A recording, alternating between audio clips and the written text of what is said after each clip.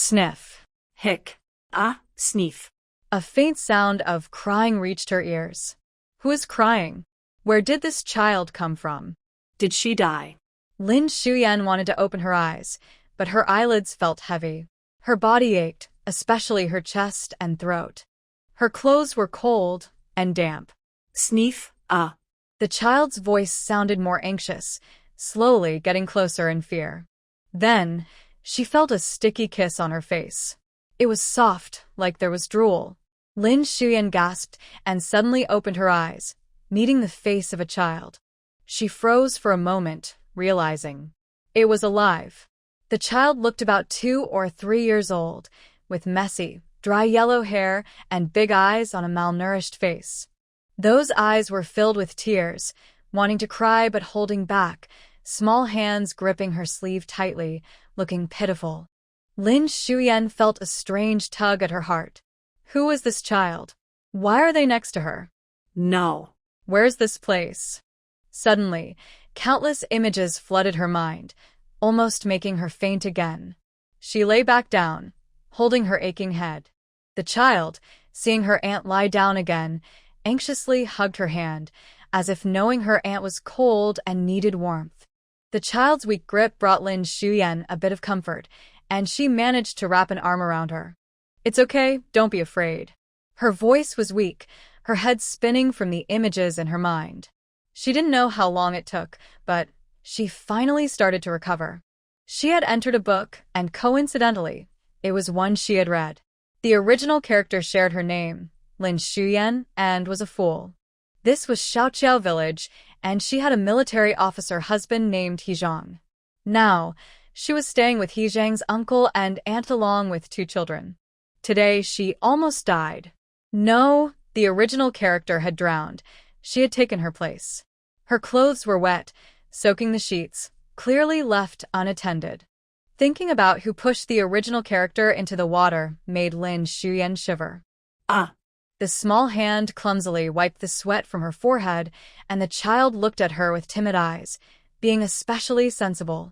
Lin Xiumei came to her senses and gently asked, Fubao, is that you? Fubao tilted her little head, her already messy hair becoming even more disheveled, looking a bit silly. She thought about Lin Xiumei's words and slowly nodded. Lin Xiumei sighed. The book seemed to mention that this child had some issues and only started talking at a later age. She looked around the room. It was small, with a worn wardrobe blocking half of it and a curtain separating the other half. The sleeping area had only a bed and a small table, making it hard to move around. On the other side of the curtain were farming tools and clutter, with an old water tank in the corner. Lin Xiumei held the child close. The child was surprised to be picked up and stayed still. It was August, and Fubao wore a thin, slightly short long-sleeve shirt with socks that had 2 holes, exposing his little toe. Noticing Fubao's toe, Lin Xiumei saw him shyly try to cover his foot with his small hand. This made her frown, as she noticed the bruises on his thin arms, with some red marks that looked fresh. Lin Xiumei felt a surge of anger. She remembered that the original owner never harmed Fubao, and since the child didn't struggle when she held him, these injuries were not caused by her. It was terrible that someone could hurt such a small child. She felt both angry and heartbroken. Does it hurt, Fubao? The child, having already felt pain, was now being held gently and didn't feel it anymore. He wrapped his arms around Lin Xiumei's neck, his innocent little face showing pure expression. Suddenly, the door burst open with a loud noise. A sharp voice came through. Oh, you're awake. Don't pretend to be dead. Get up and work. A woman stood at the door, her face showing disdain and disgust. It was Liu Xiumei, He Zhang's aunt, who was in her 40s. She had rushed back after hearing that Lin Xiumei had fallen into the water, only to find her alive and well. This fool should be working if she was alive. Lin Xiumei felt a fire of anger inside her and coldly glared at Liu Xiumei. Get out! Liu Xiumei was taken aback by the shout, then yelled back, Get out? How dare you tell me to leave? This is my house. I only took you in, so you should be the one to leave. What are you doing? You were supposed to take care of He Xiaoshu. Where is he? Hearing his brother's name, Fubao lifted his little head from her shoulder, looking timidly at Liu Xiumei. Lin Shuyan raised her voice. He ran away. Where's the food? He ran away? Why didn't you chase him? Look at you. Your food has already been eaten by him, and you won't have any tonight. Liu Xiumei continued to scold, as she always did when this fool was supposed to discipline the child but never managed to. Today, the original owner had chased He Xiaoshu because they had made sauerkraut meat pies at home. Each person was supposed to have one cake, making a total of 6, but Liu Xiumei said Lin Shuyan stole one to eat, so she made her chase the child. In the countryside at that time, eating meat once a month was a luxury. The He family could manage to eat meat 3 times a month, thanks to the allowance and tickets sent by He Zhang, which usually included 3 meat tickets. Those were meant for the children, but Liu Xiumei never wanted to share. She always found excuses to cut down on the children's share or take from the original amount. Lin Shuyan was no longer the foolish person she used to be.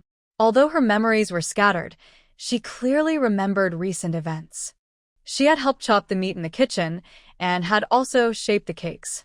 There were indeed 6, so He Xiaoshu could not have stolen one. Meals at home were always eaten after He Qingguo returned. The cakes were still in the kitchen. Thinking of this, Lin Shuyan placed Fubao on the bed and slipped out. She quickly ran to the door, pushed past Liu Xiumei, and dashed into the main room next door. The kitchen was right behind it. On the stove, there was a plate with a bite taken out of it, holding 5 sauerkraut meat cakes. Lin Shuyan glanced at it, then opened the nearby cabinet with a bang. The missing cake was inside. Without hesitation, she took it out and grabbed 2 more stacked on the stove, hiding them in her clothes. Liu Xiumei finally reacted. As she reached the kitchen door, Lin Shuyan bumped into her while coming out. The short, plump woman fell against the door with a loud crash. Seeing the cabinet wide open and the cakes missing, along with 2 fewer on the stove, her vision went dark, and she got up to shout angrily. "You foolish thing! Put that cake down. Are you itching for a fight?" Lin Shuyan ran back to her room without looking back, quickly shutting the door and locking it with a wooden bar. "What do you mean put it down? There are 5 cakes on the table. I took 2, leaving you 3. What's the problem?" She stood with her hands on her hips, her voice louder than Liu Xiumei's. Liu Xiumei was banging on the door, shouting angrily, "You foolish thing! How dare you steal food? Just wait, I'll make you pay for this." Unable to push the door open, Liu Xiumei went to the window and started banging on it with a stick. "Come out! You uneducated person, come out! How dare you steal from my house? I'll make sure He Zhang leaves you. Bad woman, troublemaker, I'll have you taken away." The noise from the window was loud, and Fubao, not knowing when, had crawled down from the bed, scared and holding onto her leg. Lin Shuyan picked up the child and shouted at the window, "Go ahead and break it. It's not my window anyway, if you break it, so be it." She looked around and picked up a piece of wood from by the door. Bang! With a loud crash, the wood hit the window frame, making even more noise than before. "Keep making noise, and I'll help you tear the house down." Liu Xiumei was furious, her mind buzzing. After shouting a few more insults, she stormed off. Once it was quiet outside, Lin Shuyan let out a sigh, looking at the scared Fubao in her arms and then at the peeling walls. This place was a complete mess. Really? No words. While others were enjoying stories of powerful characters, she was stuck here. Unbelievable. She placed Fubao on the bed and tore off a small piece of bread from a bowl for her. Seeing the child's dirty little hands, she couldn't hold back anymore. So dirty. There was some water in a broken basin on the table, which Lin Shuyan considered clean enough to wash Fubao's hands. "Fubao, you need to wash your hands before eating. If you eat with dirty hands, you might get worms in your tummy." Fubao blinked her big eyes, just 2 years old, half understanding, and stretched out her little hands obediently for her to wash. By the time she was done, the water in the basin was murky. Lin Shuyan took a cloth to dry Fubao's little hands and tore off a small piece of meat pie for her. "Good girl, Fubao can eat by herself."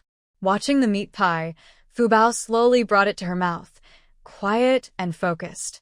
Lin Xiumei sat beside her and started eating a piece too. The pie only had some minced meat and pickled vegetables, not very tasty, but enough meat flavor for the child to enjoy.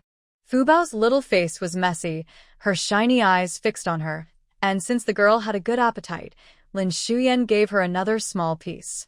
But this time, she held the small pie without eating it, just holding it in her hand. "Are you full? Why aren't you eating?" The child turned her little head towards the door, looking silently, as if thinking of someone.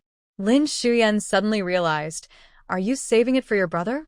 The little girl nodded, her messy pigtails swaying. Afraid she wouldn't agree, she squeezed the small piece of meat pie tighter to hide it. Lin Xiumei frowned. This child was so young, yet very understanding. She softened her voice. "Fubao can eat by herself. Auntie will save that for your brother." Fubao looked at the table, confused. If Auntie didn't like her brother, why would she save food for him? "Go ahead, your brother has some," Lin Xiumei said again when she saw Fubao not moving. Finally, Fubao obediently started eating. The two children were the daughters of sister He Zhang. Thinking about how young they were to have lost their mother and how their father didn't want them, Lin Xiumei felt uneasy. As her memories became clearer, Lin Xiumei finished her pie and reflected on the situation. The two children belonged to sister He Zhang, and He Zhang would marry her to take care of these kids because the police required him to settle down. He Zhang came from a prominent family. He was the eldest son of a high-ranking official, 27 years old, and a regiment leader in the army. But that was in the past. His mother's identity was sensitive. She was the daughter of a wealthy family and had already passed the most dangerous years.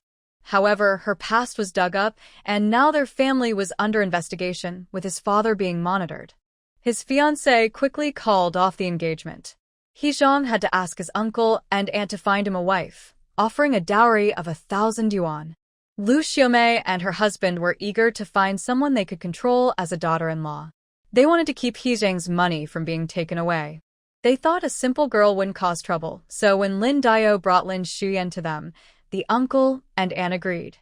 After getting the marriage certificate, the uncle and aunt constantly criticized the original owner in front of her, saying that when He Zhang returned, the property would belong to the two children and she was just raising them for someone else. They also claimed the children stole from her and secretly called her a crazy woman. Lin Xiumei, not very clever, would easily get provoked and lash out. The aunt even told the children that Lin Xiumei wanted to harm them out of fear of losing the inheritance. He Xiaoshu cherished his sister dearly. Before their mother passed away, she instructed him to protect her for life. Therefore, in the story, he harbored resentment towards Lin Xiumei, and when he grew up, he was the one who caused her demise. Thinking of this made Lin Xiumei shiver. She remembered He Xiaoshu from the original memories, who indeed had a dark and frightening demeanor. But now, they had only been married for a little over a month, and she had only scolded the children twice. There was still hope. Moreover, in a few months, He Zhang would return early and propose a divorce. The female lead in the book is Yaoling, who was originally He Zhang's fiancée. After breaking off the engagement, she married another man, and they have a happy marriage. In the end, both she and He Zhang are just supporting characters. After their divorce, the He family finished their investigation 2 years later, and his father returned from the island. He Zhang, unable to forget the female lead, comes back to her, willingly becoming a gentle second male lead, using his wealth and connections to help her build her career and become an outstanding businesswoman. Lin Xiumei feels a bit speechless. It seems that behind every successful female lead, there's a silent, selfless second male lead. Oh, and there are many tragic supporting female characters who are just there to support the lead. Like herself. She did not come into this story to be a mindless supporting character. Before He Zhang returns, she has to take good care of the two children for the next 2 months. If she doesn't want to be a supporting character, she must change her fate. When He Zhang mentions divorce, she will leave far away, find a small place, and use her modern knowledge to survive. In this era, you need a letter of introduction to go anywhere. He Zhang has great influence, and considering she is taking care of the children, it's not unreasonable to make some requests of him. As for the romance between the female lead and the second male lead, it's none of her business. She doesn't want to get involved, nor can she. Thinking this way, Lin Xiumei feels a bit more assured. Her clothes are still wet and dirty. She likes to be clean and can't stand this. She poured out the water from the basin, filled it with clean water from the tank, wiped herself down with a towel, and changed her clothes. After changing, she looked at Fubao, whose sleeves and collar were almost shiny from wear, with patches of all sizes. He looked like a little beggar.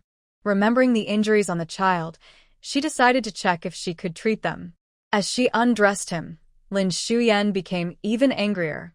Fubao had bruises all over his stomach, legs, and arms, along with nail marks, some of which were deep enough to have scabbed over. The child seemed to have forgotten the pain, sitting on the bed quietly, allowing her to tend to him.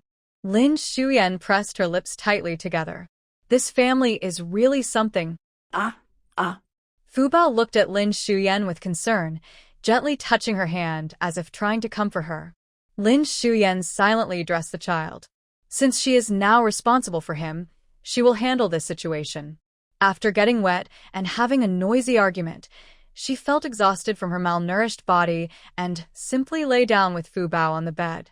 The old quilt gave off a damp smell, but Lin Xiumei tried not to mind it as she patted Fubao to sleep.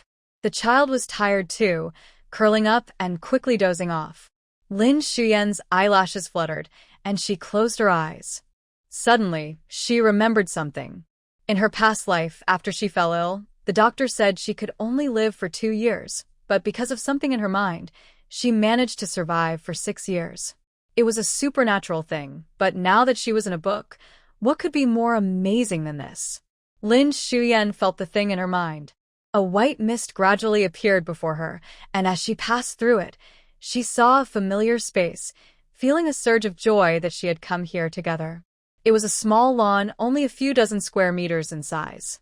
On the left side of the lawn was a small pond, bubbling with clear spring water, while the right side was divided into 4 plots of cultivated land, though they were currently empty. Lin Xiumei didn't know what they were for yet. She focused her thoughts, drew out some water, and poured it into an enamel cup on the table. Then, she eagerly took a sip. Sweet and refreshing. The cool spring water flowed down her throat, waking her mind and bringing a sense of comfort throughout her body. In her past life, Lin Xiumei lay in a hospital bed. The only thing she could do was listen to novels, some of which featured spring water spaces like this one. This spring water was not only delicious but also very beneficial for health. Drinking it regularly would make the skin smooth, fair, and rosy. In her past life, the nurses who took care of her often said her skin looked too good for someone who was sick. Looking at her own dark skin now, Lin Xiumei sighed, thinking that after a month of drinking this, she would surely regain her color. After finishing the water, she used a towel to dab the remaining bit on Fubao's bruises to ease the pain. Later, she would let the child drink some too. They were both too thin. In this era, just having enough to eat was considered good, and nutrition was often overlooked. Many rural children were pale and undernourished. These two, without a mother, were even worse off. After preparing everything, Lin Xiumei lay back down on the bed and rested for a while. Meanwhile, He Xiaoshu wandered around the village, thinking of his sister, and couldn't resist heading home. He worried about the woman who fell into the river. Had she already drowned? The thought frightened him. He clenched his teeth. If she was dead, then no one would bully him and his sister anymore. He didn't want to see his uncle and aunt, so he sneaked in through the back door. The room door was tightly closed. He carefully pushed it but couldn't open it. Could that woman be hurting his sister inside? His heart sank, and with a fierce look, he couldn't hold back anymore. He raised his hand and banged on the door. "Open the door. Give my sister back. Open up, you bad woman." Lin Xiumei had just rested for a little while, and the water from the spirit spring had refreshed her. She felt much better and was no longer tired. Hearing the noise outside, she guessed it was He Xiaoshu returning, so she got up and opened the door. As soon as the door cracked open, He Xiaoshu rushed in like a monkey and ran to the bed. Seeing his sister lying there with a blanket over her, his eyes turned red. What happened to her? Is she dead? His sister. Tears were about to fall. He wanted to take revenge and defeat that wicked woman. He clenched his fist and turned to charge at Lin Xiumei, shouting, "Ah! Ah! Ah!" Lin Xiumei was startled and stumbled from the impact. She quickly raised her hand to block him and scolded, "What are you doing? Keep it down. Don't wake your sister." Sleeping? His sister wasn't dead. He stood there, raised his hand to wipe his eyes, and turned to stare intently at his sister on the bed. However, Fubao had already been woken up. The little girl looked confused, her big eyes squinting as she sat up from the bed, a little tuft of hair sticking up adorably. Seeing her brother, her eyes lit up. "Gidge, gidge." He Xiaoshu immediately rushed over and hugged his sister tightly. She wasn't dead. She was his only family left. Mom had told him to protect her. He Xiaoshu looked at Lin Xiumei with suspicion. Did this woman want to wait for him to come back and hurt them together? Lin Xiumei frowned slightly. This child was very sensitive. No wonder he held a grudge against her. In the book, he was supposed to be 8 years old, but he looked like he was only 6 or 7, thin and frail, with his shoulder bones sticking out from his torn shirt. Fubao was still confused and couldn't speak, so she couldn't clarify anything for herself. Besides, she had indeed hit He Xiaoshu. Lin Xiumei didn't expect to win the child's heart on the first day. Such things take time.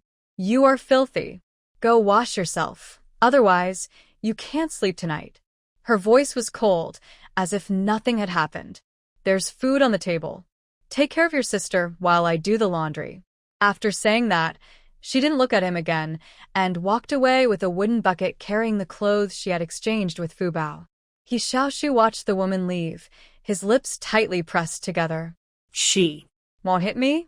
She even washes clothes for my sister? No, it must be on purpose. This woman only listens to her aunt and hurts me and my sister." He Xiaoshu knew very well that the woman was foolish, not very bright, and did everything her aunt said. Wait. Didn't she used to stutter when she spoke? Why is she so smooth today? In the main room, Liu Xiumei was furious, pulling He Yanyan to scold Lin Xiumei harshly. He Yanyan listened to her mother ranting and looked impatient. "Mom, she's a fool. How would she know you hid the buns? Did you accidentally let someone see when you were hiding them?" She yawned and leaned against the doorframe. He Yanyan was 20 this year and still unmarried. She had her eye on a military officer and was working hard to win him over. Being the children of poor farmers, they were raised like young masters and young ladies. Liu Xiumei and He Qingwe were hoping their daughter would marry into a wealthy family and have a chance to return to the city. Having lived in the city, they were proud and looked down on the rural life they had endured for over a decade. Lin Xiumei walked quickly, not looking sideways, carrying the clothes, but was called out by He Yanyan. "Hey, fool, going to wash clothes? Help me with mine too." After saying that, she grabbed a pile of clothes from a nearby stool and threw them at her. Lin Xiumei sidestepped to avoid them and lifted her eyes to coldly glance at He Yanyan. Her features were beautiful and clear, making He Yanyan's heart skip a beat, and she immediately shouted, "Are you crazy? You got my clothes all over the floor." He Yanyan angrily ran down the threshold, picked up the clothes from the ground, and stuffed them into Lin Xiumei's wooden bucket. "Make sure to wash them well, or you'll regret it." She was going to marry a military officer in the city, and every part of her needed to be well cared for. It was best to let this fool do the rough work of washing clothes. Meanwhile, Liu Xiumei was still angry about the buns and shouted, "And ours too. Take them to wash and come back to cook afterward." The original owner was treated like a servant in this family, worse than the servants of old times. But now, things had changed, and she was no longer the one who would be bullied. Lin Xiumei couldn't tolerate it any longer. She scoffed and picked up a piece of clothing from the bucket. This family is really funny. They treat their rude and loud daughter like a treasure, wanting her to marry an officer. Do they think people are blind? Lin Xiumei tossed her clothes on the floor and raised her voice a bit. "I wash my own clothes. He Zhang married me to take care of the kids, but He didn't say I had to take care of all of you too. Hey, you're really fired up today, Liu Xiumei said as she rushed over and pushed Lin Xuyan. We took you in, so what's wrong with washing a few clothes? You should be taking care of us. Lin Xuyan glared back. Fine. When I wash clothes, I'll let the village women see your red underwear. And oh, don't forget He Yanyan's padded tank top. He Yanyan was average-looking with a short stature, and while city stores already had bras, rural women still wore cotton tank tops. He Yanyan thought men liked bigger chests, so she sewed 2 lumps of cotton into each tank top. At that moment, Lin Xuyan waved the tank top in her hand, almost mocking her. You shameless person. I don't want you to wash my clothes anymore. He Yanyan snatched her clothes back, her face a mix of anger and embarrassment as she went back to her room. Lin Xuyan glanced at the pile of clothes Liu Xiumei was holding, ready to show everyone if she dared to give them to her. Just wait. I'll write to He Zhang tomorrow and tell him to come back and deal with you. You think you're someone important? Lin Xuyan rolled her eyes and left with her small bucket. Such a bully. Report her? She was the one who should be reporting. But Liu Xiumei's words reminded Lin Xuyan that this was their home, and she felt too passive living here. Plus, Liu Xiumei was always trying to stir up trouble between her and He Xiaoshu. Although He Xiaoshu was smart, he was still a child, and with Fubao around, there would be times she couldn't watch him, which could lead to trouble. Lin Xuyan thought it would be best to find a place to move out with the 2 kids, so they could live far away and repair their relationship more easily. More importantly, she wasn't here to be a servant. She wondered if there were any vacant houses in the village, and thought she should ask at the commune. Also, there were the allowances and tickets He Zhang sent back, which were meant for her and the kids, and she needed to find a way to get them back. Back in her room, Liu Xiumei was still shouting angrily. I'm so mad. Lin Xuyan is trying to rebel today. Just wait until she comes back. I'll deal with her. He Yanyan may not be educated, but she is quick-witted, unlike Liu Xiumei, who only knows how to get angry. Looking at the dirty clothes in her hands, she wondered, wait, Mom, how did that fool suddenly become so talkative? She even threatened someone. Upon hearing her daughter, Liu Xiumei realized something. Oh, right. She even took the meat pie away. They exchanged glances, both seeing disbelief in each other's eyes. Could it be that she's not foolish anymore? Impossible. Everyone knows that Lin's daughter has been foolish for over 10 years, born that way. He Yanyan didn't believe it.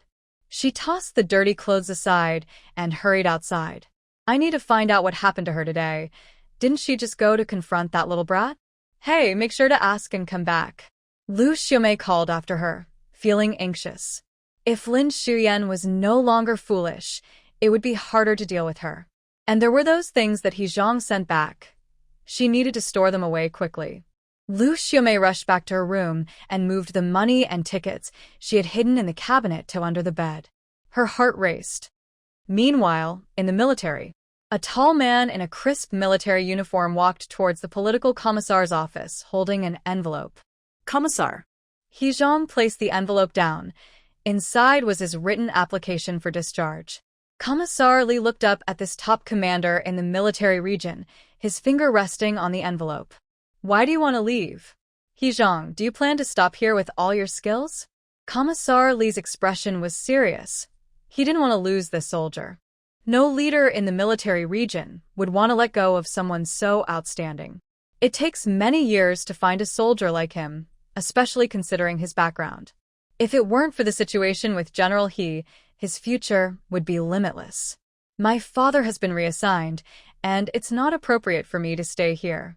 He Zhang's voice was steady, his posture upright, and his calm demeanor showed no sign of feeling inferior. Since childhood, He Zhang had been a favored child. His father became a leader early on, and although his mother passed away, his family did not remarry.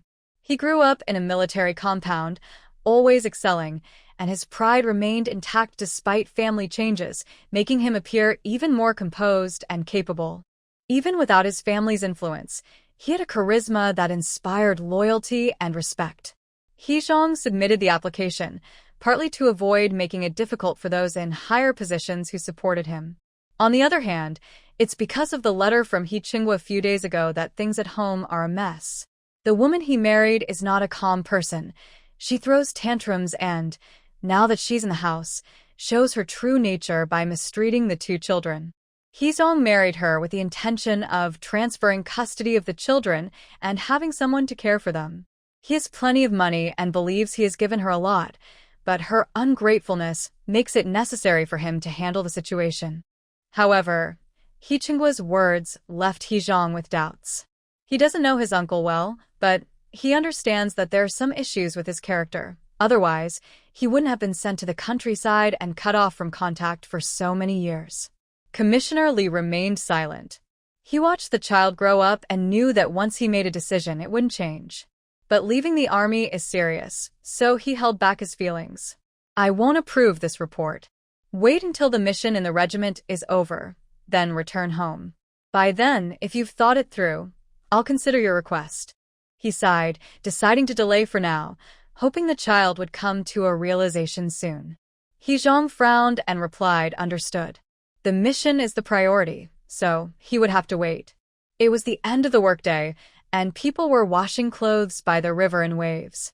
Lin Xiumei held a washing stick, pounding her clothes like everyone else. The river was clear, and the air was fresh and pleasant. If it weren't for the troubles at home, life in this era would be quite good. A few village women squatted nearby. The village was small, and whether there were entertainment activities or not, news about anyone's troubles spread quickly. The women gathered together, occasionally glancing at Lin Xiumei, whispering and laughing, clearly not saying anything nice. One woman started the conversation. Hey, the He family's fool. I heard you pushed your nephew into the water today. I say your brain was never great, and now it's even worse. She wore a white floral dress and had a yellow ribbon in her hair. Her face was decent, and among the women, she was considered the prettiest. What's wrong? Do you want to try it? Lin Xiumei shot back, raising her eyebrows and not giving her a pleasant look. You can't even say my name right. I think your brain is the one that's muddled. The woman was taken aback. Usually, when she insulted Lin Xiumei, she would just laugh foolishly, but today she dared to retort. How can you talk like that? Everyone knows you're a fool. I'm not the only one who calls you that. Lin Xiumei brushed off her pants, stood up, and scanned the group. Who else calls me that? The others who had been whispering with the woman quickly looked down, pretending nothing was happening. People enjoy watching others argue and make fools of themselves, but when it happens to them, they stay silent to avoid trouble. The woman stomped her foot and spat. Coward. You were just talking big, and now you're quiet. As long as there's nothing to say, keep your mouth clean. If you keep talking nonsense, I'll make you regret it. Lin Xiumei realized that in this village, it was better to be tough than to let others think you were easy to bully. The angry woman picked up her basin and left. Lin Xiumei squatted down again to wash her clothes, and someone nearby tried to ease the tension. Xiumei, don't take it to heart. Lanjun just likes to talk back. She raised her voice and said plainly, I know. Just don't provoke me. After falling into the water, I see things clearly now. I can tell who's good and who's bad. Oh, is that so? That's great. A few people nearby chimed in. Lin Xiumei knew she was not from Xiangqiao village. She was an outsider. She had received 1,000 yuan as her bride price, which made many local women envious. Although they were jealous, they also thought she was foolish, which gave them a sense of superiority in front of her. But that didn't concern her. They had refused to marry her, and now their mockery only showed they were picking on someone weaker. After finishing her laundry, Lin Xiumei wrung out the water and placed the clothes in a wooden tub. From a distance, she saw a woman in a blue cloth dress approaching. Upon closer inspection, she recognized her as the wife of the village committee's former leader. Lin Xiumei thought for a moment and took out another piece of clothing to wash. It was the late 1970s, and the villages were managed by village committees and production teams. The village committee handled daily matters, while the production team dealt with economic development. In a remote village like Xiangqiao, there wasn't much economic activity. They mostly worked for points. Most of the time, the village committee had more say, and the former leader had held a respected position for many years. Given what happened today, the well-meaning aunt was likely to come and ask about it. Lin Xiumei kept her head down, washing clothes, and soon heard footsteps approaching. "Hey, He's wife, are you okay?" Lin Xiumei looked up, as if just noticing her. "Sister Wu, it's you." "I'm fine, and my mind is clearer now." Hearing her speak so confidently, Aunt Wu was momentarily taken aback, then smiled widely. "That's good to hear." After Lin Xiumei married into the He family, she either dug up vegetables in the field or went to others' homes to eat.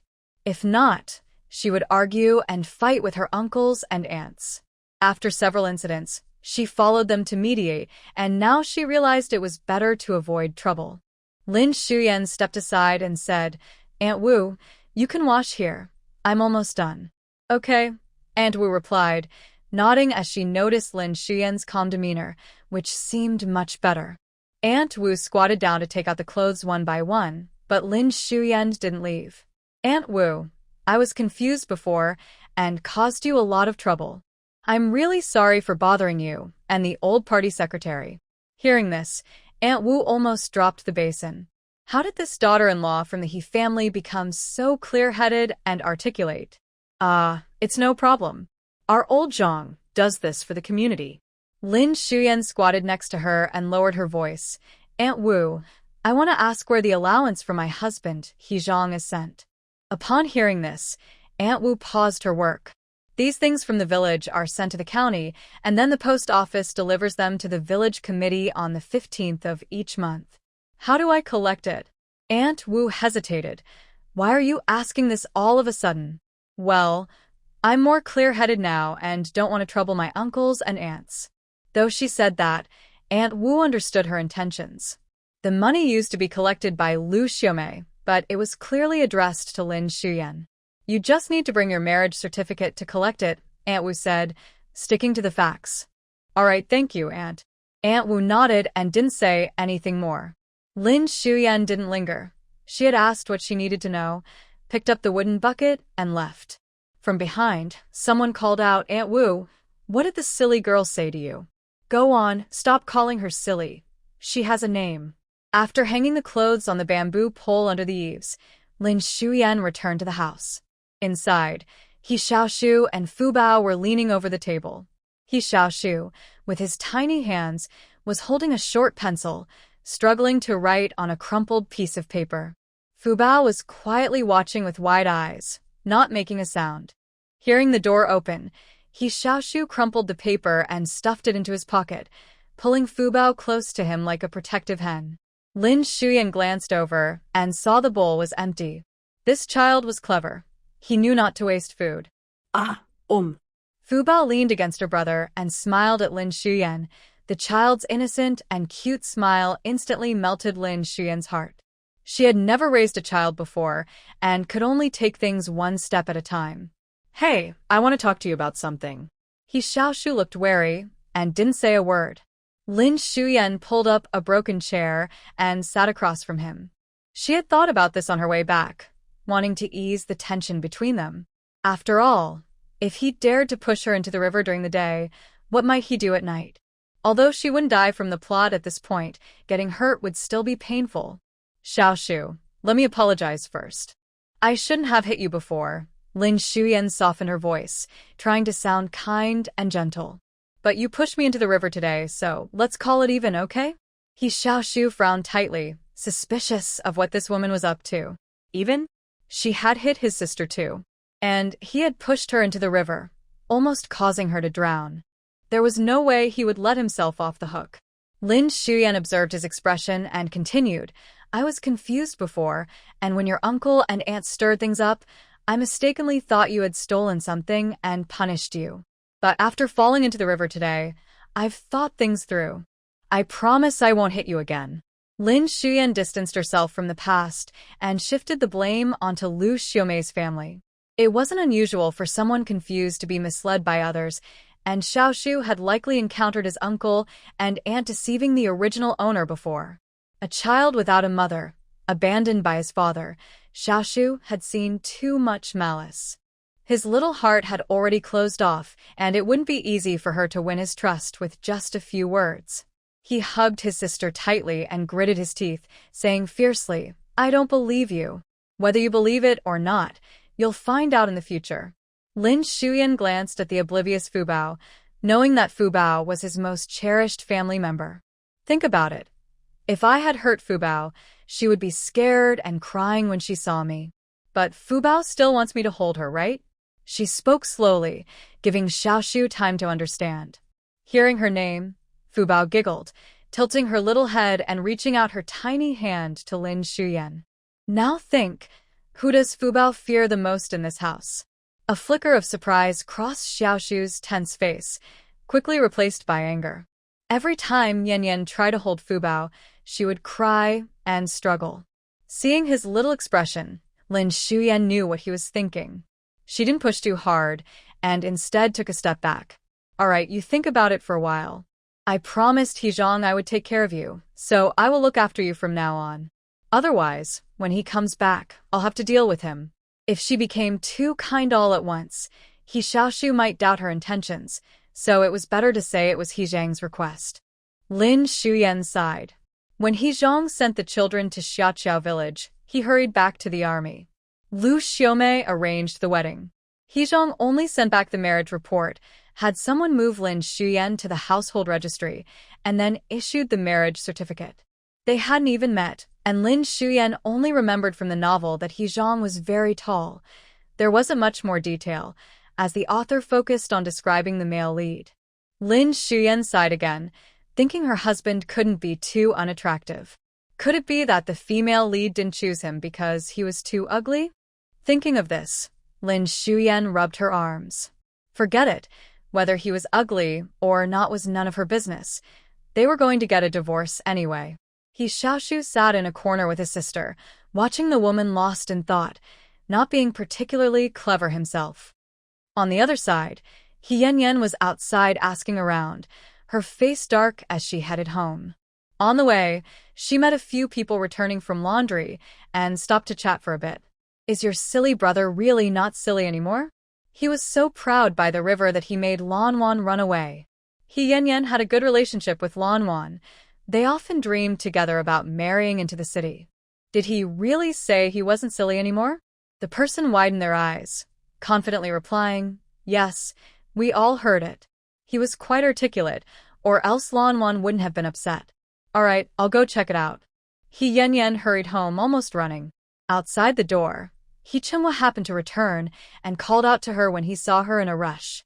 "What's wrong, Yanzi? Dad, come quickly, something's up." He Yanyan rushed inside and told Liu Xiumei and He Xiumei about the situation, and their expressions grew serious. They had intended to find a woman for He Zhang who would be easy to manage, but now he seemed to be waking up. What were they going to do? In summer, it stays light out for a long time. Lin Xiumei had been busy all afternoon, taking the blankets and pillows from the bed outside to dry. She had just finished putting them away. With no clean clothes, she could only make do with what she had. He Xiaoshu sat nearby, still fiddling with a broken pencil, occasionally playing with Fubao for a bit. At this time, both children were hungry, and so was Lin Xiumei. Perhaps because of their time together in the afternoon, Fubao was more willing to be close to her. The little girl crawled over to Lin Xiumei, tugging at her clothes with her small hands. She looked at her and touched her own little mouth, opening and closing it. Lin Xiumei gently asked, "Are you hungry, Fubao?" The little mouth pouted a couple of times. She really was hungry. Lin Xiumei picked up Fubao, who was 2 years old and weighed over 20 pounds, but she felt as light as a cat in her arms. She really needed to eat well. On the other side, He Xiaoshu saw her move and quickly stood up, nervously watching Lin Xiumei hold his sister. Lin Xiumei didn't mind and said, "Let's go eat." As they left the room, she could faintly smell the food from the main room. It seemed dinner was ready, but no one called for them. Lin Xiumei had a feeling this meal wouldn't go smoothly. When the three of them entered the main room, Uncle and Aunt were indeed eating. He Xiumei, not yet 50, had a square face and was focused on his meal, while Liu Xiumei and He Yanyan paused their chopsticks to stare at them. On the table were sweet potatoes, a plate of pickles, a plate of small dried fish stir-fried with wild vegetables, and a few corn cakes. It didn't look appetizing at all. But in these times, with such a standard of living, having dried fish was a bit of a luxury. Lin Xiumei ignored them and bent down to place Fubao on the long bench. Fubao was very well behaved, holding onto the edge of the table to steady herself. Fubao, sit tight. Aunt will get the bowls. This is what we eat. Yours is in the kitchen. Serve yourselves. He Yanyan rolled her eyes, looking disgusted. The kitchen was behind the main room, so Lin Xiumei went to get bowls and chopsticks. As she opened the door curtain, a terrible smell hit her. It was already quite dark, and when she lifted the lid of the pot on the stove, she saw a big pot of rotten vegetable leaves and roots boiling together, looking black and unappetizing. Even pigs wouldn't eat that. Lin Xiumei felt a surge of anger. This family was using the money and tickets sent by He Zhang every month to feed the children this. She decided not to take a bowl and rolled up her sleeves to head back to the main room. Just as she took a couple of steps, she heard Fubao cry out. Then came He Yanyan's sharp, piercing voice. What are you eating? What have you done today? Not washing or cooking, do you think you deserve to eat? Worthless. Don't hit my sister. He Xiaoshu rushed at He Yanyan like a little cannonball, trying to bump into her. But with his small, malnourished body, he couldn't possibly knock down the sturdy He Yanyan and was pushed to the ground. He Yanyan raised her eyebrows proudly. You dare to hit me after providing you with a place to stay and food? Little brat, I'm going to teach you a lesson today. Lin Xiumei felt a surge of anger. She quickly stepped out and, without saying a word, kicked the end of the bench with all her strength, causing her foot to tingle. The people inside didn't react in time, and the bench flew up high. He Yanyan fell to the ground with a thud, sprawled out in a silly and funny way. She paused for a moment, and then started to cry out, "Ouch, ouch." Liu Xiumei rushed over to help her daughter and scolded, "You crazy woman. I'm going to kick you all out. Go ahead, try. With relatives like you, enjoying good food while making the kids eat scraps, I'm going to report this to the village leader. I'll even file a complaint with He Zhang." As Lin Xiumei spoke, she started to walk outside. He Qinghua finally couldn't sit still any longer. He slammed his chopsticks on the table and scolded, "What kind of behavior is this? It's late at night. Why are you involving the village leader in family matters? It's embarrassing. Everyone sit down and eat." He had heard that his niece-in-law was acting up and thought to show her who was in charge, but Lin Xiumei's defiance was too much. It would be shameful to cause a scene in the village. He Qinghua always felt superior in the village and wouldn't let anyone make a fool of him. "Old man, what are you afraid of? The village leader can't interfere in my family matters. If this fool dares to hit my daughter, I won't let her off easy." Liu Xiumei continued to scold while helping He Yanyan up, worried that if her daughter got hurt, how would she ever marry into the city? Enough, stop arguing. He Qinghua was more cunning than Liu Xiumei. If they really kicked someone out, it would be their loss, and how would they ask He Zhang for money later? Besides, when He Zhang gave him 300, it was witnessed by everyone at the village committee. Not feeding them now would just invite trouble. Lin Xiumei knew what he was planning, but this family couldn't control her. If she left, they would lose everything. With a forced smile, she said, "Uncle, you know He Zhang gave 300. That should be enough for us to eat." After saying that, she picked up Fubao and headed to the kitchen, while He Xiaoshu quickly followed her. Lin Xiumei skillfully found eggs in the cupboard, added some lard to the pan, and fried 3 eggs. She then used the leftover cornmeal to make a big bowl of dumplings and took it away. Seeing her smug expression, He Yanyan was so angry she stomped her feet. "Dad, why are you afraid of her? How can we ask for money after getting rid of her? Should we still take He Zhang's allowance this month?" Liu Xiumei threw down her chopsticks, thinking about the 80 yuan allowance and those tickets, and how to hold back her frustration. Only He Yanyan was still angry. "If she dared to hit me today, won't she just ride over me in the future? Stop arguing and eat." He Qinghua glared at the two women, thinking they were both foolish. Feeling dissatisfied, He Yanyan glared at the disappearing figure outside, grinding her teeth in anger. She would definitely find a way to confront that girl alone later. Carrying the dumplings back into the room, Lin Xiumei placed Fubao on the bed and first checked her hand for injuries. There were 2 red marks on the back of the child's hand from being hit with chopsticks. "Does it still hurt, Fubao?" The little girl tilted her head, staring at the dumplings on the table. The fried eggs smelled so good that she swallowed and shook her head, having forgotten the pain. But Lin Xiumei felt uneasy inside. How could someone so young be treated like this by He Yanyan? He Xiaoshu stood nearby, his hands clenched into fists, his expression dark. Lin Xiumei said nothing. She took a large bowl of dumplings from the enamel cup on the table. "Eat something first." He Xiaoshu turned his face away, remaining silent. "With those little arms and legs, if you don't eat, how can you protect your sister in the future?" Lin Xiumei said softly, holding Fubao as she sat at the table. Thinking about how He Yanyan had easily pushed him aside earlier, He Xiaoshu fell silent for a moment before taking the enamel cup and starting to eat the dumplings. The dumplings had fried eggs and lard, with a bit of green onion added, making them very tasty for the 2 children, even better than the sauerkraut pancakes with meat from lunch. Lin Xiumei was also hungry, feeding Fubao a bite and then taking a bite herself.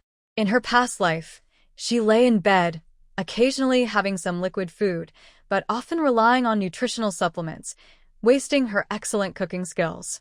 Now being able to eat heartily felt truly satisfying. The soft dumplings were perfect for the children's taste. Fubao's little mouth moved quickly, like a little rabbit, her eyes shining with delight. After finishing their meal, it was completely dark outside. The room had only 1 oil lamp, and since oil was a rare commodity that needed tickets to exchange, Lin Xiumei decided not to light it. She asked He Xiaoshu to take Fubao to wash her face while she made the bed. Before sleeping, she closed the door tightly and propped it with a wooden stick she found in the clutter. He Xiaoshu lay on the inside, and Fubao lay in the middle. Lin Xiumei thought she would have trouble sleeping. Unexpectedly, as soon as she closed her eyes, she fell asleep. 2 days passed, and He Yanyan and Liu Xiumei continued to pick on Lin Xiumei, but she always stood up for herself. She borrowed a pencil from He Xiaoshu, and maybe because she helped him against He Yanyan that night, the child was a bit nicer to her. Lin Xiumei kept track of the money He Zhang gave, and now that it was the 1st of the month, she knew she wouldn't give a single cent to that family by the 15th. She hadn't seen He Xiaoshu that morning and thought he might be out playing. Holding Fubao, she sat in the yard to enjoy the sun. The little girl had been cleaned up nicely these past few days. Although her clothes were patched, they were clean and smelled of sunshine. Her small hands and face were also clean, making her look even cuter. Fubao nestled in Lin Xiumei's arms, munching on a baked potato given by a neighbor, occasionally trying to feed some to Lin Xiumei as if she wanted to share. The main room was quiet, likely because everyone was out. Lin Xiumei placed Fubao on a small chair and said, "Fubao, Annie is going to the restroom. You sit here nicely, okay?" Fubao nodded while still eating her potato, and Lin Xiumei felt at ease leaving her. Just as she stepped out, He Yanyan peeked from the house, glaring at the child in the chair. That morning, Liu Xiumei had gone to the fields to plant vegetables, and He Yanyan pretended to have a stomach ache to stay home. She heard He Qingwa say there was a lot of work today, so he took He Xiaoshu with him, leaving her alone with the 2 kids. She had been feeling frustrated these past few days. Lin Xiumei did no chores, so she had to wash clothes and cook for the family. He Qingwa told her to be patient for a few days, but He Yanyan couldn't stand it any longer. If she couldn't hit the older one, she could at least take it out on the younger one. With that thought, she quickly approached Fubao. Fubao was still eating her potato and didn't see her aunt coming. He Yanyan raised her hand and slapped the potato out of Fubao's hand, causing it to roll on the ground. Fubao looked up in confusion, her small body trembling. She didn't understand what was happening, but she knew He Yanyan would hurt her, and her big eyes were filled with fear. "Shut up, little thing.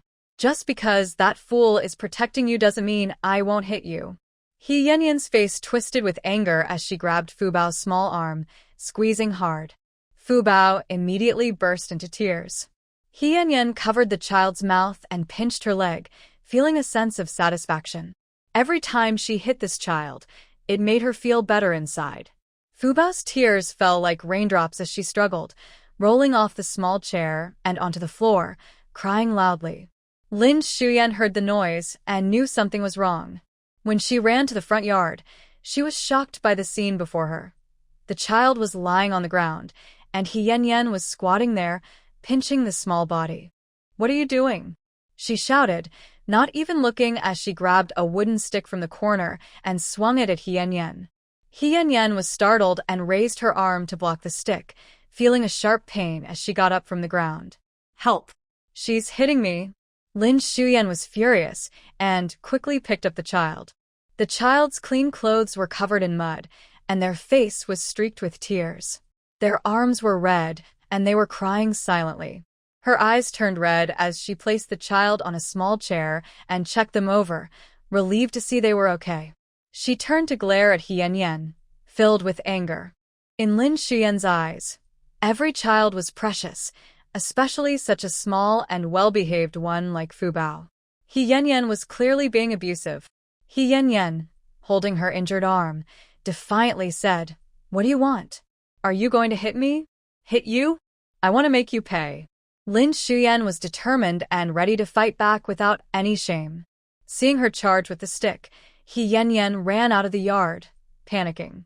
She wanted to tell the village leader about the fight, hoping they would reprimand Lin Xiumei. Lin Xiumei chased after her, and their commotion attracted the attention of the neighbors, some of whom picked up Fubao to follow along. "Hey, little Fubao, let me carry you to see." He Yanyan, who was a bit overweight, soon found it hard to run.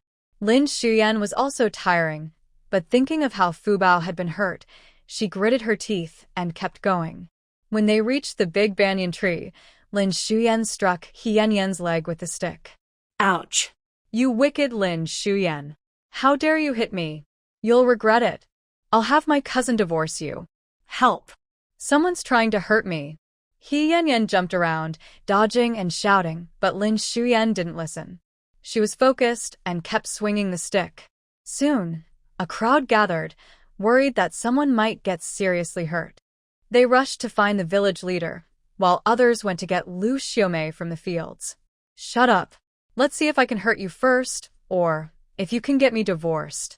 Lin Xiumei, who had always been polite and civilized in her past life, found herself cursing more in these few days than ever before. But it felt good to let loose. It was better than holding everything in. "I'm going to break your arm today and see how you can hurt children after that." As she spoke, He Yanyan received another hit on her backside, causing her to cry tears of pain. If it were any other day, He Yanyan would have had the upper hand, but today Lin Xiumei took the initiative. With a stick in her hand, she struck He Yanyan, leaving her unable to fight back. "Hey, let's talk it out. No need to fight. He Yanyan, this is getting out of hand. Please stop." The onlookers urged them to break it up, and someone shouted, "The village leader is coming." "What's going on? Fighting in front of the village committee? Break it up now." The village leader, who had been in charge for many years, was well respected in the community. Despite the position changing every 3 years, the villagers always chose him again. His authority silenced everyone with just one shout. Lin Xiumei stopped too. She had chased after He Yanyan, her hair messy and her eyes glaring at her in anger, her face flushed. A few people in the crowd couldn't help but whisper. They had never noticed before, but now He Yanyan seemed quite attractive. "He Yanyan, what's going on?" The village leader, in his 50s, looked serious. The villagers had a bias against Lin Xiumei, the outsider who often took advantage of their hospitality. However, the village leader treated everyone equally. Before Lin Xiumei could respond, He Yanyan scrambled to her feet and hid behind the village leader, pointing at Lin Xiumei. "Village leader, everyone saw it. Lin Xiumei tried to hurt me. She chased me the whole way, look." She tugged at her sleeve, revealing a red mark on her arm from the stick. The villagers gasped. Lin Xiumei looked thin and weak, but she was fierce when she fought. The village leader frowned, not rushing to judgment. "Why did this happen? Fighting is not allowed in the village." Lin Xiumei finally caught her breath, tucked her hair behind her ear, and imitated He Yanyan. Village leader, you know that Fubao is now under my and He Zhang's name, so he is my child. She hurt my child, and I can't defend myself? As she spoke, Lin Shuyan spotted someone in the crowd holding Fubao. Thank you, please give me my child. Once she received Fubao, the child clung tightly to her neck, big eyes filled with tears, looking timid and pitiful. Lin Shuyan pulled up the sleeves and pants of the child, revealing bruises. The villagers gasped in shock. Although life in this village is tough, and children sometimes get hit, a little one like Fubao, only 2 years old, wouldn't be hurt in any household. I didn't do it. She fell by herself. What's the big deal if kids fall a few times? Fell a few times? Do you think everyone is blind? Show me how you can fall like that, and I'll believe you. The bruises were clearly visible, some from previous hits and others from a recent scuffle, with a couple of bloodied nail marks mixed in. Anyone could see it was from hitting, not falling, and whispers began to spread. That's too harsh for such a small child. That child can't even talk yet. She's usually very well behaved and quiet. Why would anyone hit her? She's still family. This is just too cruel. Most women felt sorry for the child and looked at He Yanyan with disapproval. Stop saying nonsense. Lin Shuyan, what are you talking about? I didn't hit her. He Yanyan shouted in panic, and Liu Xiumei was also brought over, along with He Xiaoshu and He Xiaoshu. All right, the whole family was gathered. Liu Xiumei knew her daughter sometimes hit that little girl, but who doesn't discipline their kids? It wasn't a big deal. However, with so many people watching, Liu Xiumei didn't dare to admit it. She pushed through the crowd and immediately twisted the truth. Secretary, old secretary, let me tell you, it wasn't my Yanzi who hit her. She never causes trouble in the village. That silly child fell by herself. Didn't you see Lin Shuyan chasing He Xiaoshu just a few days ago?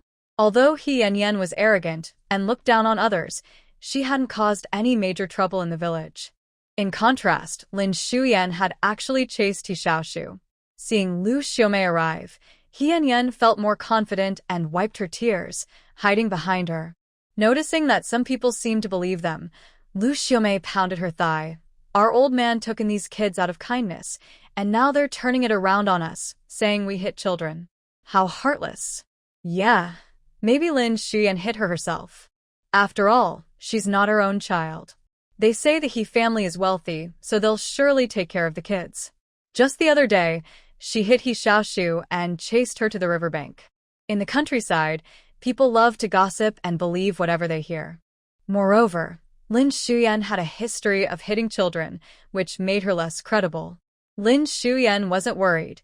She gently patted Fubao's back. You said I hit him, but the child still wants me to hold him and is so affectionate. Come and see if Fubao wants you to hold him. Upon hearing this, He Yanyan looked guilty and didn't dare to step forward. The old party secretary stood with his hands behind his back. He Yanyan, you go and hold him. With everyone watching, He Yanyan had no choice but to take a few steps forward, forcing a fake smile as she reached out to Fubao. Fubao, your aunt is here to hold you and give you some candy. Before her hand could touch the child, Fubao tightly hugged Lin Shuyan's neck, trying to bury his face in her arms, and began to cry, clearly scared of her. The child's reaction was the best evidence. Liu Xiumei stepped forward, wanting to make excuses for He Yanyan. The child just doesn't understand. Lin Shuyan interrupted Liu Xiumei. Secretary, did you see that? The child is very afraid of her. If He Yanyan treated the child well and had never hit him, would Fubao be so scared? She glanced around at everyone. Yes, I did hit Xiaoshu before, a total of 2 times. The first time, Liu Xiumei said Xiaoshu called me a crazy woman and that I was his stepmother, so I needed to teach him a lesson. A single hit was enough. The second time, just a couple days ago, Liu Xiumei said Xiaoshu stole some pickled pancakes and told me to hit him. Everyone knows I wasn't thinking clearly before, so I followed Liu Xiumei's suggestion without understanding, and I hit him. But now I am clear-headed. Today, I promise the secretary that I will treat both children well and teach them properly without hitting them again. Lin Shuyan spoke clearly and confidently, taking responsibility and making a promise. Even the old party secretary was impressed. When He Yanyan was serious, her words were quite reasonable. Yes, just teach the children well. We can't hit or scold them casually. Lin Xiumei nodded and glared at He Yanyan. But we can't just let the incident of Fubao being hit go. This is a serious matter. It's bullying a military family. Our He Zhang is a regiment leader in the army, protecting our country. The child is under his household registration, so he is his child. Is it acceptable for someone in the village to hit and scold him like this? Bullying a military family deserves punishment. With that accusation, He Yanyan nearly collapsed to the ground. You're talking nonsense. How did I bully a military family? What's wrong with hitting the child a couple of times? She thought Lin Xiumei would be criticized, but now the criticism was directed at her, and she spoke without thinking, inadvertently confessing.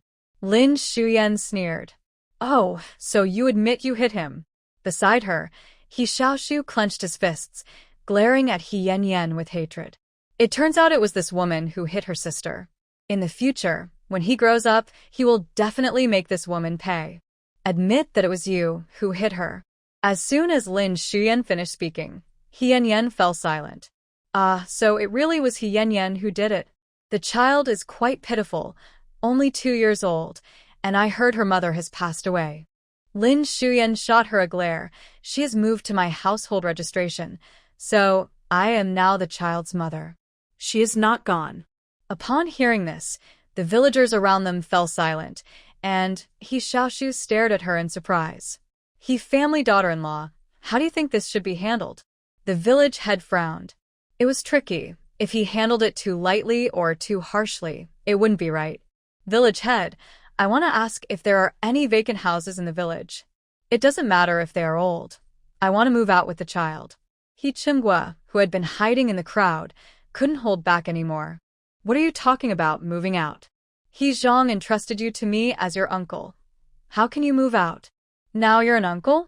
Did you care at all when the child was beaten for no reason, or when she was fed rotten vegetable leaves? Lin Xiumei found He Xiumei even more detestable than the two bad women. He always hid when trouble arose. I will write a letter. I will write to have He Zhang divorce you. Lin Xiumei scoffed. Go ahead and write. But right now we're talking about divorce. It's not about who initiates it.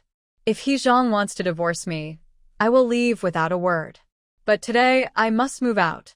Her useless husband was planning to come back and divorce her anyway, so Lin Xiumei didn't care. Village head. Is there a place available? The village head nodded. There are 2 rooms, but they haven't been lived in for a long time. They are at the end of the village, near the foot of the mountain. They used to be old houses. Great, thank you, sir. Lin Xiumei's change surprised everyone in the village. She spoke with confidence and politeness, always saying, thank you, and sorry for the trouble. The village head also supported Lin Xiumei. Nowadays, villages are encouraged to help each other, especially when someone comes to live among them. He Xiumei had come to Xiaoqiao village over a decade ago. At first, he acted like a big shot because he was from the city, but later, realizing he couldn't go back, he started working to earn his keep. However, every time he worked, he would just stand by the fields smoking and fishing, which the villagers did not appreciate. The old party's secretary warned, He Xiumei, don't cause trouble. The person isn't even registered in your household, so they can live wherever they want. And, He Yanyan, it's wrong to hit children. You'll have to clean the production team's yard for a week. After saying that, he pointed to his son, Qingyan, take a few people to help tidy up that house and move some things. A strong young man in a green military jacket stepped forward and gathered a few people. You guys come with me to help with the move. Aunt Wu also called on the idle women to help. Lin Xiumei thanked them and followed everyone to the He family's yard. The remaining Liu Xiumei and a few others walked at the back with frowns. When they reached the yard, Zhang Qingyan and the men went to organize the old house at the end of the village. Lin Xiumei comforted Fubao and handed her over to a neighbor, then went to the room to sort things out. Aunt Wu followed her and frowned upon seeing the room. 3 people were squeezed into such a small space, which was really just a storage room. It was impossible to live there. Xiuyan, take out everything you want to bring. Everyone can carry a little, Aunt Wu said. Okay, Aunt Wu. The three of them didn't have much to pack, just some change of clothes, which they put into a basket. Lin Xiumei hid 10 yuan, which she had tucked under her pillow, in her waistband. According to her memories, it was a secret gift from her mother when she got married. That family was also a mess, and Lin Xiumei didn't have time to think about it now. She needed to handle the current situation first. That's all? You're moving over there, and this isn't enough, Aunt Wu said kindly. Aunt, can you help me grab a few more things from the main room? In the main room, Liu Xiumei and the others sat with dark expressions. When they saw her enter, He Yanyan shouted, What do you want? There's nothing here that belongs to you.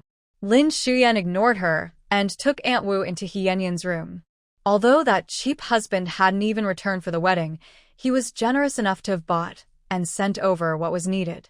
Unfortunately, the original owner was foolish, and all the new items had been swapped for the old junk belonging to He Yanyan and Liu Xiumei. She went straight to the shelf and picked up a brand new enamel basin with the character for happiness on it, then rummaged through the cabinet for a new comforter. It was hot, and the comforter was filled with new cotton, still fresh and unused. Then she found a new thermos, enamel teacups, and enamel plates. She didn't want the used enamel chamber pot and pillowcase because they were dirty. As she gathered these items, before He Yanyan could react, Liu Xiumei exploded first. You foolish thing! How dare you take our stuff? You have no conscience. After staying at my house for 2 months, you dare to steal from us? Lin Xiumei found it amusing to see her making such a scene, so boldly claiming what wasn't hers. Aunt Wu, these things were brought to me when I got married, arranged by He Zhang. They came through the main road of the village and everyone saw it. Plus, they have the character, happiness on them. He Yanyan isn't married and her brother isn't either, so clearly, they belong to me. Is there a problem with me taking my own things? Aunt Wu also disapproved of Liu Xiumei's greedy behavior. These were wedding items, a once-in-a-lifetime occasion, and she was taking them for her daughter. It was too much.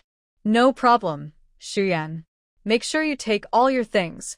We'll help you move them. She then shot a glare at Liu Xiumei and her daughter, scolding, That's enough. There are too many people here. Don't bully others, or you'll get in trouble.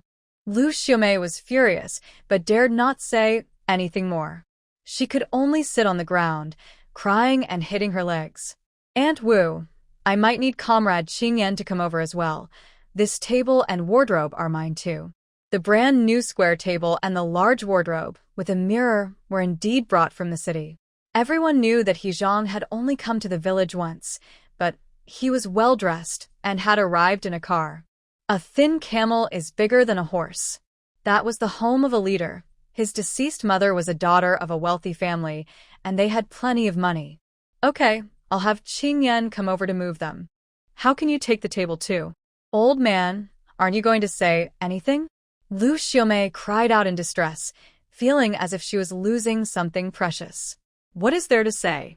When He Zhang comes back, let him deal with this woman. Fine if that's how it is. Lin Xiumei pretended not to hear and stepped out of the house. A group of aunts helped move the items. Aunt Wu said not to worry about the table and wardrobe. She would have Zhang Xingyan come over later. Lin Xiumei nodded and took Fubao with her. After walking a few steps, she realized she hadn't seen He Xiaoshu following her. Lin Xiumei looked back and saw He Xiaoshu still in the yard. Liu Xiumei had said something to him, but he pushed her away. He Xiaoshu ran out of the yard, holding a clothes stick and a small. He glanced at Lin Xiumei and silently walked over to her side. Lin Xiumei smiled and generously praised him. You're quite thorough. You brought everything that was left behind. The child with their head down bit their lip and quickly walked over. Aunt Wu was waiting for her to approach and said, The house over there is a bit off the main road, close to the foot of the mountain. Next door lives an elderly woman named Gao, who doesn't interact much with the villagers and has a bit of a strange personality. Okay, Lin Xiumei nodded, chatted a bit more with Aunt Wu, and then saw the house. It was an old house and looked somewhat worn from the outside. It had yellow clay tiles, one large room, and a small kitchen, surrounded by a small yard filled with weeds. Everyone had roughly cleaned it up by now. The large room had a kong, a traditional heated bed, 2 broken stools, and not much else. A few big men were in the yard, unable to move around easily. With nothing else to do, Aunt Wu asked Zhang Qingyan to help move the table and wardrobe. Lin Xiumei thanked everyone and said she would come back to express her gratitude another day. The villagers waved their hands politely, understanding that it was not easy for a woman to care for 2 children, so they were happy to help. As it was getting dark, the aunts all left. When Lin Xiumei returned to the house, she saw the 2 children looking at her eagerly. She sighed, realizing she would have to live with these 2 little ones from now on. It was actually quite interesting. Xiaoshu, didn't you take a small? Could you clear the weeds in the yard while I tidy up the house? He glanced at her and then at his sister sitting on the kong, but he went to the corner to grab and started weeding. He squatted by the door, where he could easily see his sister. Lin Xiumei didn't mind. The child's heart would warm up in a few days. Previously, He Zhang had written a letter saying that once the children's household registration was complete, they could start calling her mom. But whether the children wanted to call her that was one thing, and Lin Xiumei hadn't yet adjusted to that identity, so she didn't push it. Besides, when her husband returned, she planned to divorce him anyway, so it didn't matter whether they changed what they called her. The old house had a musty smell and dampness because it had been empty. Villagers had used it to store firewood before, and the men had only helped move the clutter. Dust and bits of firewood were everywhere. Lin Xiumei opened all the windows, found a broken broom in the yard, and began to sweep carefully. Behind the house, there was spring water from the mountain, directed into a large jar through split bamboo, and it overflowed into a small drainage ditch. After sweeping, Lin Xiumei filled a basin with water, found a rag, and slowly wiped down the sleeping area. Halfway through, she heard a commotion outside. Zhang Qingyan and the others had returned. Zhang Qingyan was at the front, carrying a table on his back, while 2 other young men lifted a large wardrobe. Lin Xiumei wanted to help, but Zhang Qingyan smiled and said, "No need. We can manage." They were all used to farm work, strong and capable, and quickly moved everything inside. Zhang Qingyan's parents dealt with village matters, and he was quite talkative. "Hey, that girl from the He family wouldn't let us move the wardrobe. We had to persuade her to clear it out," he said. "Thank you so much," Lin Xiumei replied. "If it weren't for everyone's help, this would have taken much longer." As evening approached, the 2 men set down the wardrobe and went back to eat, leaving Zhang Qingyan to talk to the 2 children for a bit longer. "So, you will be living here from now on? By the way, do you want to inform your husband? If you need to write a letter, you can go to the village committee. Someone can help you." He remembered that he hadn't heard Lin Xiumei could read or write. Lin Xiumei smiled. "Okay, I'll settle the kids first." Her smile was especially lovely. Although her skin wasn't very fair, her gentle eyes and delicate features were charming. Zhang Qingyan, who was unmarried, felt a bit flustered and scratched his head as he walked out. "All right, I'll be going then. If you need anything, you can find me at the village committee." "Okay, thank you, take care." After seeing him off, the house finally fell quiet. Lin Xiumei wiped down the table and wardrobe. Once she finished organizing, she lay down on the bed, not wanting to move. The old mattress was underneath, but the quilt was clean and new, without any unpleasant smell. She stretched, feeling tired but happy, as there were no annoying people around to criticize her. "Hey, Wu." Fubao snuggled up next to her, pushing against Lin Xiumei. Lin Xiumei patted her fluffy little head and hugged her. "Little Fubao, you'll be living with your aunt from now on. Are you happy?" "Ah, yay." Fubao touched her little mouth, babbling happily with a smile on her face. Children are very sensitive and can tell who treats them well. In the yard, He Xiaoshu listened intently to the sounds from the house while tapping a small. He wondered why his sister, who used to only like herself, was now fond of this woman. After playing with Fubao for a bit, Lin Xiumei finally got up from the bed. She couldn't rest yet. The 2 little ones were depending on her. She remembered that in her past life, she was averse to marriage and children, but now she had quickly stepped into this new role. "All right, Aunt will go get you something to eat." When it comes to food, Lin Xiumei feels a bit troubled. The items have been moved in, but food is hard to come by. With only 10 yuan on her, she thinks about going to the supply store tomorrow to buy some things. For now, she doesn't have any tickets and has to wait for He Zhang's allowance and tickets to arrive. On the other side, in the 18th Military District of Kyoto, a military jeep drives out of the gate. He Zhang and Political Commissar Li are sitting in the car, talking. Take a trip to Xiangnan, deliver the items there, and then head straight home. I'll give you a month off. Come back when you've thought it through, Li said. He Zhang frowned slightly and nodded. Understood. Also, your allowance for this month will arrive in 2 days. What should we do about that? Just have the team send it back, as usual. Political Commissar Li knows He Zhang's personality and doesn't mind his cold attitude. He is someone who doesn't lack money, with an 80 yuan allowance and those tickets. While most people would value that, He Zhang doesn't seem to care and sends it all back. Don't worry too much about your father's situation. They haven't mentioned you, which means it's not that serious. It just requires some time. He Zhang doesn't worry about things he can't control. Li pats his leg, sounding a bit more concerned. Since you're already married, when you get back, discuss everything together. I've approved the divorce report, but there's still room to think it over. He Zhang has grown up under Li's watch. At 27, he still hasn't married, and his previous fiancée has left. Now that he finally has a wife, it would be best if they can get along. Otherwise, another divorce could take a long time to resolve. I understand. He Zhang turns to look out the window, clearly not wanting to continue the conversation. The divorce report is in his bag, and he absolutely cannot tolerate the woman mistreating the 2 children. The car drives up the mountain road toward the train station. As dusk falls, families begin to prepare dinner, and smoke rises from the village. Lin Xiumei stands at the gate, looking around. The nearest house is about 100 meters away. That should be the place Aunt Wu mentioned, Grandma Gao. Her yellow mud-tiled house is smaller than Lin Xiumei's, with 2 plots of land behind it growing vegetables. Lin Xiumei plans to borrow some food and asks He Xiaoshu to keep an eye on Fubao. As she steps out, she digs out 50 cents from her waistband. In case they don't lend it, I'll just buy a little. She walked down the path and soon arrived at the door. Is anyone home? What's all the noise about?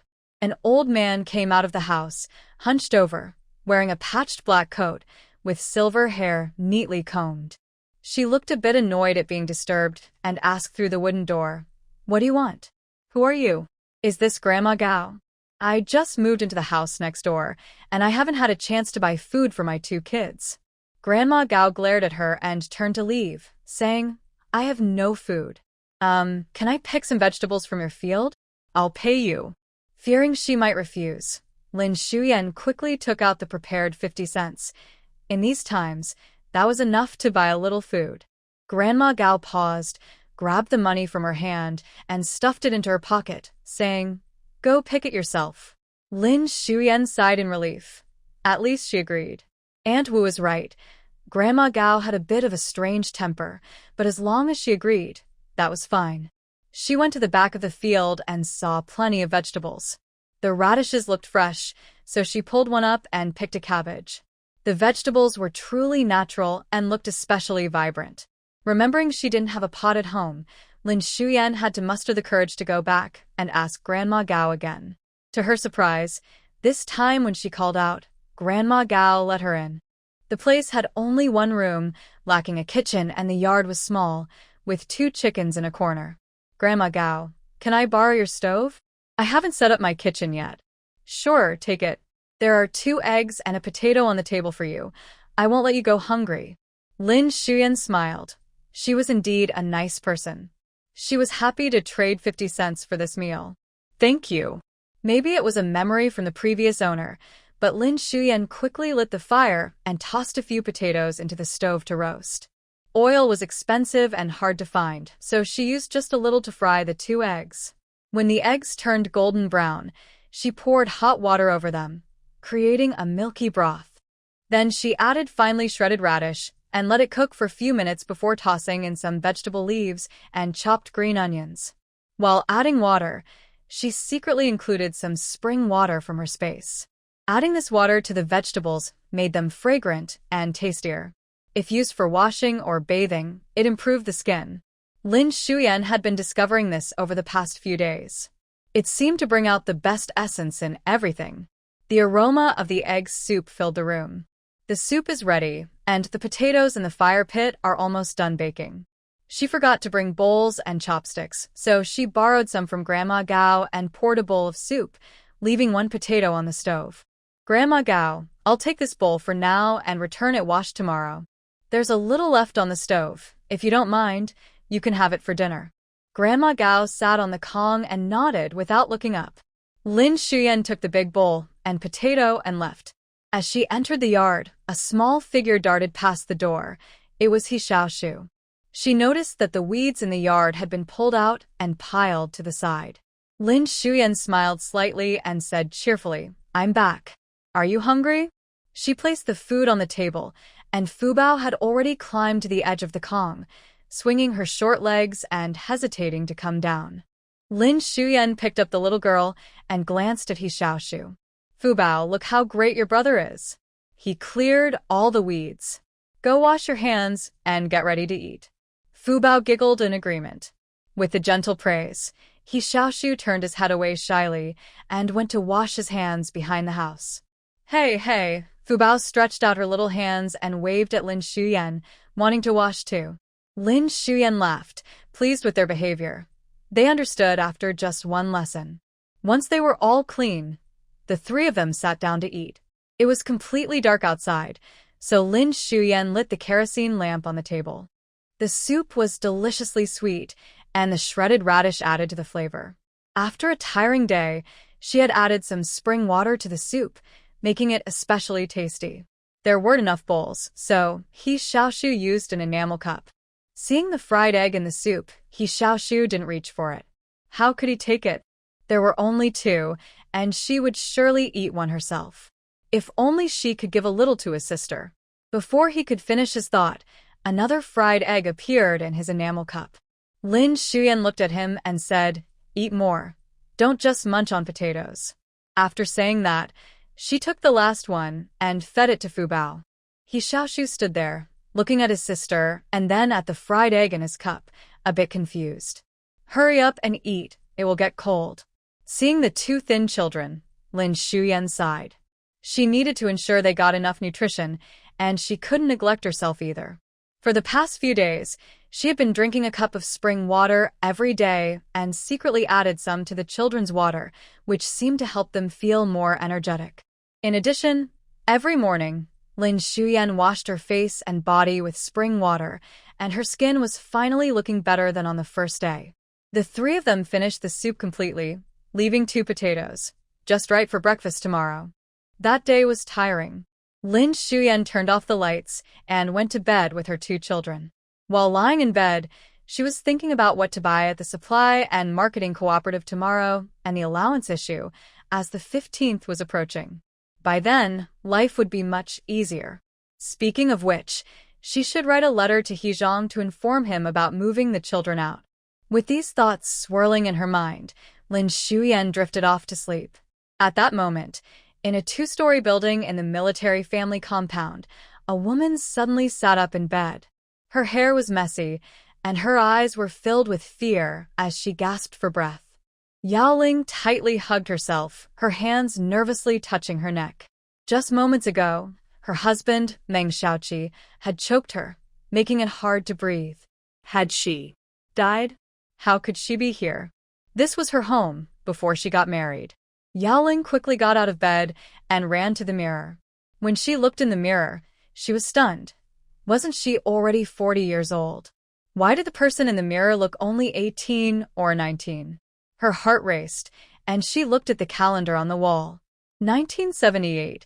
Had she died and returned 23 years into the past? Yaoling's eyes widened, and she trembled all over. After a long while, a smile slowly appeared on her lips. The next morning, He Xiaoshu watched over Fubao while Lin Xiumei went to the supply and marketing cooperative at the village entrance. Xiaoqiao village was small, and the cooperative had very few items for sale. Every household grew their own vegetables, so none were sold there.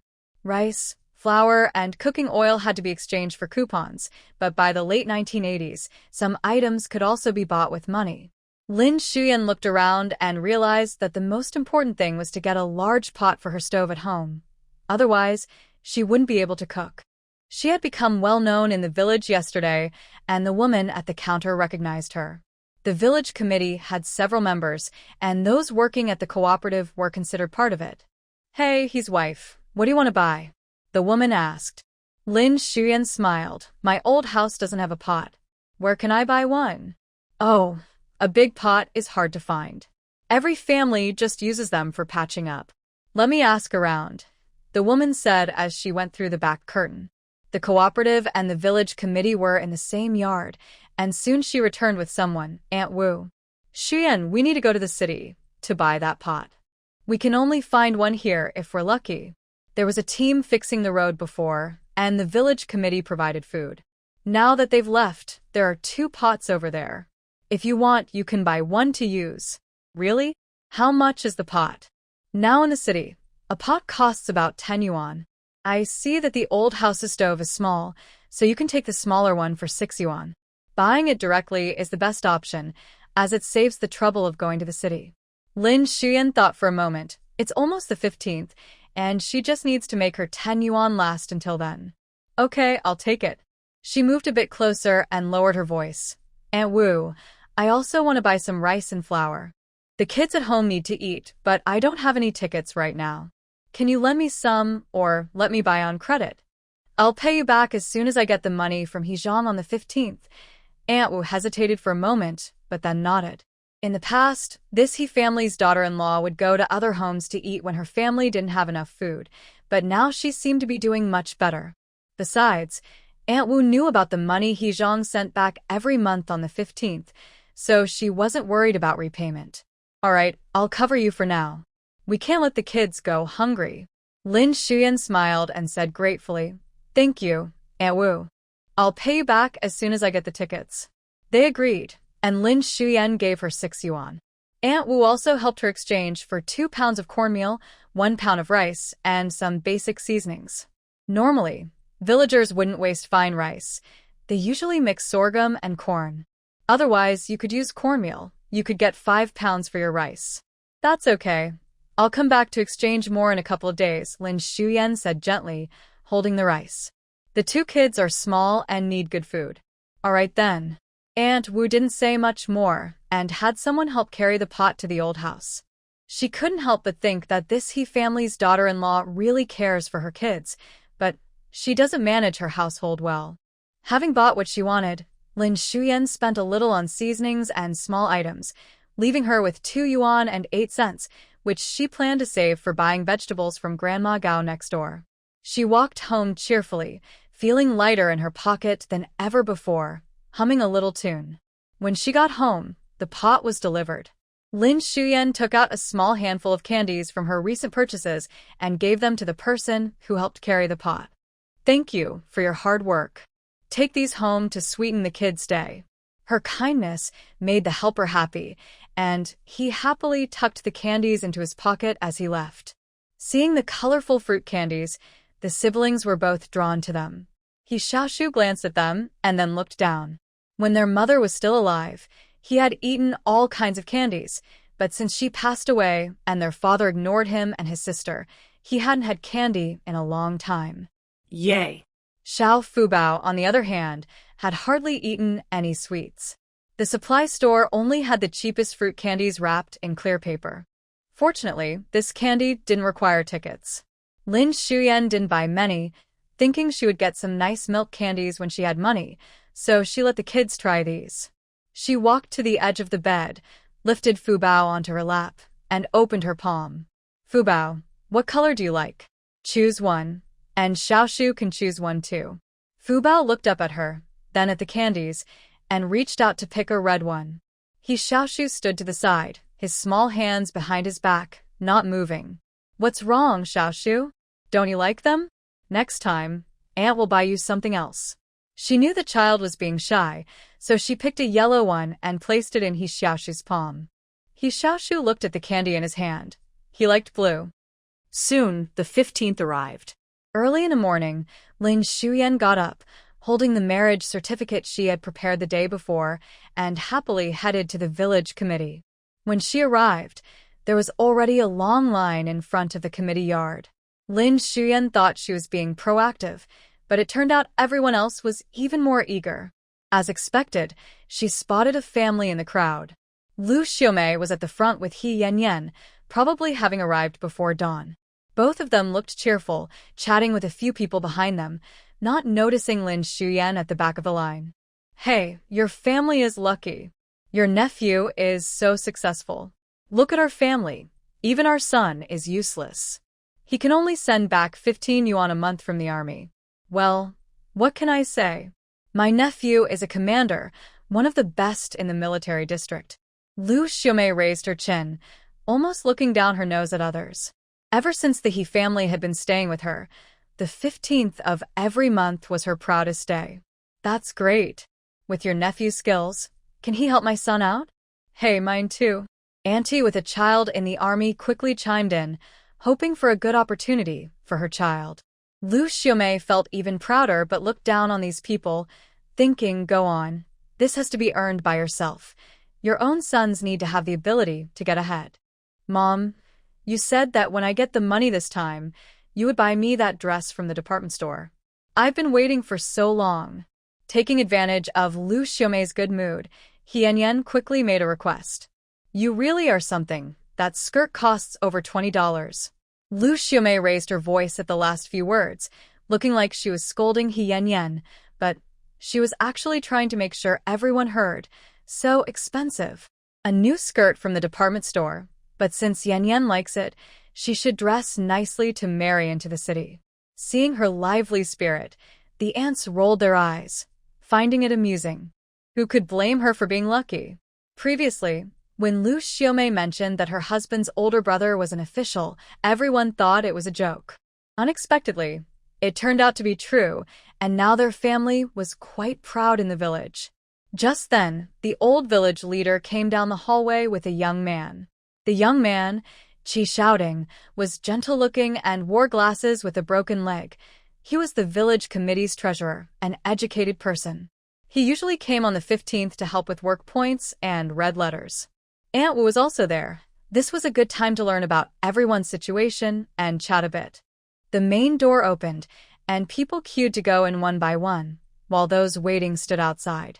Liu Xiumei was the third to enter, and the people behind her stretched their necks to see if there was still a lot of money. They felt both envy and jealousy. "Hey, Comrade Qi, I'm here to collect the allowance sent by He Zhang," addressed to Lin Xiumei. Qi shouting flipped through the papers and pulled out an envelope that looked just like the previous ones, thick enough to tell there was a lot inside. However, before he could hand it to Liu Xiumei, Aunt Wu took it. Meanwhile, the earliest bus was traveling on the mountain road. A tall man sat in the last seat of the bus, his expression serious as he gazed out the window. It would take another 20 minutes to reach Xiaoqiao village. Aunt Wu held the envelope and showed it to Qi, shouting, "Who does it say is receiving this?" Qi, shouting, confused, adjusted his glasses and replied seriously, "It says Lin Xiumei." "Liu Xiumei, did you hear that? This is addressed to Lin Xiumei. She will come to collect it herself." Upon hearing this, Liu Xiumei stood there in shock, shouting, "What?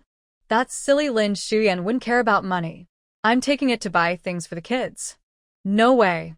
You don't live together now. She should collect her own things. How can someone else take it?" He Yanyan was even angrier. If the money went to Lin Xiumei, her skirt would be ruined. She had finally agreed to buy a new one. "This is money sent by my cousin. Why should it go to Lin Xiumei?" If it weren't for her husband being the party's secretary, Aunt Wu would have wanted to yell at someone. "I've said it, Lin Xiumei is receiving it. Can't you understand? Is it wrong for a man to send money to his wife and children?" Aunt Wu shouted towards the door.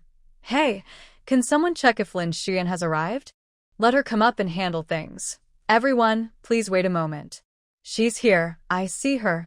The woman who had been mocked by Liu Xiumei answered loudly, hurriedly turning back to call out, "Xiumei, they're calling for you to collect the money." Once Liu Xiumei was inside, Lin Shuyan remained calm at the end of the line, not worried at all. That day, when Aunt Wu lent her the ticket, she felt reassured. If she couldn't get the money, Aunt Wu wouldn't have lent it. "I'm here." Lin Shuyan waved her hand, her voice clear. She stepped out of the line, walking confidently, with her head held high. Everyone's gaze was drawn to her. Had the He family's daughter-in-law always been this beautiful? She seemed to have blossomed, looking more vibrant than before.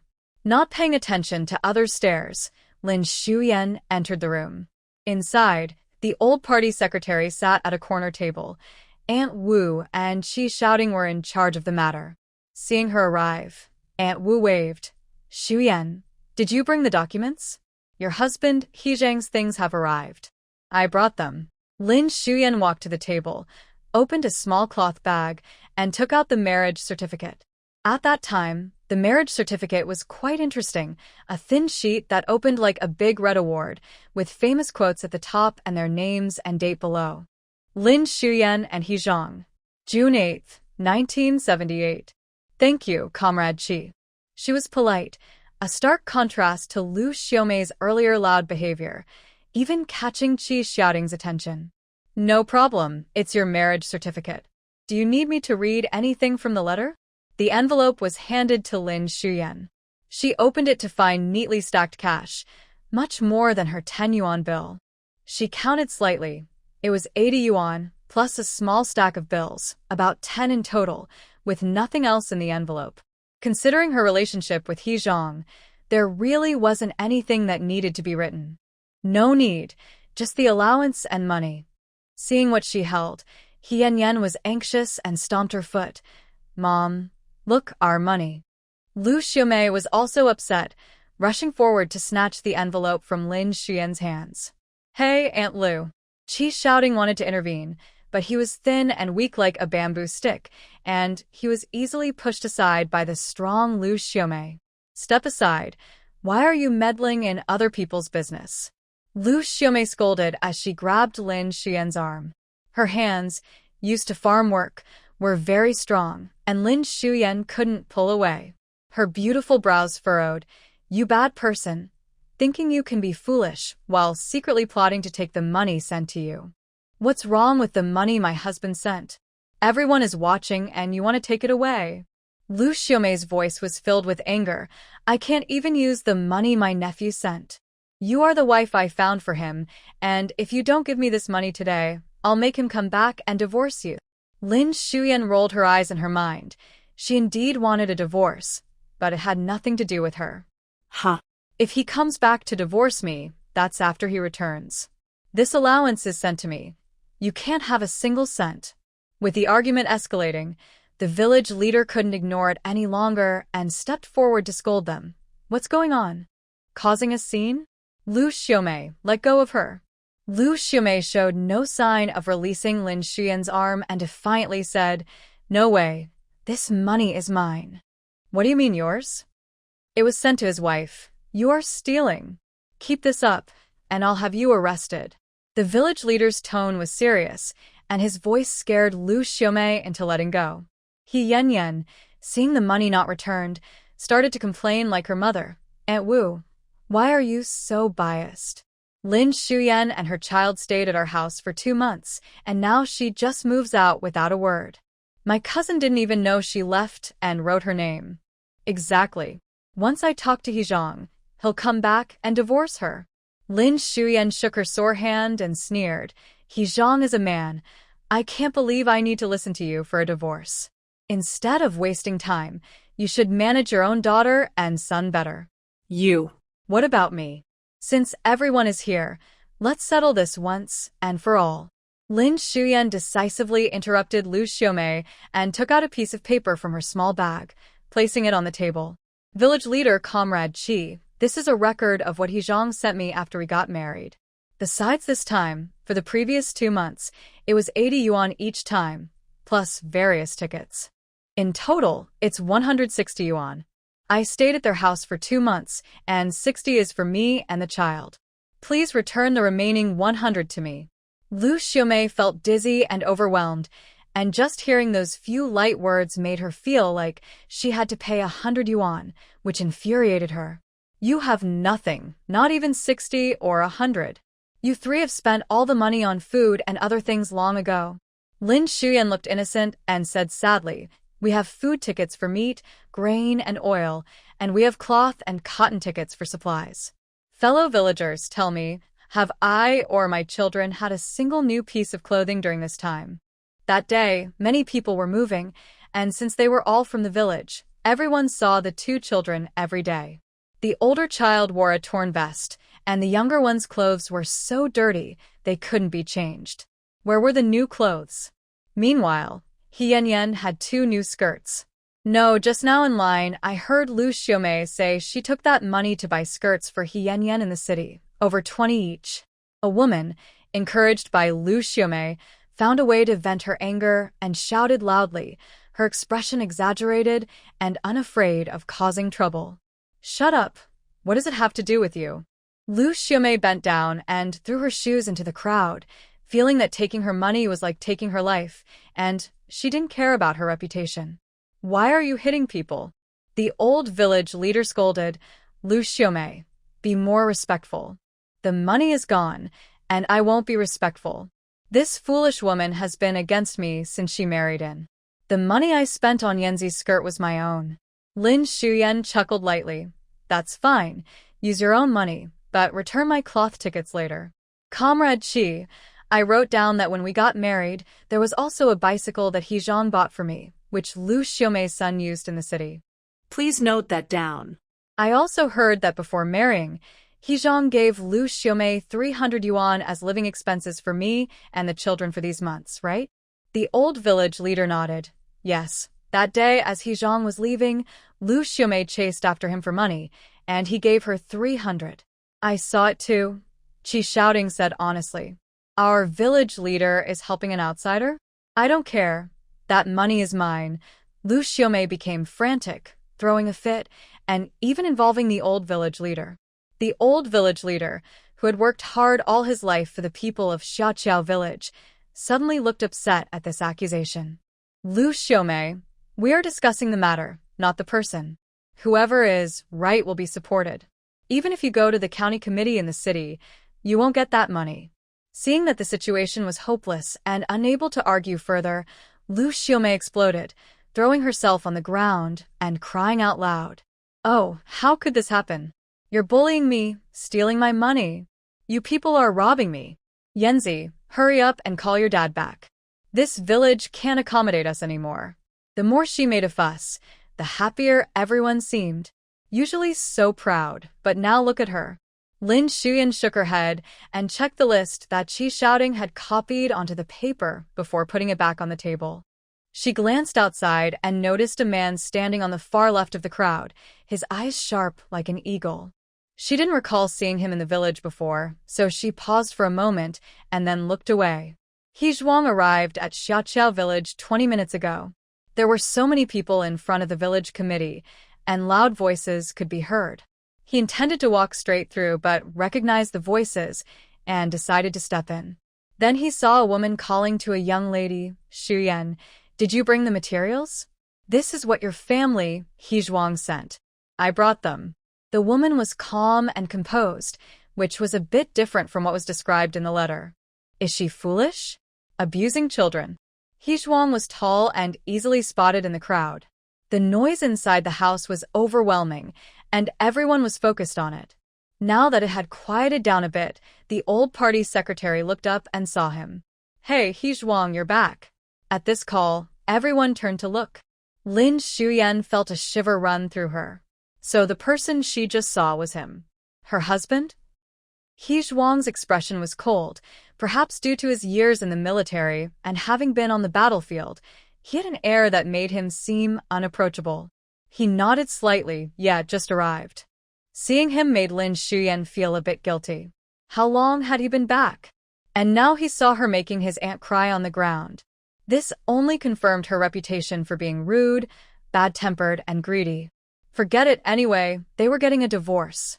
Thinking this, Lin Xiuyan felt braver. He Zhuang, you're back. Your wife has caused such a ruckus for our family. Liu Xiumei scrambled up from the ground, crying out as she rushed over. You wicked wife, causing chaos at uncle's house. Oh dear. Oh dear. What a sin. She clutched her chest dramatically, about to reach He Zhuang when he shot her a glance that made her stop in her tracks. To be fair, Liu Xiumei's family had been in Xiaoqiao village for over 10 years and hadn't had any dealings with the He family since. She had only interacted with He Zhuang a few times as a child, so they weren't really familiar. His gaze sent chills down her spine. Even someone as thick-skinned as Liu Xiumei was startled. If that woman Lin Xuyan complains first, what'll happen to the money? He suddenly raised his voice again. Aunt, let me tell you, my husband and I want the child to eat well and live well, but this woman insists on taking the child to the old house. That place is falling apart. It's a terrible situation. Several nearby aunts couldn't stand it, but didn't want to interfere in someone else's family matters. Some who didn't know the situation listened to Liu Xiumei's words and cast disapproving glances at Lin Xuyan. Lin Xuyan didn't seem to mind much. She was observing her husband, curious about how he would react. Let's talk about this later, He Zhuang interrupted, looking at Lin Xuyan. Let's go. Lin Xuyan was taken aback. Okay, wait a moment. She looked down and took out 2 tickets from her bag, first giving one to Aunt Wu before stepping out of the house. When she came out, He Zhuang stepped forward, carrying a large military backpack, walking steadily. Lin Xuyan hurried to keep up with him. Liu Xiumei clicked her tongue and quickly pulled He Yanyan to catch up. Not sure what her nephew was thinking, she figured he was worried about being laughed at by others. Maybe he would want to confront that woman when they got back. Thinking of this made Liu Xiumei feel pleased again. She gave He Yanyan a look. Yanzi, remember to say some nice things later. He Yanyan had been fixated on He Zhuang since she saw him, as if watching a grand event. I know. The 4 of them walked in a line. Lin Xuyan found it strange looking at the man's back. In the book, He Zhuang wouldn't return to discuss the divorce for another 3 months. Why was he back now? This backpack didn't seem like he was just visiting for a day or 2. The butterfly effect? Had her presence changed the story? Or was this not mentioned in the original book?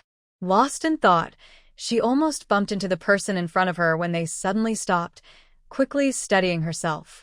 He Zhuang slightly turned to the side. Which way are we going? Huh. Weren't we supposed to move to the old house? It turned out they had reached a fork in the road. Lin Xuyan pointed to the right path. That way, that house is it.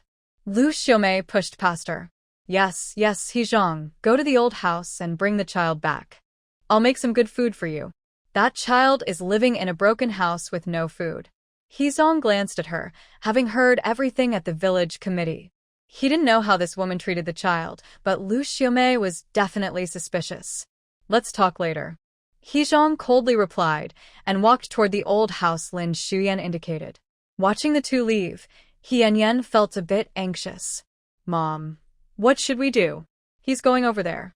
Liu Xiumei, feeling pleased, said, it's fine. I think he's just going to bring the kids back. Come on, let's go home and prepare a chicken. They might come over later to apologize. Prepare a chicken? He Yanyan's mouth watered. Her mom usually wouldn't spare a chicken unless it was a special occasion. All right, let's hurry back. The mother and daughter walked away happily. The path was a bit narrow. He Zhuang walked quickly while Lin Xuyan lagged slightly behind. This man was surprisingly handsome. Tall and lean, he looked almost 6 feet tall, with sharp features and deep-set eyes. His double eyelids and high nose made him look especially striking, even with a buzz cut. He had both looks and strength. Lin Xuyan wondered how the female lead, Yaoling, had broken off her engagement with him, ending up as the second lead instead. Shaking her head, she thought, what a pity. Arriving at the small courtyard, He Zhuang looked around. The He family used to live in a military housing area in a 2-story house, and this place seemed quite shabby to him. Lin Xuyan stepped forward, slightly out of breath from walking quickly. She explained, we just moved in a few days ago. The kids should be awake. Okay. As they entered the yard, they saw He Xiaoshu standing by the bed, helping the sleepy, rosy-cheeked Fubao put on her outer clothes. The clothes had been carefully washed by Lin Xuyan, Although the fabric was a bit faded, it was clean. Xiaoshu, your uncle is back, Lin Shuyan said softly, setting aside the small bundle and helping Fubao fasten her buttons. He Xiaoshu's eyes widened as he turned to see the tall He Zhang at the door, his little face tensing up. He Zhang had spent most of his time in the army, only returning home during holidays.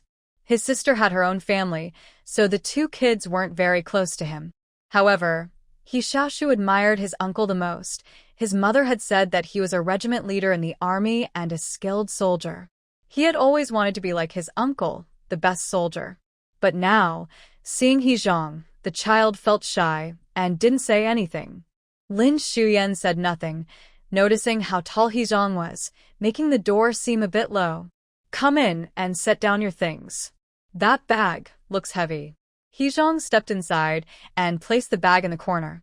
The room was simple, with a bed, a table, a wardrobe, a few stools, and basic household items.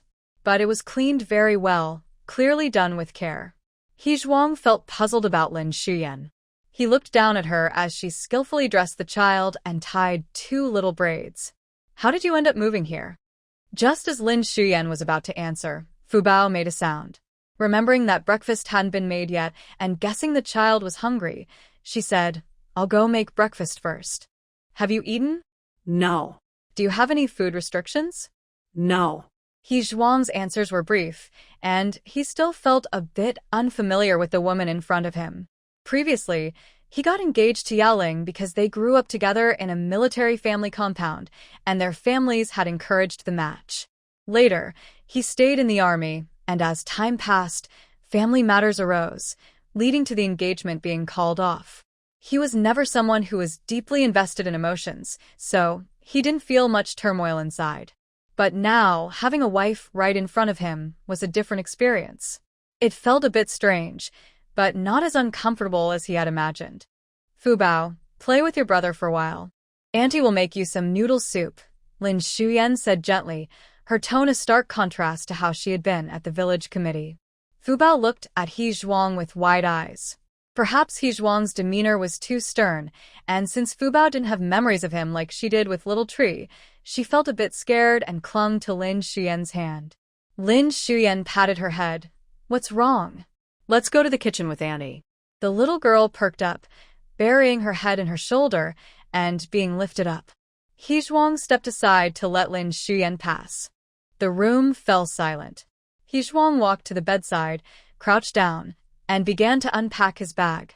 Inside were 2 sets of clean clothes, a white shirt, military green pants, and 2 jackets. They were neatly folded, and he placed them at the foot of the bed, taking out other items like a water bottle and flashlight. On this trip to Xiangqing, he had also bought some snacks for the 2 children, candies and biscuits, all packed in a large bag, along with some documents. His cool fingers brushed against a divorce report, and He Zhuang paused, suddenly recalling what political commissar Li had said. Leave some room. Think it over. He decided to take a look first. It was unwise to jump to conclusions without clarity. He efficiently organized his things while He Xiaoshu peeked from outside the door, watching eagerly. 2 months ago, he had seen his uncle, but hadn't spoken much. Come here. He Zhuang looked at him. The child was thin and frail. Although Zhou Heng in the city didn't like the 2 kids, he still made sure they had something to eat. He Xiaoshu hesitated for a moment, then turned and ran to the kitchen. He Zhuang. He placed his clothes in a corner of the wardrobe and casually took off the watch from his wrist, putting it with them. In the kitchen, Fubao sat on a small stool behind the stove while Lin Shuyan poured water into a bowl to make dough. Both children loved noodle soup. It was warm and easy for Fubao to eat with her few little teeth.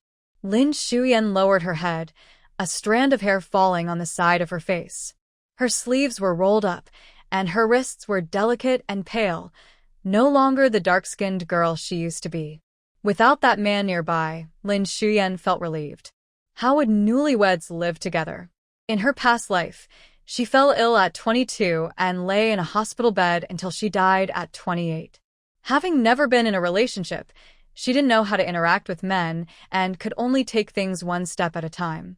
While she was thinking, He Xiaoshu ran in and stood silently by the stove.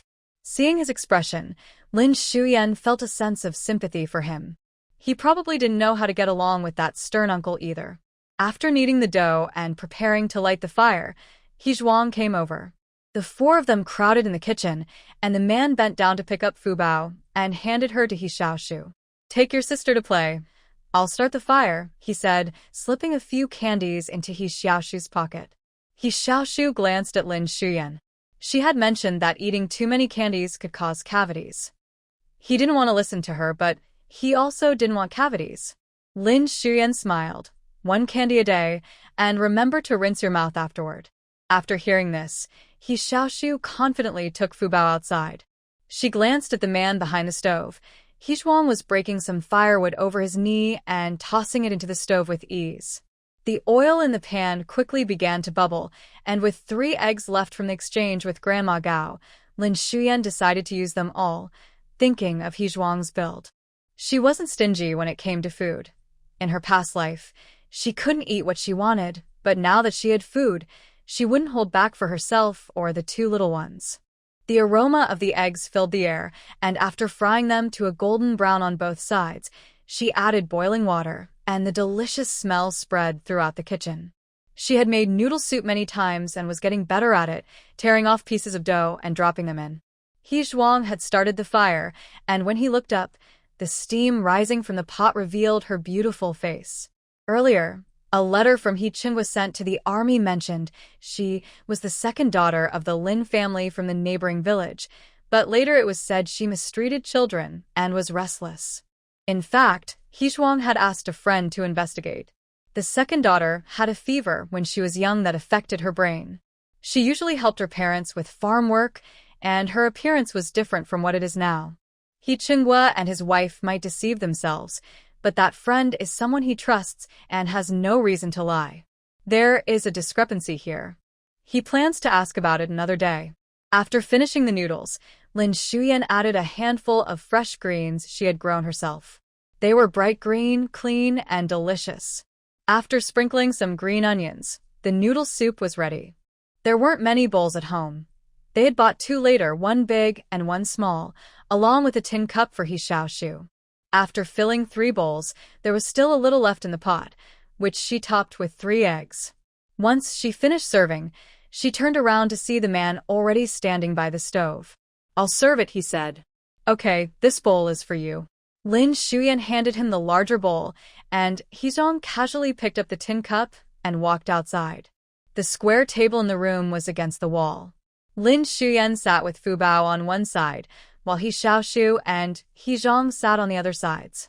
She added some spring water to the soup, making it taste especially good. They had originally exchanged 12 eggs, and the 3 of them would each have 1. If Fubao couldn't finish, he would share half with He Xiaoshu. But today there were only 3, so they had to make do. Lin Xiumei was used to feeding Fubao before eating herself, and they shared the same bowl. Just as she picked up a piece of egg with her chopsticks, he passed another piece to her bowl. Lin Xiumei looked up in surprise. The man was already focused on eating. "Fubao can't finish 1, so you can have it." "No need," he replied without looking up. He ate quickly but not greedily, just efficiently. The large bowl looked small in his big hands, and he ate half of it in just a few bites. Hearing this, Lin Xiumei stopped hesitating and began to feed Fubao. Fubao ate very well, like a little squirrel, with his cheeks puffed out. Perhaps children without parents grow up quickly, feeling like guests wherever they go. The noodle soup looked ordinary but was warm and tasty. He Zhuang finished his large bowl in just a few bites. "There's more in the pot." "We're fine, so you can finish it," Lin Xiumei said as she set Fubao down after he was full. "Okay." He Zhuang walked to the kitchen and returned shortly after. The big pot of noodle soup was gone, and He Zhuang took the bowls and chopsticks to the kitchen. When Lin Xiumei finished wiping the table and went to the kitchen, it was already clean, with the bowls washed and the stove wiped down. Only the pot with water remained, and it was not taken care of. "I don't know where to pour this," He Zhuang said somewhat stiffly. In his view, he did what he could at home, just like in the army. Lin Xiumei smiled, rarely seeing a hardworking man. "I can handle it." Having watched many videos about men being criticized for not helping, She knew that washing a single dish often meant ignoring the messy kitchen. The atmosphere between them was quite delicate, a mix of unfamiliarity and the awkwardness of being a couple. Seeing him standing there with nothing to do, Lin Xiumei thought for a moment and asked, "Do you want to visit Liu? Uncle and aunt?" "Maybe later," he replied. He was tall, and the kitchen was small, with most of the light from the window blocked. Standing there made Lin Xiumei feel pressure. She couldn't see his expression clearly, but couldn't ignore his sharp gaze. She slightly turned her body, lowering her eyes to avoid his stare. She wanted to explain a little. "About today, cousin, are you there?" Before she could finish, He Yanyan's voice came from outside. He Zhang frowned and walked out. Seeing He Zhang, He Yanyan immediately became excited, her face lighting up with a flattering smile. "Cousin, my mom made chicken soup and wants you to come over for lunch." "Chicken soup?" Lin Xiumei raised an eyebrow in the kitchen. After 2 months at her home, even the child hadn't had a sip of chicken soup. Wow. Liu Xiumei must be going all out.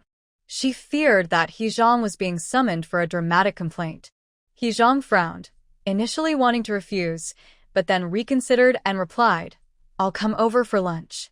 Seeing him agree, He Yanyan was delighted and proud. Her mom was right.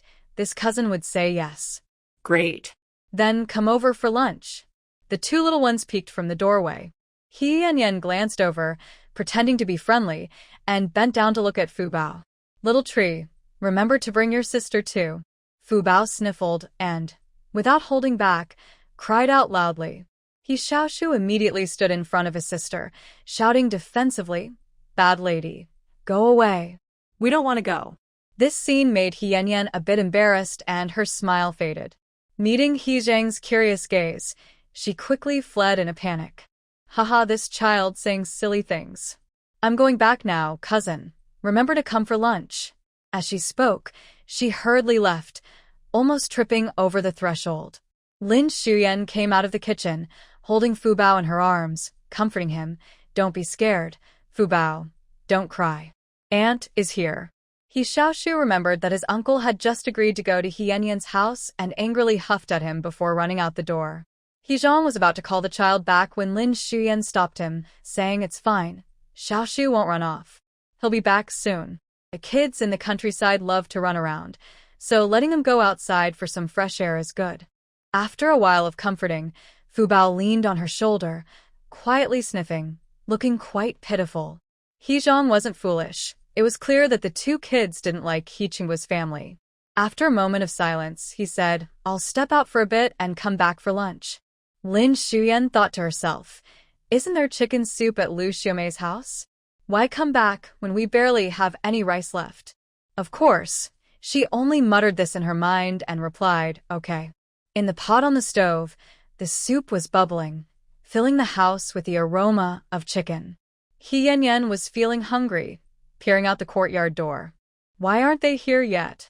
Mom, do you think he won't come after all?" Liu Xiumei came out of the house, a bit displeased, looking at He Qingguo, who had come back early, and muttered, "Does your nephew even listen to you? Make sure to talk to him properly later. We can take care of the kids, and that woman living alone over there is not our concern. As long as the kids are here, we won't have to worry about him not paying."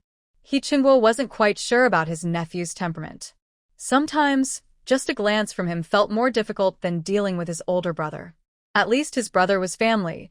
He had hardly seen this nephew growing up. If it weren't for the family's troubles this time, he wouldn't have gone looking for him at the military family compound, and he wouldn't be staying with him now.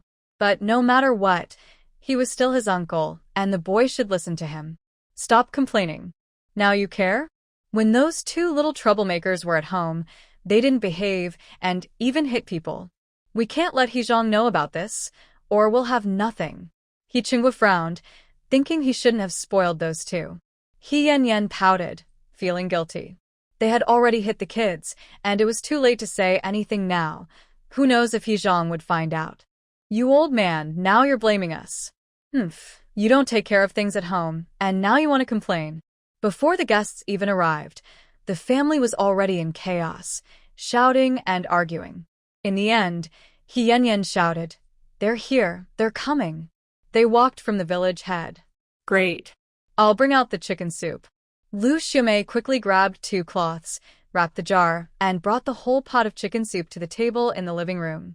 Besides the soup, there was also a plate of stir-fried radish strips and vegetables. Everyone, be alert and don't talk nonsense, she said. Hee, Mom, I know. I want to eat chicken legs, He Yanyan exclaimed as she rushed to the table, excited to finally eat. Today there was white rice and chicken soup, better than the New Year. Once she calmed her cousin down, her little dress would return too. Heavy footsteps sounded outside the door. He Zhang ducked his head and walked in. You're here, He Zhang. Where are Little Tree and Fubao? Why didn't you bring them? I specially made chicken soup for them to help them grow. Liu Xiumei greeted him with a smile, glancing outside while secretly thinking that it was better they didn't come. Fewer mouths to share the soup. They're at home eating, He Chunghwa said, getting up from the stool and sizing up He Zhang, trying to act like an elder. Come in and eat. He Zhang calmly walked in and sat at the table. The room was filled with the aroma of chicken soup, but He Zhang thought it didn't smell as good as the noodle soup from a morning. Come, have a bowl of chicken soup first, Liu Xiumei said, reaching for the wooden lid on the jar. He Yanyan watched eagerly, unable to help but swallow. Before she could open it, He Zhang spoke first. I'm not in a hurry to eat. I want to ask what happened at the village committee this morning. His voice was low and commanding, a habit formed in the military. Liu Xiumei, just a village woman, was interrupted and instinctively put down the lid. This morning. She quickly realized He Zhang must want to help her, especially since she had been bullied by Lin Shuyan and cried on the ground. She wanted him to take revenge, even if it meant confronting that woman. He Zhang, my nephew. Your wife is something else. Look at our meals, they are always so good, yet she has the audacity to try to take your money. That ungrateful person, taking advantage of the marriage certificate, made me look foolish in front of everyone in the village. Honestly, I'd rather just run into a wall. Liu Xiumei exclaimed, venting her frustration without taking a breath. He Zhang looked at her coolly, his expression unchanged. I did send that money to Lin Shuyan. When I left, I gave you 300, and that 300 was for food and lodging. Liu Xiumei stood there, stunned. What was going on? This was not what she had expected. Liu Xiumei quickly explained, He Zhang, no, that's not how it is. We took the money for the sake of the child. That woman has problems. She got hurt as a child and can't even tell how to spend money wisely. She'll just waste it all and won't use it for the child. She got hurt as a child, He Zhang repeated coldly, tapping his fingers on the table. So you found me a wife who's not all there? You didn't mention that in your letter. At this, Liu Xiumei fell silent. They had hidden the fact that Lin Shuyan was not all there, fearing He Zhang would refuse. After all, 1,000 yuan is a lot of money, and while the daughters of normal families in the village hesitated, someone would eventually agree. Just look at He Yanyan's friend, Manhwa, who had asked several times, both directly and indirectly. This. Liu Xiumei swallowed hard, unable to speak under He Zhang's intense gaze, feeling like a criminal awaiting judgment. Instead, He Chunghwa spoke up. How can you talk to your elders like this? We were in a hurry. They were the first to come to us, and we were eager to help you with the child's registration. Yes, that's right, Liu Xiumei stammered in agreement. He Yanyan's eyes darted around. Cousin, Lin Shuyan is fine now. She was not well for over 10 years in Linjia village, but after coming to our home, we took good care of her, and now she's better. She should thank us. The 3 of them were lying through their teeth. If it weren't for the conversation with the village committee had earlier, He Zhang might have believed them. He Zhang leaned back, his stern face showing no emotion. So, you expect me to give you money to thank you? Oh, we can't accept that, we're family. But since Lin Shuyan is better, Aunt said that since the child's registration is done, why not divorce her and find someone more suitable? The child can stay with uncle and aunt, and we will take good care of them. Divorce? Then find someone obedient? Compliant? Yes, Liu Xiumei quickly replied. They definitely needed someone easier to manage. She couldn't handle Lin Shuyan, who was so difficult. Cousin, my mom is right. We will take good care of Xiaoshu and Fubao. Before she could finish, He Zhang's icy gaze fixed on He Yanyan as if he could see through everything, making her feel uneasy. Take good care? Do you think I don't know what you've done? Hitting children? Bullying military families? Each word dripped with anger. A battle-hardened soldier was not someone ordinary people dared to challenge. With just one look, Liu Xiumei and He Yanyan felt their legs go weak. He Zhang suppressed his emotions. The 100 you mentioned this morning, bring it to me, along with the bicycle. Have your son return it tomorrow. The situation was completely different from what Liu Xiumei imagined. She almost jumped up, feeling furious. Why should I? He Chunghua slammed the table. He Zhang, at least call me uncle. With this attitude? When your family had trouble, I was the first to help you. He Zhang looked at him coldly, not caring about his anger. You know whether you helped or not, uncle. He Chunghua, have you forgotten how you were kicked out of the He family? Do you want me to remind you? You. He Chunghua's face turned bright red. He thought this nephew would listen to him, but instead, he felt completely disregarded, almost losing his temper as he pointed a trembling finger at him. I need to tell your father. I need to tell your father. Go ahead. He Zhang was too tired to argue with his family. Standing up, aren't you going to get the money? Oh dear, you He Zhang, you're so ungrateful. We took care of the child for 2 months. We may not have done much, but we worked hard. Bullying military families can lead to 2 years in prison. Think about it. He Zhang spoke in a low voice, losing patience, his face cold and frightening. Liu Xiumei gasped, clutching her chest, her lips turning pale. During this time, soldiers were well protected. Whether it was bullying military families or disrupting military marriages, anything related would be severely punished. At this point, Liu Xiumei sat down on a stool, leaning on the table, unable to make a sound. Yanzi, get the money. Go. No way. I want to buy a dress. Mom, you said you would buy me a dress. I'm not taking it. He Yanyan stomped her foot, ready to throw a tantrum. When she met He Zhang's gaze, tears fell. She realized that everything about Lin Shuyan apologizing was a lie. This He Zhang was a devil. My patience is limited. Liu Xiumei gasped, getting up unsteadily and wobbling into the room. She couldn't really be sent away. If she gave him the money, she would find a way to get it back from He Xiaoshu later. She was so angry, so angry.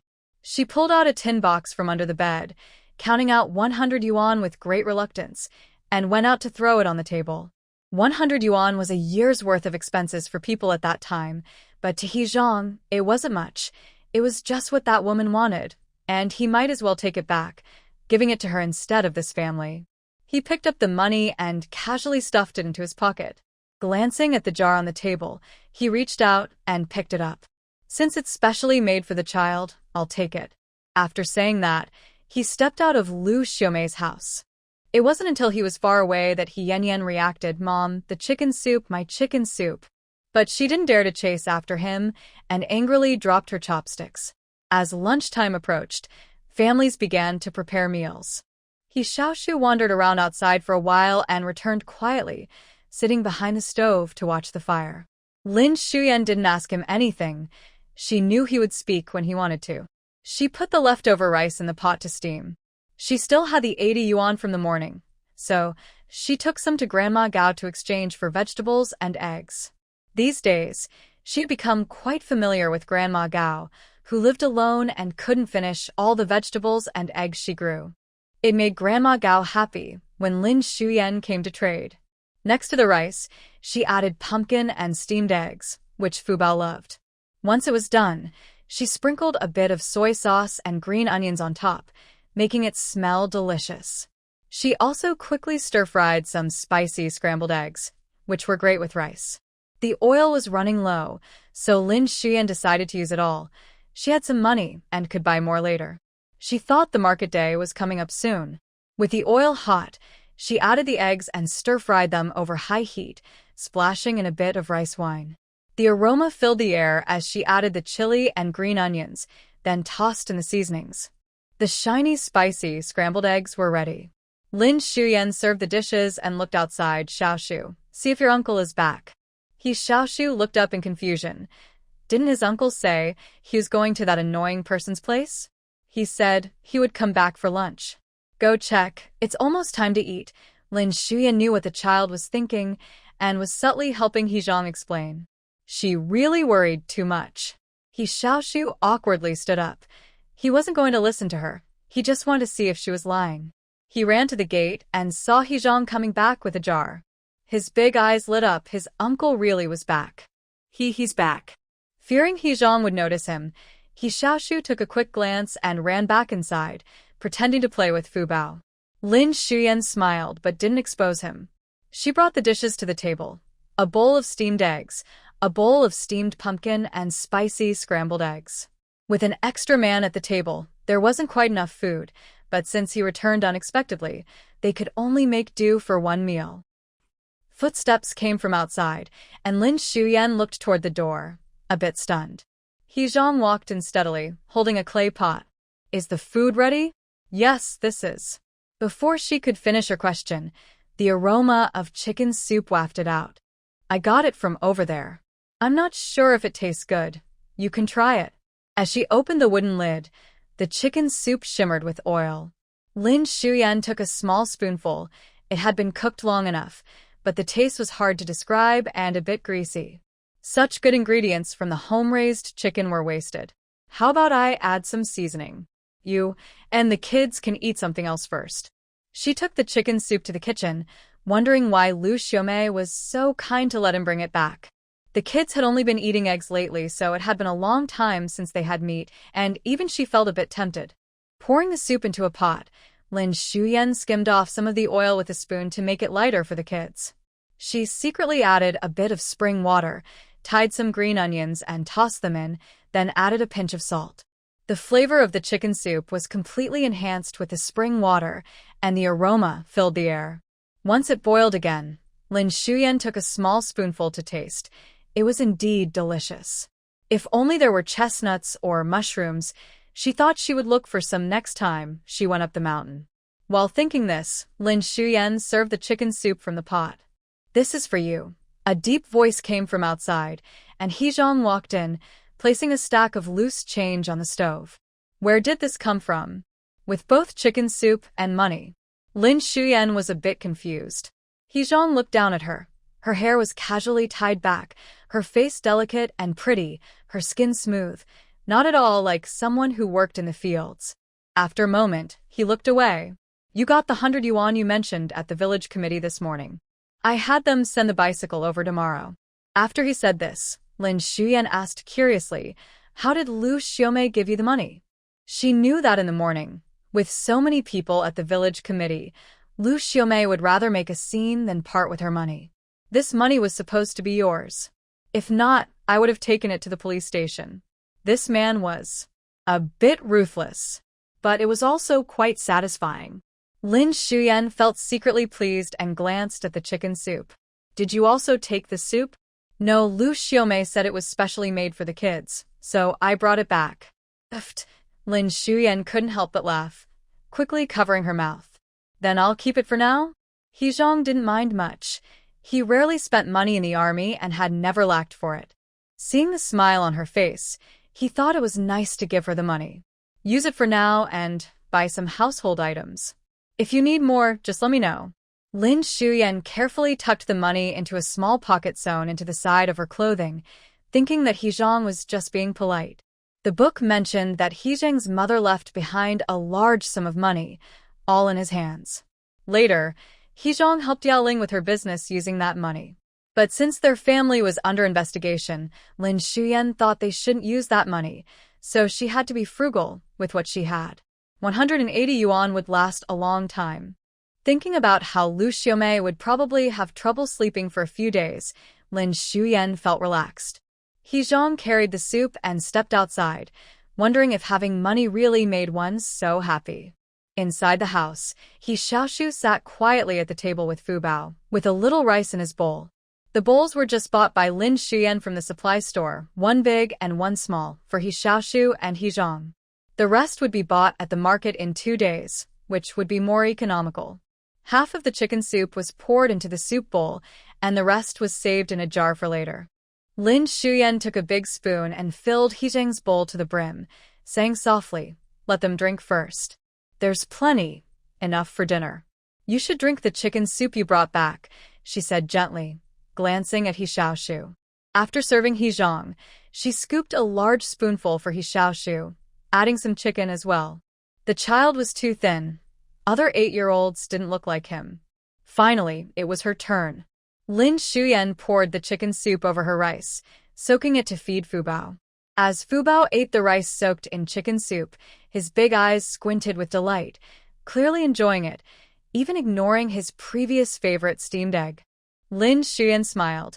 "Does our Fubao like chicken soup?" He nodded and made a cute expression, his little nose scrunching up adorably. Everyone enjoyed the meal. He Xiaoshu had 2 extra bowls of rice. If it weren't for the worry of him overeating, he could have eaten more.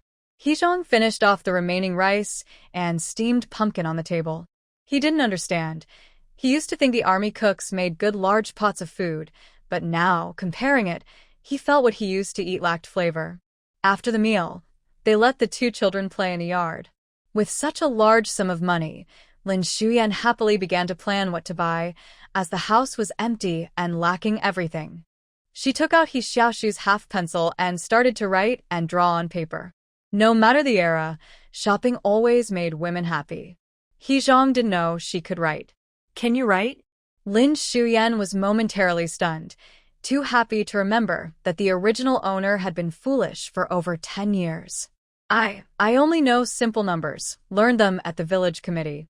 The village committee had indeed organized a few events to promote knowledge, where they would set up a broken blackboard in the village yard, and Qi Shouting would teach some basic characters. The original owner had attended a few times but understood nothing, just joined in because there were many people. The villagers thought it was better to work than to learn writing, so those who attended were mostly idle, chatting and doing various things which frustrated Qi Shouting, who eventually stopped teaching. "Learning some characters is good. You can ask me if you want to know something later," He Zhang said casually, showing no intention of moving. With such a tall figure beside her, Lin Xiumei found it hard to write. Afraid he would notice something, she bit her lip and said, "If you have time, could you help fix the window? It leaks a bit at night, and I'm worried it might make the child sick. There are tools in the corner." The old house had many problems that became apparent after moving in. The windows and doors were not sturdy, and there were a few leaks in the roof after the recent rain. Now that a man was at home, it was better to fix things sooner rather than later. "Okay," He Zhang replied without hesitation, rolling up his sleeves to get to work. The He family actually owned many properties, inherited from his mother, but they were currently under investigation. It wasn't appropriate to move into a new house right away. They needed to stay here for a while first. Soon, sounds of hammering and banging filled the front and back of the house. Unable to write, Lin Xiumei could only draw shapes to represent the items she wanted. After a while, she grew bored and decided to put away the paper and see if there was anything else she could help with. It was August, and the summer heat was back. Working under the sun made her sweat profusely. He Zhang's shirt was off, hanging on the window frame. His strong muscles were visible, revealing a lean waist and powerful arms, a result of his training in the army. Lin Xiumei glanced at him a couple of times before looking away. It was a bit pleasing to the eye. The crooked window was straightened and secured, and the gaps were filled with wooden strips, so it shouldn't leak anymore. He put down the hammer and turned to ask, "Is there anywhere else that needs fixing?" "There are a few places that leak rain, but we don't have materials right now. Let's check again the next time it rains." "Okay." He approached with his shirt, carrying a slight scent of sweat that wasn't unpleasant, a strong masculine presence. Lin Xiumei stepped back a couple of paces, suddenly feeling a bit troubled. "There is only one bed at home. How are we going to sleep tonight?" He Zhang watched her move quickly and frowned. Did he smell bad? He couldn't understand this woman's personality, and he wasn't very talkative himself, which made things a bit complicated. He Zhang went to the back of the house, where a large broken jar held clear mountain spring water, with a gourd floating on top. He scooped up a ladle of water and poured it over his head. The cold water ran down his neck, refreshing him completely. Lin Xiumei looked out from the kitchen window and felt cold under the sun. The man raised his wet head and met her gaze. Lin Xiumei quickly looked away. After finishing the rice at noon, Lin Xiumei prepared to go to the supply store to buy some rice before dinner. Every family in the village had a small plot of land and could mostly provide for themselves, except for her family, who relied on the supply store for food. Before leaving, He Zhang gave her some tickets, grain tickets, oil tickets, cloth tickets, everything she might need. That's a lot. Yes, I won't need them before the wedding, so I kept them. He only sent back his basic allowance from the army each month, along with extra allowances for tasks, but he didn't carry all of it with him. This was just part of it. He could see that the child was close to Lin Xiumei, and she treated the child well, always making sure the younger one ate first. If she treated the kids well, he would naturally give her what she deserved. Although he couldn't immediately think of Lin Xiumei as his wife, he wouldn't let her lack anything. However, He Zhang didn't say this out loud. He wasn't good at explaining things, and he didn't think much about it. Lin Xiumei was different. In this era, having money and tickets meant a good life and enough food, and those tickets gave her a strong sense of security. If He Zhang weren't the gentle second male lead in this story, he would still be a good match. Lin Xiumei would never admit that she was attracted to money and tickets. She tucked her small bag and carried a little basket, filling it with empty bottles from her last trip to buy soy sauce. Happy, she left the house. Fubao wanted to follow her, so she picked up the child. They walked all the way to the supply store. She thought the store would be empty at this time, but to her surprise, she spotted a familiar face right away. It was Lanwan, the woman she had scolded by the river a few days ago, standing next to He Yanyan. Since He Zhang took the chicken soup at noon, He Yanyan's dress had also gotten ruined, and she had cried at home for a while. After thinking it over, it must be that Lin Xiumei reported her first. Remembering how her cousin got married for the first time without ever being with another woman, it's no wonder he fell for this one. At this point, He Yanyan spoke up, Lanwan, don't you think Lin Xiumei has become prettier since she fell into the river? Her skin is so fair. Who knows? Maybe a spirit has taken over her, or there's something dirty in the water. Don't say that, He Yanyan said, her eyes wide. We need to stop believing in superstitions. I think she might have used some fancy face cream. Hey, is it that pearl cream from the city? I went there a few days ago, and a small bottle costs quite a bit. It made me want it so badly. Lanwan couldn't afford to buy it. At $5 a bottle, where would she get that kind of money? If her family found out she bought something she couldn't eat or drink, her mom would definitely be upset. In this regard, Lanwan envied He Yanyan. At least Liu Xiumei was willing to spend money on her, allowing her to move to the city. As the conversation continued, He Yanyan perked up. Let my mom buy it for me next time. Once I use the pearl cream, I'll look so much better. A smile appeared on her dark face, and Lanwan leaned in. If you buy it, can I try some? Sure, we're good friends, He Yanyan replied, but she thought about how expensive it was and who would let her use it. For now, she had other things for Lanwan to help with. Do you really think your cousin likes me? What do you think? You saw today, he got an $80 allowance and so many tickets, all of which went to Lin Xiumei.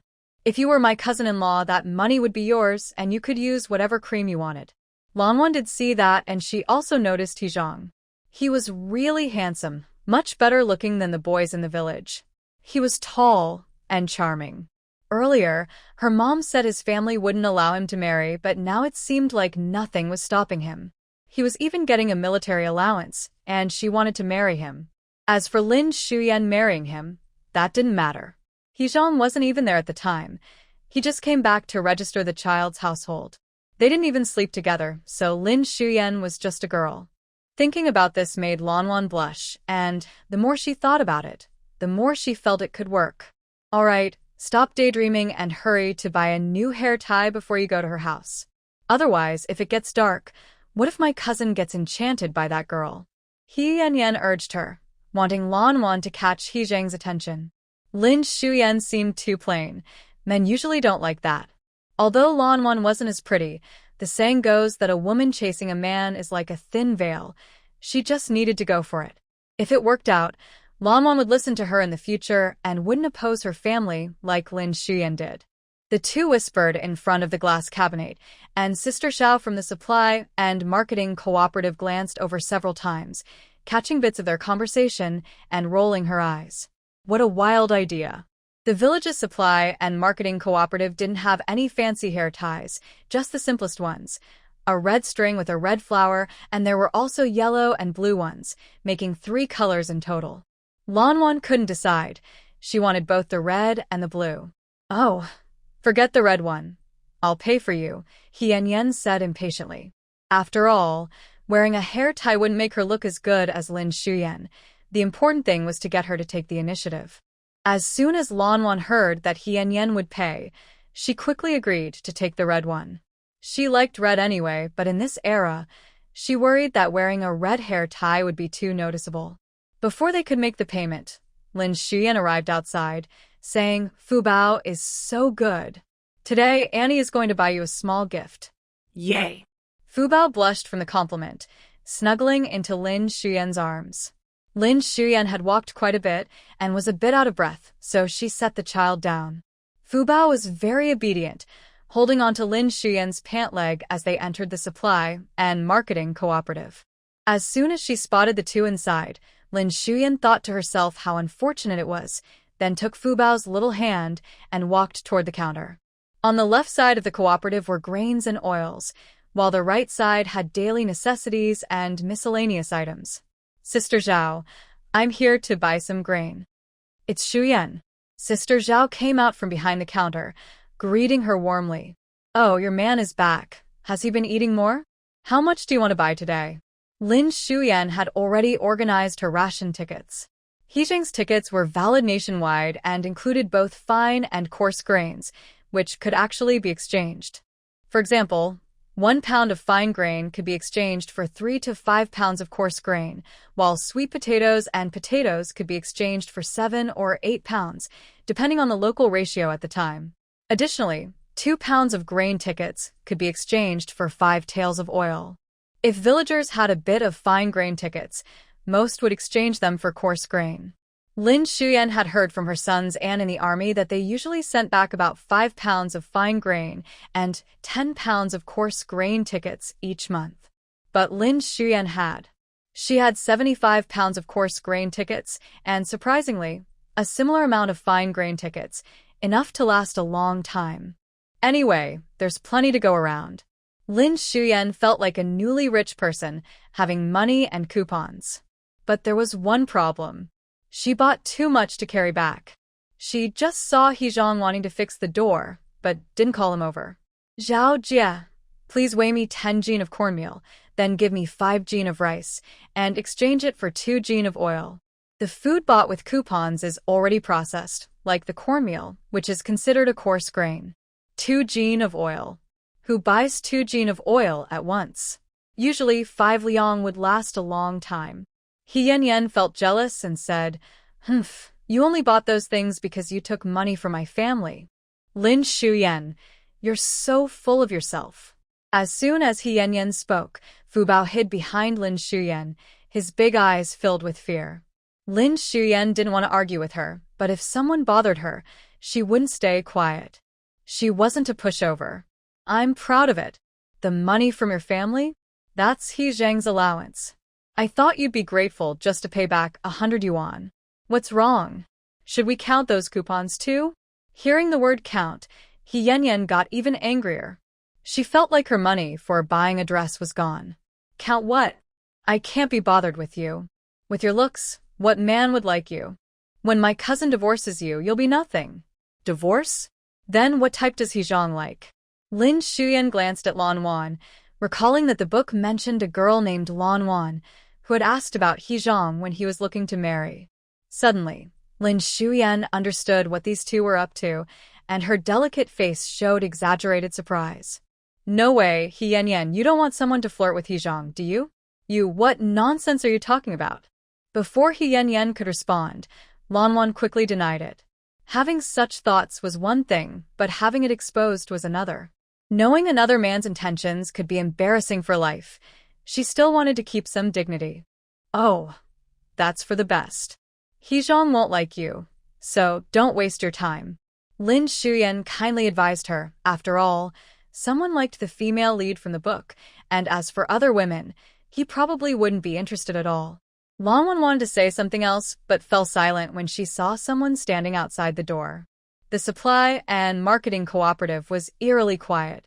Lin Xiumei turned to look and met the man's deep gaze. He wore a white shirt tucked into military green pants, with broad shoulders and a narrow waist, his straight legs and calm expression focused on her. Lin Xiumei felt a chill run down her back. It seemed that if you talked about someone during the day, they would show up. She lowered her eyes, her earlier boldness fading away, and softly asked, "What brings you here? You need to have a different attitude towards your benefactor." He Zhang stepped inside, saying, "I was worried you couldn't carry everything back, so I came to help." He didn't glance at He Yanyan and the others. He Yanyan nudged Lanwan and made a face, urging her to speak up. Lanwan looked at He Zhang's stature, took a deep breath, and approached him. "He Zhang, you're back." He Zhang paused, furrowing his brow as he looked at her seriously. Lanwan's heart raced. Who are you? His tone was flat, as if he genuinely couldn't remember who she was.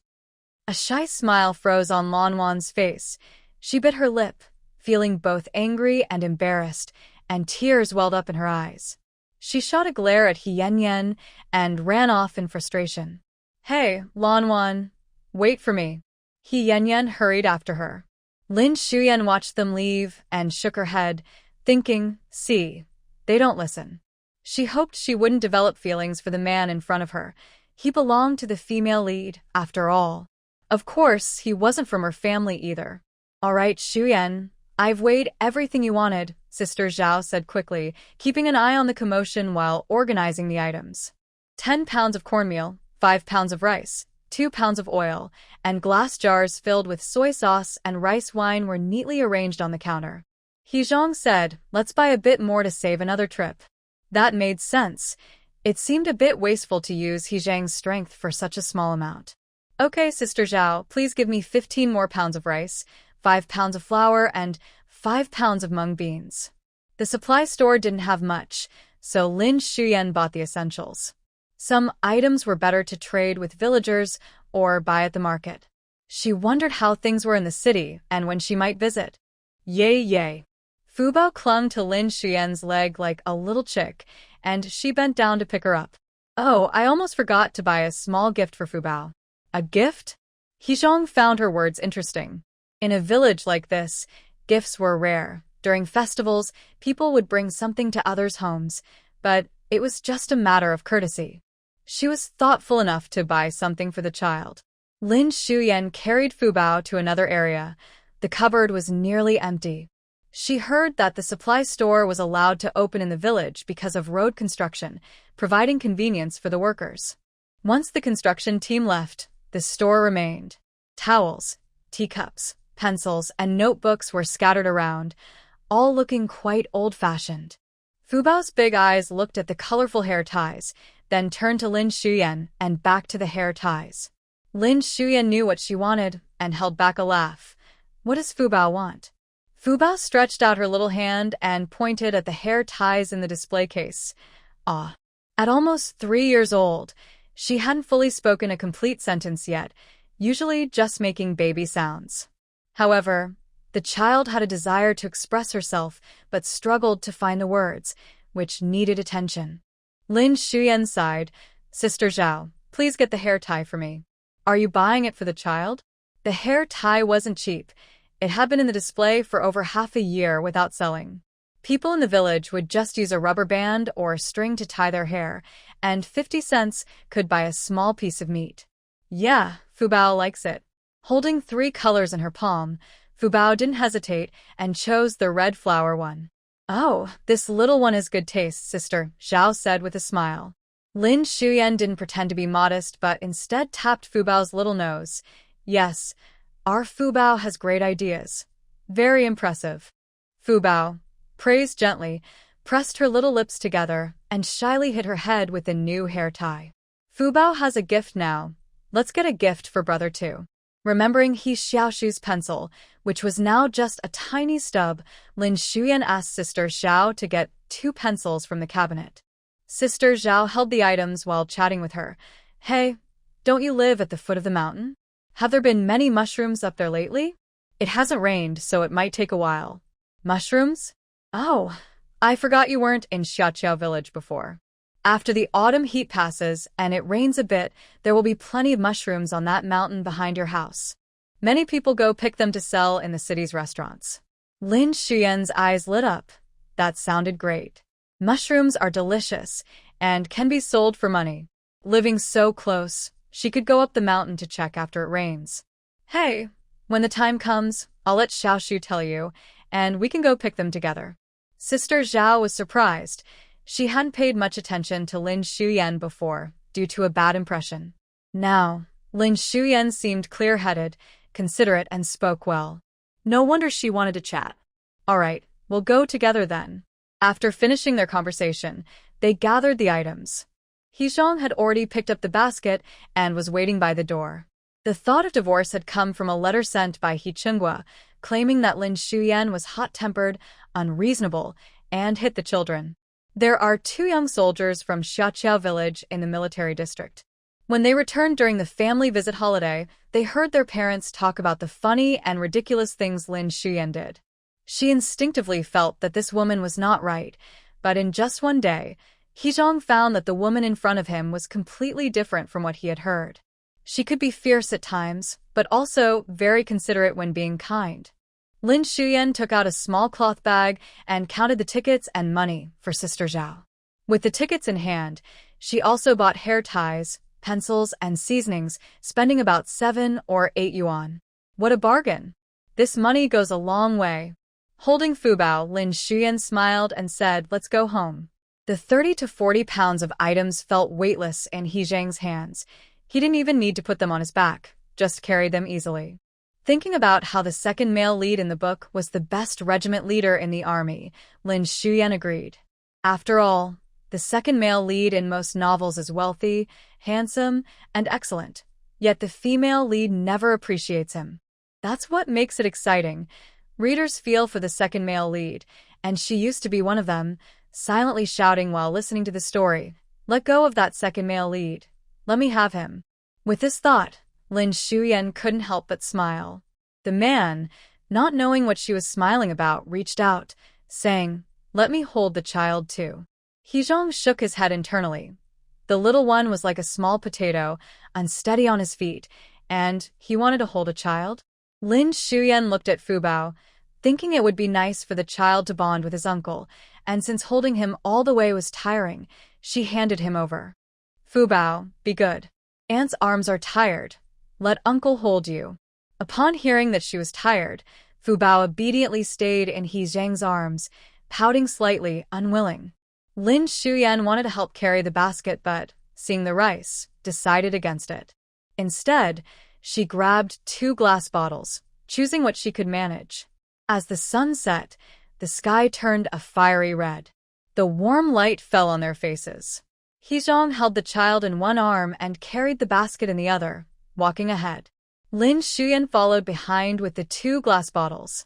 Fubao leaned on He Zhang's shoulder, clutching a red hair tie, while looking at Lin Xuyan. People returning from work saw this scene and were puzzled. They initially thought that with He Xiaoshu back and with the encouragement of Liu Xiumei and her husband, he would divorce Lin Xuyan, the silly woman. But it didn't look that way at all. Buying so many things seemed like he was settling down. Someone started a conversation, saying, "Hey, do you think He Xiaoshu came back from the army because he was demoted? Afraid of not finding a wife in the future, he's just settling for life with a silly woman? You're the silly one. Lin Xuyan is really bright and getting better looking every day." Exactly. This place is full of men, and now there's a new wife around. Who wouldn't want to get close? Come on, He Xiaoshu had a fiancé before. I heard from someone who works as a nanny in the military area that his fiancée is the daughter of a certain commander. She's a beautiful woman. What's wrong with rural women? I think Lin Xuyan looks great, just as good as city girls. Stop it. If you think she's so pretty, why don't you marry her? Oh, dear. As they talked, they saw a woman hit a man. The women who hadn't spoken turned to look at their men, worried they might also be looking at Lin Xuyan.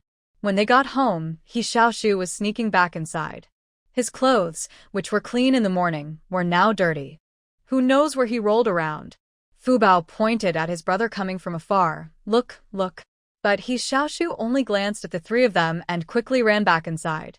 An 8-year-old already has his own thoughts, especially He Xiaoshu, who lost his mother and finds it hard to trust others.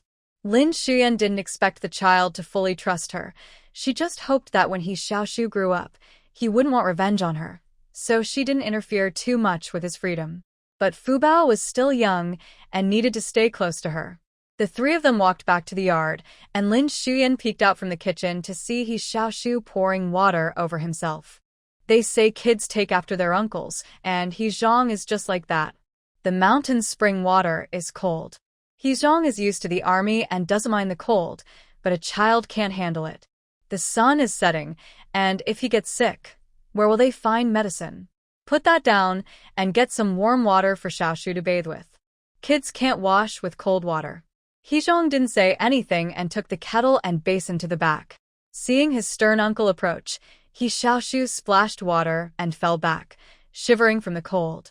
He Zhang frowned and said in a serious tone, "Where did you get this mess?" He was used to training people in the army, so his voice was strict. He Xiaoshu looked at him with wide eyes but didn't speak. Although the child admired his uncle, they had rarely interacted before, and He Zhang's serious demeanor made him quiet. He Zhuang had never managed a child this age before and shouted, "Stand straight." He Xiaoshu immediately straightened his legs and puffed out his chest. "Turn around." With each command, He Xiaoshu awkwardly turned, afraid to move too much. He Zhuang glanced at him and thought he looked better. He scooped some water into a basin, added some hot water, and poured it over He Xiaoshu's head in a rough manner.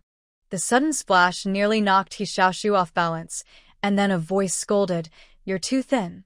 A boy should be strong and sturdy." Liu Xiumei, who had just come out, saw this scene and felt a bit speechless. However, she noticed that He Xiaoshu didn't seem to mind and even appeared to accept He Zhuang's discipline, so she said nothing. She stepped forward and handed a towel and clothes to He Zhuang, saying, "Once you're done, dry off and change. I'll go make dinner." Dinner was simple.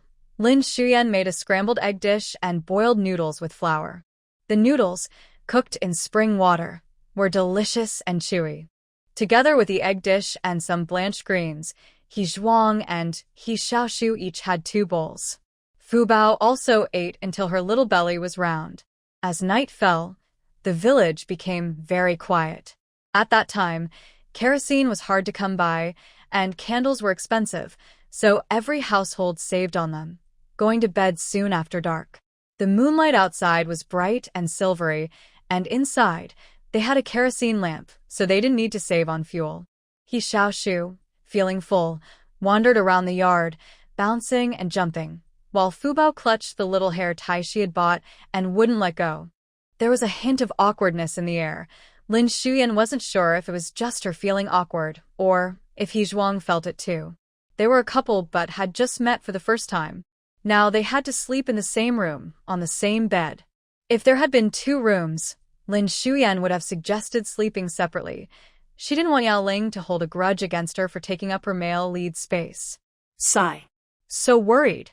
Seeing it was getting late, Liu Xiumei called He Xiaoshu back inside. The child had been playing outside for a while and had gotten bitten by mosquitoes, scratching here and there. This house was near the foot of the mountain, and there were indeed mosquitoes at night. After a few nights, Liu Xiumei had also been bitten quite a bit. When going to bed, she always changed into long sleeves and pants for herself and Fubao, thinking she needed to look for something to repel mosquitoes at the market. He Xiaoshu had taken a bath, and now He Zhuang was showering outside. Liu Xiumei dressed Fubao in her little clothes and coaxed her to sleep. Fubao was easy to soothe, and soon she nodded off. Usually on this bed, she slept on the outside. He Xiaoshu slept against the wall, and Fubao slept in the middle. Today, I thought about Fubao leaning against the wall. She was next to Fubao, and outside were He Xiaoshu, He Zhang, and Liu Xiumei, who separated the 2 kids mainly to prevent Xiaoshu from kicking Fubao at night. After settling the 2 kids in bed, She took her sleepwear and changed behind the wardrobe, as she couldn't sleep in the clothes she wore during the day.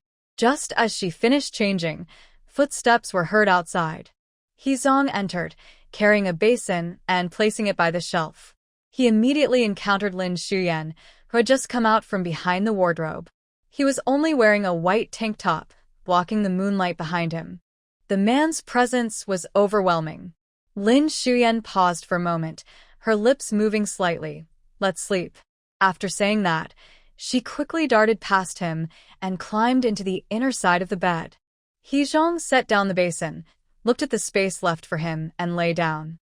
The old house had only 2 cracked glass panes left on the window, patched with tape, while the other side was covered with plastic, facing the bed.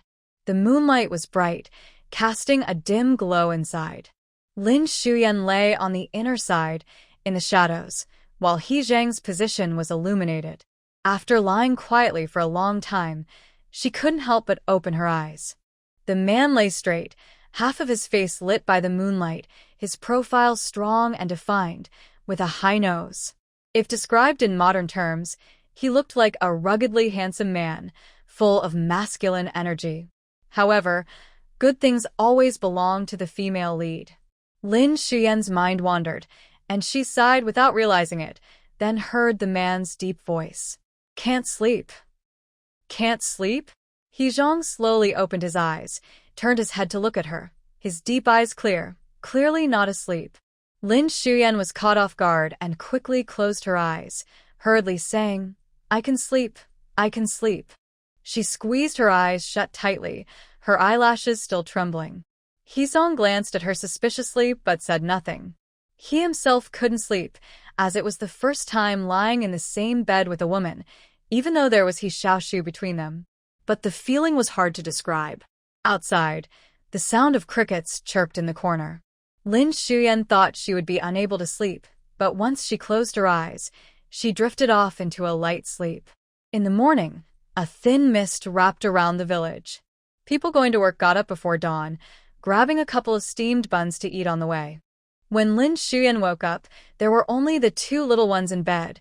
He Xiaoshu was sleeping in a tangled position, and Fubao was nestled in her arms. Such a soft little bundle was irresistible.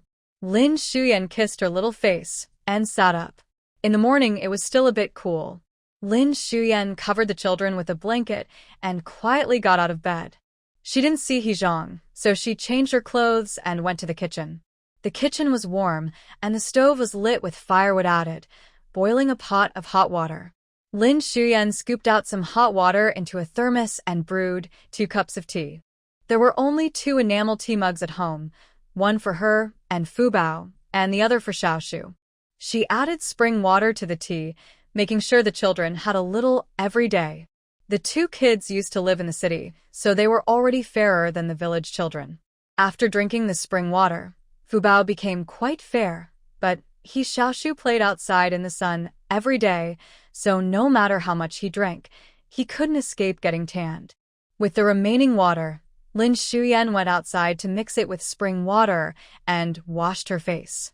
Looking at her hands covered in water droplets, her skin had improved a lot. Although, in Liu Xiumei's eyes as a modern person, it still needed good care, it was considered very fair in the village. After tidying herself up, Liu Xiumei returned to the kitchen to add more firewood. She planned to make egg pancakes for breakfast. She cracked 4 eggs into a bowl, mixed them with spring water and cornmeal to make a batter, and sprinkled in some chopped green onions.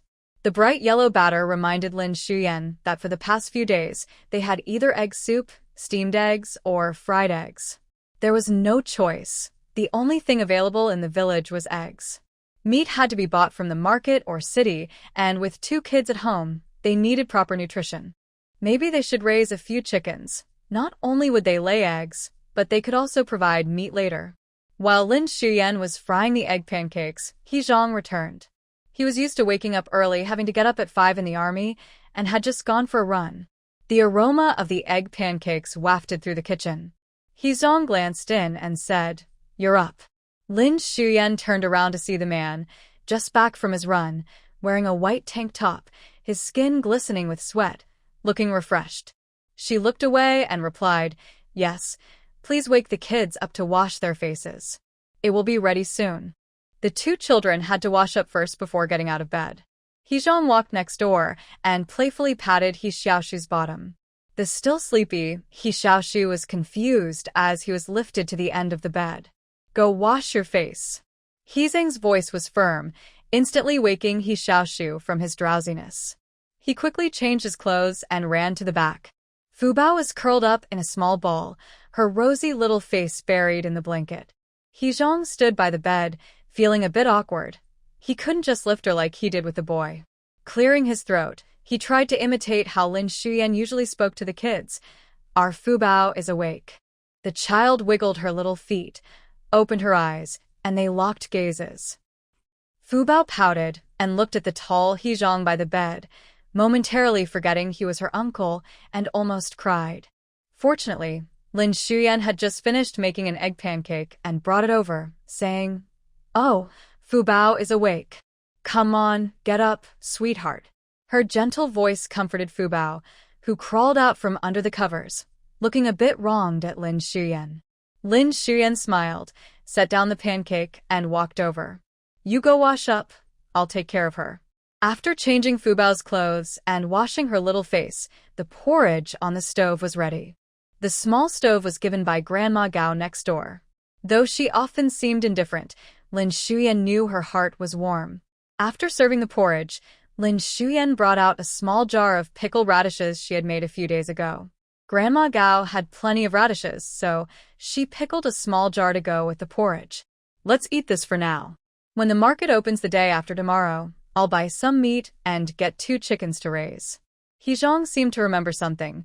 "How about you come to the city with me today and buy what we need?" "You're going to the city today?" Liu Xiumei's eyes lit up. Things in the city were much more complete than at the market.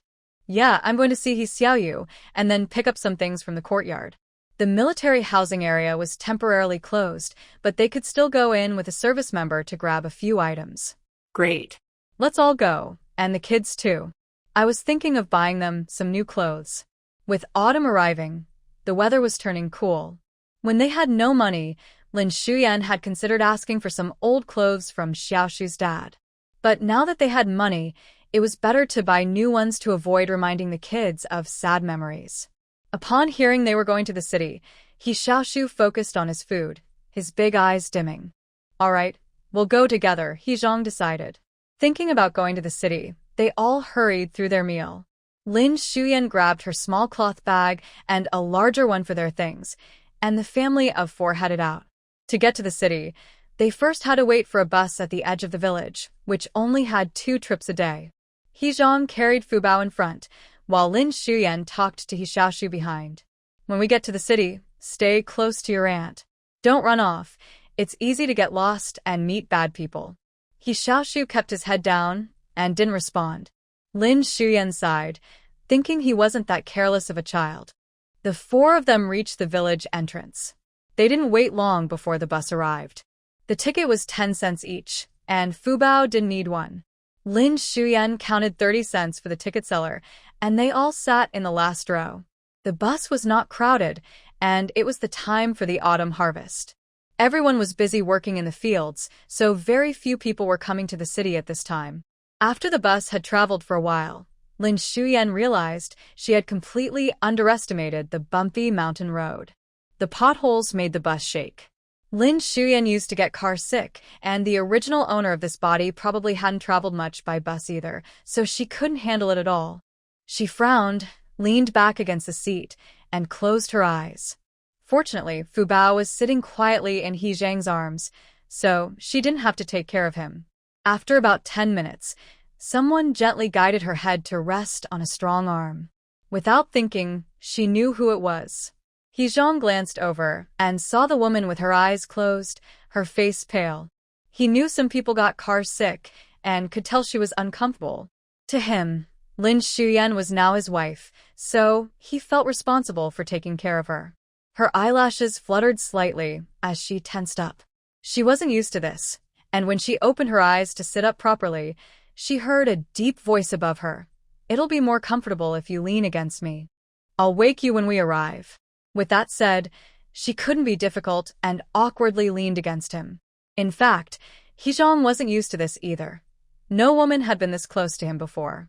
He could smell her faint, pleasant scent, even though there was no soap at home. How did she always smell so good? The bus bumped along for a long time, and Liu Xiumei unknowingly fell asleep. When they arrived in the city, she was awakened by the sounds outside before He Xiaoshu could call her. The city was different from the countryside. It was nearing the 1980s, with the college entrance exams restored and both thoughts and the economy beginning to open up. The streets were lively. Liu Xiumei sat up straight and looked out the window, curious about everything. Soon, the bus stopped at a designated area, which was just a spot on the side of the street. The four of them got off last, following the crowd. Meanwhile, in a two-story building in the military family area, Yaoling was arguing passionately with her parents. "I don't care, I want to go to the countryside." "Are you crazy? Why do you want to go to the countryside?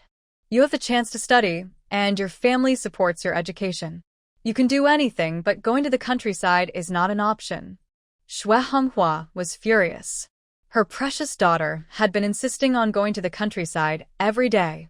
He Yanyan and Yao Zhenxing had only this one daughter.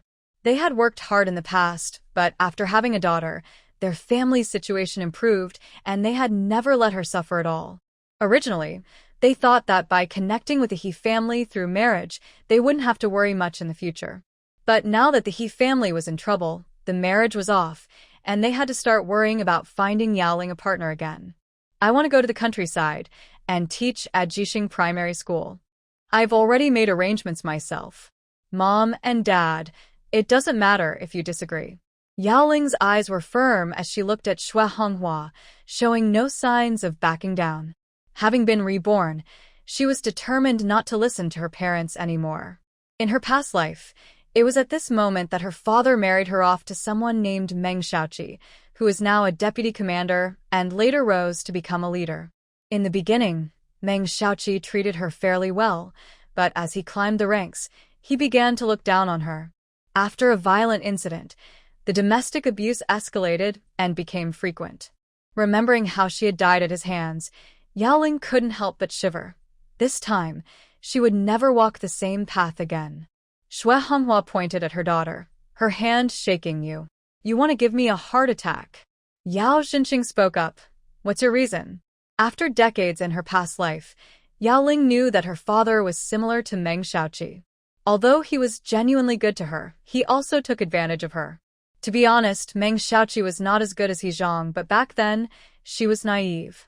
While she had feelings for He Xiaoshu, she was also afraid of being a burden to the He family.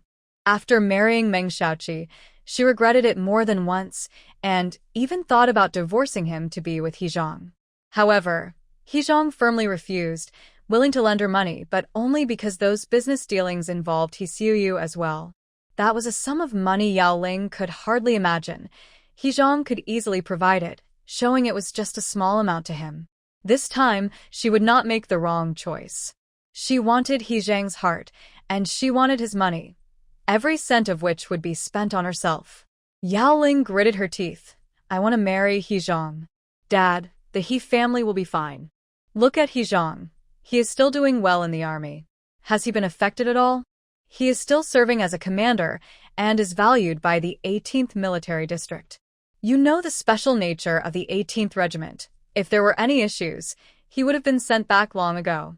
Yao Zhenxing looked at his daughter, who was no longer the naive girl she once was. She had always been obedient, following the family's arrangements, but this time she was resolute. Yao Zhenxing had been keeping an eye on the He family.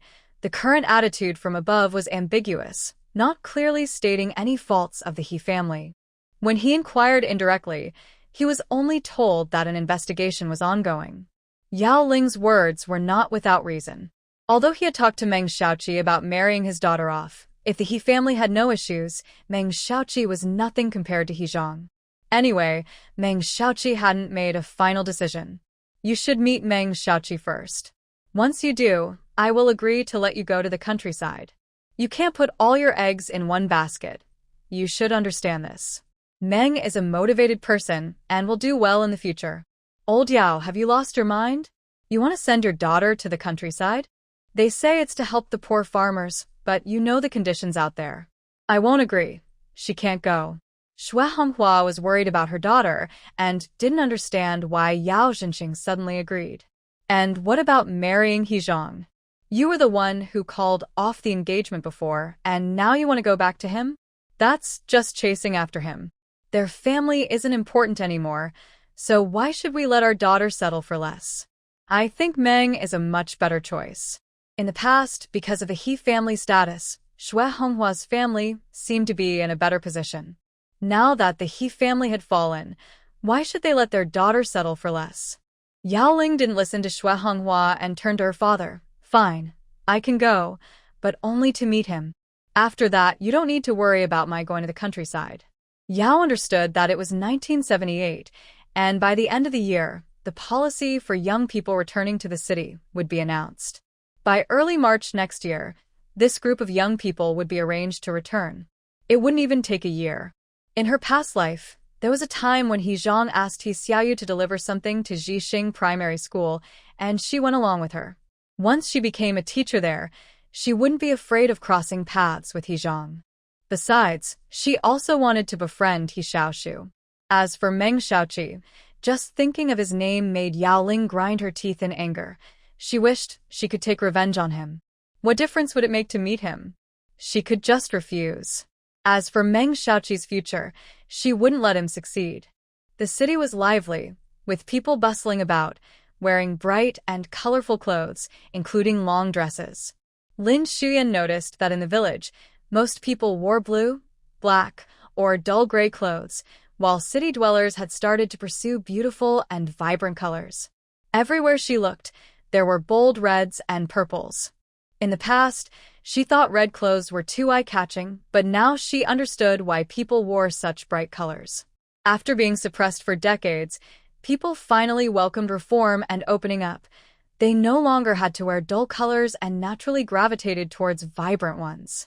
The two children had lived in the city before, and He Zhang was no exception. Lin Xiuyan realized she felt the most out of place among them, unable to take her eyes off everything around her. After walking a short distance, He Zhang stopped. What's wrong? Up ahead is the state-owned department store. It has everything, but I need to stop by He Xiaoshu's school first. He would arrive just in time for the break, but if he was late, He Xiaoshu would be in class. Okay, you go ahead. I'll just go in and shop, she said. There were so many things to buy at home. It would take at least an hour or two, and she could wait for him to return. She agreed quickly, but He Zhang was a bit surprised. He thought this woman had never been to the city and assumed she would be timid, so he mentioned it first. But it turned out she was quite bold. Lin Xiuyan blinked in confusion and looked at him. What's wrong? Then she remembered she was just a rural woman who had never been to the city. Anyway, I'll just stay in the department store and won't go anywhere else. I'll wait for you at the entrance after I finish shopping. Just wait for me inside. Buy whatever you want. Here, take this money, He Zhang said, pulling out a small stack of bills from his pocket and handing it to her. Each bill was 10 yuan, and the stack was at least 200 or 300. Lin Xiuyan was a bit surprised. She had indeed underestimated the second male lead's financial power. How could someone who could be a cash machine for the female lead not have money? Since it was all for buying things for the family, and Lin Xiuyan was unaware of the city prices, she accepted it without hesitation. Okay. She put the money in her small pocket, took the bag from Fubao, and called out to He Xiaoshu. Let's go, follow your aunt. He Xiaoshu, who had been standing in a daze, stared at a passing bus, and then followed her. Watching the three of them cross the street and enter the department store, He Zhang turned and walked away. As soon as she entered the department store, Lin Xiuyan took a quick look around. It had 2 floors. The first floor had food and daily necessities, while the second floor seemed to have clothes. She handed the cloth bag to He Xiaoshu and stood in a corner with the 2 kids. First, she took out the small cloth pouch and counted the money. She needed to know how much she had to shop wisely. The stack He Zhang had just given her was a total of 320 yuan. She had spent a little from the original 180, leaving her with 172. So, She had a total of 492 yuan. Lin Xiumei was a bit taken aback. It was close to the 1980s, and Kyoto was a central city with a decent standard of living. However, in factories, men earned only 50 to 60 yuan a month, and women earned 30 to 40. Zhang was indeed generous. In her hand, she had cloth tickets, sugar tickets, meat tickets, soap tickets, tea tickets. There were quite a few types, but there were also many things to buy for the family. Lin Xiumei kept the tickets and money she needed separate. Thinking about all the shopping she could do, her mood lifted. The first floor counter was filled with a variety of colorful candies in glass jars, and Fubao's big eyes were glued to them. Lin Xiumei picked up Fubao and said with a smile, "Let's go to the second floor first to buy some clothes for both of you, and then we can come back down to get some snacks. Xiaoshu, stay close." The three of them climbed the stairs, and there were noticeably fewer people on the second floor than on the first. At this time, farm products were cheap, but the country's light industry was not well developed, making clothing a significant expense. Lin Xiumei looked at the children's clothes. A short-sleeve shirt or a blouse cost about 1 or 2 yuan, but jackets were a bit more expensive, costing 4 or 5 yuan, and pants were 2 or 3 yuan. The most expensive items were rubber shoes, which cost 6 yuan a pair. No wonder most people in the village made their own shoes. Lin Xiumei didn't have that skill, so some money should go to others. Besides, in her eyes, these prices were really quite cheap. August had passed, and the weather was about to get cooler, so clothes were essential. Since she had some money, she couldn't neglect the children's needs. Fubao liked red, she knew, but she wasn't sure what He Xiaoshu liked. Xiaoshu, pick out 2 short-sleeve shirts. Perhaps because of the change of season, the short sleeves were all placed on a large rack with a sign that read, 5 yuan minus 1 yuan. That was a good deal. Spending 10 yuan would save 2 yuan, effectively getting an extra shirt. After Lin Xiumei helped Fubao choose 2 shirts, one with a red base and white flowers and the other a solid yellow, she noticed that although the styles were simple, they were made of cotton, which was much more comfortable than the brighter synthetic materials. Turning around, she saw He Xiaoshu holding 2 black short-sleeve shirts, standing there. "Xiaoshu, do you like black?" He Xiaoshu didn't respond, but his gaze was fixed on a blue striped short-sleeve shirt. His dad had said that black was good because it didn't get dirty easily, so he wouldn't have to change clothes all the time. "Look, both shirts are black, and it might be easy for Annie to mix them up when washing. Let's exchange one for this," Lin Xiumei said, placing Fubao on the ground, squatting down to talk to him, and reaching for the blue striped shirt. "Blue looks nice, Andy likes it, so let's get this one." The black short-sleeve shirts were taken away and replaced with the blue one. He Xiaoshu stared blankly at Lin Xiumei and then at his sister holding the new clothes. He suddenly felt a bit warm and a bit sad. When his mom was around, she would also buy him his favorite blue shirts. But this little feeling was quickly interrupted by Lin Xiumei. "All right, you both have new clothes, and Annie needs to buy one too." 5 short-sleeve shirts cost a total of $11. The red floral one for the little one was $1 more, but the fabric is thick and worth the price, so after the discount, it's exactly $10. After buying the short-sleeve shirts, Lin Xiumei also picked out jackets and pants for the 2 kids, completing 2 outfits. Buying fall clothes is a bit more expensive, but she can buy more next time she goes to the city. It was easier than Lin Xiumei expected to come here alone without Zhang. She also chose an outfit for herself since her clothes at home were all old hand-me-downs from her sister, full of patches and faded from washing. Having a fresh start, Lin Xiumei didn't want to neglect herself. Her adult outfit wasn't cheap either. She bought a floral long-sleeve shirt and a pair of blue straight-leg pants, which have a vintage feel. The salesperson noticed she was buying so much, with fair skin and good looks. Even though her clothes were a bit worn, she seemed generous with her spending. "Miss, your skin is so fair. Why not buy a dress? Look at these new arrivals. The fabric is comfortable, and the edges are well finished. Would you like to try one?" Lin Xiumei had seen the dresses hanging on the wall as soon as she walked in. They were quite stylish for the time. She had a nice figure, although she was slim. She had curves in all the right places. Her skin had improved a lot and looked great. There were many colors, but her favorite was the white floral one with a white collar that resembled a shirt, edged with wavy trim and a matching white lace at the waist. It was simple and refreshing. When she got home, she planned to sew a couple of stitches at the waist to make it more fitted, which would suit her taste perfectly. "Can I see that floral one?" Sure. The salesperson happily took the dress down and handed it to her. The fabric was soft, not stiff like some, with light blue flowers that made her skin look even fairer. Lin Xiumei held it in front of her and knew it would fit without trying it on since she planned to make slight adjustments at home. "Miss, this dress really suits you. You have great taste. It makes your skin look so white." The salesperson genuinely thought it was a good match. If someone with darker skin wore it, it might look a bit dull, but on her, it truly highlighted her complexion. "How much is this?" "It's not expensive, just $12. If you buy another outfit, it will add up to around $10. Lin Xiumei held over 400 and felt that spending 12 was reasonable. She thought, if she didn't spend this money, the female lead would use it later, so why not spend it now? "Please wrap it up for me." Sure. The salesperson happily took the money and wrapped the clothes for her.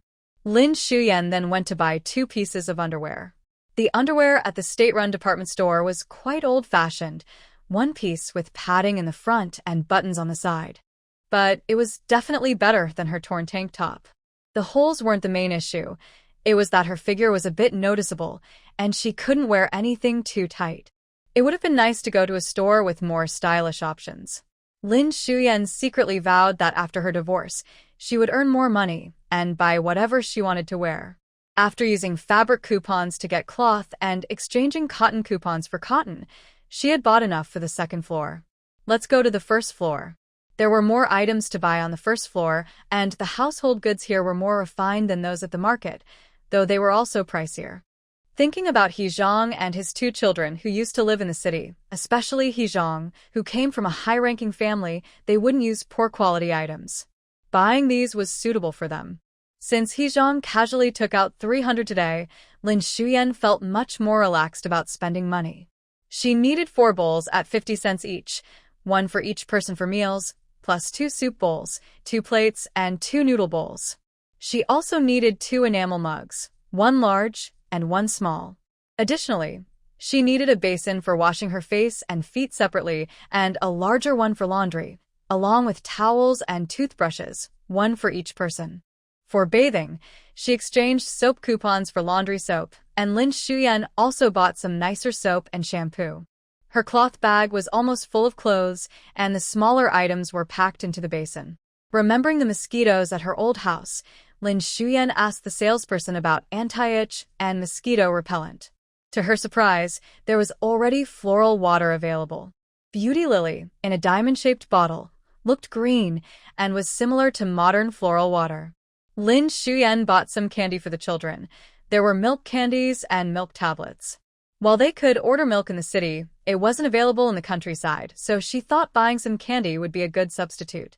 At this time, there was also malt extract, which she had heard about in books, considered a nutritional supplement of the era. It wasn't cheap, but Lin Xiumei was willing to spend on it for the 2 children. After a long shopping trip, Lin Xiumei's buying spree attracted a lot of attention. Some people were envious and whispered, "Which family spendthrift woman is wasting money? She'll definitely have to answer to her husband later." Lin Xiumei rolled her eyes and ignored it. Unfortunately, the money was given by a man, and he was wealthy. She filled 2 large basins with items from the first floor. The salesperson packed the smaller items into bags, while she tied the basins and blankets together with a rope, making them easy to carry. Looking at the load, she imagined how it would jingle as He Zhang carried it, and she couldn't help but laugh. "All right, Fubao, let's go buy some meat. I'll make braised pork for you and your brother tonight." Actually, Lin Xiumei was craving braised pork and wanted to eat a lot of it. Meat with rice. He Xiaoshu followed closely behind her without leaving her side. Lin Xiumei felt reassured and told the salesperson to hold her items for a moment while she took the kids outside. The meat and vegetables were at a small shop outside the main entrance, possibly separate from the other store. Good pork belly was a bit more expensive than lean meat, as people preferred some fat these days. Thinking about the lack of a refrigerator for storage, Lin Xiumei decided to buy some fatty meat to render lard, which could be stored longer, along with a piece of pork belly and some lean meat. Just then, while holding Fubao, she heard a little noise. "What's wrong, Fubao?" The child had been resting on her shoulder, but now he struggled to look back. Lin Xiumei turned to see a small figure running across the street. It was He Xiaoshu, who had been standing beside her. Lin Xiumei was startled and shouted, "Xiaoshu, come back! Xiaoshu, come back!" Hearing her voice, the child paused for a moment, but then ran across the street without looking back. Seeing her brother run away, Fubao burst into tears. He Xiaoshu stopped on the other side of the street. A bus had just pulled up. Lin Xiumei immediately realized what he was trying to do. He wanted to get on that bus. Once on the bus, it would be hard to catch him. She hurriedly ran out with Fubao, but in her rush, she forgot about the steps at the store entrance. Her foot slipped, and she lost her balance, falling to the side. In that moment, she thought about not letting Fubao get hurt, so she held the child tightly. Her knee hit the ground hard, and her ankle throbbed with pain, causing tears to stream down her face. Fubao cried even louder. Across the street, He Xiaoshu climbed onto the bus. Seeing Lin Xiumei and his sister fall through the window, his little face tightened, and he seemed to want to turn back, but the bus started moving. People from the store came out to help Lin Xiumei up. She grimaced in pain, tears flowing, and urgently asked, "Where was that bus going? When is the next one?" "That's going to Wudong Street. The next trip will take half an hour. The security team and the grain factory are all in that area." "Half an hour?" The child could be gone by then. The security team? Lin Xiumei suddenly remembered something. In the original memories, Liu Xiumei had scolded the two children, saying that even their fathers in the security team didn't want them. So, did He Xiaoshu go to find his dad? Thinking of this, Lin Xiumei wanted to hurry over. Ouch! Her whole body ached, but Lin Xiumei forced herself not to sit down, fearing she wouldn't be able to get back up. She turned back to the state-run department store and found the salesperson on the first floor who had helped her pack her things. The salesperson was startled to see her covered in injuries. Without time to explain, Lin Xiumei quickly handed Fubao to her. "Please watch the child for me." Her uncle said he would come to pick us up soon. "He has a crew cut, is very handsome, and his name is He Zhang. My brother is lost, and I need to find him right away." Lin Xiumei spoke quickly, not wanting to waste any time. Upon hearing that a child was lost, the salesperson agreed to help, feeling quite sympathetic at that moment. "By the way, if He Zhang comes, tell him I'm going to the security team." Okay, you go quickly. Don't worry about the child." Ignoring the crying Fubao, Lin Xiumei turned and left. It would be hard to search quickly while carrying the child. The salesperson at the state-run department store had a stable job and a good background, so Lin Xiumei felt more at ease leaving Fubao with her. Hurrying out the door, she flagged down a rickshaw. "Please go to the security team quickly. My child is lost." The driver, strong and sturdy, quickly responded, "Sure thing, miss. I'll take the shortcut." Lin Xiumei tightly held onto the handrail. As she sat down, she finally felt the sharp pain in her hands and feet. She was wearing a short-sleeved shirt, and her elbows and forearms had large scrapes. Her pants had a hole at the knee, and her skin was scraped as well. Her ankle was probably twisted. It hurt so much. She wiped away a tear and gritted her teeth. She couldn't help but think about how she should have paid more attention to Xiaoshu today. Ever since they entered the city, his mood seemed off. If He Zhang found out she lost the child, she didn't know what would happen. Lin Xiumei sighed, feeling uncertain. She couldn't take care of two children properly. During this time, she had tried to be attentive to Fubao and He Xiaoshu. Now, He Xiaoshu wouldn't hate her, and He Zhang was back. Otherwise, she would have to talk about divorce when she got home. Considering the time spent taking care of the children, she thought he could give her a letter of introduction and lend her some money, allowing her to leave. The more she thought about it, the more certain she became that it was a good plan. The vehicle passed through a narrow alley and soon turned onto Wudong Street.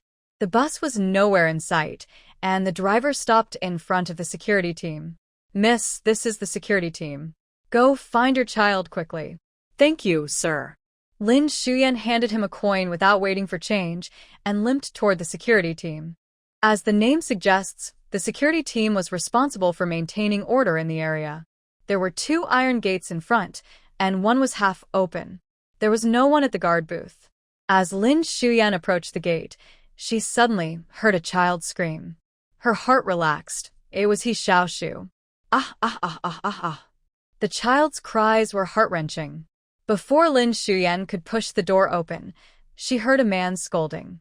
Be quiet. What do you want? Your household registration has already been moved by He Zhang. You are not allowed to come looking for me anymore. Zhang was inside writing reports when he was called out by the guard, saying the child had come looking for him. Since his mother left, the child had become quite strange. When the He family mentioned that He Pingguo was under investigation, he quickly left the child at the military family area and pretended to be on a business trip. He had finally established himself in the security team and didn't want to be dragged down by the He family. Originally, He Xiaoshu was a boy, and Zhang thought of keeping him to carry on the family name. But at that time, his wife was pregnant, and he decided to send the boy away. As for the girl named Fubao, her birth had caused her mother's death, and he didn't want to bring bad luck upon himself. He Xiaoshu clenched his fists, tears welling in his eyes but not falling. He glared at his unfamiliar father and shouted hoarsely, You're lying. You said you would come to pick me and my sister up. You didn't come. You're lying. Zhang's face showed impatience. The team was having a meeting today, and he needed to submit his report quickly to apply for a promotion. Who am I lying to, you ungrateful brat? I gave you life, and you should be thankful. So, what if I don't raise you? Isn't there someone else to take care of you? Go away, stop bothering me. He Xiaoshu wasn't foolish. He knew his household registration had been moved and that Zhang had never come to get him and Fubao because he didn't want them. Today, he wanted to confirm that this man didn't want him and his sister. When he grew up, he would definitely get them back. Zhang, I don't want you to be my dad anymore. You're not Fubao's dad either. We don't want you. Nearby stood the security guard's subordinate. Zhang felt embarrassed by his words and cursed. You and your sister are bad luck. You think you can bring me down? I have a son now, so get lost. He used to be afraid to bring a woman and child home, but now that the He family has fallen, he no longer fears speaking out. The words made the security team members uncomfortable, and the noise attracted many people who gathered in the hallway to listen. He Xiaoshu, just a child, finally let his tears flow down his face. He could accept being insulted, but not when it was about Fubao. His mother had said that Fubao was the luckiest baby and that she hadn't brought misfortune to her mother. He needed to take good care of Fubao. Fubao was not a burden. She hadn't caused their mother's death. No. What a terrible man. Your wife just left, and you already have a son? You must have been cheating for a while. I can't believe you insult your own child, calling him a burden and saying he brings misfortune. A clear voice interrupted, and Lin Xiumei walked in with anger on her face, trying to appear calm. She gently pulled He Xiaoshu to her side. Zhang, you're stuck in old superstitions. If you keep saying such things, should I report you to your boss? Are you going to get in trouble for this? Zhang fell silent. He didn't want that label. He scowled and shouted, What's it to you? I can say what I want about my son. Oh, really? When you want to insult him, he's your son, but when it comes to your own interests, you leave him and your under 3-year-old daughter at the military family area. Are you even human? Lin Xiumei truly looked down on Zhang. She had felt disgusted by him since she first heard about him. They say even a tiger doesn't eat its own cubs. You're really something else. Stop talking nonsense. I didn't abandon them. I sent them to their uncle. He was eager to take them, even wanting to move their household registration. Yes, their uncle has more conscience than you. Honestly, it's better for them to be away from you. With a father like you, the kids would be embarrassed to say who their dad is. You just take care of your mistress and your illegitimate child. You disgrace. People in the hallway chuckled softly. Zhou Heng had once been the son-in-law of a high-ranking official, acting arrogantly and doing nothing. Everyone had heard about him sending the kids away, and his current son was only a few months younger than his daughter, clearly indicating he had been unfaithful while still married. Everyone is feeling upset about this situation but doesn't know how to express it. Now, seeing Lin Xiuyan scolding, they are secretly cheering her on. Lin Xiuyan said, "Also, these two kids are very well-behaved and obedient. He and I are happy to take care of them. In the future, they will have nothing to do with you." Zhou Heng knew he was in the wrong. He looked closely at the woman in front of him and realized he didn't recognize her. Where did she come from? Who is this rude woman? Get her out of here. You are supposed to be guarding the door, and you let anyone in. I will report you. He yelled at his subordinate at the door while throwing the documents in his hand toward Lin Xiuyan, trying to make her leave. Help! The security officer is attacking me. Lin Xiuyan shouted loudly. She was injured, and even a slight touch from the documents hurt her. In a panic, she protected the children and kicked out with her uninjured foot. The kick was steady, accurate, and powerful. It hit a soft spot, and the man let out a loud scream of pain, furious and embarrassed, raising his hand to strike back. Zhou Heng was furious. He had come to the meeting to submit a report, hoping for a promotion. Now, a brat was ruining his plans, and a woman dared to scold him. He wanted to get rid of them both. His raised hand didn't hit Lin Xiuyan, but instead felt like it hit a hard stone, causing his wrists to go numb. When he looked up, his face turned pale with fear. He saw He Zhang. When did this fierce man arrive? He Zhang rushed over, quickly understanding the situation from Lin Xiuyan's words. As soon as he entered, he saw Zhou Heng about to hit someone. He didn't want to confront Zhou Heng. Anyone who dared to hit him had grown too bold. A strong man like He Zhang was not someone like Zhou Heng could compare to. He Zhang grabbed Zhou Heng's hand and kicked him hard in the chest. Bang! The heavy-set man flew back 3 to 5 meters, landing on the ground with a cry of pain. Lin Xiuyan covered the children's eyes, feeling it was truly terrible. Her hand felt warm against her face. He Xiaoshu thought this woman would scold him and his sister when she found them, but instead, she protected them. She said she was willing to take care of them. Her hand was warm, just like a mother's hand. This kick was far more powerful than Lin Xiuyan's. Zhou Heng lay on the ground, crying out in pain, unable to get up. He felt a sharp pain in his chest, and he suspected his ribs were broken. He Zhang calmly walked over, squatting beside him, his cold eyes staring at him. Zhou Heng, from now on, you'll have nothing to do with the He family. Hey. He Zhang, it's all a misunderstanding, ah. Zhou Heng clutched his chest, his head buzzing. He couldn't afford to offend anyone, especially He Zhang, whose uncle was still in the army. Many people came out into the hallway, including the captain of the security team. When he saw He Zhang, his expression changed, and a flattering smile appeared on his face. He Zhang was the commander of the 18th district, which handled the most difficult and secretive missions and was highly valued by the higher-ups. If the He family weren't under investigation, He Zhang would surely be rising in rank. The security team was on a completely different level compared to them. Moreover, with the He family in trouble, many people were trying to protect He Zhang, and the military wouldn't let him go. He wasn't foolish. He understood what that meant. Commander He, what brings you here? He Zhang stood up, kicked the person on the ground with his shoe, and said in a deep voice, Captain Li, Zhou Heng has abandoned his children and has been behaving poorly while his wife is pregnant. He is also engaged in bribery within the security team. I believe he is unfit to continue in his current position. Is that so? Zhou Heng, what's going on? Zhou Heng's face changed drastically. His promotion was ruined, and now it seemed he might be arrested. He couldn't care about the pain and struggled to speak. No, I didn't. Captain, I didn't. Please listen to me. Captain Li will handle the rest. I will send over the evidence of bribery later. He Zhang didn't want to waste any more time. He had just seen Lin Xiuyan covered in injuries and needed to get her to the hospital first. He turned and walked toward Lin Xiuyan, glaring fiercely at He Xiaoshu. He would deal with him later. Lin Xiuyan was engrossed in the scene, proving to be the male lead that readers were eager to claim. He was decisive and quite bold. "Are you okay?" Ah. "The injuries." When He Zhang mentioned it, all the pain returned to Lin Xiumei, and her legs gave way, causing her to fall. A strong arm wrapped around her waist, lifting her effortlessly. "Let's go to the hospital first."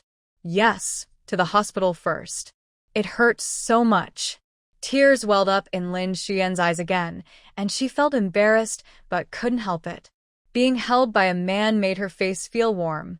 She was tense all over, feeling He Zhang's solid muscles and warmth through the thin fabric. He carefully avoided her injuries, each step steady. The woman in his arms felt almost weightless, lighter than a sandbag used for training. Lin Xiumei sighed and forced herself to focus elsewhere, sniffing. "Xiaoshu, keep up." She was scared of He Xiaoshu and didn't dare to lose sight of him. He Zhuang sneered. He won't dare to run away now. With his uncle around, how could he even think of escaping? "Where's Fubao?" "Still over there. I've got someone watching him." He Zhuang took long strides and quickly walked out the door. Outside, a military jeep was parked. Originally, he thought about buying a lot of things and asking the service personnel in the military family area to help drive them back. After learning something had happened at the state-run department store, he handed Fubao over to the service personnel for safekeeping and drove off to find someone. "I'll take you to the hospital first, then I'll go back to get them." "Okay." He helped her into the passenger seat, then sat in the driver's seat and drove toward the hospital. They were headed to the military hospital. The military hospital mainly served the troops. At this time, there weren't many people there. The young nurse who was applying medicine was lively. While treating Lin Xiumei's wounds, she chatted with her. "Hey, who was that tall guy who carried you in just now?" Lin Xiumei wanted to say my man, but she hesitated and finally said, "My brother." "Wow, he's really handsome. Is he married? Is everyone this open-minded these days?" Lin Xiumei awkwardly smiled and stayed silent.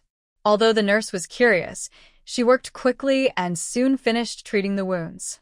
Her arm was wrapped in a bandage, her knee was bandaged, and she had scratches on her face, with her ankle swollen. Lin Xiumei looked at herself, all bandaged up.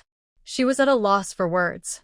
She had planned to go shopping in the city, but somehow ended up in the hospital. "Is this your child? He looks so worried about you." "Yes, my nephew." Lin Xiumei glanced at He Xiaoshu, who was standing silently at the foot of the bed. She felt a bit helpless. But she understood the child's feelings. An 8-year-old boy, abandoned for over 2 months, bullied and beaten in an unfamiliar countryside. Unlike Fubao, who didn't understand much, he was aware of everything but had to keep it bottled up inside. Finally, he had come to the city today, naturally wanting to confront his biological father. Thinking of what He Xiaoshu had said, filled with resentment, it was clear he was a child who held grudges. Fortunately, that grudge wasn't directed at her. The nurse finished packing up and advised, "Don't let the wounds get wet, and try not to walk for the next couple of days. Your ankle needs to rest." Okay. Once the nurse left, the room fell silent. When she looked over, He Xiaoshu stubbornly turned his face away, biting his lip. "Xiaoshu. I'll go get you some water." Lin Xiumei was interrupted by He Xiaoshu before she could finish her sentence. He grabbed the thermos from the bedside and ran off. When their mother gave birth to their sister, she stayed in the hospital for 2 days before passing away, so he knew how to take care of people. Watching the child's back, Lin Xiumei shook her head helplessly. "Forget it, I'll talk later." She had taken her medicine and felt a bit drowsy. So much had happened today. He Zhang returned holding Fubao, and the orderly helped bring their things inside. The hospital room had 2 beds, one of which was empty. He Zhang set down the items and noticed the person on the bed was sleeping, while He Xiaoshu stood quietly to the side. Fubao had cried several times, and upon seeing his brother and Lin Xiumei, his lips quivered as he was about to cry again. "Don't cry, Fubao, your aunt is sleeping." Fubao held back his voice, but big tears fell from his large eyes. Anyone who saw him would feel sorry for him. "Fubao, sit here while your uncle talks to your brother." He Zhang wiped away his tears and placed the child on the empty bed. Then he shot a serious look at He Xiaoshu and said sternly, "Come here." He Xiaoshu followed him outside. He Zhang raised his hand and pulled the child to the wall. "Stand straight." He Xiaoshu stood up straight against the wall, his head down like a wilted plant. Seeing the small child, He Zhang felt a bit of a headache. In his view, He Xiaoshu's actions today were seriously disorganized and undisciplined. He had gone out to buy things without a responsible adult, running off on his own and causing others to worry and get hurt. But He Xiaoshu was not one of his soldiers. If he were, he would have already been punished and taken for training. He Zhang adjusted his pants and squatted down on one leg. At nearly 6 feet 3 inches tall, he towered over the child even while squatting, his deep eyes focused on him. "Do you understand your mistake?" The commander, used to giving orders, spoke sternly and firmly. He Xiaoshu stared at the ground without saying a word. Speak. Another sharp command made the small body tremble. He Xiaoshu knew he was wrong.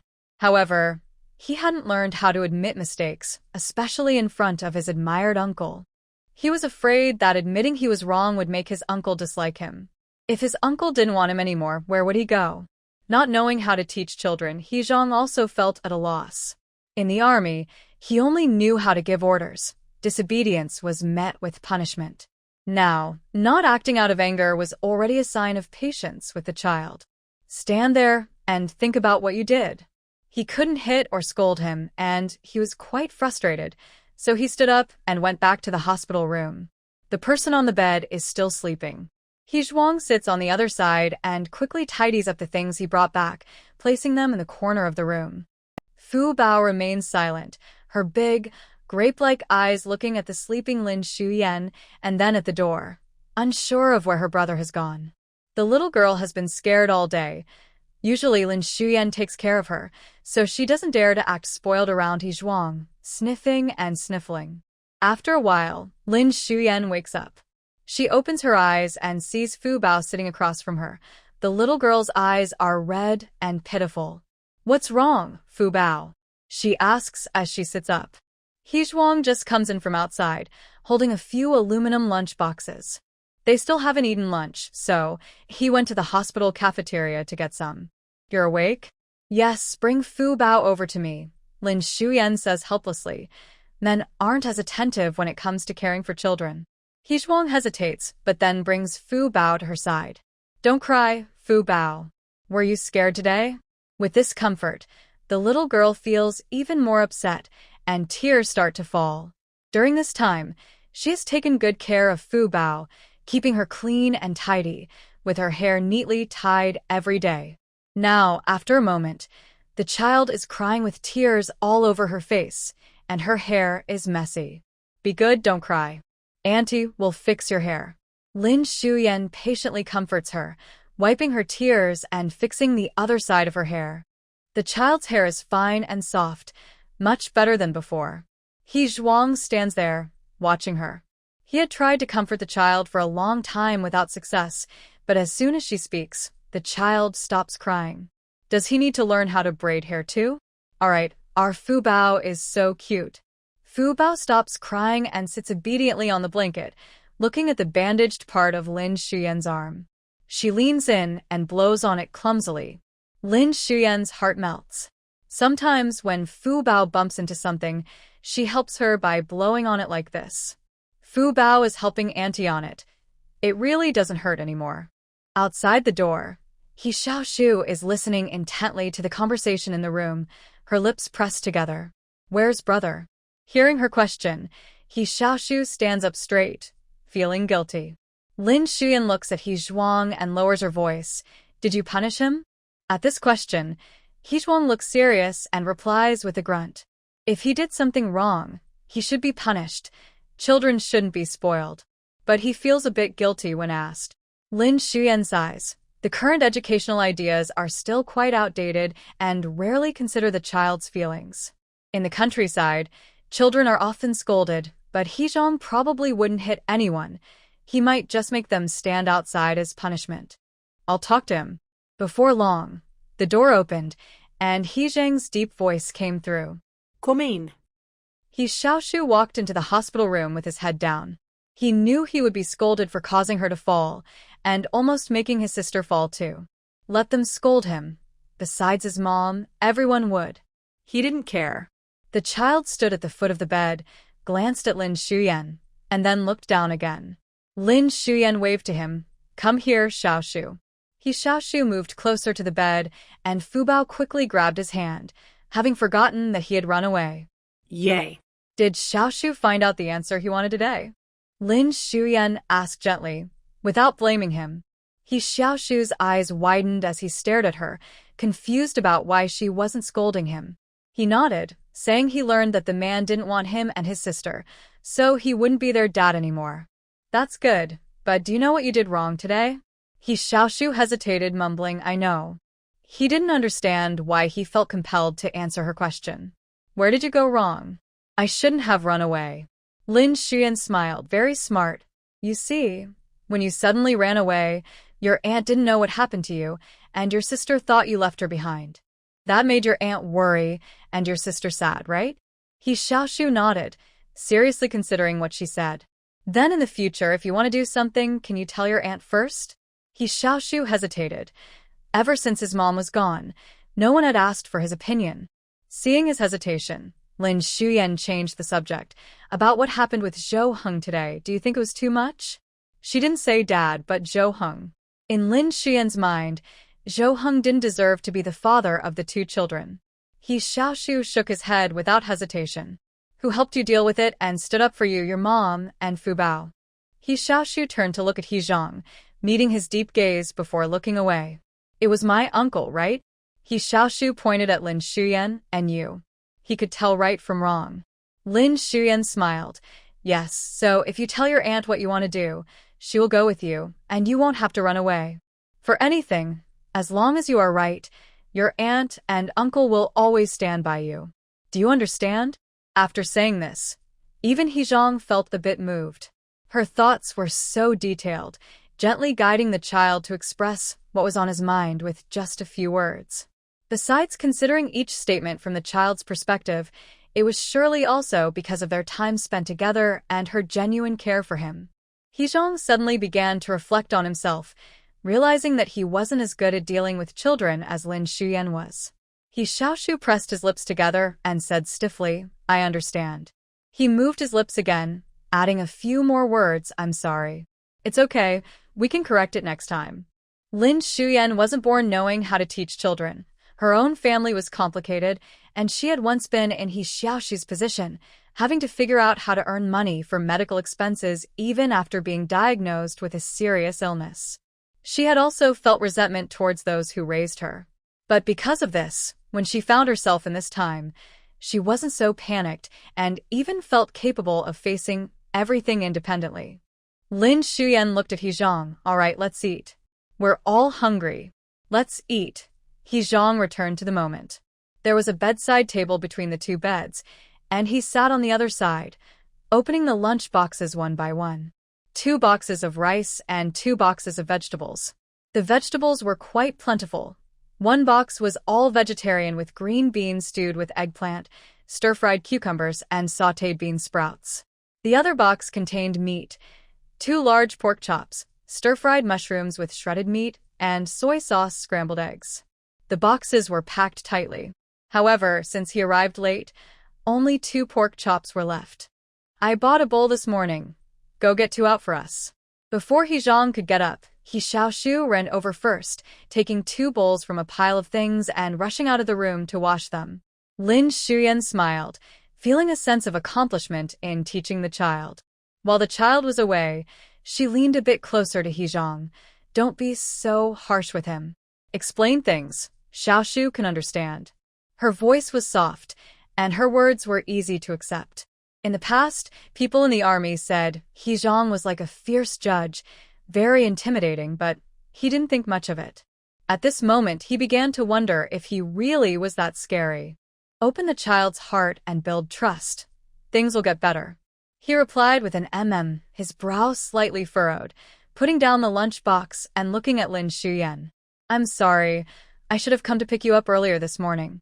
After meeting He Xiaoshu, it was still early, so He Zhang went back to the military family area to get some things, which delayed him. If he had returned earlier, it wouldn't have turned out like this. It's fine. Lin Xiumei was a bit surprised by his apology. Today's events were unexpected. While on the rickshaw, she wondered if He Zhang would blame her for losing the child. After all, she knew how much he cared about the two kids. Even though he married a woman he had never met, he still wanted to ensure the kids were taken care of. But throughout everything, he never said a word of blame and even took the fault upon himself. Sigh. Oh, heroine, shouldn't you realize what a good man you lost? Her pretty little face went from satisfied to disappointed, and she sighed. He Zhang completely misunderstood, thinking she felt she had arrived too late. It would be better to do things together next time. The children were quick and soon returned with 2 clean bowls. Lin Xiumei shared half a box of rice with He Xiaoshu, and they all enjoyed a hearty meal together. After lunch, around 2 o'clock, Lin Xiumei felt fine. Her injuries were minor, except for a slight swelling in her ankle. Are we going back today? I feel okay. Let's stay another day. It's easier to change the dressings at the hospital. They didn't have to work or farm, so it didn't matter if they stayed or went back. Since He Zhang suggested it, Lin Xiumei felt reassured. Honestly, this hospital room was much better than her drafty house. Meanwhile, He Xiaoshu invited Yaoling out. They had grown up together, and if not for family troubles, Yaoling would have been He Xiaoshu's sister-in-law. Their relationship had always been good.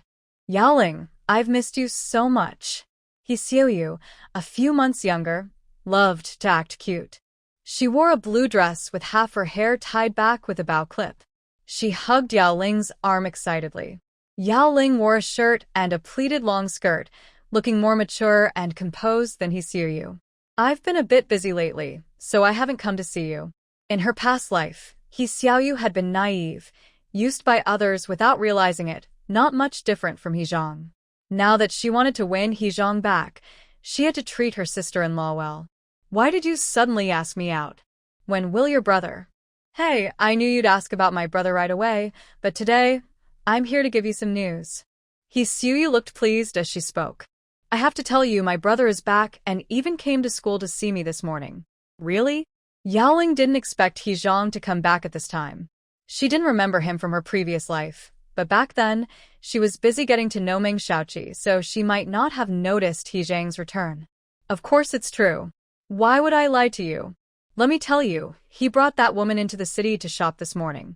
Yaoling, I really don't want a country girl as my sister-in-law. She's so foolish and clumsy.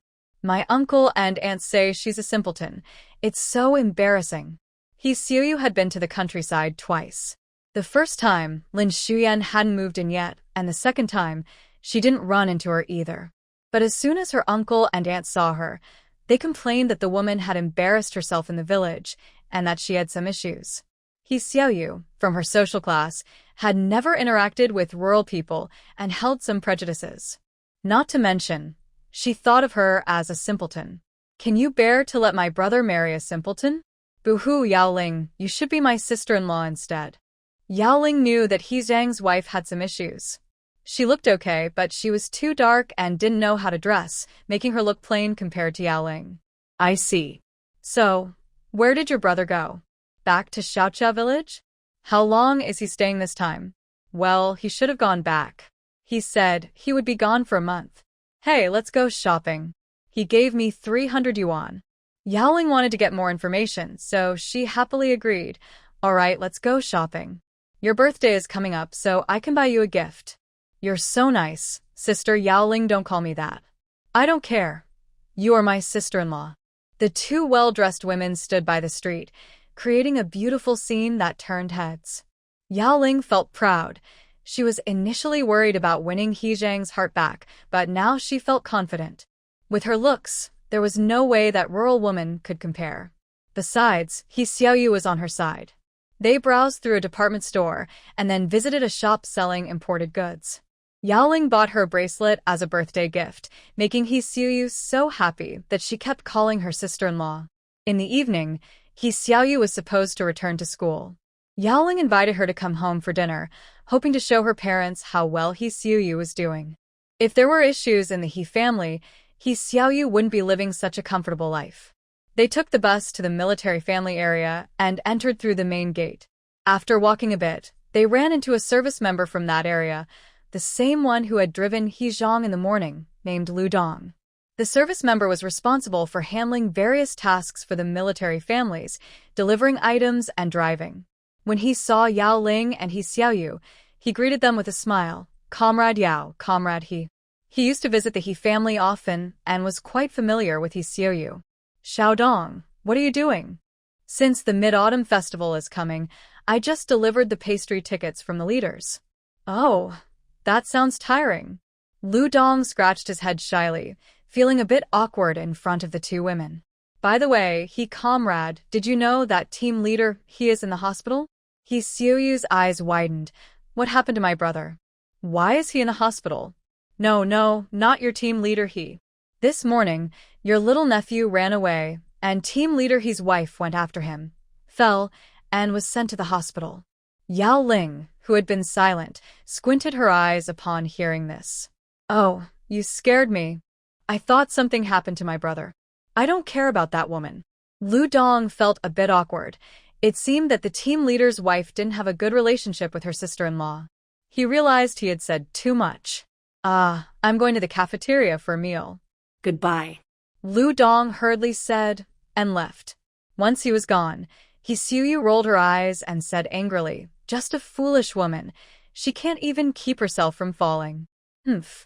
Wasting my brother's money at the hospital. Yaoling patted her hand. She's still your sister-in-law. We don't know how serious it is. Let's go visit her tomorrow. You want to see her? I'm not going. I haven't seen He Zhang in a long time. Yaoling lowered her gaze, looking shy. Oh, so you want to see my brother? Fine. I'll reluctantly go with you. The two laughed and chatted as they walked toward the Yao family. Yaoling thought to herself that the woman must look quite messy in the hospital. When she appeared in front of He Zhang, it would be obvious who was better.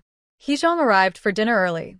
The meal was more abundant than at noon and included a bowl of chicken soup. After they finished eating, Liu Xiumei played with Fubao for a while before feeling sleepy. There were 2 beds in the hospital room so they could fit. You can squeeze in with Xiaoshu. Fubao will sleep with me. Okay. They had to wash up outside the room. Each floor had a sink and hot water at the end of the hallway. After taking the bus and going to the mall, she had also fallen, so she wanted to freshen up a bit. He Zhang, can you bring me a basin of water? I want to wash my face. Sure. I bought a new basin and towels today. As Liu Xiumei spoke, she moved to the bedside, preparing to get her things. You sit down. I'll find it, the man said, striding over to the corner where the items were kept and squatting down to look. There were 3 or 4 basins in the net bag. He took the top item and started searching for a towel in the bag. As he rummaged, he found a few pieces of clothing, which he casually placed on the bed. They looked like they were for a child and felt very comfortable.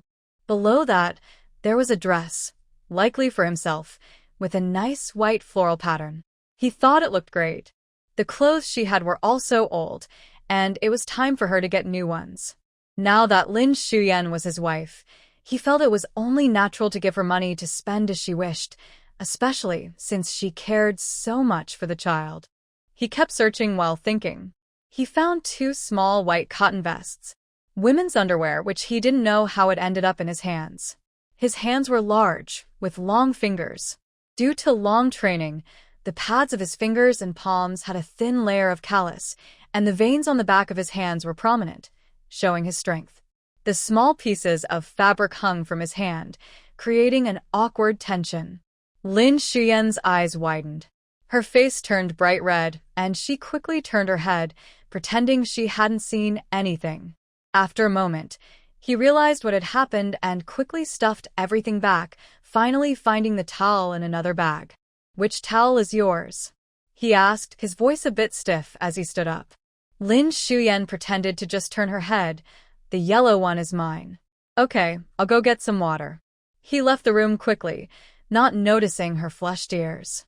He returned shortly with the water and placed it on the bedside table, having added some hot water just right for washing his face. Do you need help? No, it's fine.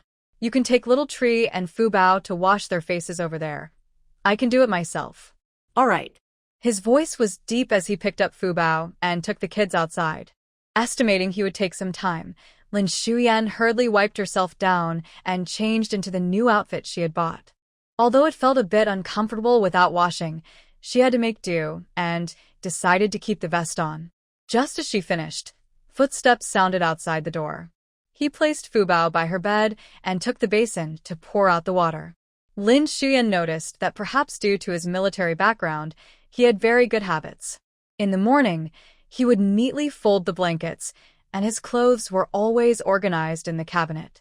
If there was anything to tidy up on the table or floor, he would clean it up right away. This made her see him in a new light. The hospital had electricity, so they could keep the lights on. The two kids were more excited than usual, and they didn't go to bed until almost 9 o'clock. The next morning, Zhang went to meet a friend. He didn't know much about his sister and brother-in-law before. When his sister wanted to marry Zhou, the whole family opposed it because Zhou was seen as someone who relied on others. But his sister was so infatuated that she fought with the family to marry him. After the wedding, she was stubborn and hardly returned to the military area. He Zhang only came back from the army once a year, so they had little interaction. However, since Zhou sent the child to their door, he had his friend start investigating Zhou. He originally planned to deal with Zhou this time, and now he had the information ready to use. Lin Shuyan was used to waking up early. After waking up, she tidied up the things in her hospital room.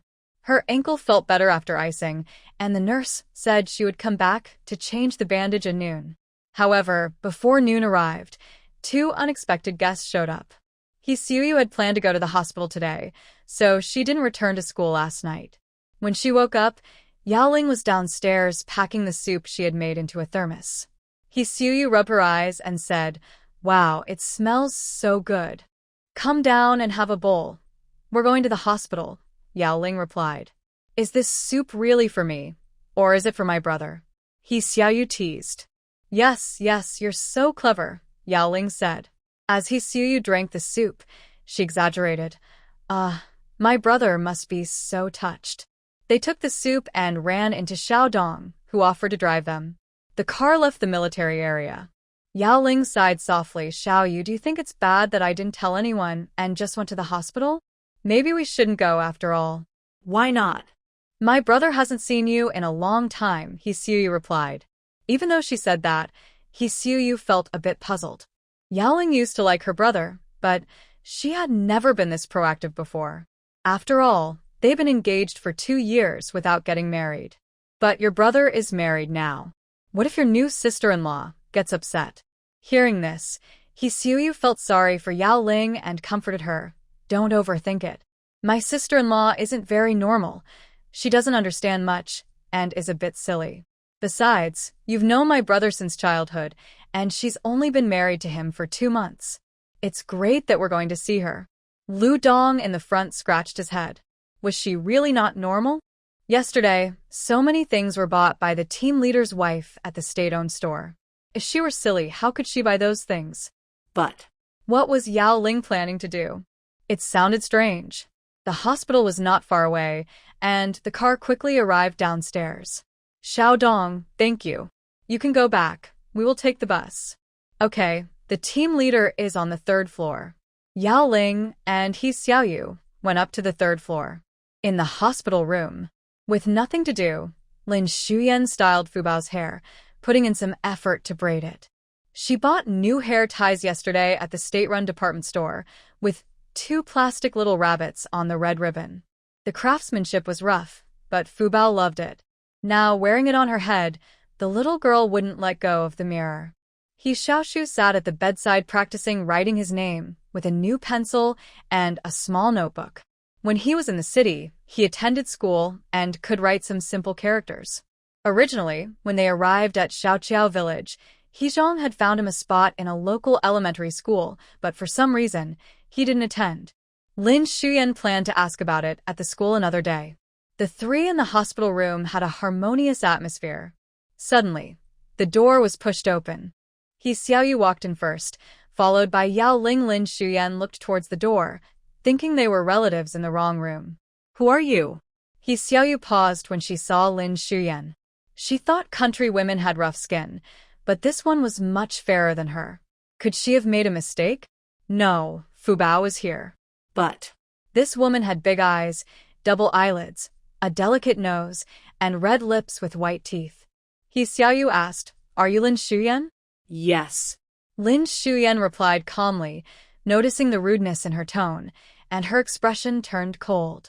He Xiaoyu walked to the bedside, looking down at Lin Shuyan, and reached out to hug Fubao. "Fubao, Xiaoshu, your aunt, and Aunt Yaoling are here to see you." Unexpectedly, Fubao did not rush over, but instead shrank into the woman's arms. "This child, have you forgotten that your aunt brought you treats? Come here, and let me hug you." Lin Shuyan instinctively looked towards the door. Yaoling? She didn't expect to see Yaoling at this moment. According to the story, Yaoling had just broken off her engagement and shouldn't have appeared before He Zhang yet, as she was busy with family matchmaking. Why had He Zhang returned early, and Yaoling appeared out of nowhere? Could the plot really be changing? Fubao didn't want to be held. He Xiaoyu looked a bit unhappy. "Really, it's only been a few days, and you don't recognize your aunt anymore." Yaoling stood at the foot of the bed, looking Lin Shuyan up and down, surprised that she was more beautiful than she had imagined. Lin Shuyan was also curious about this famous female lead from the book. The two remained silent until Yaoling finally spoke. "Xiaoyu, is this your sister-in-law?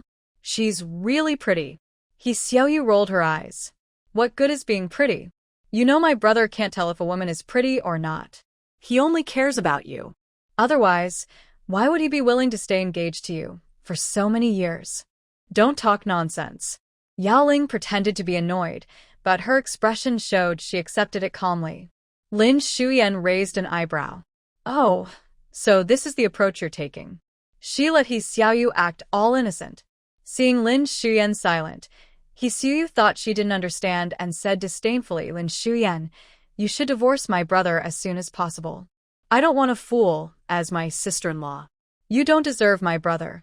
You'll only make him a laughingstock." Lin Shuyan couldn't help but laugh. "Really?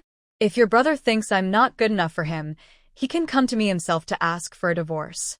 As for what you said, sorry, that doesn't count." Her words were clear and neither cold nor warm. He Xiaoyu was stunned. "Aren't you the fool? I think some people are more like fools, always using others to do their bidding." Yaoling smirked. This woman.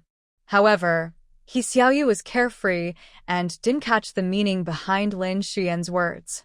Yaoling stepped forward as if nothing had happened. "Sorry, Comrade Lin Xiaoyu, and I just heard you were in the hospital and came to see you." "Xiaoyu, didn't you buy something for the kids? Give it to them." As she spoke, she took out items from her bag and handed them to He Xiaoyu. One was a wooden top for He Xiaoshu, and the other was a new hair tie for Fubao. He Xiaoyu proudly accepted them, eager to see if the child would acknowledge her. "He Xiaoshu, this is for you. Go play with it." She placed the top on the table, but He Xiaoshu showed no excitement, his big eyes staring at the wooden top. After a moment, he reached out to take it.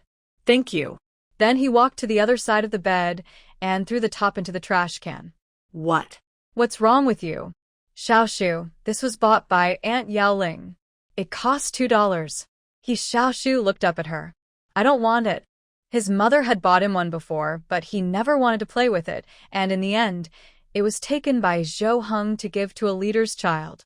Noticing the child's emotions, Lin Shuyan simply said, "Why don't you go play outside for a while?" Once the child left the room, Yaoling casually remarked, "He seems distant now. He used to be quite close to me and Xiaoyu." He Xiaoyu grew even angrier. "Lin Shuyan, did you teach him not to listen to his uncle and aunt? And now you're teaching him to ignore us? What are you up to?" Lin Shuyan thought. Who is the fool here? You know what kind of personality little tree has better than I do. Can he really listen to me? You are the child's aunt, so it's nice to buy him things, but don't buy just anything.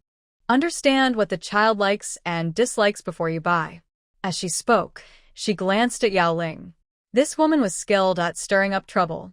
She didn't want to offend Yaoling, especially since she had the aura of a main character. But when it came to bullying, Lin Xiumei wasn't one to tolerate it. I don't need you to teach me how to do things, He Xiaoshu huffed, then awkwardly stretched out the hair tie in her hand. He must like this, Fubao likes red. Lin Xiumei couldn't help but smile. He Xiaoshu was quite interesting. I like this. Lin Xiumei placed the hair tie in Fubao's small hand. Fubao, your aunt bought you this hair tie. Fubao looked at Lin Xiumei, blinked his big eyes, tightly grasped the hair tie, then looked at He Xiaoshu and broke into a sweet smile. He Xiaoshu was instantly delighted, knowing Fubao liked it. She decided to let go of her issues with Lin Xiumei for now. Yaoling felt a bit annoyed. She hadn't expected Lin Xiumei to be not only smart but also good-looking. In her past life, she didn't have much interaction with Lin Xiumei and remembered her as someone who didn't stand out. Regardless, she needed to go to the countryside soon. Jixing Primary School was in the town, and children from several nearby villages studied there. Once there, she could easily visit Xiaoqiao village. Xiuyu, let's head back now. Are we going back now? But my brother isn't back yet, and your soup. Yaoling placed the soup on the bedside table and gave Lin Xiumei a meaningful glance. It's fine. I'll make soup for He Zhang next time. Okay, Fubao. Auntie is leaving. As soon as the two left, the hospital room fell silent. Seeing Yaoling's eagerness to bring soup, Lin Xiumei was a bit confused. Wasn't He Zhang just a supporting character? The book clearly stated that Yaoling was indifferent toward him. It seemed different now. Forget it, it wasn't her business. This was someone else's story. As long as she didn't get involved, Lin Xiumei didn't want to interfere. On the other side, He Zhang handed the evidence to the security team and watched as Zhou Heng was taken to the police station. At this time, many things weren't clearly defined by rules. If someone had connections, some mistakes could be overlooked. But with He Zhang personally overseeing Zhou Heng's case, and as a member of the security team, breaking the law would only make things worse. No one dared to play tricks. In this day and age, being detained won't be without consequence. Paperwork gets processed in minutes, and you could end up at a labor camp for 3 years. The labor camp is in a remote area with poor conditions, guarded by soldiers. Besides farming, you might have to move rocks, build roads and bridges. Basically, the hardest and most exhausting work is assigned there, making life difficult for everyone. Once everything was settled, He Zhang didn't waste any time. Seeing it was close to noon, he hurried to the hospital. Just as he reached the hospital entrance, he ran into Yaoling and He Xiaoshu coming out. "Brother, where have you been?" "We were just about to leave," He Xiaoshu said, quickly walking over. Yaoling's eyes lit up as she gently called out, "He Zhang." He Zhang frowned. "What are you doing here?" "Last night, Yaoling heard the duty officer say you were at the hospital, so she specially made some pork rib soup to bring for you." "Ugh, that Lin Xiumei is so annoying. Brother, I don't like her. Can you please divorce her?" He Xiaoshu complained. Even though Lin Xiumei hadn't done anything wrong, she couldn't compare to Yaoling, who treated her well and bought her things. He Zhang's expression turned cold. Seeing this, He Xiaoshu felt uneasy and quickly straightened up, no longer daring to act spoiled. "She is your sister-in-law. I don't want to hear that kind of talk again. You're not forced to see her if you don't like her." He Xiaoshu widened her eyes in disbelief. What? Her brother was actually defending a woman and criticizing her. He Zhang didn't say anything more and strode into the hospital. He Xiaoshu stomped her foot in frustration. "I'm so mad. Does my brother have a problem? What does he mean by not wanting to hear that kind of talk? Is he going to divorce her or not?" Yaoling's expression darkened. He Zhang hadn't even looked at her. Why? Was he still angry about the broken engagement? Was he intentionally defending Lin Xiumei to upset her? "Yaoling, I absolutely don't want that woman as my sister-in-law." Yaoling sighed, looking troubled. "But now even your brother is defending her. It's all my fault for letting my parents pressure me into agreeing to the broken engagement. It's my mistake. It was uncle and auntie who pressured you. You couldn't help it. Once you explain things to my brother, it will be fine." "Yeah, but I'm really afraid Lin Xiumei will say something in front of your brother again. It's not just the kids who like her. Even your brother is on her side. Just now in the ward, I held back from saying anything. There's a floral dress in that bag in the corner. I saw it at the state-run department store. It costs over 30 yuan. Your brother is willing to buy her such an expensive dress. What will I use if my brother gives all his money to her? In a few days, I will go to the village to see uncle and aunt. I have to let my brother know how bad this woman is.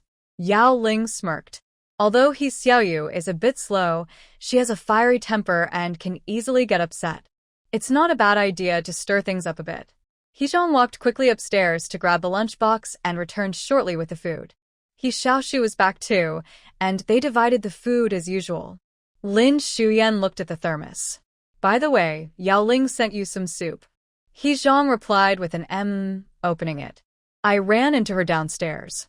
It was pork rib and yam soup, and neither of them liked to waste food, so they finished it with the child. Seeing the pork ribs reminded Lin Shuyan, I wanted to buy some meat yesterday. Today was supposed to be market day, but by the time we get back, it will probably be over. Should we go buy some meat later? It's rare to come to the city, so how could they not buy meat? He Zhang looked at her injuries. What meat do you want? I can go buy it while you wait here after you change your bandages. Okay, get 5 pounds of pork lard and 2 pounds of pork belly. Anything else? No, that's enough. All right. Fubao was very well behaved. When he wasn't fed, he would use a small spoon to eat slowly, without making any noise. Lin Shuyan looked at the child. Later, I want a doctor to check on Fubao. A 3-year-old should be able to talk, but Fubao hasn't said anything yet. Hearing her mention Fubao, He Xiaoshu looked over. The little one was almost able to speak before. If it weren't for, He Zhang said, wait for me to come back. You still have injuries on your leg. I'm fine. It hardly hurts anymore. Okay. He Zhang agreed, thinking it would be better to return early. As soon as He Zhang left, the nurse came to change Lin Shuyan's bandages. She asked the nurse about taking the child to the 2nd floor, which was much busier than the 3rd floor. Lin Shuyan held Fubao and found the doctor. After explaining the situation, the doctor tried to communicate with Fubao. Seeing unfamiliar people, Fubao hid in Lin Shuyan's arms. Does the child always act this way, being shy? Yes. When the original owner first met Fubao, he cried as soon as he was held. It was only after living together every day that he became familiar. Doctor, what could be the reason the child doesn't speak? Is it a physiological issue? Are the vocal cords damaged? The doctor was surprised by her questions and was impressed that she could still say some words. After several conversations, they finally left the doctor's office. Lin Shuyan felt relieved. The child did not have a physical problem. It seemed she had been affected by something while learning to speak and had not received proper guidance. With time and more conversations, the child would improve. After meeting Zhou Heng, Lin Shuyan could easily imagine how the 2 children lived in the Zhou family. The older brother went to school during the day, while Fubao might have stayed at home with Zhou Heng's parents, feeling neglected at such a young age and scared to be alone. As they walked up the stairs, He Xiaoshu suddenly spoke. My sister cried, and when she made noise, Grandma said to throw her away or sell her. After that, she stopped talking. The child's innocent voice caught Lin Shuyan off guard, and she turned to see those dark eyes filled with resentment. Her heart sank. It seemed that Fubao understood but was too afraid to cry or speak, only doing so when she was hurt badly. Lin Shuyan felt a chill. The cruelty of people was shocking. You will leave too, right?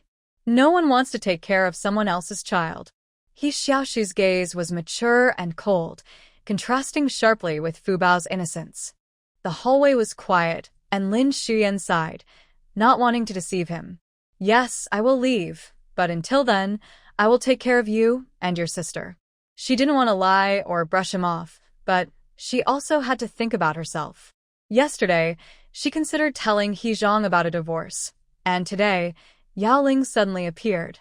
Many things were out of her control, but she couldn't bear to walk away completely. If she handed Fubao over to He Zhang, Lin Shuyan would be worried. No matter how capable he was not good at raising children. Just leave quickly. I can take care of my sister myself, He Xiaoshu said, then ran upstairs, not wanting anyone's pity. Lin Xiumei sighed. She felt helpless. He Zhang bought some meat. Considering Lin Xiumei's injuries, he asked Liu Dong to deliver it. The car waited downstairs, and after picking up the items, they left the hospital to return to the village. The imposing military jeep drove along the road. Lin Xiumei sat in the back with the children, while He Zhang was in the front passenger seat. Liu Dong, thank you for running this errand, Lin Xiumei said softly. Liu Dong chuckled. It's no trouble at all. I'm happy to drive for the captain. Once upon a time in a military family area, he mostly handled matters for Commander He and the regiment leader, which was often a simple task. The jeep was much more comfortable than yesterday's bus. It was less bumpy and didn't smell of fuel, plus it was faster. It didn't take long to reach Xiaoqiao village. The house was at the end of the village, and the roads were narrow, so the car couldn't go in. Sister-in-law, let me help you. You're still injured, He Zhang said, holding Fubao and reaching for something. Give me a bit. Hee. You don't need to help, Commander, Liu Dong replied, quickly picking up the items as the group headed back to the old house. Lin Xiumei carried lighter clothes, while He Xiaoshu carried a large bag stuffed with cotton. Liu Dong had a net bag filled with pots, pans, and some meat he bought in the morning. The meat was strung together with twine, including some white pork fat and 3 pieces of nearly half a meter-long pork belly. Lin Xiumei reasonably suspected He Zhang bought too much. He was supposed to buy 2 pounds of pork belly, but that piece alone was more than 2 pounds. As they entered the village, they encountered a group of people returning from the market. The market opened every 10 days or so, and the villagers had bought a lot, all looking pleased. As they walked, they chatted about what they had bought, casually competing with each other. Whoever bought half a pound more pork or some candy would proudly share. He Yanyan was ahead, holding a small piece of pork, walking arm in arm with Lan Wan. Although she had returned the money to Lin Xiumei, she still had a little ticket left. Yanzi, how are you going to cook that pork? Stew it with cabbage, right? Stewed cabbage is delicious, Lan Wan suggested. Lan Wan had bought a floral scarf and didn't want to spend money on meat. Without the meat ticket, buying pork would cost a lot more. No way. I don't want to eat cabbage. I want my mom to fry it until it's crispy and tasty, Yanyan replied. The two were chatting quietly while a few ants behind them glanced at He Yanyan. Look at her, showing off, they whispered. They had bought things too, just not as much as she had. A group of people watched as Lin Xiumei's family got out of the car and walked over. Wow, so much meat. My family doesn't get to eat this much meat all year. They really can buy a lot. How much did all that meat cost? It's not even New Year yet. I hope they don't end up with nothing when the holiday comes. Some were envious, while others felt sour. The most envious was Lan Wan, and the most annoyed was He Yanyan. All they do is eat, wasteful people. Just look at her injury. Did she spend money carelessly and get hurt? Low laughter spread around. When Lin Xiumei heard this, she stopped and turned to look at them. The meat was bought by your cousin. I thought we bought too much to finish. Also, He Zhang is a soldier who protects the country. How could he hit someone randomly? Be careful, or you might get taken away for insulting him. After saying this, she glared and turned to leave. He Yanyan was furious. I'm going home to tell my mom. Lin Xiumei smirked. Sometimes, it's fun to tease someone like He Yanyan who doesn't think before speaking. It was quite relieving. He Zhang waited a few steps away for her and saw her return with a smile. She was quite resilient, which was good. After delivering the items home, Liu Dong looked at the shabby little house and almost cried. Woo, Captain, your house is so run down. He Zhang shot him a cold glance. Speak normally. Cough, cough, Captain, do you want help fixing your house? No need, you can go home now. Liu Dong was used to He Zhang's indifference and waved at Lin Xiumei. Sister-in-law, I'm leaving. Lin Xiumei handed him some candy and milk biscuits. Take these to eat on the way. Thank you for your hard work. No. Liu Dong politely refused, but his hand was already reaching for them. He Zhang stepped forward, his tall figure partially blocking her. He doesn't want to eat. Save it for you too. Lin Xiumei. Liu Dong nodded vigorously, tears in his eyes. Right, sister-in-law, I don't want to eat it all. Then he sadly turned and left. Lin Xiumei patted her nose. Little tree, take this and share it with your sister. Don't eat too much candy. He Xiaoshu took the food, nodded, and tucked it under his pillow. He and his sister only eat one piece a day. With so much to organize, Lin Xiumei couldn't sit still and started tidying up. She patiently explained, this is soap for bathing. The yellow one is for you and your uncle, and the white one is for me and your sister. This is shampoo. This basin is for washing your face, and this one is for washing your feet. Don't mix them up. The enamel one goes in the kitchen for washing vegetables, and the biggest one is for laundry. Many people in the countryside still use lye for laundry, which Lin Xiumei found harsh on the hands, so she bought soap. Her belief was to not waste, but also not to deprive herself. Spend where it's needed. Perhaps feeling that Lin Xiumei was hurt because of him, He Xiaoshu was especially eager. He took the enamel basin to the kitchen and placed the big one next to the large tub by the spring. He Zhang stood by, emptying the clothes from the bag onto the bed, preparing to fold them. I'll do it. Some need to be washed again. Lin Xiumei quickly stepped forward to grab the clothes. She did not want to remember the image of her underwear in He Zhang's hands. He Zhang was there, seemingly deep in thought. What can I do? To be honest, when he was in the army, he only had to take care of his personal belongings. Occasionally, he would go home where a distant relative worked as a nanny, cooking and cleaning, so there wasn't much for He Zhang to do. Can you help by boiling some water? Wash the pork in the back, and I'll come to cook later. Okay.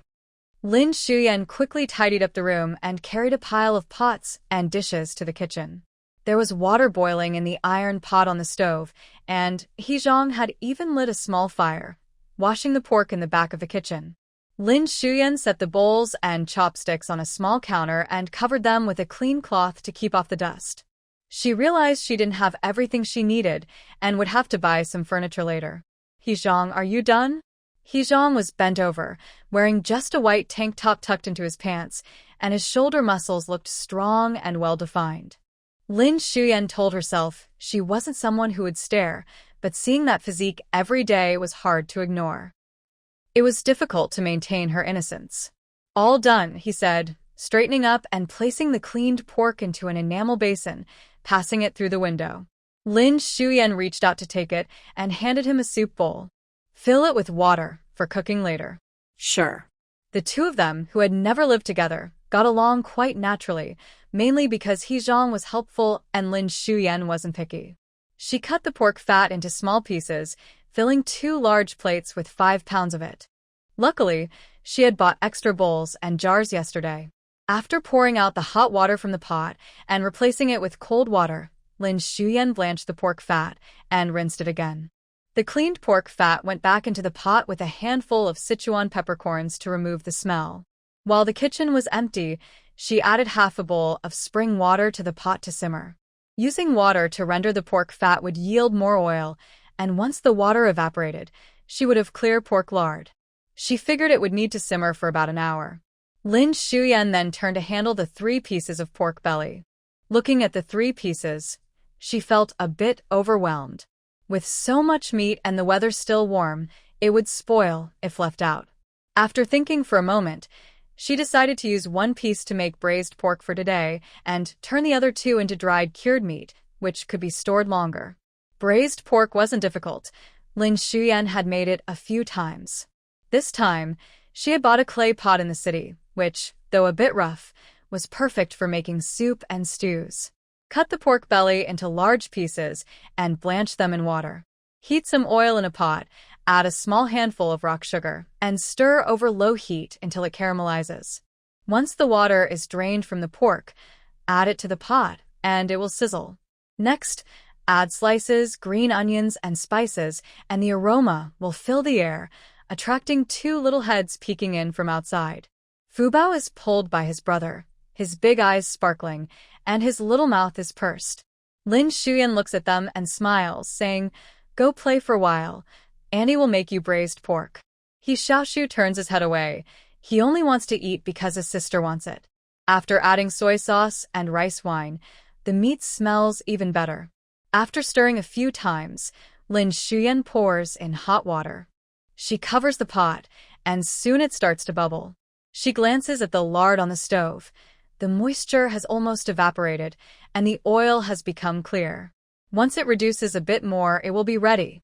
The whole kitchen and courtyard are filled with the smell of meat. Luckily, they live in a quiet area, otherwise, the neighbors would be tempted. He Xiaoshu finishes outside and comes to help with the fire.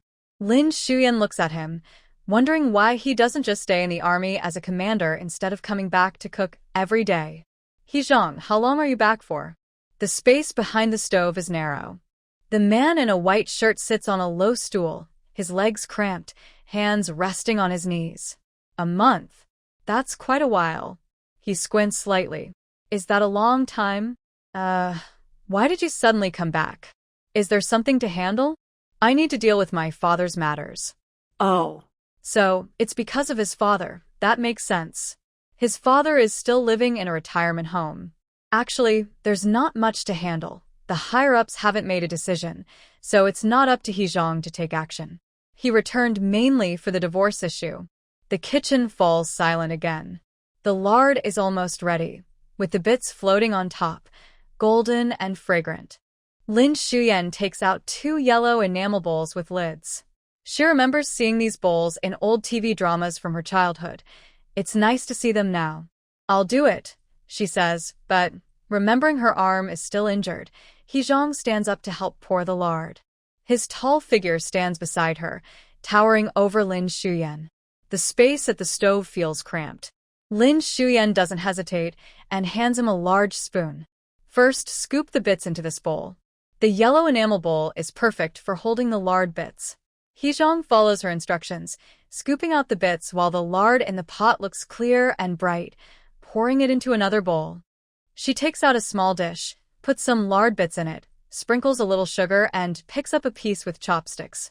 Try this. She pauses, realizing she's used to feeding Fubao, and instinctively offers it to him.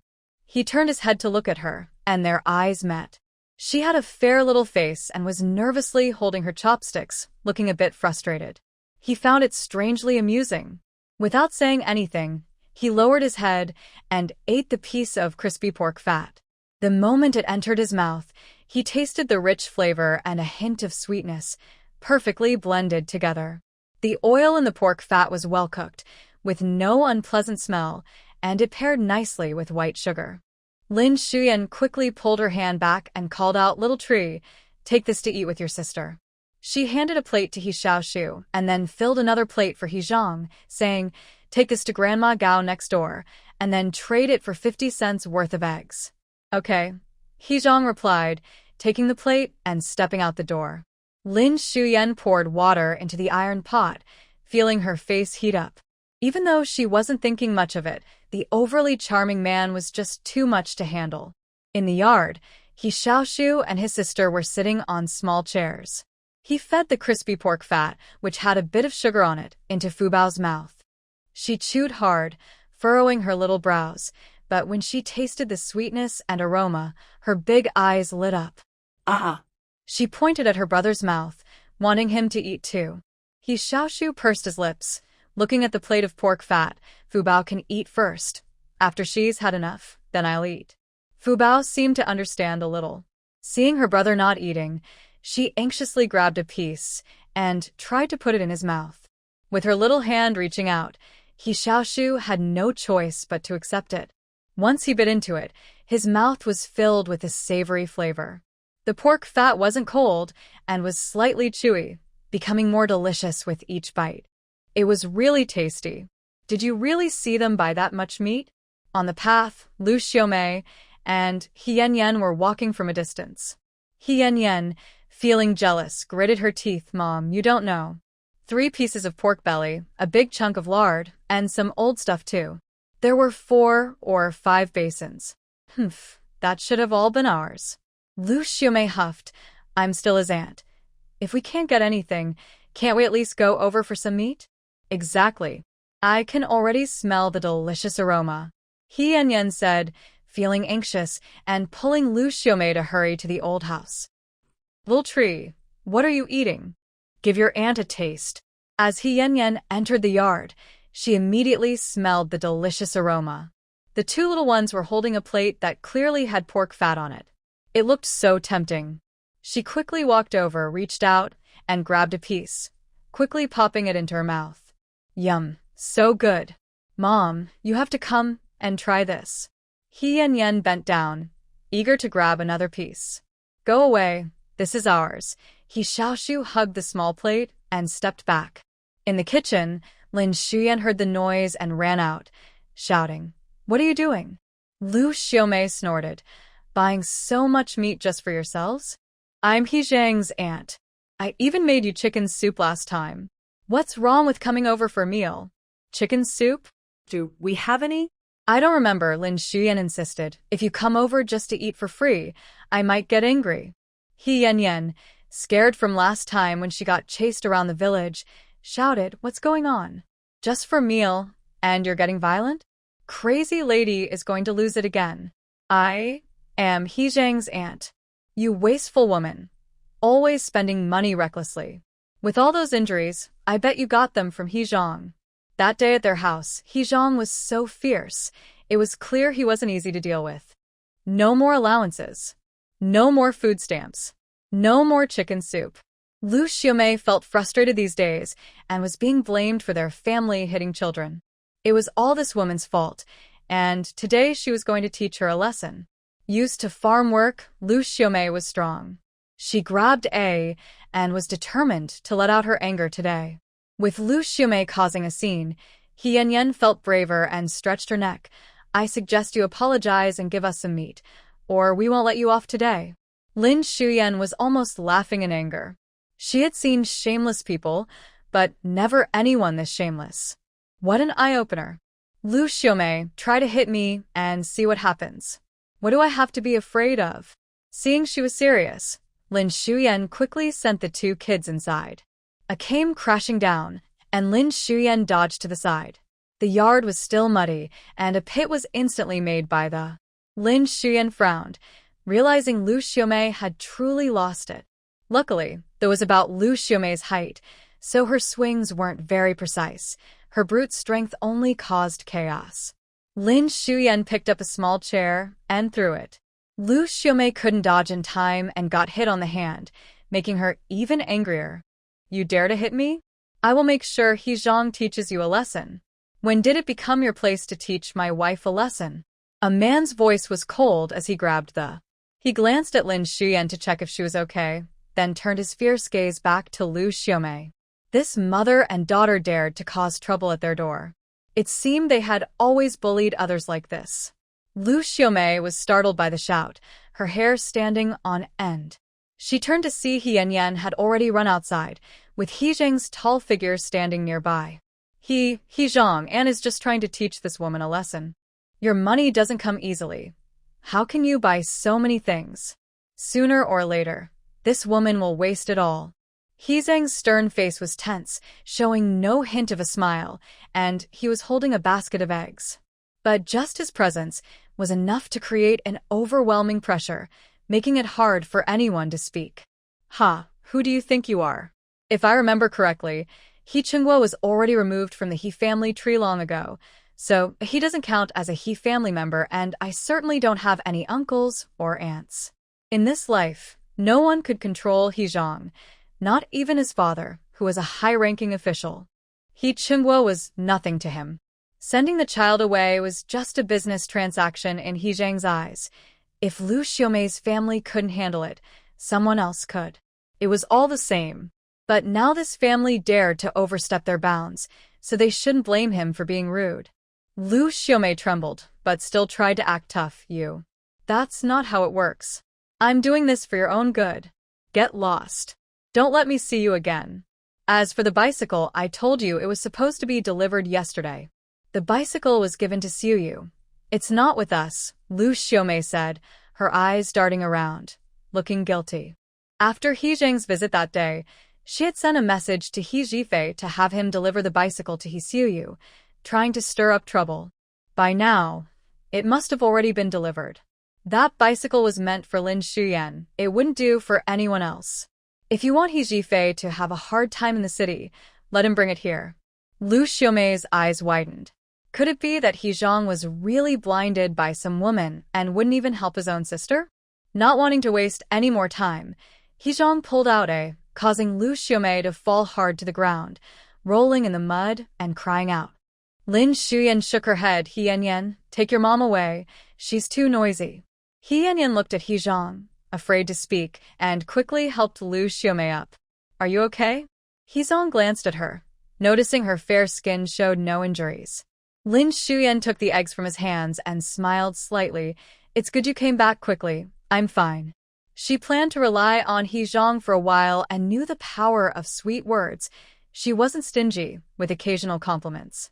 This made He Zhang breathe a sigh of relief, but he also wondered if his little wife was a bit too naive, saying everything was fine when they were being bullied. Oh no, my water. The water in the pot boiled, and Lin Shuyan added about 10 eggs. Once they were cooked, she peeled them and placed them in a clay pot to stew with pork belly, which was delicious. After taking out the eggs, she asked He Zhang to take them inside to peel with He Xiaoshu. Both men were quite serious, so it would take a long time for them to become closer. Lin Shuyan was worried and started steaming rice. By the time the rice was ready, the remaining 2 pieces of meat were marinating in a basin, just waiting to hang in a ventilated place overnight. With lard and cracklings, they were definitely going to enjoy lard mixed with rice. The steamed rice was fluffy and fragrant. Now, Fubao also had a small bowl, making 4 bowls on the counter, with He Zhang's being the largest. She filled a bowl with rice, added a spoonful of lard, poured in some soy sauce, and sprinkled cracklings and chopped green onions on top. Dinner is ready. Come and serve the rice. He Xiaoshu quickly came and took the rice away. Lin Shuyan wrapped the clay pot in a towel and carried it over. The braised pork was shiny and coated in thick sauce, and the eggs had taken on color, releasing a wonderful aroma when opened. Lin Shuyan smiled and said, "First, mix the rice, and later we can serve another bowl with the meat sauce." Fubao raised his little spoon in agreement, his mouth full of rice, making little sounds of delight. As the weather turned cooler, it started to rain at midnight. The wind howled outside, waking Lin Shuyan. After the last rain, there were many leaks in the house, and the windows let in the wind. Hearing the noise, she quickly became alert. The kerosene lamp was already lit in the room, and when she looked outside the bed, He Zhang was not there. Lin Shuyan tucked the child in and crawled to the foot of the bed. A flashlight beam flickered outside, and He Zhang returned with a basin. The Kong was against the wall by the door, and just as she stepped down from the bed, she stumbled and was caught around the waist. A soft sound came from behind her. The man's arms were strong and warm. It felt like he had wrapped her completely in his embrace, and Lin Shuyan gasped. He Zhang was momentarily surprised. Her waist was slender and soft, and he was afraid to hold her too tightly. He was tall, and when he leaned down, he noticed her slightly open collar, her smooth neck, and a certain fullness. The air was filled with awkwardness. Lin Shuyan had lived for over 30 years, but being single her whole life, she had never been this close to a man. He Zhang also didn't know how to interact with women. He had a wife but had never been intimate or touched her. It's raining. Lin Shuyan took a small step back, pretending to look outside. The rain was light, but the lightning was frequent, making her heart race. He subtly retracted his hand, feeling a softness at his fingertips. I'll go get a basin from the back. There's a bit of a leak in the room. Hearing this, Lin Shuyan didn't have time to think about what just happened. It wasn't just a little. There were 5 or 6 leaks, with 2 of them quite severe, while the others were manageable. Lin Shuyan took the basin from him. I'll place this down. You get a few larger bowls. Okay. She set the basin on the floor and placed the bowls in the areas where the leaks were less severe. Lin Shuyan then used a towel to dry the wet table. Luckily, it just started raining, so it didn't get too wet. Last time, the basin wasn't enough, and I had to use cloth to soak it up. At least it's daytime. Her tone was light, with no hint of complaint, but it felt heavy to He Zhang. As a military commander, he came from a well-off background but never shied away from hardship. He didn't mind for himself, but thinking about Lin Shuyan and the 2 children living here made him feel a bit guilty.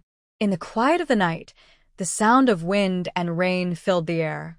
He Xiong stepped forward to close the door and checked the windows to ensure no wind was coming in.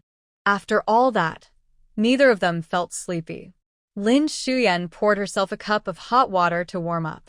In the mountains, the temperature difference between day and night is significant, especially when it rains, causing the temperature to drop quickly. The light from the oil lamp flickered gently, illuminating her small face. He Xiong noticed her long eyelashes, which were quite beautiful, but she seemed too thin. He absent-mindedly twirled his fingers, recalling the soft touch from earlier, realizing he should buy more meat in the future. Ahem, if you're tired, you can go to sleep, Lin Xiumei said softly. Anyone would feel a bit uneasy under such an intense gaze. I'm not tired. Lin Xiumei continued. I wonder if the rain will get heavier. If it does, the basin probably won't be enough. It's fine. I'll keep an eye on it. He Zhang's voice was deep, carrying an unexplainable certainty that easily calmed the unease in the stormy night. He paused before speaking again. I'm sorry. We might have to stay here for a while longer. The house in the city won't be ready for some time. I'll fix the roof tomorrow. The steam from the cup of water floated in front of her. Lin Xiumei felt puzzled. In the future? It sounded as if they wouldn't be getting a divorce. She recalled Yaoling from that day, feeling that things wouldn't be so simple. It's fine. After all, it wouldn't be for long. Once the divorce happened, where would she go? To the south. Finding a water town in Jiangnan would be nice. Or a port city, which would be convenient for doing business in the future. Lin Xiumei was lost in thought, staring blankly at the oil lamp. He Xiong looked at her and felt that the woman in front of him was different from what he had imagined. After finishing her water, Lin Xiumei felt a bit sleepy, rubbed her eyes, and glanced at the basin. The rain was getting heavier, and it seemed like it might not be enough. Go to sleep? Don't worry, He Xiong said again. Lin Xiumei looked at him and wondered why his brows were so tightly furrowed, as if he was holding something back, and she recalled the muffled sound he made earlier. Are you unwell? No. The man was quiet, but his brows relaxed a little. Maybe he just didn't want to talk, Lin Xiumei thought, as she set down her cup. Then I'll go to sleep. She climbed up from the end of the bed, worried that Fubao would roll out of the blanket, so she pulled him to the middle to snuggle with He Xiaoshu. As she lay down, Lin Xiumei couldn't help but glance toward the table. The man was sitting against the wall, one leg bent on the bench, his hand resting casually on his knee. He sat up straight, with his eyes lightly closed.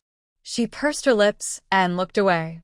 Rainy days are perfect for sleeping, and the next day, Lin Xiumei overslept. By the time she got up, the weather had cleared. Fubao was still sleeping soundly in the blanket, while He Xiaoshu was awake, eating the leftover egg from yesterday. She got out of bed, and the floor was clean and dry. She didn't know when the rain had stopped. Xiaoshu, where's your uncle? Uncle said he was going to the village committee to see if there were leftover materials from road repairs to bring back for the roof and yard. Oh. Lin Xiumei didn't understand these matters.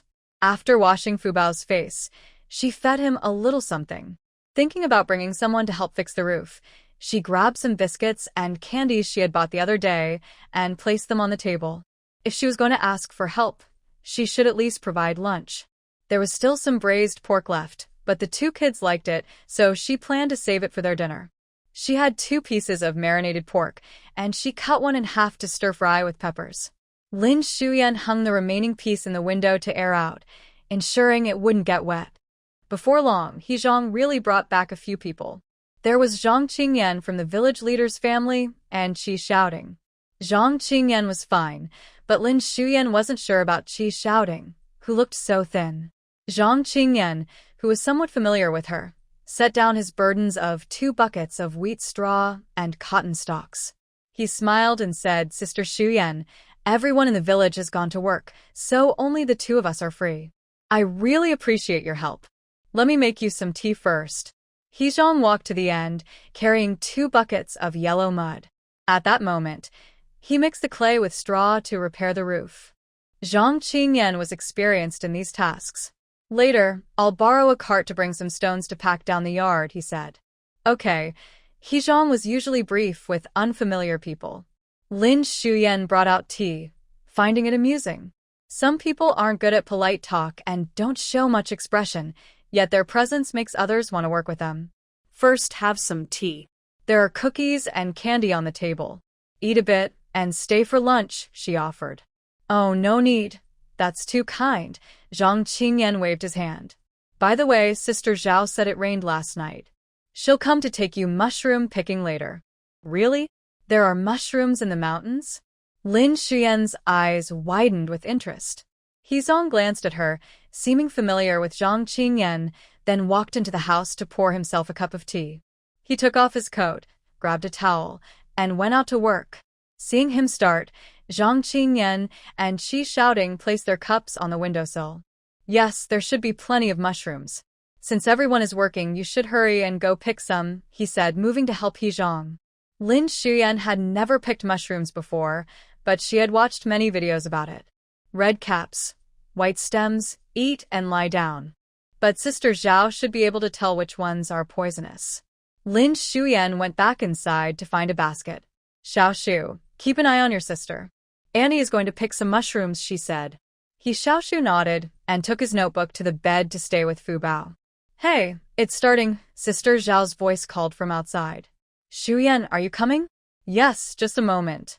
Lin Xiuyen ran to the bed, poured some floral water on the edge of her clothes and pants, and rubbed some on her arms. Sister Zhao, let me put some mosquito repellent on you. There might be mosquitoes in the mountains. Oh, you're so thoughtful, and with this new thing too. Put some on me, she replied. The floral water had a strong scent, but it was better than getting bitten by mosquitoes. Let me grab a basket, Lin Xiuyen said, running to the kitchen. She put on a small basket and was eager to go out. Let's go. Don't leave for lunch. Wait for me to come back and cook. At the door, He Zhang stopped her, taking the towel from his shoulder and placing it in her basket. Don't go too far, and you don't need to pick too many. Lin Xiuyen glanced at the towel and nodded. Thinking to herself, she wondered what if the mountains were full of them. She would definitely collect a big basket to bring back. They could even be sold for money. From the old house in Xiaoqiao village, the mountains stretch endlessly behind. Lin Xiuyen had been living here for some time and felt that the climate was quite humid. Although it wasn't as warm as Yunnan, the villagers said the rainy season was long. Since Xiaoqiao village is remote and has little industrial damage in this era, that might be why mushrooms can grow well here. The two walked one after the other, with Xiao Jufang being lively and chatty. We should come earlier next time. It's just starting now, and there aren't many mushrooms, so not many people are here. In about 10 days, I bet everyone in the village will take time off to collect them. If we wait too long, there won't be any left. Are there really that many people? Do you come here often, Sister Zhao? Yes, I come every year. I asked Aunt Wu for time off today since the supply store is not busy at all. Seeing how familiar she was, Lin Xiuyen asked a few more questions. Do we have to take the mushrooms to the city to sell them? How much do they sell for? When it came to money, Zhao Jufang got excited. Oh, it's quite a bit. It depends on what kind you pick. When there are a lot of mushrooms, people come to collect them every day. If you sell them yourself, you have to take a bus to the city and deliver them to restaurants, which takes a lot of time. It's better to wait for people to come to the village. The cheaper ones go for 20 cents a pound, and the more expensive ones can sell for over $1. That's pretty expensive. You can buy a pound of meat with that, she noted, as a pound of meat costs about $1.50. Exactly. In one day, I've picked over $10 worth. $10 a day adds up to nearly $300 in a month. Considering an average person's salary is only about $50 or $60 a month, it really makes sense to take time off to pick mushrooms. But it also depends on luck. When there are many people, fewer mushrooms get picked, and there's competition. The competition was indeed fierce. Lin Xiuyen wanted to earn money. If she made some, she could save it.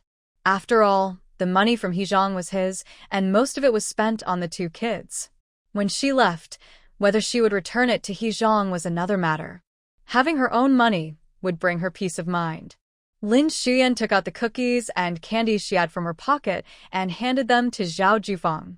Sister Zhao, here, have some snacks on the way. Thank you for bringing me to pick mushrooms. Otherwise, I wouldn't have known about this.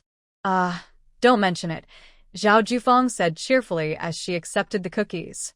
We would have found out eventually. It's nice to walk together.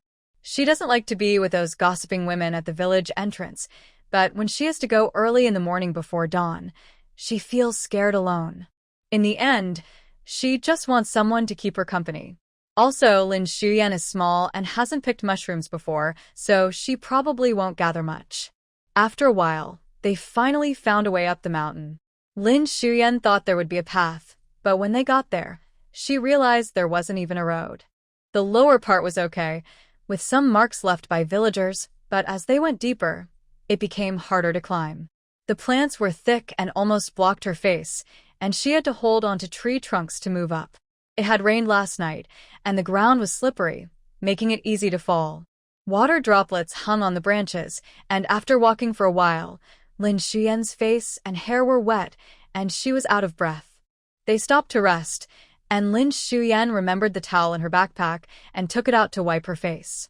Zhao Jufang looked at her and smiled knowingly. Your He Xiong really cares for you. I heard from the villagers that he bought a lot of things and Liu Xiumei went to your house to cause trouble? Yes, but He Xiong sent her away. Ha! That family is just bored. Instead of causing trouble, they should be trying to get along with you. Lin Xiuyan didn't want to talk about them and just smiled. Zhao Jufang, who was good at reading the mood, changed the subject. He even gave you a towel before you left, showing he cares. By the way, wasn't he away when you two got married? Is this the first time you're seeing him? Yes, it is. Then he must really like you. Not really. Lin Xiuyan wanted to say that he came back to get a divorce, and the divorce papers were in the wardrobe. She just didn't know why she hadn't mentioned it. I think you two are a good match. Which girl in the village is as pretty as you? You're clean and fresh, just like a city girl. You only have one room at home and 2 kids. Things need to get moving. Lin Xiuyan blinked. Get moving? What does that mean? Zhao Jufang continued. Once things are settled, you'll have your own child, and you'll be together for life. So that's what she meant. Lin Xiuyan quickly tugged at her sleeve. Married people really do speak so openly. She was starting to feel overwhelmed. Zhao, Sister Zhao, I've rested enough. Let's hurry and go. Zhao Jufang pushed her forward, chatting away. I'm serious, Xiuyan. I see that He Xiong is in good shape, strong and healthy. It won't be long before you can have a baby. Zhao, Jia, have a piece of candy. This milk candy is expensive and delicious.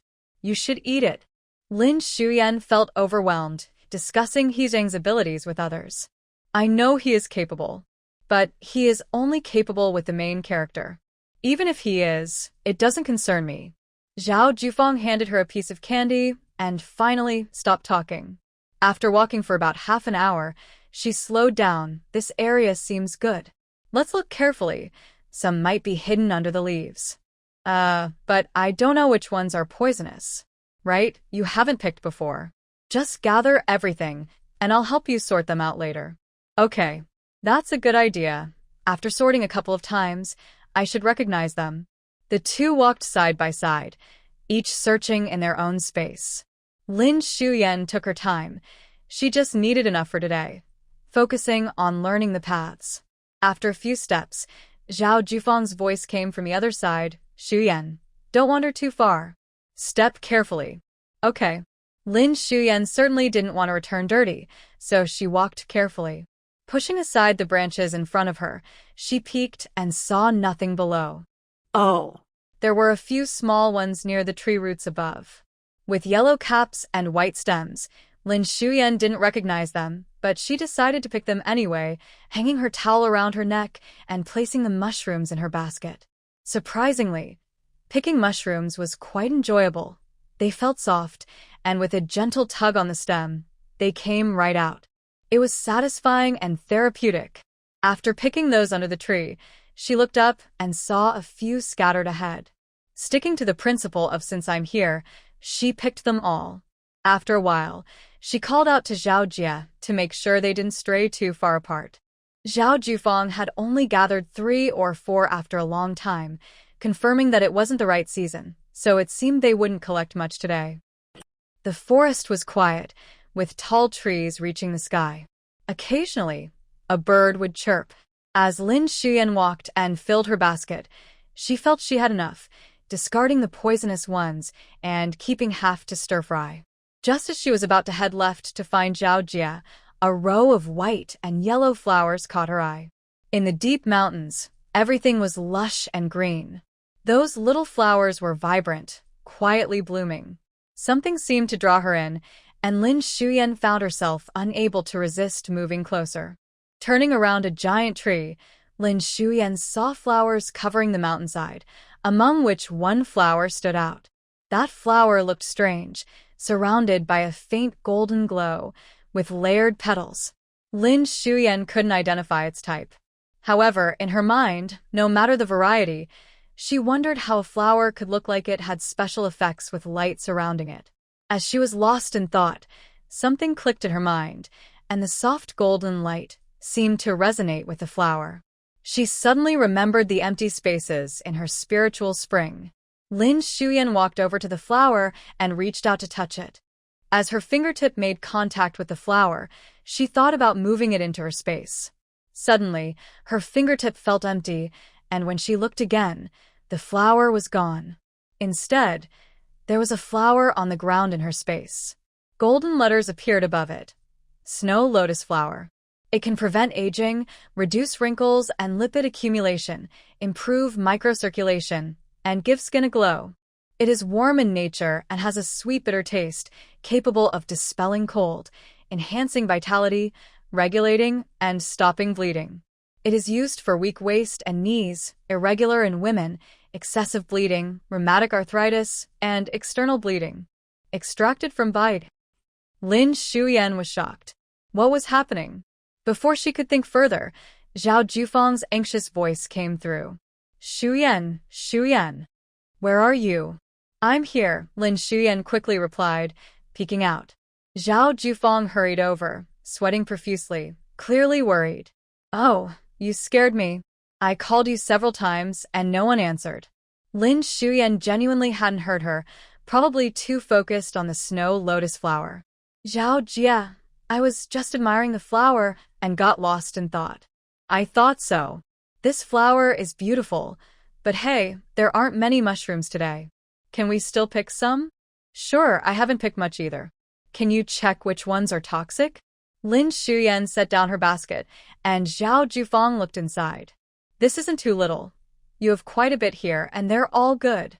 She bent down and searched for a while before finding 3 or 4 toxic ones. Look at these 2, we call them milk cap mushrooms. From the top, they look the same, but if you flip them over, the gills underneath show the difference.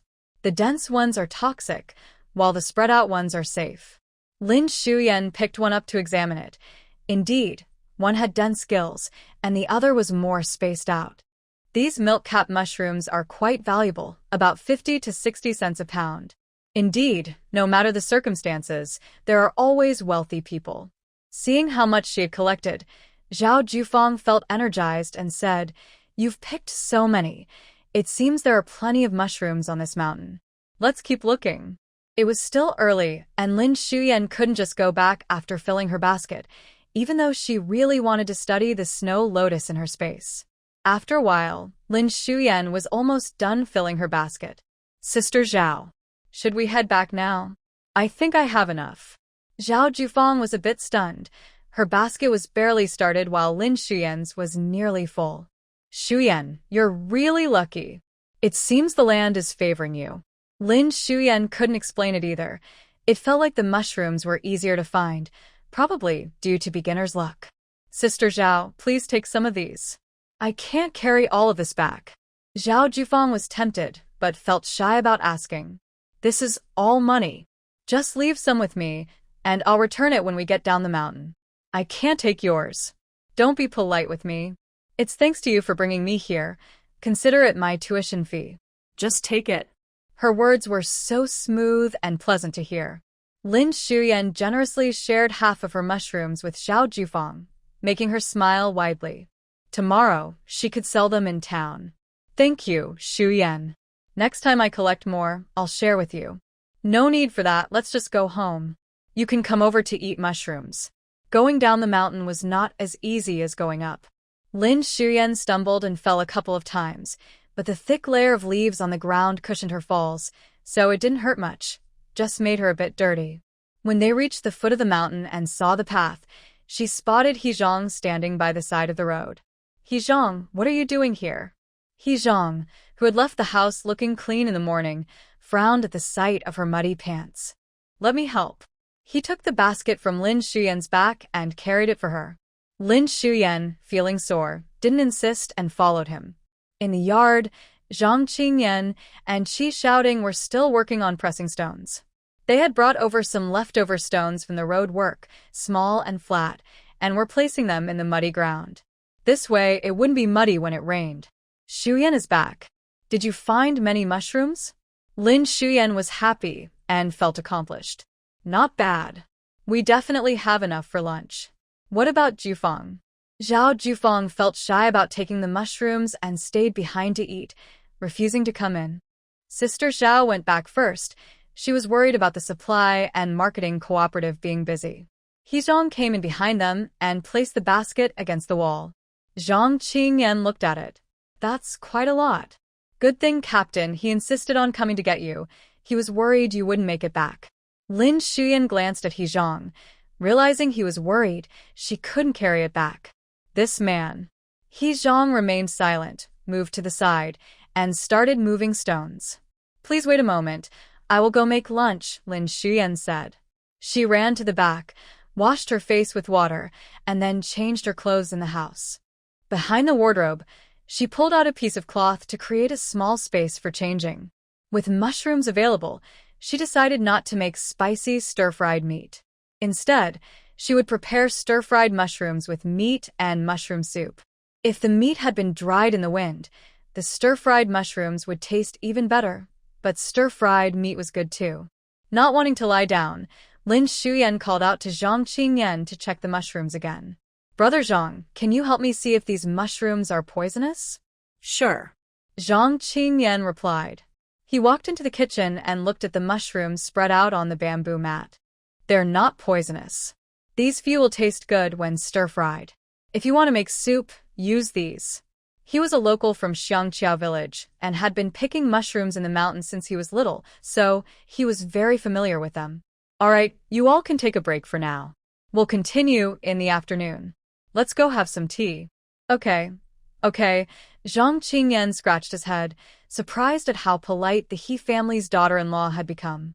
At the door, He Zhang stood blocking most of the light, glanced at Zhang Qingyan, and said in a firm voice, "Let's go have tea." Zhang Qingyan's eyes lit up.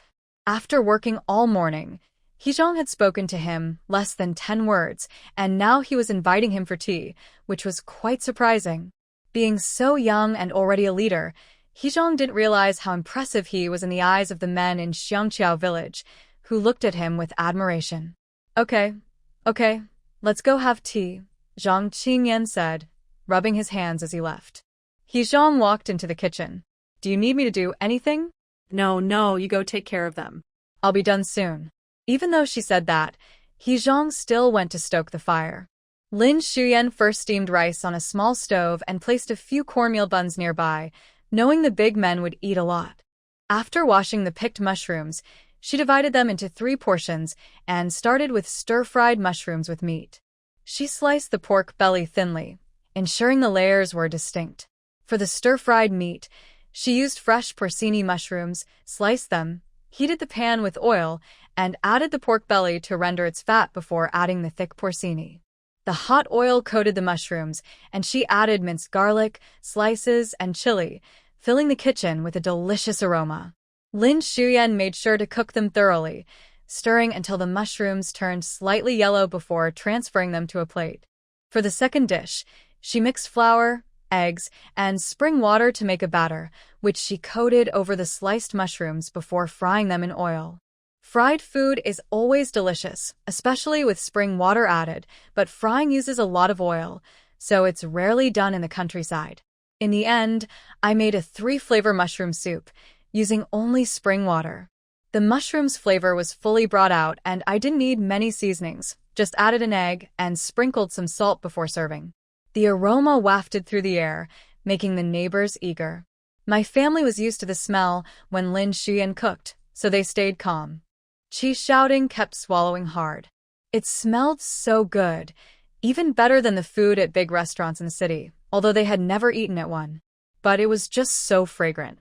Luckily, they stayed for dinner, otherwise, they would have missed out. The three of them sat at the table, each with a cup of tea. He Zhang didn't seem interested in talking and quietly sipped his tea. His expression was serious, making even the usually talkative Zhang Qinyan hesitant to chat. Then a voice came from next door. He Zhang, lift the table out so we can eat. The table at home was against the wall, and with more people today, it needed to be moved out. Before He Zhang could start, Zhang Qinyan stood up and said, I'll do it. Okay. He Zhang didn't mind and went to the kitchen to help serve the dishes. He Xiaoshu took Fubao to wash their hands. He Xiaoshu saw this and thought it was quite particular. He looked at his own hands, which weren't clean after working, and hurried to the back. I'll wash too. Lin Xiumei served 3 men generous bowls of rice, adding a bit of cornmeal. She had ground the cornmeal herself at Grandma Gao's house. It was finely crushed and added to the rice for health benefits, not to save on rice. The others were already seated when He Zhang brought over a large bowl of mushroom egg soup. The mushrooms were thick, and the egg was delicate, topped with green onions. It looked delicious. There was a plate of stir-fried beef with porcini mushrooms, with large pieces of pork glistening with oil, enough to fill half a bowl of rice in one bite. Next, there were fried mushrooms coated in egg batter, sprinkled with seasoning and a bit of chili powder. Another bowl had a few eggs covered in a rich sauce, heated in the pot with braised meat. There was also a small dish of crispy pork and pickled radish. Lin Xiumei guessed the big men would eat a lot, so she brought out a bit of everything. After all, they had worked hard all day and still had more to do in the afternoon. Dig in. There are still more steamed buns and rice in the pot. You can serve yourself more later. Thank you, Xiumei. You've worked hard. He Xiaoshu held the chopsticks, unsure of which dish to try first.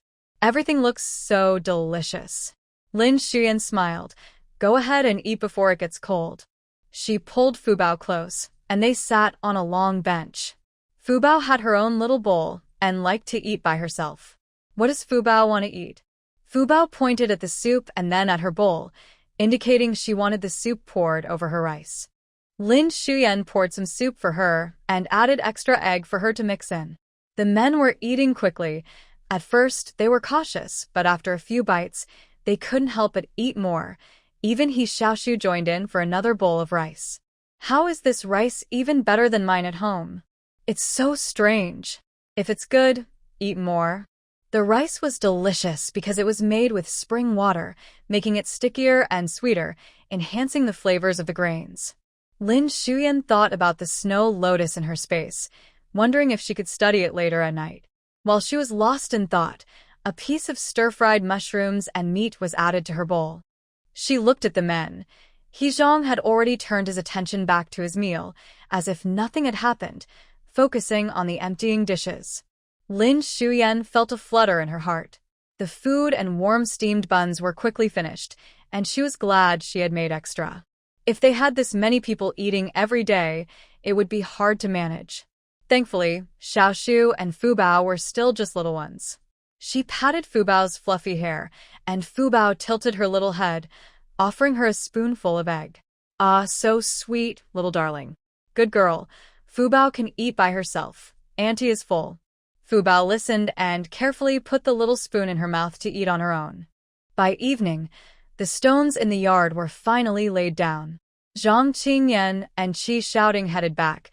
Even though they wanted to eat more, they felt shy. Lin Xiumei quickly heated up some braised pork and stir-fried a plate of greens, and the family of 4 had a simple meal. After dinner, Lin Xiumei took out some fabric and cotton to study how to sew a quilt, looking at the one on the bed. With the cold weather approaching, she needed to finish it quickly. He Xiaoshu was writing at the table, and the oil lamp was dim, so Lin Xiumei found a candle to light for him. Xiaoshu, sit up straight when you write, and keep your eyes about a foot away from the book, or you'll strain your eyes. He Xiaoshu pouted, but sat up straight. Watching him write, Lin Shuyan was reminded of her school days. Hey, He Zhang, where did you find a school for Xiaoshu? I think the child needs to go to school. The college entrance exam has resumed, and knowledge is everything now. In the original story, He Xiaoshu stopped going to school from this point. 2 years later, the He family was cleared of their name, and Fubao was sent to a child care center. He Xiaoshu left the He family and wandered around, eventually getting involved with Yaoling and running a business on the surface. In reality, he became a pawn in Yaoling's game, helping her clear away some shady troubles. During their time together, Lin Shuyan learned that this child admired He Zhang and wanted to be a soldier, an excellent one at that. Moreover, the child is very smart and shouldn't go down the wrong path. If he studies well, he will surely achieve great things in the future. He Zhang looked at her, recalling a letter from his uncle and aunt, which said that Lin Shuyan was not allowing the child to go to school. As expected, that family never spoke the truth. Jixing Elementary School is half an hour away, and it's the only school nearby. Okay, I'll take Xiaoshu to check it out tomorrow. I'm not going, He Xiaoshu said, putting down his pen and staring at Lin Shuyan. He Zhang stood up by the table. Why not? The man became serious, making even Lin Shuyan feel a bit uneasy, let alone the child. However, although He Xiaoshu was scared, he was also stubborn, remaining silent in defiance. Lin Shuyan stepped forward and tugged at He Zhang's sleeve, her expression showing a hint of reproach. Just a few days ago, she had said to be patient with the child, and now she seemed to have forgotten. This man still had a bit of a traditional mindset. Feeling her gentle gaze, He Zhang frowned but didn't say anything further. Xiaoshu, don't you like writing and studying? Why don't you want to go to school? The child's eyes unconsciously drifted to the bedside. Lin Shuyan tried to recall when He Xiaoshu had stopped going to school. It was shortly after she married into the family, when Fubao had cried a lot. After that, He Xiaoshu never went back to school. Your uncle and Anna are at home, and will take care of Fubao, Lin Shuyan continued when she saw he was listening. Do you think your uncle is impressive? In He Xiaoshu's eyes, He Zhang was the most impressive person. He had captured Zhou Heng, and if he were just as capable, he could protect his sister well.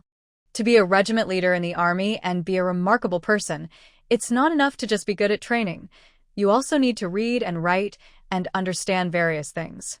Lin Shuyan paused, thinking that as a country girl, she should avoid using terms like documents or materials, or else He Zhang might get the wrong idea. Understanding different books, like how to use a gun or explosives.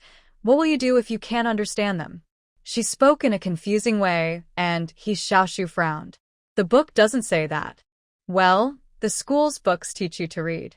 Once you know all the words, you can read any book you want. He Zhang listened to Lin Shuyan. There were indeed classes on firearms in the army, but even if she was wrong, it was enough to distract the child. He Xiaoshu held back for a while but finally spoke up, but you said before that studying is useless and that farming is better. Lin Shuyan. So, He Xiaoshu's decision to drop out was influenced by her. An awkward silence filled the air. She cleared her throat. Well, your aunt was not thinking clearly back then, so of course, she said the wrong things. How can you listen to someone who is confused? Lin Shuyan scolded herself, hoping He Xiaoshu would stay on the right path and not cause her trouble in the future. Okay, He Xiaoshu replied reluctantly, and Lin Shuyan sighed in relief. They agreed to go to school together the next morning. Early in the morning, at Jixing Primary School. In the office, the principal walked in with a woman. Let me introduce you. This is our new teacher, Comrade Yaoling. Jixing Primary School has 2 classes, one for lower grades and one for upper grades. With Yaoling, there are a total of 3 teachers. The principal, who is in charge, is named He. The sky was still dark and foggy. He Zhang and Lin Shuyan set off with the child. He Zhang carried Fubao, while He Xiaoshu wore a new blue and white outfit, looking clean and energetic.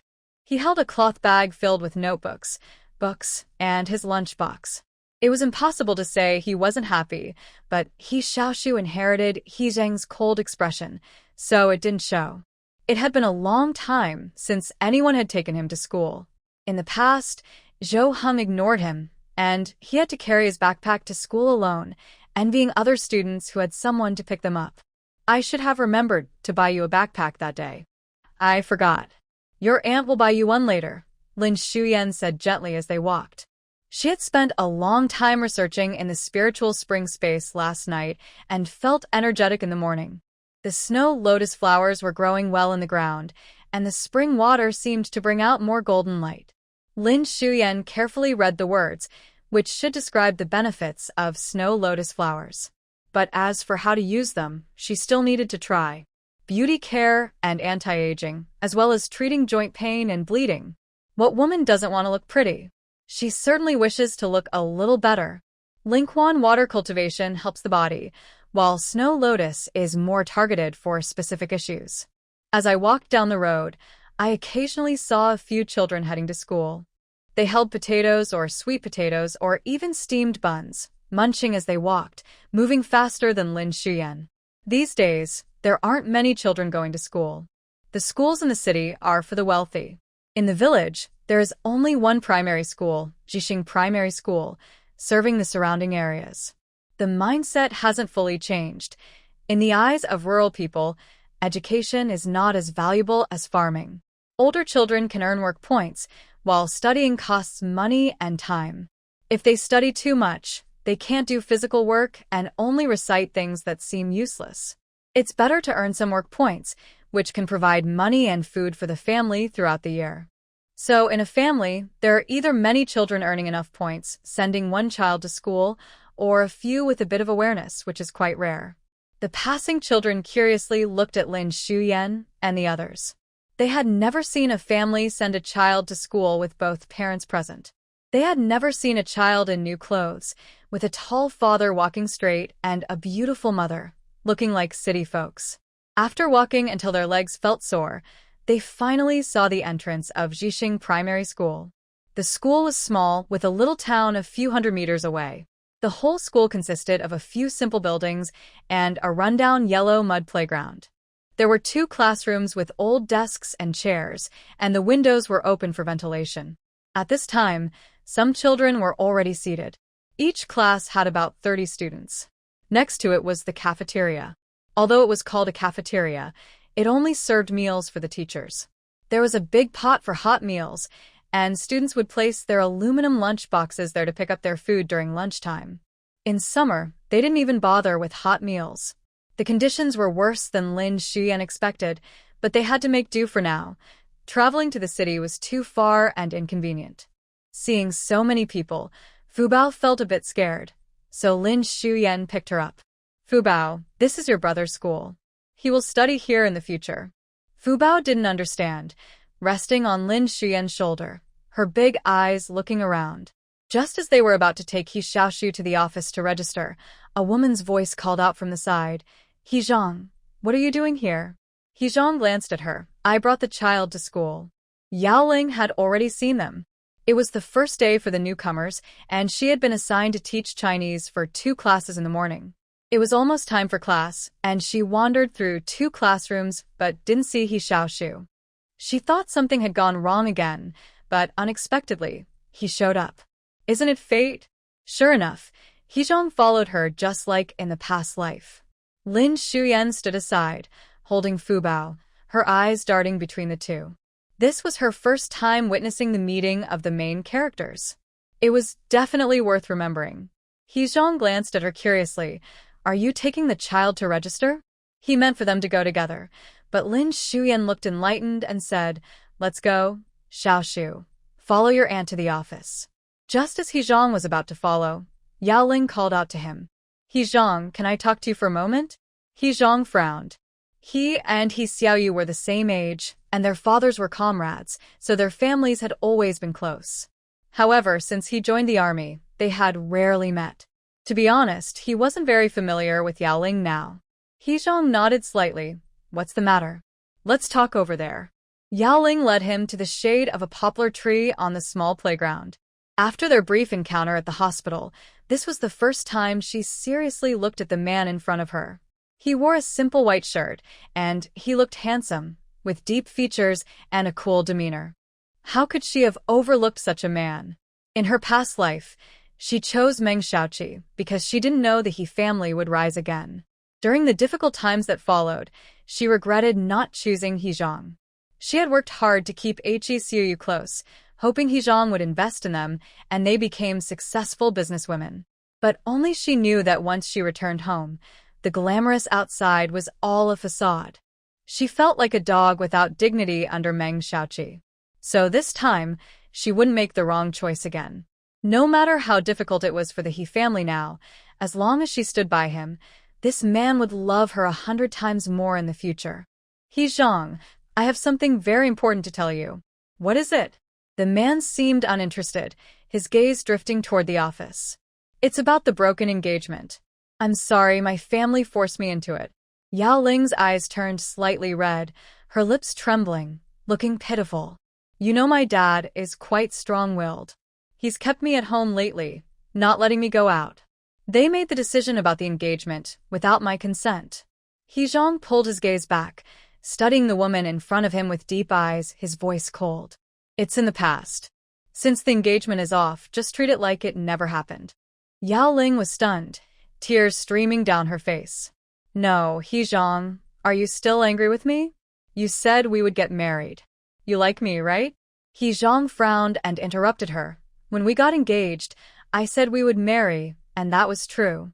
But the engagement is off, so there's no marriage, and I'm not interested in feelings like that. How is that possible? You do like me. She stepped forward and grabbed his sleeve. He Zhang pulled his sleeve away. I'm already married. Yao, please be mindful of your actions. After leaving the office, Lin Shuyan was very upset. Previously, after He Xiaoshu stopped attending school, Liu Xiumei had come to the school to cause trouble, demanding the principal refund the tuition and slandering her in front of him. She claimed that Lin was He Xiaoshu's stepmother and wouldn't let the child go to school. Lin Shuyan paid the fee again. Although it was only 5 yuan, thinking about Liu Xiumei made her angry. Xiaoshu, you go to the classroom first. I'll pick you up after school. He Xiaoshu looked at her, already out of breath from the morning walk, and didn't want her to come again. I don't want to. I can come back by myself. Lin Shuyan understood his personality well and gently ruffled his hair. What's wrong? Are you worried about your aunt being too tired? He Xiaoshu's face turned red with embarrassment and anger. That's not true. You walk so slowly. I don't want you to pick me up. With that, he dashed into the classroom. Lin Shuyan shook her head and glanced at the baby in her arms. Sigh, at least our Fubao is cute. Fubao giggled, hugging her neck and giving her a kiss. On the playground, they stood far apart. Lin Shuyan found a spot to watch. Let's wait for your uncle, Shu. She saw Yaoling holding onto He Zhang's sleeve, and then the man coldly pulled away. Lin Shuyan was puzzled. What was happening? Had the roles switched? It seemed like a couple was arguing, especially since He Zhang had been rejected. He should be a bit upset. But why was Yaoling here as a teacher? She had just heard the principal say she had volunteered to go to the countryside. Considering the scene before her, Lin Shuyan found it hard to understand. The Yaoling in the book was quite proud and thought highly of herself. Going to the countryside didn't fit her image. Never mind, it wasn't her concern. She needed to save enough money to leave quickly. Otherwise, Yaoling might hold a grudge against her. Just as she had calmed down He Xiaoshu, now there was another person who disliked her. As she was thinking, He Zhang was already walking toward her. Yaoling behind her glared at her with resentment. Lin Shuyan sighed. No matter what, the main character would always dislike the supporting character. Is it ready? He Zhang walked up and naturally picked up Fubao. Yes, Xiaoshu has gone to the classroom. Shall we head back?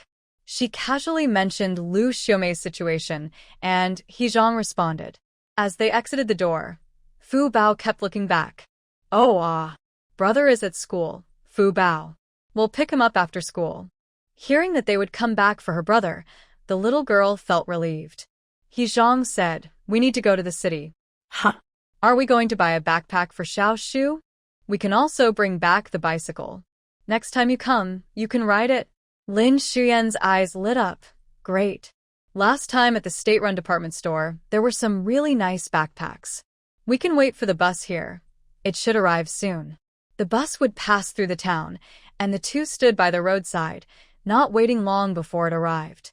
The first time is unfamiliar, but the second time feels familiar. Once they arrived in the city, they went straight to the state-run department store. The backpacks were on the first floor. The sales clerk remembered Lin Xiumei and Fubao, and especially remembered the tall, handsome man who was a military officer. Last time he came in a big jeep and said such a beautiful woman must have a high-ranking husband. Oh, it's you too. Lin Xiumei smiled. Yes, thank you so much for watching over the child last time. After a few pleasantries, He Zhang stood aside. The sales clerk asked, "What would you like to buy?" "My child has gone to school. I want to look at backpacks." At that moment, most of the backpacks were military green canvas shoulder bags, which the children wore slung over their shoulders. The fancier ones had a buckle at the back that could be adjusted to be worn as a backpack. The sales clerk took one down and placed it on the counter. Lin Xiumei pointed to a few others. Those were genuine double-shoulder backpacks from the south, which had been hanging there for quite some time. There were 5 when they arrived, but only 2 had sold in a month. These 3 just wouldn't sell. They weren't complicated designs, just ordinary-looking backpacks with a small red star on top. But fortunately, the quality was quite good. This one is quite expensive. Most people are buying shoulder bags now, which can hold quite a bit of books, the sales clerk kindly explained. The shoulder bag was $1.50, while the double-shoulder one was $5. Lin Xiumei said gently, "This one will be easier to carry, and it saves the child from slinging it on one side, which could hurt their shoulder later." She then looked at He Zhang. "What do you think?" "Xiaoshu likes blue." He Zhang nodded. "Let's get this one." When it was time to pay, Lin Xiumei understood why the salesperson suggested buying something else. 5 yuan was enough to cover a year's tuition, which was indeed expensive. However, for something commonly used, it was fine to buy a better one. She glanced at He Zhang, who seemed less concerned about money. The items they bought were good, and she remembered the cookies and candies he had brought home, as well as the watch in the wardrobe. Even though Lin Xiumei didn't know the brand of the watch, she could tell it was very expensive. They bought a few more things, just enough to fit in their backpacks for the trip home. Liu Xiumei said the bicycle was sent to He Xiaoshu. He Zhang didn't believe it. He thought it was just a lie to make him think it was with He Xiaoshu, so he let them go. He went straight to He Zhifei's school. He Zhifei was 18 years old and still in the 2nd year of middle school. He had been in the same grade for 3 years. Liu Xiumei had spent a lot of money on her son, but city schools were indeed better than those in the village. The 2-story building had bright classrooms and new desks and chairs, which was a waste for someone like He Zhifei. He Zhang went directly to the principal's office, and soon the teacher brought He Zhifei in. The teacher didn't mention that He Zhang was waiting for him. As soon as He Zhifei saw He Zhang, he was so startled that he turned to run. But He Zhang was quicker and grabbed him. "Why are you running? Stand still." With a stern shout, He Zhifei froze in place, nervously saying, "See cousin, what are you doing here? My mom sent you to check on me?" He Zhang stared at him. "Where's the bicycle? Take me to get it." "The bicycle? What bicycle?" It was for He Xia. Faced with He Zhang's piercing gaze, the rest of his words got stuck in his throat. He Zhifei raised his head, closed his eyes, and shouted, "The bike was stolen." "I don't know." The bicycle was stolen?" The principal couldn't sit still. Bicycles cost over 200 yuan, and even if they had the money, they couldn't buy another one. If it was really stolen, the school would have problems. He Zhang, used to dealing with dishonest people, could tell at a glance whether someone was lying or telling the truth. He snorted coldly. "When and where was it stolen? Write it down, then come with me to the police station. If we find out something is wrong, you'll be in big trouble." Hearing police station, He Zhifei instantly felt guilty. Where had it been stolen?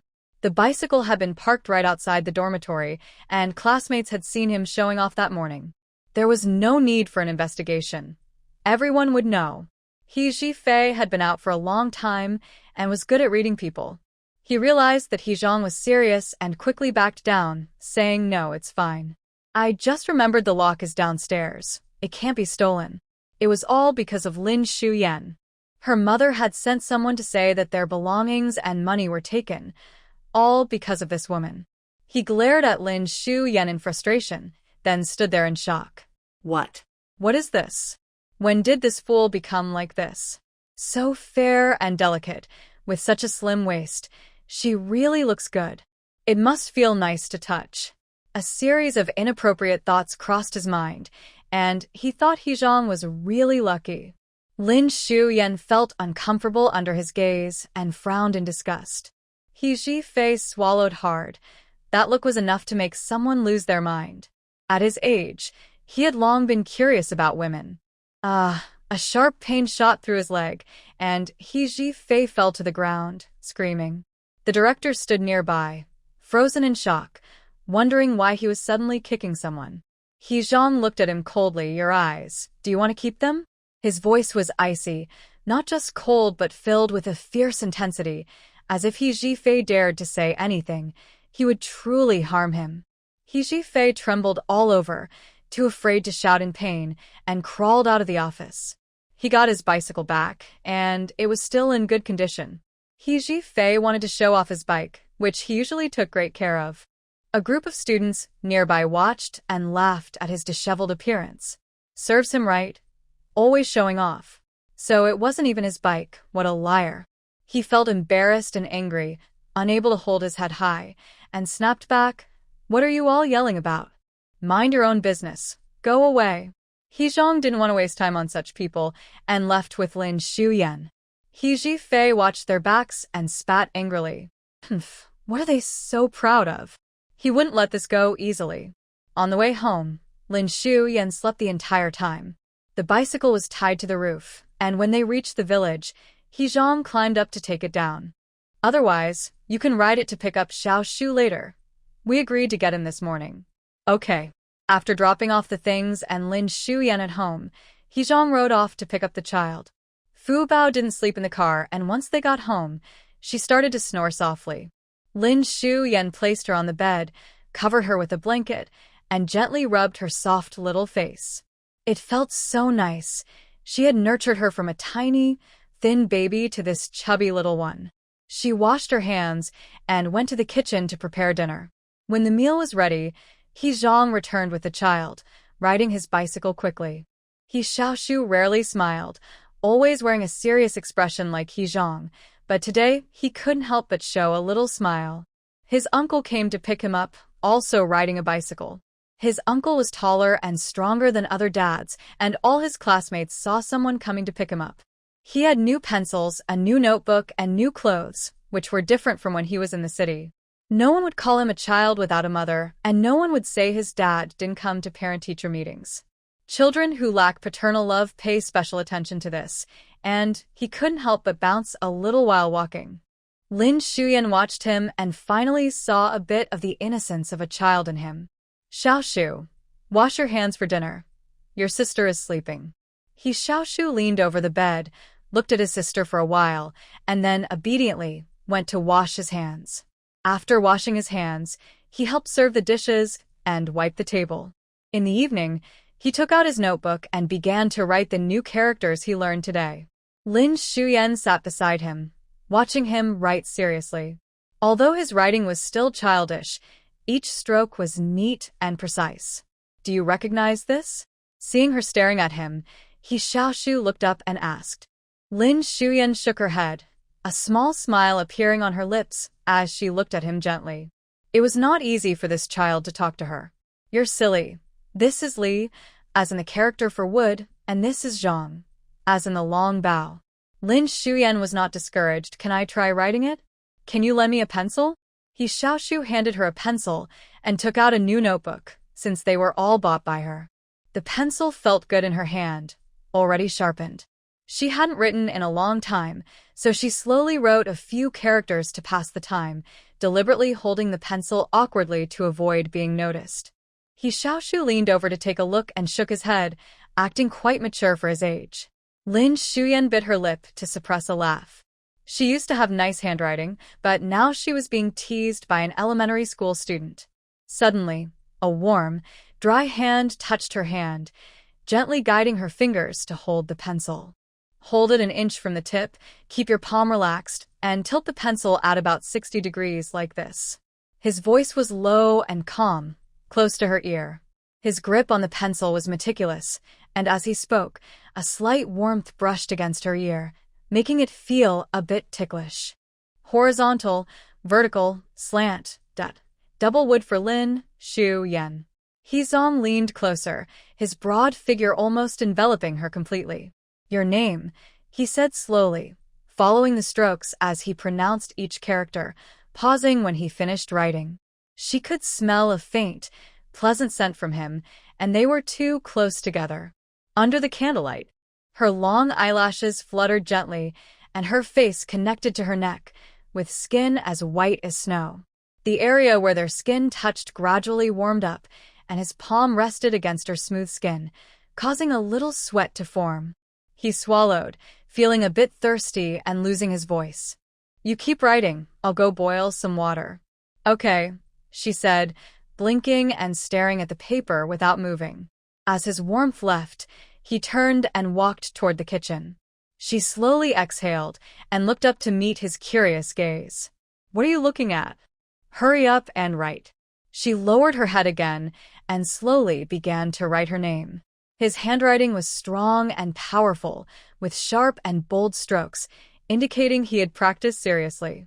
She decided to imitate his style and wrote a few times before putting down her pen. The next day, he rode his bike to drop off his younger brother and then parked it at school before heading into the city.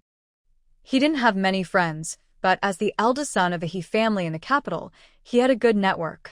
His classmates from school, the children of officials from the compound, and various leaders from the military. Everyone he associated with was from his own level, and among them, he held a prominent position. Whenever he needed help, he could always find a friend to lend a hand. Once in the city, he went directly to a shopping mall to meet an old classmate who was now in charge of purchasing. When Yang Xiaoshan saw him, he came out with a bright expression. Wow, Commander, he finally has time to visit me. They had been classmates for many years, and few dared to joke with him, but Yang Xiaoshan was one of them. He remained calm and slightly raised an eyebrow, asking if he had time. How could I not have time for you? I'd have to take a leave if I were busy. Let's go to the state-run restaurant. In the city, they usually ate at state-run restaurants, and they requested a private room. Having not seen each other for a long time, Yang Xiaoshan was aware of the He family's situation, but he wouldn't pry into He Zhang's personal matters.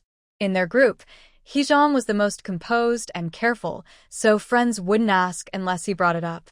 However, since he had specifically invited him out today, Yang Xiaoshan could only assume it was about the He family. What's up? Is there something at home that needs your attention? He Zhang took a sip of tea, his expression calm, with his shirt sleeves rolled up casually, resting his hand on the teacup. The atmosphere was not heavy. Yes, there's something at home. The house in the military family area is temporarily under investigation. I still have a property under my name on Xianghe Lane, and I want to get it ready to live in. Yang Xiaoshan was taken aback. Oh, is it about the family matter? I thought it was about Colonel He. Over there is a 2-story house that has been empty. It has no furniture. Doesn't your store sell furniture? Or do you know any skilled carpenters? At this point, Yang Xiaoshan understood. Oh, you want to add some furniture, right? Just tell me what style you need, and I'll definitely find something suitable for you. He had connections for this kind of work. The materials should be good. Just go with the current popular styles, He Zhang said, taking out a key and placing it on the table. You need to add everything necessary for the house. Tables, chairs, sofas, wardrobes, beds. Everything. Hey, you need to tell me who will live there. At my age, if it's for an older colonel, I should look for some rosewood. But for kids, that's another story. He Zhang raised an eyebrow. I will live there, along with my wife and 2 kids. Yang Xiaoshan's mouth dropped open. Wasn't your marriage just to transfer custody for the kids? The last time they met was before He Zhang went to the army. They had talked then, and Yang Xiaoshan had scolded Yaoling a bit, but He Zhang had stopped him. He had heard He Zhang say he would find someone to marry first for the kids' custody. He knew about that, but now it seemed he really planned to live together. Just do it. Make the wardrobe bigger, include a mirror cabinet, and keep the colors light. The sooner, the better. His tone suggested not to ask further. Even though Yang Xiaoshan was curious, he held back. All right, just leave it to me. Take 1,000 to start. If it's not enough, let me know. He Zhang handed over an envelope, having just withdrawn the money. Yang Xiaoshan took it. 1,000 yuan. That's quite generous. This could furnish not just one house, but 2 completely. He Zhang had been planning this for a few days. That day when it rained, he had told Lin Xiumei he would stay a bit longer, but he had already decided to move to the city sooner.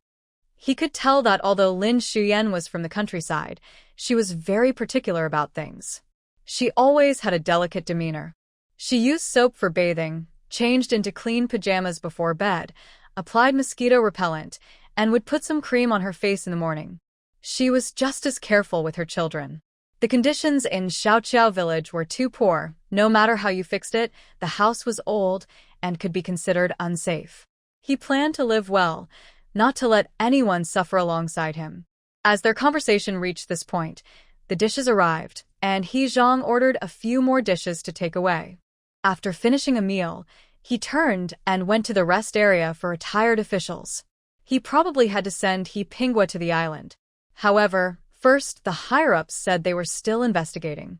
Second, given the current situation, the units that could actually finalize the documents were all passing the buck. So, he had been living in the rest area for the past 3 months. The rest area is similar to a retirement home, with a large yard where old leaders live. However, He Pingwa stayed in a separate small courtyard, guarded by someone who wouldn't let anyone in or out. He Zhang reported and was allowed inside. In the yard, He Pingwa sat at a stone table, playing Go with both hands. His coat draped over his shoulders, and at nearly 50 years old, he looked quite strong. His features resembled He Zhang's, sharp and intense. Dad. Hearing the voice, He Pingwa looked up. You're back. Let's put away the game and eat. He Pingwa packed up the game and looked at his son. Their relationship wasn't very close. Since He Zhang's mother passed away, he had not been very close to He Pingwa, especially after joining the military. If it weren't for visiting home once a year, they might not have contacted each other at all.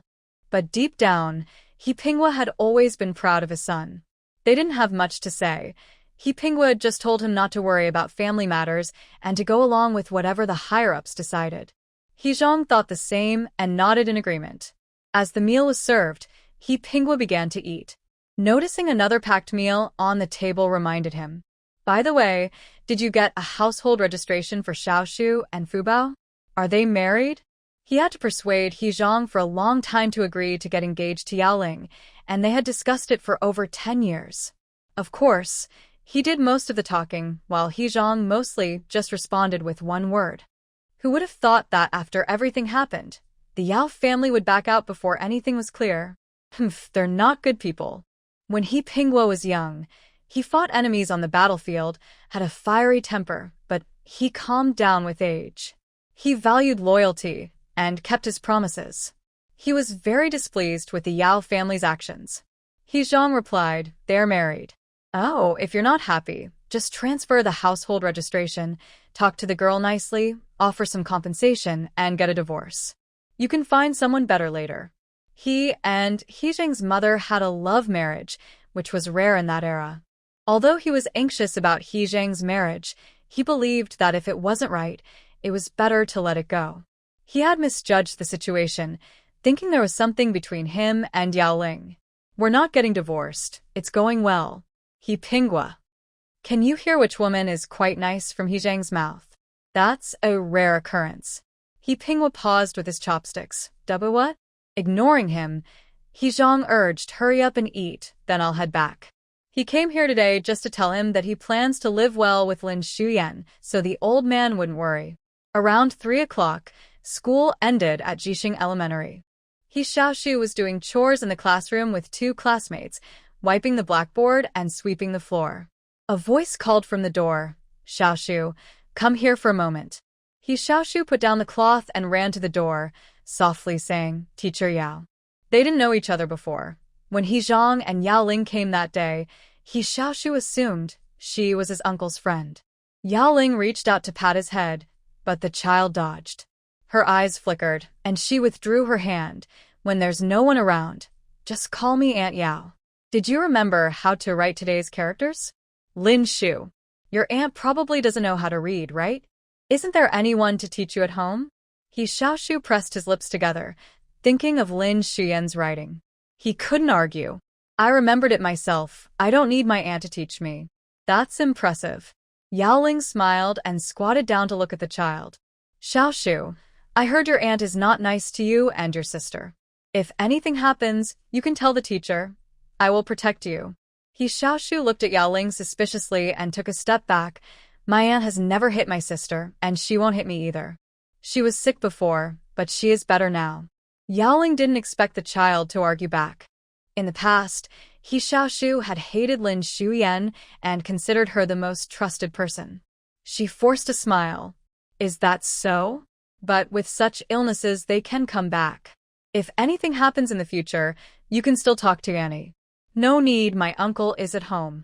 He Xiaoshu didn't like others interfering in his family matters.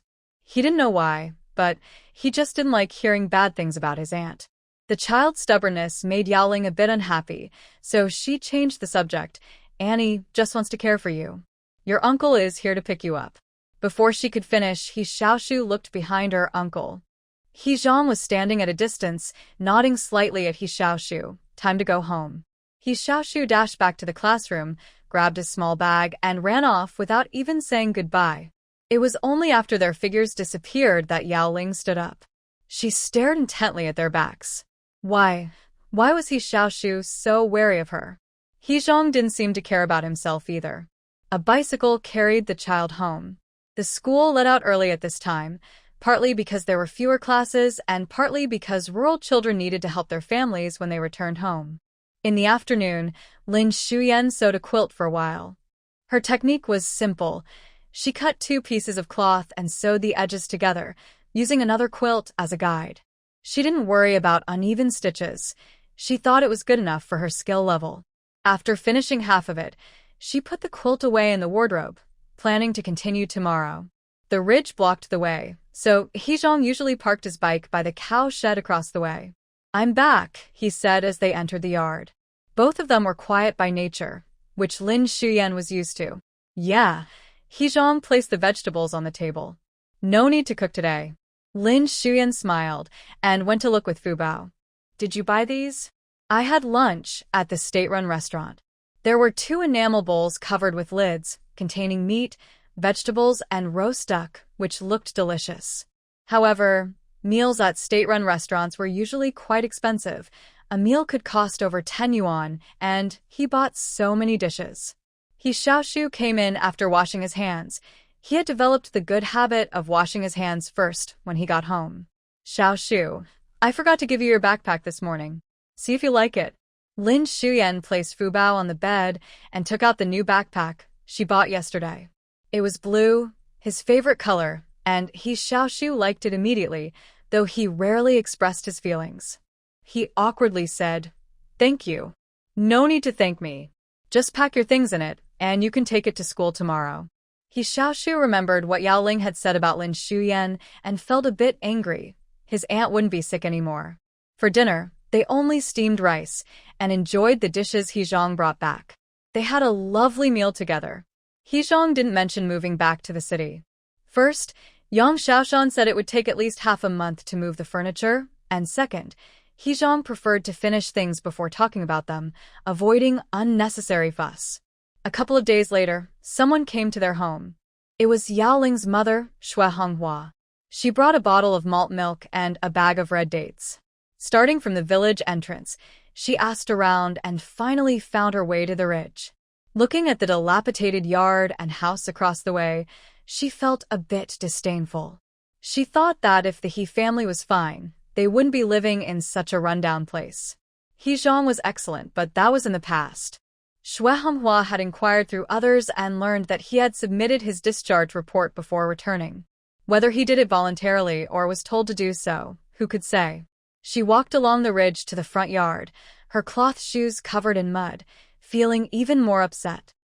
It was Sunday, and He Xiaoshu was home. He was sitting at the table writing. Lately, he had been insisting that Lin Xiuyan write with him. So Lin Xiuyan was sitting next to him, learning together. It wasn't a bad idea. In the future, she could write without hiding it and just say, He Xiaoshu taught her. Both of them focused on writing while Fubao played on the bed. He Zhang was washing clothes behind the house. The spring water was cold, and He Zhang usually washed the children's clothes. He didn't wash Lin Xiuyan's because she wouldn't let him. Though they were a married couple, Lin Xiuyan wasn't comfortable having a man wash her underwear. Is anyone there?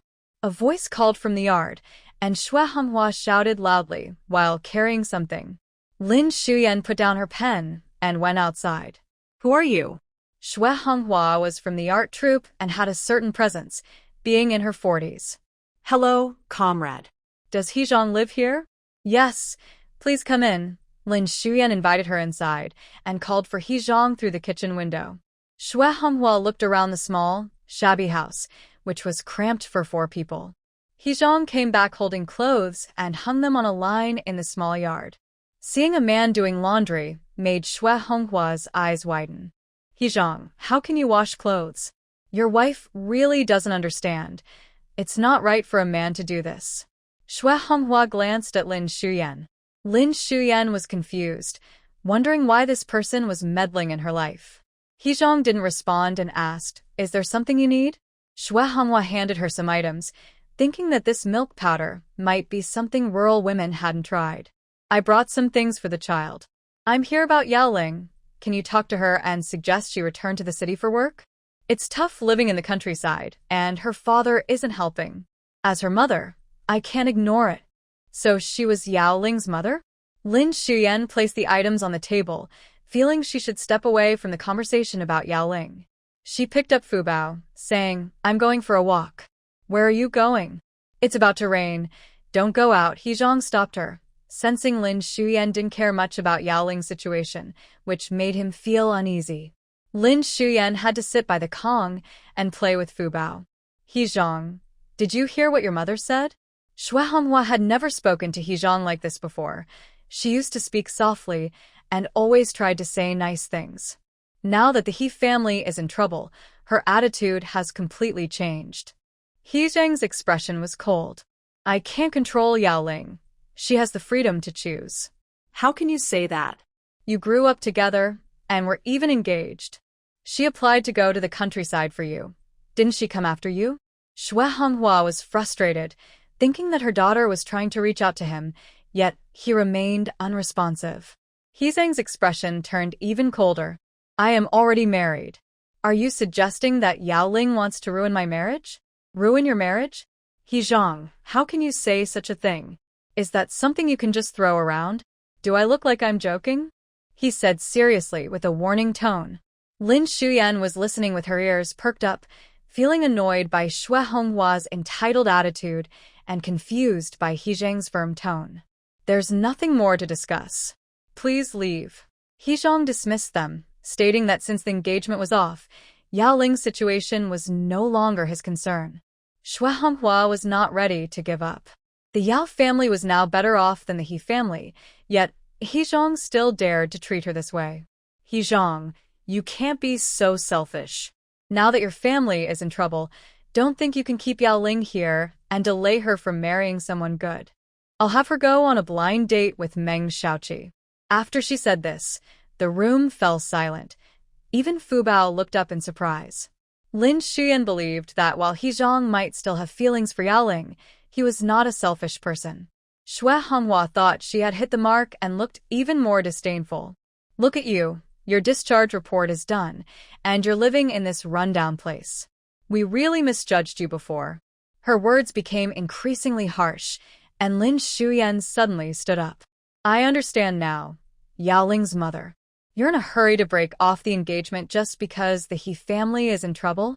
It seems the Yao family is the one being untrustworthy and cowardly. You. What? Are you saying that He Zhang forced Yaoling to go to the countryside? Her legs are her own. No one can force her. Why don't you go talk to your daughter instead of causing trouble here? Delaying her? I think she came here looking for He Zhang herself. You should leave. Our family doesn't welcome you. She was small, standing in front of He Zhang, her face angry, her eyes wide open. Our family are He Zhang. He Zhang felt a strange urge to smile, the corners of his lips lifting slightly. Usually gentle, when angry, he was like a cat scratching at someone. Xue Honghua was furious. You rude woman. Why do you get to speak? This is my home. The man pulled her behind him, and He Zhang's eyes showed a hint of anger, clearly losing patience with Xue Honghua. I will remember what the Yao family has done lately. You can leave now. He Zhang, is this how you speak to your elders? Elders? He fixed a sharp gaze on Xue Honghua. Don't act superior in front of me. Xue Honghua's face twitched, a mix of red and pale. She didn't want to offend He Zhang, but she couldn't hold her tongue today. If her family found out she had provoked He Zhang, they would surely scold her. Wait. Lin Xiumei called out to her, picked up something from the table, and tossed it to Xue Honghua. Take your useless things with you. Xue Honghua left, holding her belongings. After many years in the art troupe, she had never faced such humiliation. She would never let Yaoling marry He Zhang. The room fell silent. He Xiaoshu stole a glance at her uncle, thinking that the teacher Yao wanted to marry him. She chased away her aunt and stole her uncle. How is that different from the bad women Zhou Heng finds outside? She decided not to talk to that woman again. She didn't deserve to be her teacher. Heh, you really know how to insult people, He Zhang said, looking at Lin Xiumei, managing a rare smile. Lin Xiumei blinked. She couldn't hold back. Ahem, I wasn't wrong, right? About you and Yaoling. He Zhang hadn't thought about whether he wanted to offend Yaoling's mother. After all, Yaoling was his leading lady. You know she was engaged to me before. Lin Xiumei's gaze flickered. I heard Liu Xiumei mention it. Later, Principal He said that Xiaoshu's teacher was named Yaoling. So, Yaoling had talked to him for a long time at school and she didn't care? She hadn't asked about it. Thinking of this, He Zhang felt a bit annoyed. I have nothing to do with her now. Oh, what does that mean? After the weekend, it rained for several days. Lin Xiumei was in a good mood. Rain meant she could gather mushrooms, and gathering mushrooms meant making money. She calculated that once she saved up 300 yuan, she would confront He Zhang. She needed a letter of introduction. She planned to head south to find a city and rent a small courtyard. That morning, the rain stopped. Lin Xiumei got up before dawn, changed her clothes, and made breakfast in the kitchen. Some furniture had been bought for Yang Xiaoshan, while some were still being custom-made. He Zhang had been going into the city from time to time lately. Lin Xiumei was happy that he was not home, so she could go up the mountain without worry. Little Xu would go to school by herself. She left Fubao at the neighbor's house, Grandma Gao, for half a day and paid her 50 cents. 50 cents is not a small amount, but according to Zhao Jufang, the mushrooms she sold that day were worth 3 yuan. A whole basket could be worth 5 or 6 yuan, and if they were expensive mushrooms, it would be even more money. Compared to that, 50 cents seemed insignificant. Grandma Gao, I'll come to pick up the child before lunch. Thank you for your help. Grandma Gao was familiar with Lin Xiumei and liked Fubao. Aside from being clear about money, they got along well. Go ahead, don't worry. Fubao looked a bit unhappy, frowning at Lin Xiumei. Lin Xiumei took a piece of candy and a small biscuit and put them in Fubao's pocket. Be good, Fubao, and we'll be back soon. Listen to Grandma. Fubao looked at the candy, and then at Lin Xiumei. She tugged at Lin Xiumei's hand, gave her a little kiss on the cheek, and then let her go. As they left the house, Zhao Jufang said, "This child is really close to you, like your own daughter." Of course, Fubao is very good. Well, Xiumei, that's true, but you still need to have your own. Zhao Jia, let's go quickly. Look, there are people coming over there. Lin Xiumei quickly interrupted her as she brought up the past. Zhao Jufang looked down the path and indeed saw figures coming this way. This time was different. There were more mushrooms in the mountains, and more people were eager to pick them. Let's hurry, we need to be the first ones. Remember the few types I told you are valuable. Got it, I remember. The two of them quickened their pace. With experience from last time, Lin Xiumei climbed the mountain much faster. Before leaving, she had specially drunk 2 cups of spring water, so she was full of energy and motivation. Just like last time, they separated to pick mushrooms. Although she knew there were many mushrooms this time, seeing clusters of them made Lin Xiumei a bit dazed. There really were this many. She bent down to pick them, one on the left, one on the right. This scene felt like a dream where you find money everywhere, picking up several bills with every step. She couldn't pick them all up. In just 20 minutes, Lin Xiumei's basket was full. She realized that today she didn't need to worry about whether there were mushrooms, but rather that she couldn't carry all these mushrooms back. Even if the mountain was full of them, she could only fill her basket. It was like having money right in front of her but being unable to take it. Lin Xiumei felt frustrated, wishing she could store them in a special space. Just as she thought that, the mushrooms in her basket suddenly disappeared. Lin Xiumei was startled. No way. She immediately entered the spirit spring space. There were no mushrooms in the space, just snow lotus flowers and the spirit spring water, which was the same as before. Could it be that they weren't here? She looked around carefully again and suddenly noticed a small package icon in the upper right corner.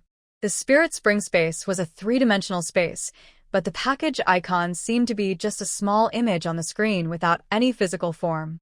Lin Xiumei thought about clicking on it, and the package actually opened, revealing a black box with a mushroom symbol inside. Mushroom 107. Did that mean there were 107 mushrooms? This was indeed very amazing. Unfortunately, there was only one slot.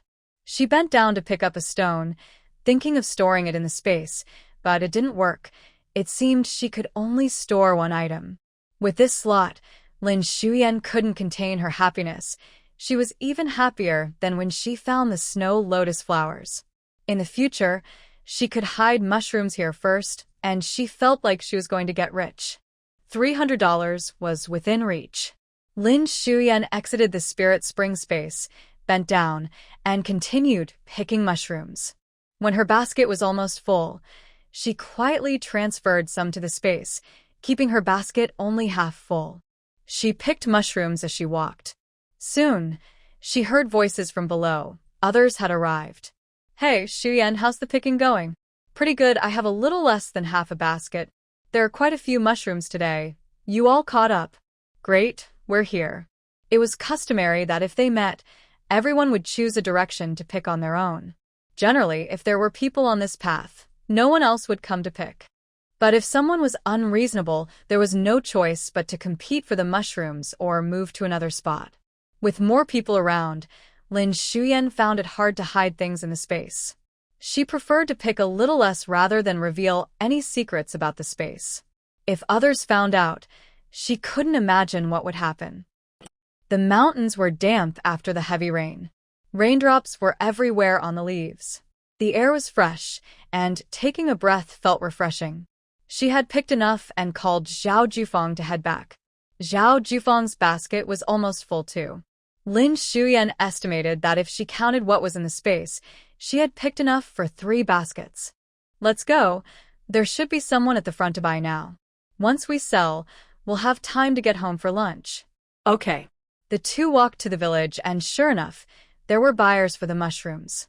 A man and a woman poured the mushrooms from their baskets onto a mat, sorting and weighing them for payment. Lin Xiumei's basket sold for over $6. Zhao Jufang looked at her basket, which was about the same, but it sold for only $4. However, she was very satisfied. Hey, aren't you going this afternoon? I'm just going to have a meal, and then go pick mushrooms. Lin Xiumei shook her head. The little tree would be getting out of school in the afternoon, and she didn't want to leave Fubao with Grandma Gao all day. Money is never enough, and picking mushrooms only brings in a little extra to solve her current problems. Based on 3 baskets, she could make at least 15 yuan today, which is enough. Are you selling these mushrooms in the city for restaurants? Yes, some go to restaurants, and some we ask the chefs of wealthy families if they want to buy. The woman chatted easily while quickly counting money and talking to Lin Xiumei. It was fine for her to share this information. Villagers were often unwilling to take the time to travel back and forth to sell 1 basket of mushrooms. If they had time to ride, they might as well go back up the mountain for another basket. Will you be able to sell all of these? Yes, we still have more to sell. The capital city has many wealthy people who want fresh produce, even if life in the village is tough. At this time, speculation was no longer being cracked down on, and policies encouraging individual businesses were gradually being implemented, which is why they dared to go into the countryside to collect mushrooms. For several days, as long as it didn't rain in the morning, Lin Xiumei went up the mountain with Xiao Jufang to pick mushrooms. He Zhang went to the city every day, so they didn't hold each other back. But he was still worried about Lin Xiumei going up the mountain every day. The paths were slippery, and he feared she might get hurt. Moreover, the money seemed too little in He Zhang's eyes, and he didn't want Lin Xiumei to work so hard. The son of a high-ranking official in the capital, He Zhang was well-bred and didn't waste money, but he had never experienced hardship with money and couldn't empathize with Lin Xiumei, who had nothing. Amidst the calm, tensions began to surface. One day, he returned early from the city, and Lin Xiumei was at home. Here, this is for you. He Zhang placed an envelope on the table. Lin Xiumei picked it up and felt it. The envelope was thick and heavy. What is this? Money. Don't go up the mountain anymore. We don't need that little bit of money at home. The man spoke directly, simply explaining the situation. Lin Xiumei opened the envelope to find a stack of bills and various tickets. It wasn't the 80 yuan allowance, nor the 300 he had given her last time. It was not 1,000 but 1,500. Why not? Why not? Lin Xiumei looked at him with clear eyes. He Zhang frowned slightly. If you need money, just tell me. He wasn't good at showing concern. His voice was a bit cold and sounded like an accusation. Your money is yours, He Zhang. I don't see anything wrong with earning money through hard work. She glanced at the child on the bed. I only go in the morning, so you don't have to worry about the kids. That's not what I meant. Feeling a bit down, Lin Xiumei couldn't express her feelings. She wasn't like Yaoling, who had the divorce papers still pressed in the drawer. Just a little interaction made it hard for her to earn money. Would he even give her some money later? Men are unreliable, just like pigs can't climb trees. It's better to rely on oneself. He Zhang wanted to say something more, but Lin Xiumei had already gotten up and walked to the kitchen. He didn't quite understand women's thoughts, especially Lin Xiumei's. He felt she was more thoughtful than others. On the surface, she seemed gentle and weak, but inside, she had her own ideas. There was always something between them that made communication difficult. He could handle various tasks in the army, but when it came to her, He Zhang felt a bit of a headache. Starting a fire to cook. After dinner, Lin Xiumei finished sewing the blanket. It was a bit crooked, and the edges weren't straight, but the cotton was new and soft, quite comfortable. It's getting cold. You and Xiaoshu can use this blanket. Her mood wasn't high as she bent down to spread the blanket. The man walked behind her and switched the two blankets on the bed, saying, You two sleep with the new one. Lin Xiumei said nothing and walked to the table to tidy up. Her voice was soft as she spoke to Xiaoshu. Xiaoshu, remember to make a cup of malt milk every morning for yourself and a little for your sister. The new pencils and notebooks are under the cabinet. Take them from there when you need them. Fubao likes rice soup. Tomorrow I'll teach you how to steam eggs, okay? He Xiaoshu looked up, finding her a bit strange, but remembering how much his sister liked steamed eggs, he nodded. Lin Xiumei tried to explain some simple things to the children clearly. With He Zhang around, the two kids should have a much easier time. In 2 years, when the He family is better off, they will be able to live a good life. He Zhang frowned slightly, standing by the door, tall and long-legged. As it gradually got dark, he walked to the back to wash up. The next day, Lin Xiumei went up the mountain to gather mushrooms, as usual. In the past few days, she had earned over 50 yuan, but there were still plenty of mushrooms in her space, which should sell for over 100. Lin Xiumei didn't know if she was just lucky or what. Anyway, every time she walked that path, there were plenty of mushrooms, while others often returned with only a half basket after a long time. She filled her basket and had many more hidden in her space. She needed to find a way to turn them into money. In the morning, Lin Xiumei and Zhao Jufang went to the village to sell them. The two people who usually gather mushrooms at the village entrance are not here. After asking around, some villagers said they saw them go to the neighboring village. Xiaoqiao village is a small place with about 20 households. Since they didn't collect enough mushrooms, they went to the next village. What are we going to do? How can they just not show up? Zhao Jufang exclaimed, feeling anxious. Lin Xiumei didn't know what to do either. Did they really have to carry a basket of mushrooms and wait to sell them in the city? The bus to the city only runs once in the morning and once in the evening. If they missed the evening bus, they wouldn't be able to return. Zhao Jufang slapped her leg. Otherwise, I'll carry them to the city myself. These mushrooms can't sit around for 1 or 2 days. Mushrooms are best when fresh and don't keep well. Before they could figure anything out, more villagers who had been gathering mushrooms arrived, and soon there were more than 10 people gathered. Hearing that no one was collecting mushrooms, they all got upset. That person is really inconsiderate. At least they could have told us yesterday, and we could have come up with a plan today. Exactly. Just a few days ago, they were saying mushrooms from other villages were cheaper. I bet they just wanted to lower the price.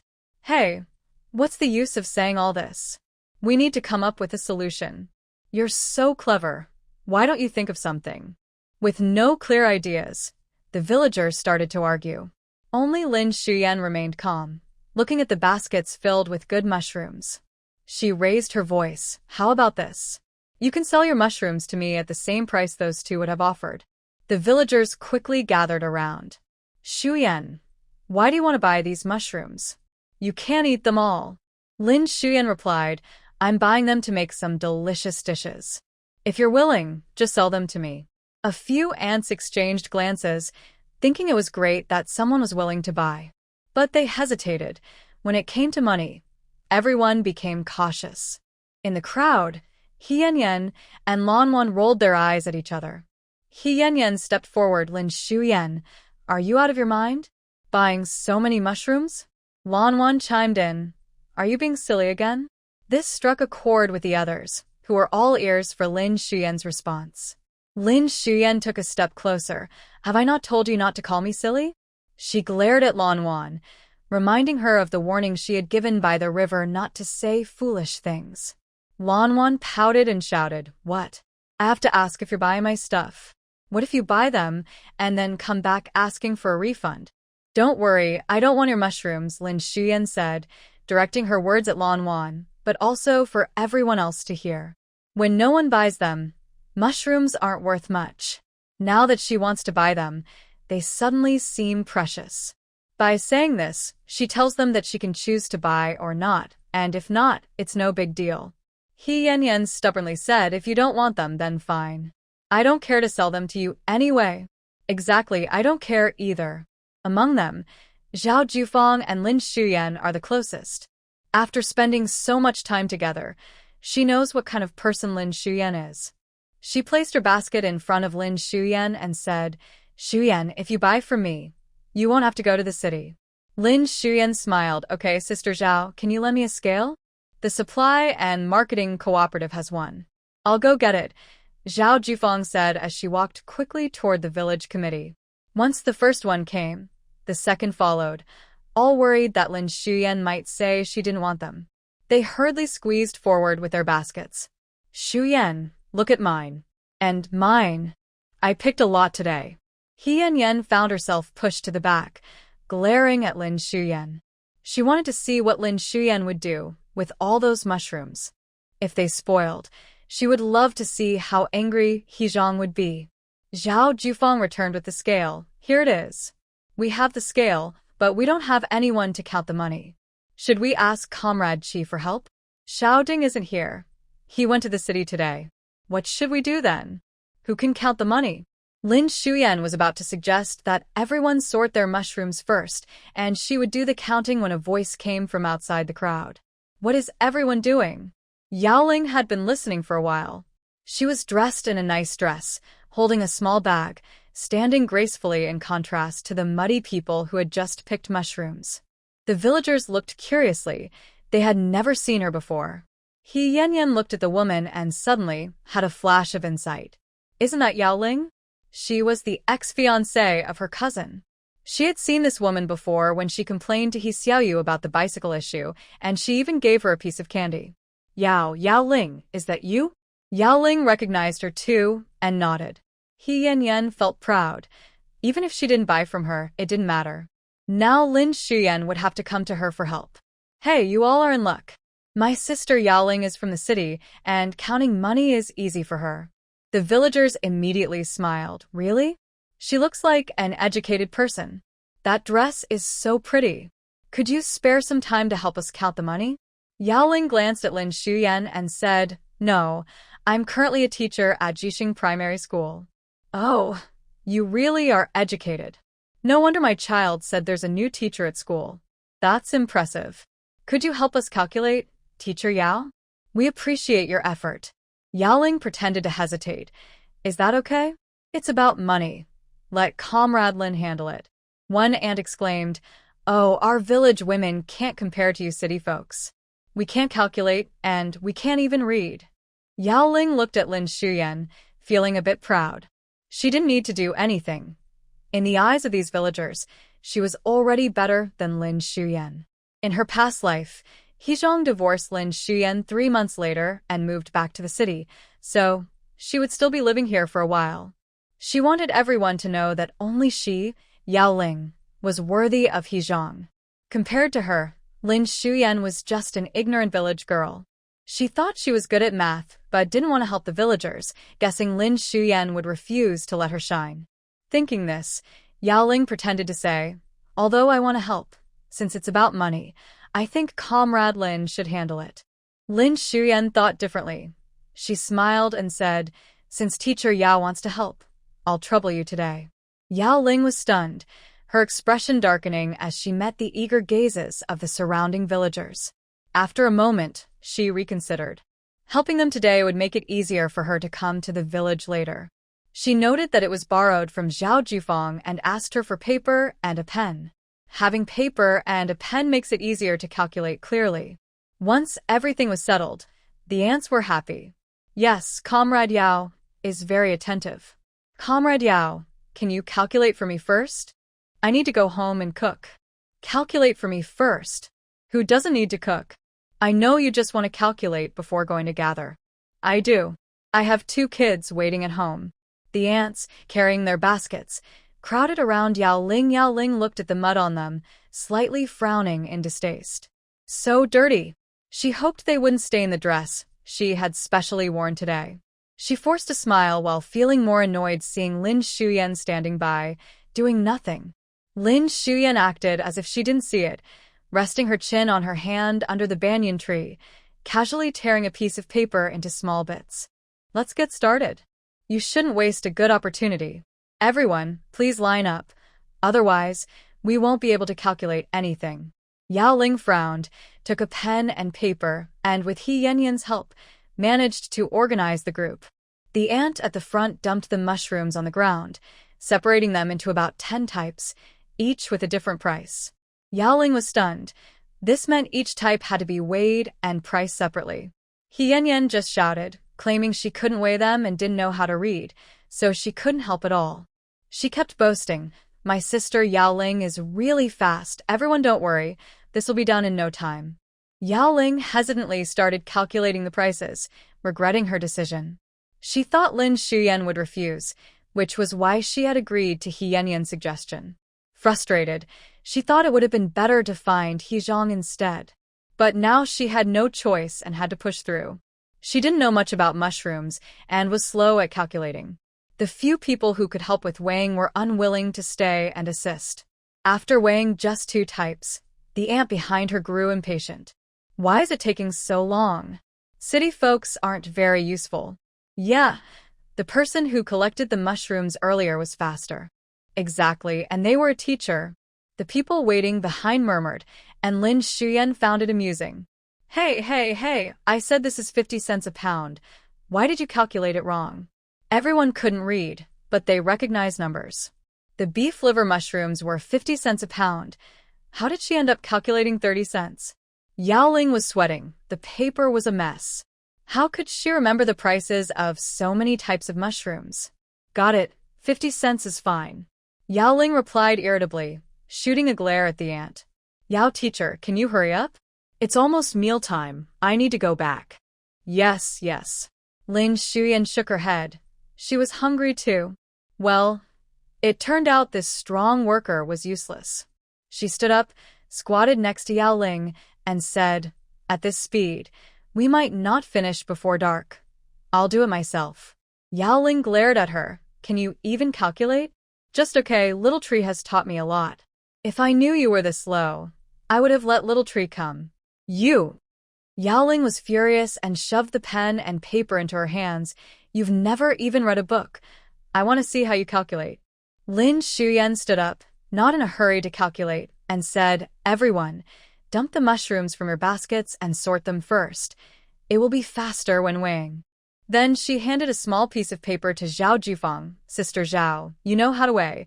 Take this stack of paper and help weigh each type, writing the numbers on the paper. She leaned her head to the side and lowered her voice. Later, I will pay you 50 cents. Zhao Jufang's eyes lit up. She said weighing things was her strong suit, and earning 50 cents for weighing items was a great deal.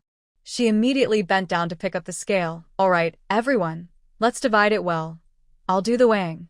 Sister Zhao from the Supply and Marketing Cooperative was well known. Everyone recognized her, and she was the one who weighed the items when people bought things. Great, this will speed things up. The ants quickly poured out the mushrooms and skillfully divided them. Zhao Jufang sold items and dealt with weighing and money. She knew basic math and how to write. She weighed while writing.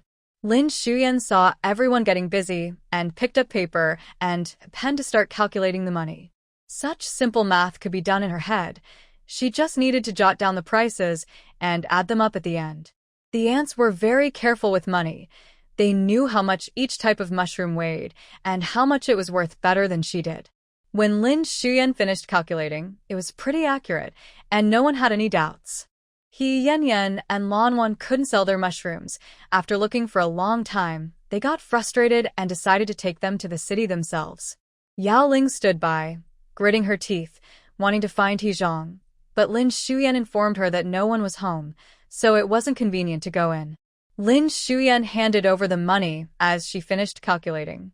She also added an extra 10 cents for each person, asking them to deliver the mushrooms directly to their homes. Xiumei, you are really impressive. Yes, his wife is truly capable. I told you she's smart now.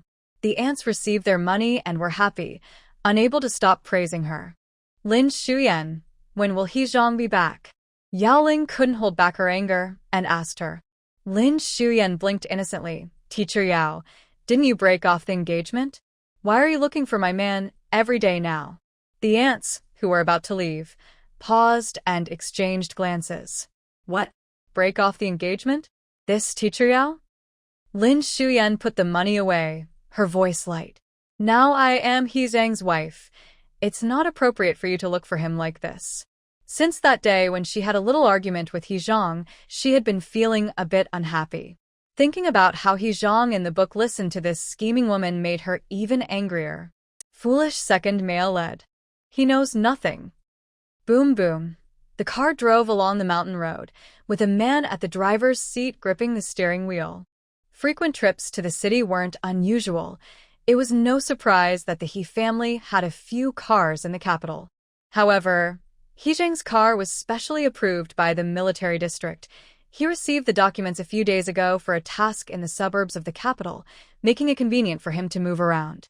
He will report in half a month.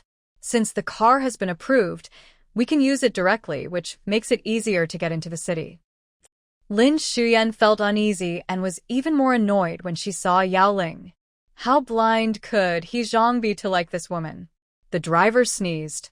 The car turned into the village entrance, and they saw a crowd gathered ahead. Yaoling bit her lip.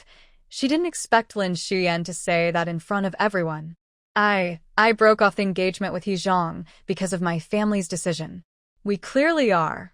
Even with her thick skin, she couldn't say anything emotional, especially since he was already married. Saying such things in front of the main person and letting the villagers hear it would lead to all sorts of nasty comments. Even if we broke off the engagement, Zhang and I grew up together, and our families know each other. We are still precious friends. Comrade Lin, you can't speak carelessly and twist my words. This almost made Liu Xiumei laugh. Oh, right. I heard your mom say you were going on blind dates. I'm not. But since Zhang isn't back, if you need to talk to him, I can pass on the message. Yaoling's face turned red. If everyone knew she was going on blind dates, how could she face Zhang later? Beep beep, a loud honk sounded, and everyone turned to look back, realizing a jeep had been parked there for a while. They were so caught up in their conversation that they hadn't noticed. Zhang had heard a few words. He leaned out of the car window, his expression cold and unreadable. He first looked Liu Xiumei up and down, then glanced at himself, noticing he was dirty, but didn't care. Then he raised an eyebrow in annoyance and looked at Yaoling. Seeing him, Yaoling immediately burst into tears. Zhang, you're back. Her voice was filled with so much grievance that it gave everyone goosebumps. If someone spoke to their deceased loved one like that, they would surely lose their mind. Unexpectedly, Zhang's expression didn't change. He coldly asked, "What are you doing here?" I have something to discuss with you, so I came over." She wiped her eyes, speaking shyly. Anyone who heard it would think it was something private, not suitable to say in public, but Zhang was completely oblivious. What is it? Yaoling couldn't bring herself to say it. It was just some soft words for Zhang. After he got angry about the broken engagement, she thought he must have calmed down by now. A few soft words and a little submission would surely solve everything. Liu Xiumei bent down to pick up her basket of mushrooms. She was hungry and wanted to go home. I don't want to see the main character flirting with the second male lead. Goodbye. Liu Xiumei. The man saw her not saying a word and trying to leave. He felt frustrated and said, "Wait for me." After that, he turned the car around and parked in the empty space behind the village committee. Yaoling couldn't help but feel pleased seeing Zhang's attitude towards Liu Xiumei. He was so stern. Zhang must not like this woman. These days, how many people can afford a car? The He family has several cars. How did she not notice such a man in her past life? A few ants waiting to gossip quietly sat under the big banyan tree, almost holding a handful of sunflower seeds. Zhang took out the keys, informed the village committee, and walked out with purpose. He headed towards the two, his sharp features looking especially serious, without any expression. Liu Xiumei wanted to leave, wondering why she had to stand and watch them talk. She took small steps, but her backpack was suddenly grabbed by someone. The man frowned slightly. "Didn't I tell you to wait for me? You and Teacher Yao. We're not close." "I'll take it," he said, lifting her backpack effortlessly onto his arm, not caring about his clean shirt and pants. Yaoling stepped forward. "Zhang, if you have something to say, say it. If not, please leave." Zhang was a bit impatient. He had already told her not to bother him last time, so why was she back? Seeing Yaoling silent, he gently pulled Liu Xiumei. "Let's go." Liu Xiumei couldn't understand what was happening and thought they were just having a disagreement. As they walked further away, Yaoling stomped her foot and followed them. "Hey, Juhua, I don't quite understand what's going on. So, what's the deal with Teacher Yao?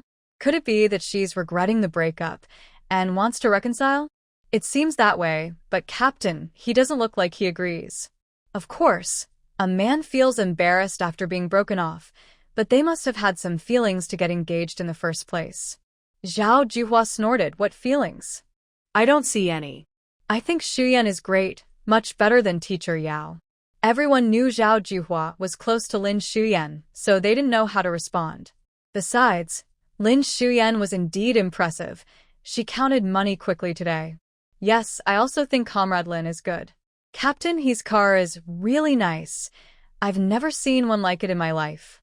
It must cost a lot of money. Can we go take a look?" "Let's go, I want to see too." All the way home, Yaoling followed behind them. Liu Xiumei was lost in thought, wondering if the female lead would show up today and if she would be kicked out of her home. What if she had to sign the divorce papers right now? She hadn't earned enough money yet. As she walked and thought, she glanced around and almost tripped. A man caught her arm, saying, "Walk slowly, or you'll fall into the field." Got it. When Lin Xiumei got home, she realized something serious. The entire yard was filled with mushrooms, and the ground was covered with bamboo mats where the ants had dumped the mushrooms. She had forgotten to tell He Zhang about the 50 or so mushrooms she bought, almost 100 pounds. Ah. I bought them to make something. He Zhang said nothing. He knew she cooked well. Yaoling, who had just entered, exclaimed, "Wow, so many mushrooms. What are you going to do with them? They'll spoil by tomorrow." Lin Xiumei rolled her eyes, thinking it was none of her business. She ignored her and went to the kitchen to wash a basin full of mushrooms. Mushrooms could only last 2 days, and she already knew what she wanted to make, so she got to work. He Zhang looked at Yaoling and asked, "What are you doing here?" "He Zhang, I really need to talk to you," Yaoling said, biting her lip and stepping closer. Although they were engaged in the past, they weren't close. He Zhang's impression of Yaoling was limited to knowing her since childhood, having seen her a few times during family meals and being a friend of He Xiaoshu. He agreed to the marriage because of his sister's passing. He Pingwa was worried about the children and had called him several times to discuss marriage. He found it annoying and just said He Pingwa should decide. In the last 2 years, he had only returned home a few times and had seen Yaoling less than 3 times, barely speaking to her. She hadn't mentioned marriage, and to He Zhang, it didn't really matter. He remembered that she didn't like to talk to him, probably finding him dull and cold. Now, she was coming to him repeatedly. "I thought I made myself very clear last time." He Zhang's tone was unfriendly, his white shirt sleeves rolled up, revealing his lean arms. Yaoling looked uncertain, not understanding why things had changed. The He Zhang in front of her seemed completely different from before. "He Zhang, do you not like me? You said you would marry me and take care of me." Upon hearing this, He Zhang frowned. He had never said such a thing to her. "Comrade Yao, I have never said that." Yaoling trembled as she spoke, thinking He Zhang was unwilling to admit the truth. "He Zhang, is it because you're married that you're treating me this way? Nothing happened between you two, right? If you're divorced, marry me. I won't listen to my parents anymore." "Yaoling." He Zhang's voice was sharp, and the veins in his arms stood out, clearly angry. When he wasn't upset, he was already cold and distant, making it hard for anyone to approach him. Now, with his deep eyes sharp as a knife, he seemed able to see through all pretense and insincerity. He stood there like an unmovable mountain, and Yaoling's attempts to please him felt like a joke, unable to sway him at all. Last time, He Zhang thought she was a bit self-righteous. Now, he truly felt disgusted. "I don't think you misunderstood what I said last time." Yaoling was taken aback, then realized something. "Is it because of my mom? She came to see you and said something you didn't like, but that doesn't represent my thoughts." He Zhang smirked mockingly. Over the years, everyone called him the calm and reliable Captain He, but only a few close friends knew how reckless he could be. "Yaoling, no matter the reason, don't waste your time here. I'm not interested in your feelings." His tone was dismissive and arrogant. The words were low, and Lin Xiumei, who was eavesdropping, couldn't hear clearly. Yaoling looked at him in disbelief. In that moment, it felt like she didn't know He Zhang at all. In her past life, such an expression would never have appeared on his face, especially directed at her. Before she could react, the man added, "Can you leave now?" Dark clouds gathered, and a light rain began to fall. Yaoling trembled all over. Something must have changed in this life, as everything felt different. She thought her past experiences would make it easy to handle He Zhang this time. It's raining. Can I wait here until it stops?" He Zhang's expression remained cold, returning to his usual distant demeanor. No. Yaoling, who had always considered herself beautiful and had well-off parents, had never faced such humiliation before, and she finally left the yard in tears. The rain began to pour harder, and He Zhang frowned slightly before turning to walk away. A small figure was crouched under the eaves, washing mushrooms in a basin. Lin Xiumei had heard everything except for the last two sentences and felt puzzled. During the previous two rejections, she thought it was because of the broken engagement and that He Zhang was just angry. Now, it seemed increasingly strange. Could it be that He Zhang really didn't like her? But that wasn't how it was in the book. She was still thinking when someone suddenly pulled the basin from her hands. Go back, I'll wash it. The man crouched down, rolling up his sleeves a bit more. The mountain spring water was cold, and Lin Xiumei's fingertips turned slightly pink, with water droplets still on her hands. Just a couple of days ago, they had argued, leaving a subtle tension between them.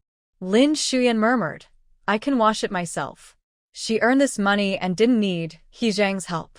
The water is cold, the man said, glancing at her. Their eyes met, and he seemed to sigh. Lin Xiumei felt uneasy under his gaze, so she thought, fine, if he wants to wash, let him.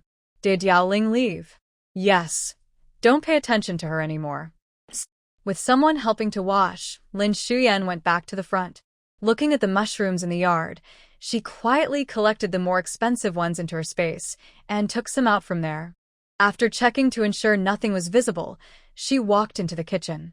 Yesterday, He Zhang returned from the city with 2 fresh pieces of pork belly. Lin Xiumei cut one piece to keep for dinner and minced the rest into a large bowl. Before long, He Zhang came back. He placed a bowl of mushrooms on the counter and asked her, Did you wash them all?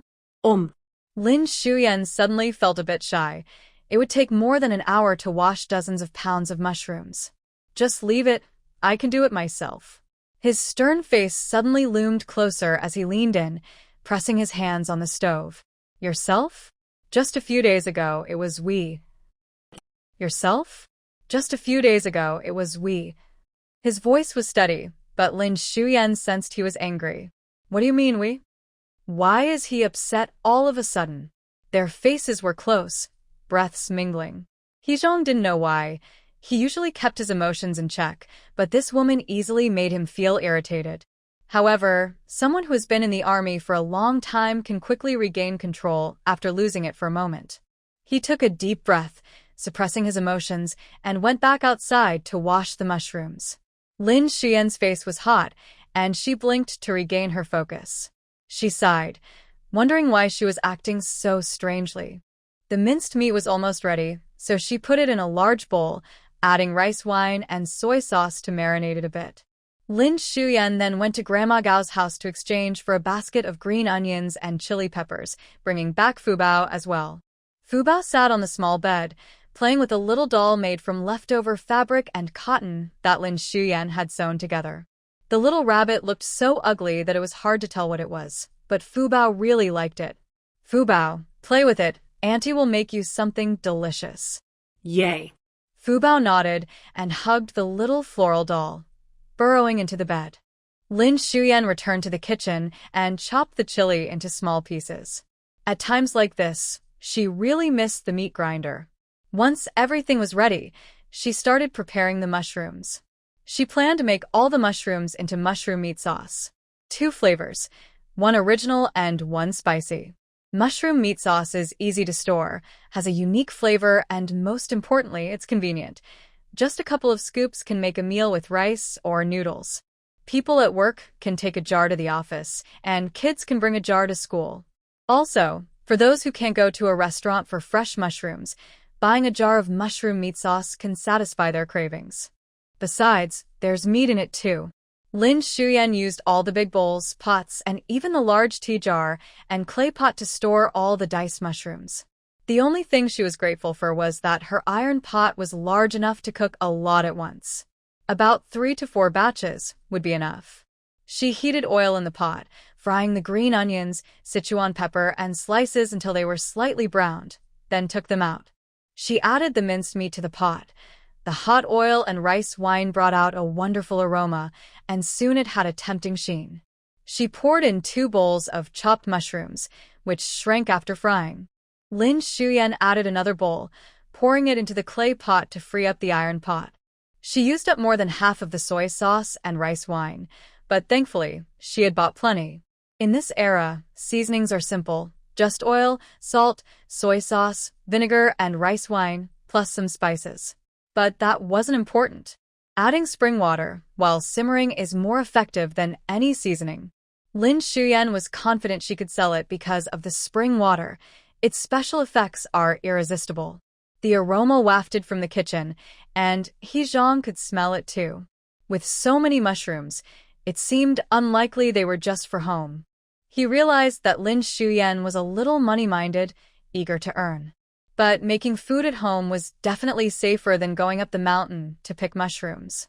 After washing the mushrooms, He Zhang returned to the kitchen and helped her with the fire. Because of what had just happened, Lin Xiumei felt a bit awkward seeing him. Neither of them spoke. Lin Xiumei used the freed-up clay pot, and after stir-frying in the iron pot, she transferred it to the clay pot to simmer, improving efficiency. Outside, the rain continued to fall, while the kitchen was bustling with activity. Lin Xiumei thought about needing to go to the city tomorrow to buy some glass jars. She had seen plenty at the state-run department store last time, and they weren't expensive. However, He Zhang has a car, and it would be even better if he could help buy it back for himself. Thinking this, she looked up at the stove. He Zhang had just added firewood, leaning against the wall with his eyes closed, his hand resting on his knee. His brows were slightly furrowed, looking different from his usual serious, sleeping face. Lin Xiumei glanced at him again, feeling a bit strange. After hesitating for a moment, she said, He Zhang, could you watch over Fubao next door for a bit? Take a break. His eyes opened, clear and calm, as if nothing had happened. After a moment of eye contact, He Zhang stood up and returned to the room. It was an old habit from his tasks. A little waiting would pass. There was no need to worry anyone. The first pot of mushroom meat sauce in the clay pot was ready, and Lin Xiumei switched to a smaller pot to cook noodles. Once the noodles were cooked, she placed them in a bowl, added some fresh green vegetables, and topped it with a few generous scoops of mushroom meat sauce before taking it next door. The light brown sauce glistened with oil, and just looking at it made it clear how delicious it was. Sprinkling a bit of chopped green onion on top, Lin Xiumei carried the noodles to the next room.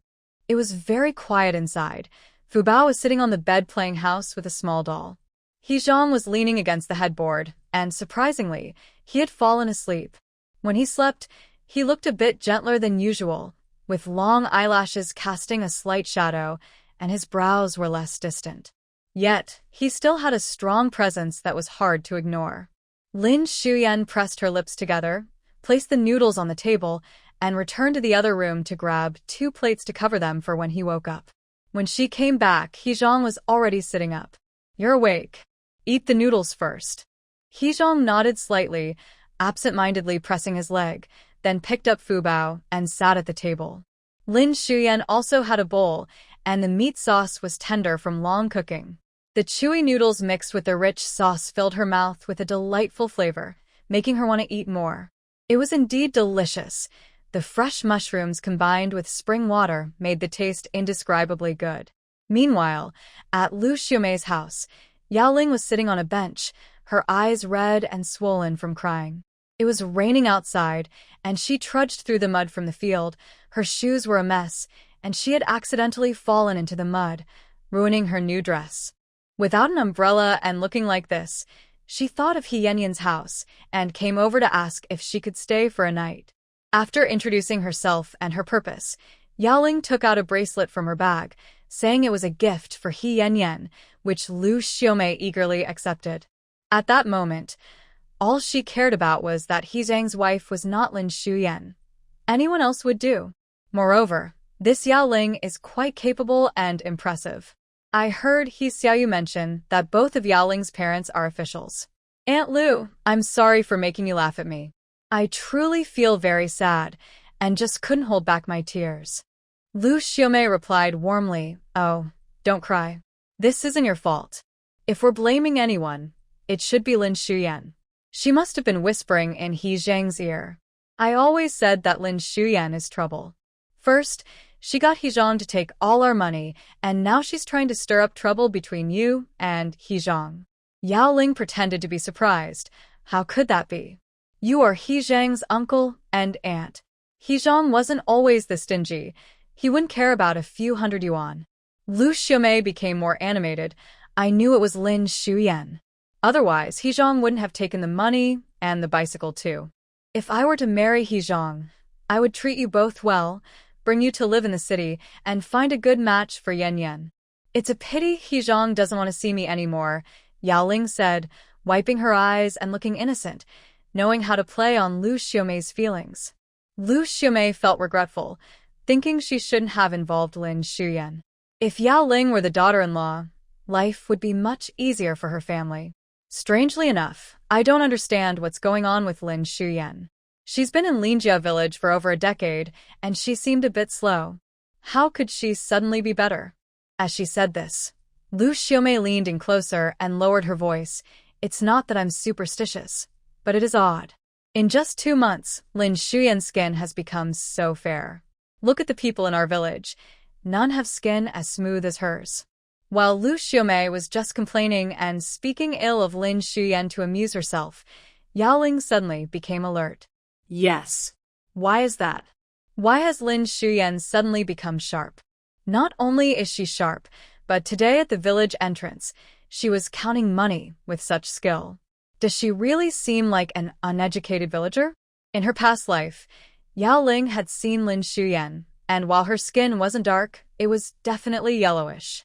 Now, every time Yaoling sees her, her skin looks fairer and smoother. This is all too strange. Most people would think she just became more aware and started taking care of herself. But Yaoling is someone who has been reborn. What if Lin Xiuyan has too? Thinking of this, Yaoling's face turned pale, and she began to tremble. Liu Xiumei saw this and thought she had scared someone with her words, so she quickly added, well, maybe He Zhang bought her some face cream. He Zhang is willing to spend money on her. Yaoling clenched her fists, too uncomfortable to deal with Liu Xiumei. Aunt Liu, I'm suddenly feeling a bit unwell. Can I take a nap? Sure, you can share a bed with Yanzi today. Don't be picky. He Yanyan had gone to the city to sell mushrooms and hadn't returned yet. Yaoling nodded, stiffly allowing Liu Xiumei to lead her to He Yanyan's room. Liu Xiumei even kindly found her a clean set of clothes, which Yaoling reluctantly changed into. She lay on the bed as the rain outside grew heavier. She began to think about everything that happened after her rebirth, recalling every detail that matched her previous life. Except for 2 things. 1. He Zhang wasn't as good to her this time. 2. Lin Xiuyan wasn't foolish anymore. Oh, and one more thing. He Xiaoshu wasn't close to her.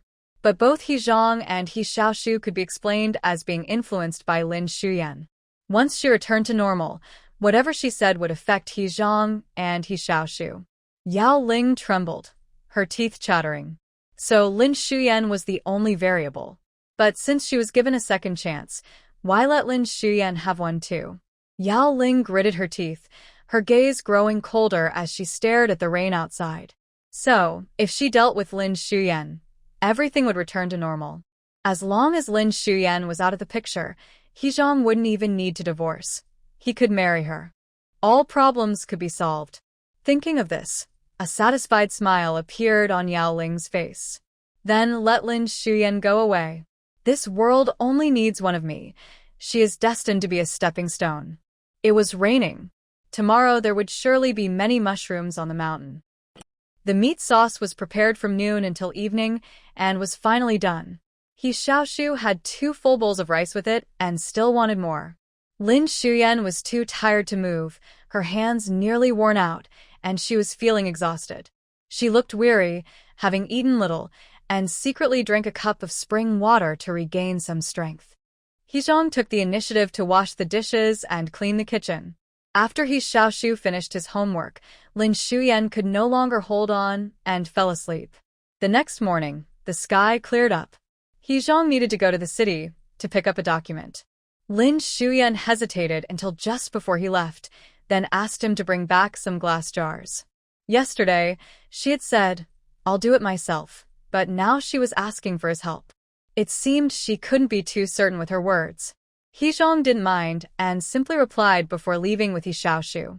The sky cleared up and Lin Xiuyan initially thought about taking a day off today, but didn't tell Zhao Jufang. When Zhao came to find her, Lin Shuyan figured there was nothing to do at home, so she went up the mountain with her. The mushrooms were growing quickly, but as more people came to gather them, they had to go farther. They walked for over an hour longer than usual, reaching the heart of the mountain. The two had become more familiar and didn't need to stay as close as before. Usually, they would each gather mushrooms separately and then return together when they were done. At the foot of the mountain, He Yanyan brought Yaoling along as well. Sister Yaoling, you've never gathered mushrooms before, right? The mountain path isn't easy. Yaoling smiled. It's okay. I just want to relax. Whatever I gather today, I'll give to you. He Yanyan's eyes lit up. Having an extra person to help was great. The night before, they had slept together, and Yaoling had asked many questions about Lin Shuyan's past.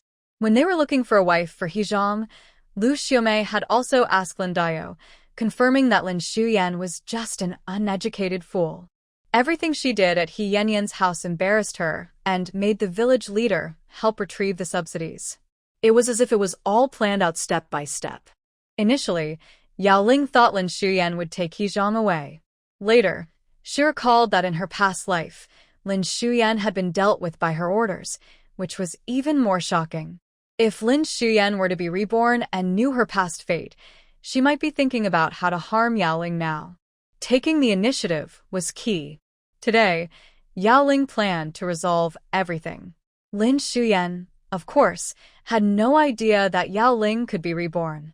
At that moment, she was busy gathering mushrooms. After feeling sore yesterday, she had made sure to drink an extra cup of spring water before leaving this morning to feel a bit better. However, the spring water worked slowly, only providing some relief. As she gathered mushrooms, more people arrived in the mountains and greeted Lin Shuyan warmly. Shuyan, are you still collecting mushrooms? Lin Shuyan didn't want to tire herself out for another day. Not for now. I need to finish using what I gathered yesterday. What will you do with today's mushrooms? Oh, we applied to the village, and the village leader said we could borrow a bullock cart from Zhang Qingyan to take them to the city to sell. Each person will contribute 20 cents for transportation. There were only about 20 to 30 people from Xiaoqiao village gathering mushrooms, so making $4 or $5 from a trip was good, and it was better than letting the mushrooms spoil. It was a win-win situation. Hey, let's go over there. I heard yesterday that Aunt Chen found a lot of red mushrooms inside, and they are really valuable. Someone behind replied, Don't go there. The path is bad and very slippery. Just a quick look. Who knows if we'll even find any. As they chatted, they walked away. Lin Shuyan shook her head. She didn't mind either way. Since it was dangerous there, she decided not to go. She didn't want to get in trouble with He Zhang if something happened. Just thinking about how He Zhang scolds people was scary, especially since he even scolded Yaoling. Lin Shuyan walked in the opposite direction, thinking that if that area was dangerous, this side should be safe. As she picked mushrooms along the way, she was lucky. There were plenty of the red mushrooms they mentioned. She quietly moved some into her bag and started collecting the red mushrooms. The mountain was quiet. The mist surrounded her, and visibility was poor just 10 meters away. It looked like it might rain, so Lin Shuyan planned to finish here and head back. However, when she stood up after picking the last one, a strong force hit her from behind, and she lost her balance. Lin Shuyan's eyes widened in fear as she flailed her arms, but couldn't grab anything. In an instant, she rolled down. Boom! Thunder suddenly roared, and lightning struck. She turned her head with effort, and caught a glimpse of Yaoling's resentful face flash by. The cliff was steep, and Yaoling had followed Lin Shuyan all the way. As the rain approached, she could no longer hold back. It was a steep covered with thick vines. He Yanyan had warned that you shouldn't step near the vines because they like to grow on the edge of cliffs, and there might be nothing below. She watched helplessly as Lin Shuyan rolled down. Hearing voices in the distance, she panicked and ran away. The rain poured down in heavy drops, icy and piercing. Lin Shuyan's body ached painfully as she crashed against the slippery stones, unable to hold on to anything. Mud and rain splashed around her, making everything blurry. Her skin scraped against tree trunks and rocks, sending sharp pain through every inch of her body. She could only try to protect her head, and let her body roll down. Would she die? Was she going to die? She had thought that entering the story would give her a fresh start, and she had worked hard to earn money. But she never expected to die like this. It all felt wasted. As the world spun around her, she suddenly remembered He Zhang's angry face, telling her not to go up the mountain, yet she insisted on coming. He would probably be even angrier when he saw her body. Thinking this, she felt a heavy tug, almost like her waist was being crushed, but her body finally stopped moving. Vines wrapped around her waist and arms, and Lin Xiumei felt dazed, unable to move due to the pain. She wasn't dead. The pain made her want to faint, but the cold rain hitting her face forced her to stay awake. Instinctively grabbing the vines, Lin Xiumei lay on the steep for a long time before slowly lifting her head. The rain blurred her vision, and she struggled to keep her eyes open. This was a slippery, and below her was likely a cliff. Luckily, the vines had caught her and saved her life. Pain and cold intertwined, causing her to shiver. But at least she was still alive. The person who pushed her was Yaoling. In that moment, Lin Xiumei suddenly understood. She had wanted to leave, but Yaoling did not want her to survive. So, why had she been so accommodating? She wouldn't die here. She would make Yaoling pay for her actions. Lin Xiumei closed her eyes, feeling the strength and vitality of the vines, and tried to climb up. Her fair arms were marked with wounds, and she gasped in pain. She couldn't exert much strength. Never mind, climbing up now. She couldn't be sure if Yaoling was still above. It was better to find a place to shelter from the rain and treat her wounds first. Lin Xiumei looked around and found a slightly flat area, moving carefully while holding onto a tree trunk. The vines were tangled, and she glanced down again. If she rolled another 20 meters, she would fall into the bottomless cliff. How fortunate. Lin Xiumei took each step cautiously, afraid of slipping, until she found a large rock. The rock was big enough to block the wind, and there was a small nook underneath, forming a little stone cave that stayed dry. She sat down wearily, her clothes completely soaked and freezing cold. Lin Xiumei took out some spring water in her palm and drank several sips before stopping. After moving, she checked herself and found only superficial wounds. She knew that such impacts were most concerning for internal bleeding, but perhaps she was lucky not to have any severe pain. Now, she just needed to apply the spring water to her wounds.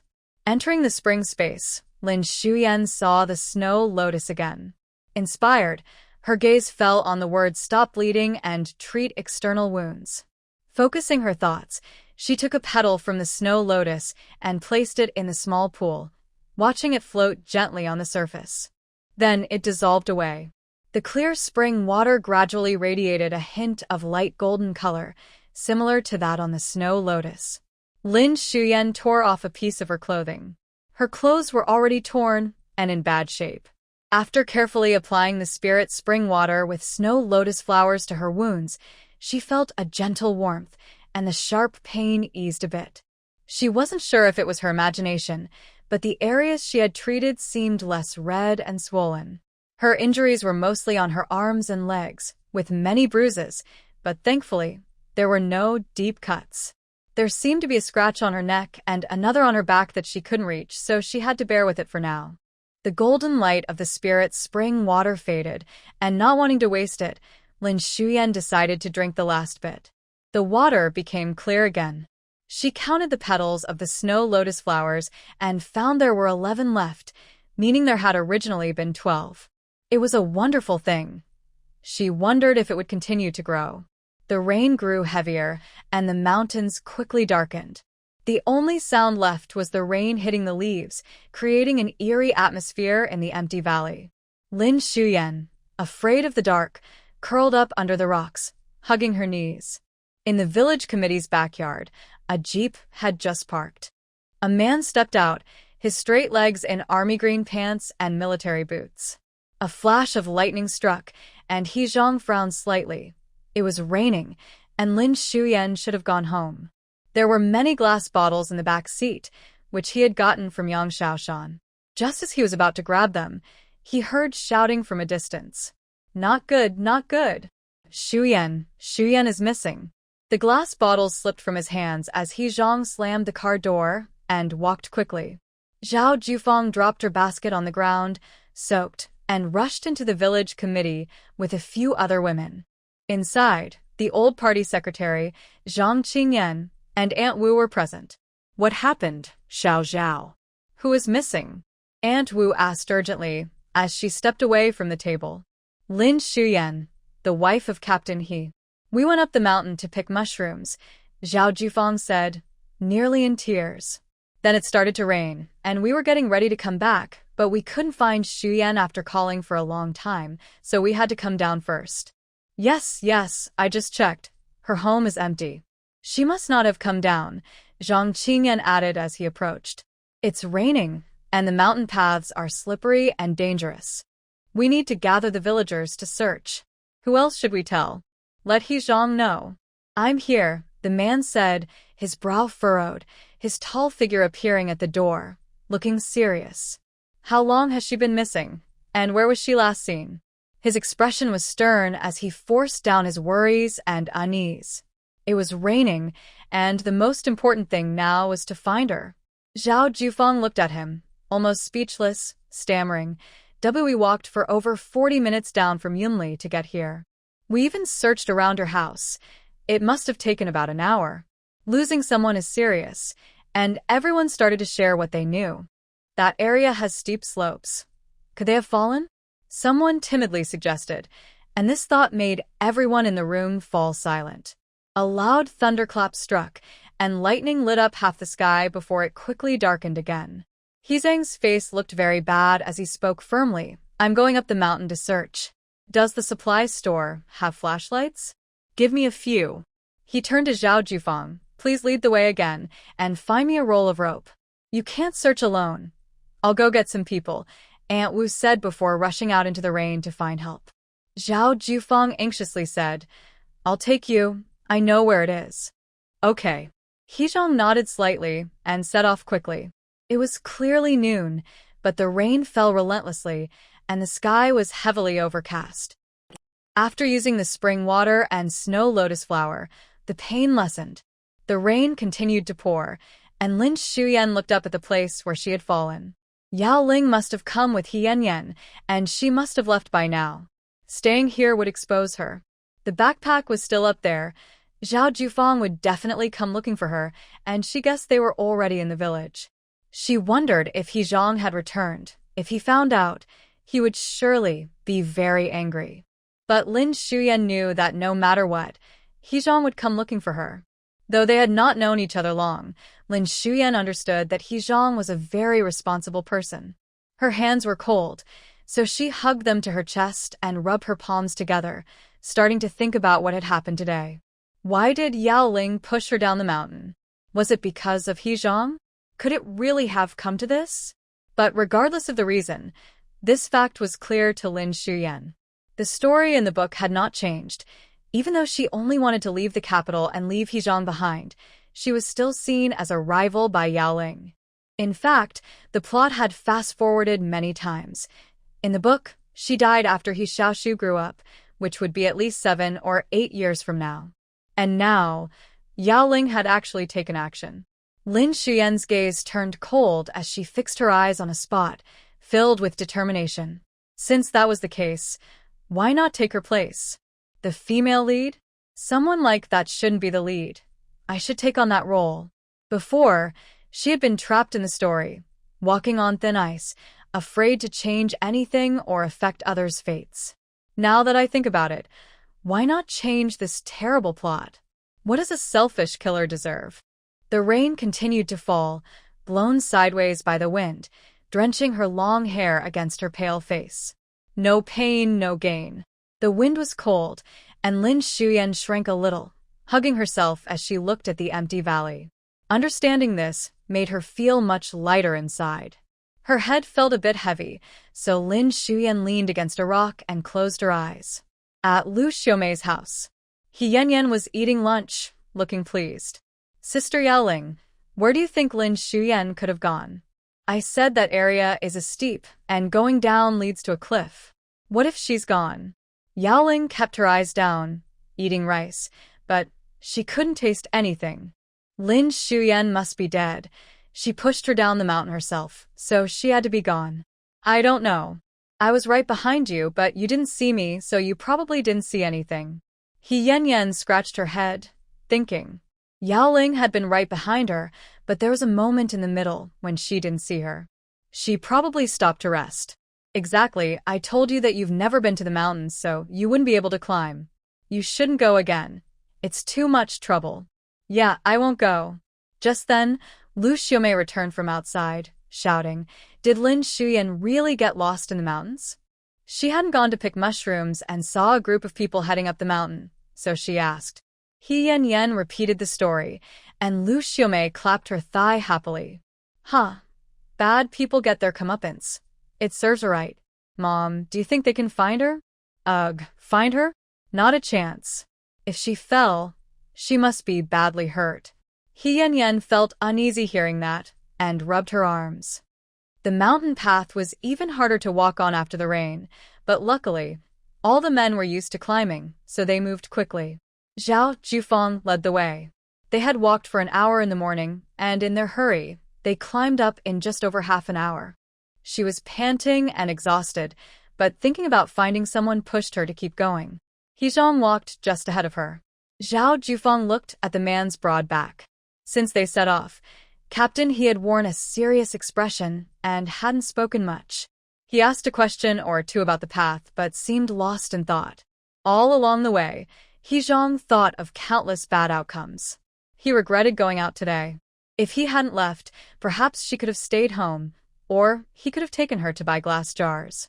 He remembered how she had stood in front of him awkwardly that morning, blinking her eyes, and finally said, He Zhang, could you buy me some glass jars? At that time, he should have said they should go to the city together to buy something. He let out a breath and quickly focused his mind. This is where we separated. We agreed to come back here after gathering enough, and Lin Xiumei went to the left. He looked to the left, where there was dense forest with almost no path. In some places, they had to climb using both hands and feet. The rain was still falling, and he looked sharply to the left, raising his voice. Everyone spread out and search. Turn on your flashlights and shout if you find anything. Okay, Captain He, don't worry too much. We will definitely find her, Zhang Qingyan replied, feeling uneasy as the area was quite steep. Everyone scattered, each person diving into the thick forest. He wiped his face and carefully observed the traces. Lin Xiumei didn't usually climb much. She struggled even on flat paths, so she wouldn't go to difficult places here. His gaze fixed on a spot where the branches were thick. A person would have to push the branches aside to get through. The branches here were leaning in one direction, not very obvious, but subtly pointing towards a certain place. He stepped in that direction, and Zhao Jufang hurried to follow. As He Zhang walked and examined the traces, Zhao Jufang anxiously muttered, I shouldn't have separated from her. How could she just disappear? Xiuyan is usually very careful. She avoids rough paths because she's afraid of falling. She must know I would wait for her. If she went somewhere, she would have said something. He Zhang ignored her worries and pushed aside the branches in front of him, his step steady and firm. What kind of mushroom is that? Is it useful? Zhao Jufang looked in the direction of He Zhang's voice. Look, there are red mushrooms. These are valuable. Could she have come to collect these? Before she could finish, the people ahead quickly moved forward to a small flat area covered in vines. Under a pine tree, there was a backpack leaning against it. Hey, this is it.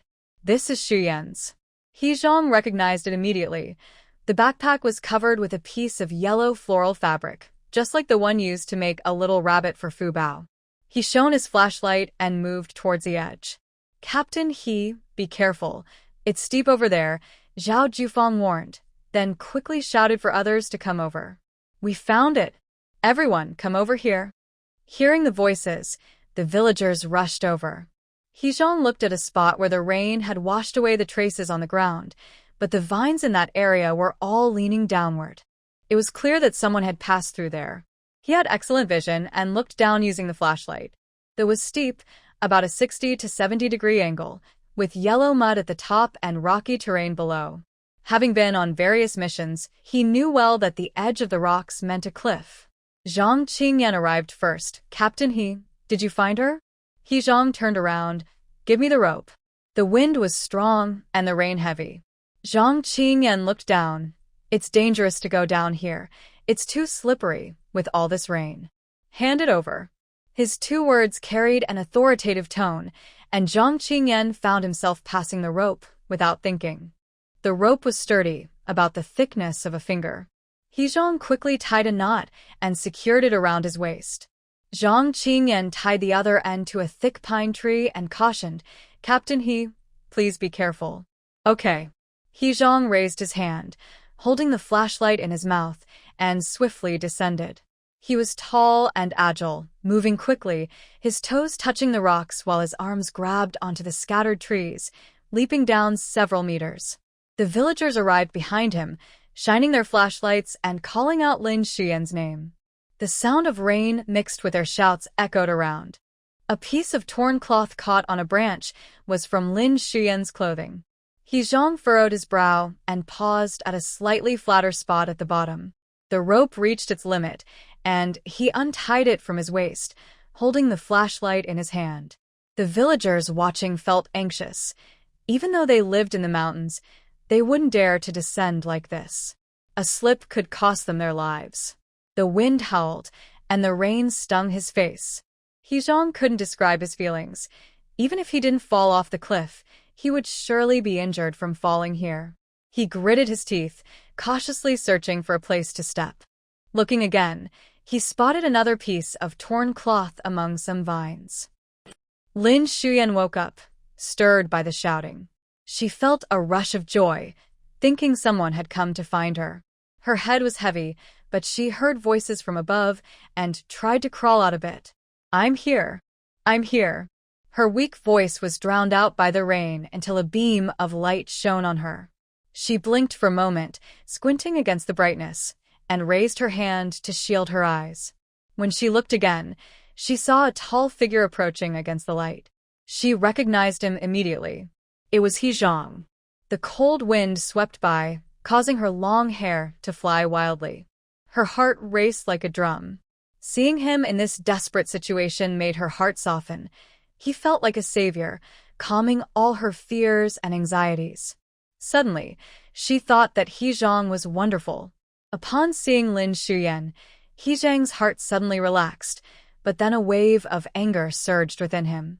He quickly walked over. His thin lips pressed tightly together, and his stern face showed signs of anger. His hair and face were drenched, and his white shirt was stained with mud, losing its usual calmness. The complicated emotions he felt moments ago vanished instantly. Lin Xian hugged herself tightly, her big eyes looking at him. Lin Xian, didn't I tell you not to go up the mountain again? The man's angry voice rang out as he approached, then squatted down to check her injuries. His hands were wet from the rain, but felt unusually warm as he examined her carefully from head to toe. His unique scent enveloped Lin Xian, making her feel safe and secure.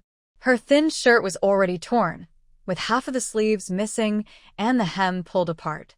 Her fair skin was exposed to the air, and when he touched her, she shivered slightly. The man was very close, his brows furrowed in anger, and his profile looked sharp and a bit fierce. He grabbed her arm, and she gasped a little in pain. He Zhang's expression remained serious, but he eased his grip. Where else does it hurt besides the scratches? Lin Xian shook her head. She had checked and found no major issues. Honestly, this is not a joke, he said, his eyes wide. Falling from such a height is very dangerous. I'm fine, I got caught by some vines, so I didn't fall. Hearing this, his tense expression relaxed slightly. Let's go up first.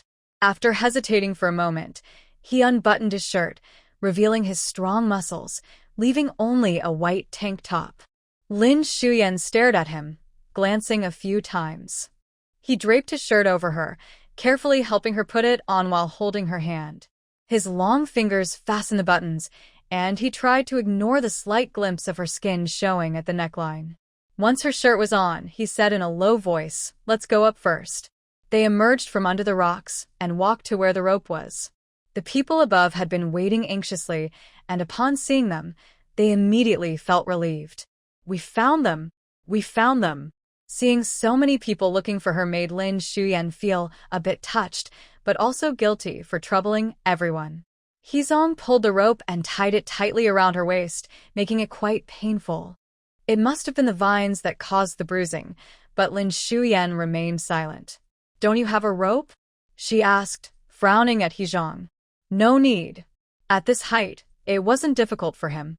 "No way, it's too dangerous." "It's okay," He Zhang called out, looking up. Pull. The villagers slowly pulled the rope up. Lin Xiumei used the force of the rope to climb, while the people behind her supported her just right. The rain was heavy, making it hard to get a grip, but after a while, she finally made it to the top. Lin Xiumei's legs felt weak, and her head was dizzy. When she turned to look at He Zhang, who had climbed up, she finally felt relieved. As she looked around, she realized it was steeper than she had imagined. Yaoling seemed to want her to fail. "Good, you found me. Xiumei, are you okay?" "Oh no, that injury. How did you fall?" Lin Xiumei sat on the ground, slowly lifting her head with a cold gaze. "It seems someone pushed me." A loud thunderclap echoed, illuminating her bruised cheek. Everyone around was stunned. Who would do such a thing? This was serious. He Zhang, standing nearby, furrowed his brow tightly. The rain continued to pour. This wasn't the place to talk. They needed to head back first. Lin Xiumei's face was pale as she was helped to stand, but she hadn't taken a step yet. The man crouched in front of her. "Get on." Lin Xiumei wanted to refuse, but Zhao Jufang helped her lean against He Zhang. "With that injury, you need to get back quickly." "I can manage myself." The man found her leg, and with a strong lift, he carried her on his back. His shirt was against her, while he wore only a white tank top, his shoulder and arm muscles tense from the effort. Lin Xiumei lay on his back, feeling almost frozen. The villagers suggested, "It's hard to go down this way. Let's take the longer path, but it's easier." "Okay." He Zhang nodded slightly and followed the villagers down. Lin Xiumei clenched her teeth, worried he might slip, and held onto his neck tightly. Their skin touched, and her cold body absorbed a bit of warmth. Her heart raced as she stared at the back of his head, feeling a bit dazed and unreal. A ridiculous thought crossed her mind. He Zhang was so good. Why couldn't he be hers? The path was difficult, but fortunately, the rain stopped after a while. The villagers led the way, while Zhang Qingyan and Zhao Jufang supported them, finally making it through the toughest part, step by step. The hand resting on her side was steady and strong, occasionally lifting her up a bit. Lin Xiumei held onto his shoulder, trying not to slide down. "He Zhang, I can walk for a bit."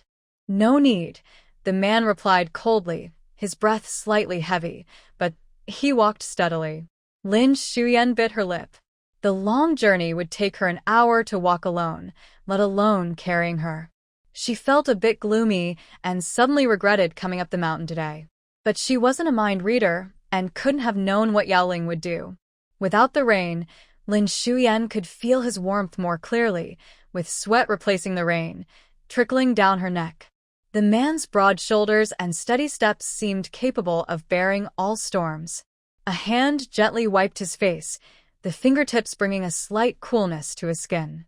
He paused his breathing, looked at the path ahead, and continued walking.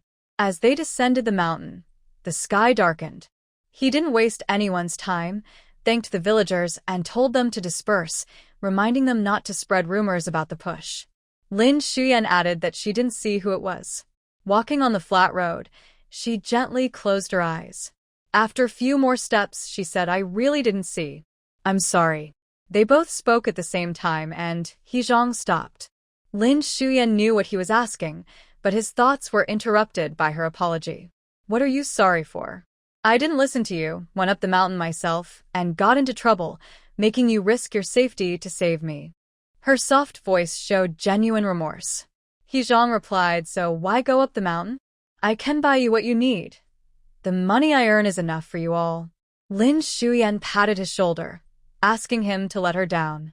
There was a path ahead, and the house was just in front. He Zhang set her down but kept his hand on her arm. With no one around, they stood facing each other. The air after the rain was a bit chilly, and everything was quiet. Water droplets hung from the leaves of the trees by the road, occasionally falling.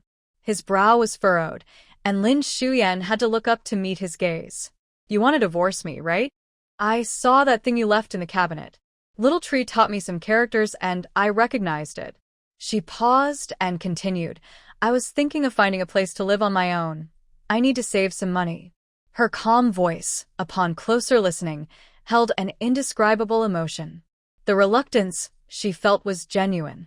During her time in Xiaoqiao village, despite many troubles, she cared for He Xiaoshu and Fubao. From the first day she arrived in this world, she had been with the two children, sharing meals and sleeping in the same bed, with Fubao snuggling into her arms every night. Seeing them so small and understanding, she couldn't help but feel a sense of attachment. If it weren't for the storyline, Lin Xiumei might not have wanted to leave this place. Now she has made up her mind to be straightforward. She is betting that this statement gives He Zhang a hint. If he wants a divorce, he just needs to bring it up. Then she can leave as she originally planned. If not, they can be together, and He Zhang will be her man.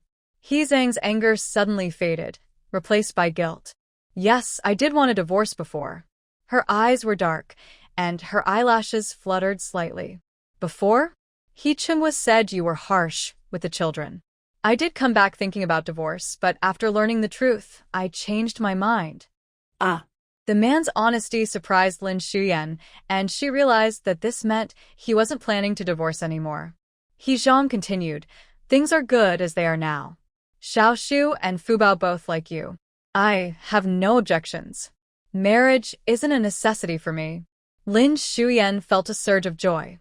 So no divorce? This storyline was indeed different from the original book, perhaps because of her involvement. But now it was developing in the direction she wanted, which was a pleasant surprise. She asked again, "What about Yaoling?" "My engagement to her was arranged by the family and is long gone," he replied quickly and decisively.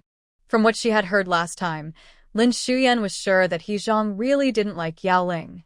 He wasn't the type to lie to himself. Oh. For some reason, the conversation had reached this point, and He Zhang wasn't sure why he felt the need to clarify, likely to avoid misunderstandings. After saying this, there was a strange awkwardness between them. He Zhang looked at her injuries, his brow furrowing further. "The person from the supply and marketing cooperative said you are usually very careful and don't go to dangerous places. If no one had pushed you, you wouldn't have gotten hurt today. I shouldn't have lost my temper. I'm sorry." The person from the cooperative must be Zhao Jufeng. Lin Xiumei shook her head, smiling slightly. He Zhang was a good man. He could be a bit overbearing at times, but he never shied away from responsibility or mistakes. She liked a man who could communicate. "So you were worried about me?" This caught the man off guard. He turned his head to change the subject. "So, who pushed you?" Lin Xiumei hesitated. She had no evidence. "Huh?" He Zhang asked again. Yaoling. Lin Xiumei bit her lip and finally spoke up. Hearing that name, He Zhang was not surprised. "All right, I will look into this. I'll stay home for a while. Do you believe it?" The man met her gaze and nodded, but everything still needed to be checked. Lin Xiumei was his wife, and no matter who was responsible, he would find out the truth. If it was Yaoling, could it be related to what he said yesterday? Thinking of this, He Zhang felt a bit guilty. "Come on, let's go home." He bent down again and placed her hand on his shoulder. At that moment, with no one holding her, Lin Xiumei felt a bit shy. "We'll be there soon. Get on." The man's voice was steady, and in the end, Lin Xiumei was carried back by him. As dusk fell, the two slowly walked along the path. "Let's go to the hospital." "No, really, I'm fine. Little Tree should be back soon." Lin Xiumei didn't want to spend an hour in a car going to the city. "I still have medicine from the last time I fell. I just need to apply some." He Zhang frowned but eventually agreed. Meanwhile, upon hearing that everyone was going up the mountain to search for someone, Yaoling couldn't sit still. She estimated the time and said goodbye to Liu Xiumei's family. Slowly, She walked toward the village entrance. The rain had stopped, and she pretended to walk into the supply store, feigning the need to buy something. Aunt Wu sat behind the counter, feeling anxious. "Aunt, do you have an umbrella?" No. We don't have everything here at the supply store." "Are you that teacher Yao?" Yesterday, she had gone out to see the mushrooms under the banyan tree. "Yes, I stayed at Yanzi's house for a night." Oh. Yaoling casually looked around and asked, "Yesterday, Sister Juhuang said she was at the supply store. She borrowed some paper and a pen from me, and I haven't thanked her yet. Why haven't I seen her?" "Oh, Juhuang went up the mountain to look for someone. The He family's daughter-in-law got lost while picking mushrooms." How could that happen? Just then, Zhao Juhuang and Zhang Qingyan returned. Aunt Wu hurried outside. "Did you find her? Did you find her?" Yaoling twisted her fingers as she moved to the door, a cruel light in her eyes. How could they find her? She had been pushed off the cliff. They definitely wouldn't find her. Zhao Juhuang took a breath and said excitedly, "Of course we found her." Thankfully, she fell down the mountain. What? She fell down the mountain? Zhao Juhuang spoke while catching her breath, and Aunt Wu was very anxious. "No, but it's not a big deal. Captain, he carried her back." "Really?" A heart finally settled down. It's not good to spread such big news about the village. Zhao Jufang was mysterious and wanted to say more. "You don't know," Xu Yan said. "Zhao Jia, let's put away these flashlights first." Zhang Qingyan stepped forward and handed the flashlight to Zhao Jufang. She was stunned and suddenly remembered she shouldn't talk about it outside. "Okay, I'll put it away." Yaoling by the door felt cold all over, thinking she must have heard wrong.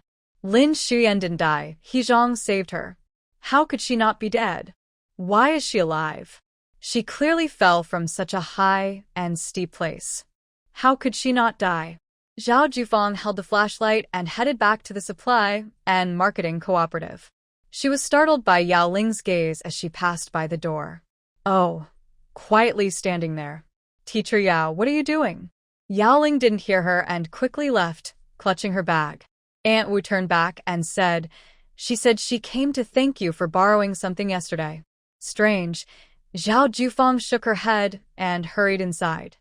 When He Zhang carried her home, He Xiaoshu hadn't returned yet. Lin Xuyan was wet and wanted to wash up a bit while the child was away. "Can you help me heat some water? I need to change clothes." "Okay." He Zhang turned to the kitchen to boil water. There was a large basin at home, usually used for bathing the two kids.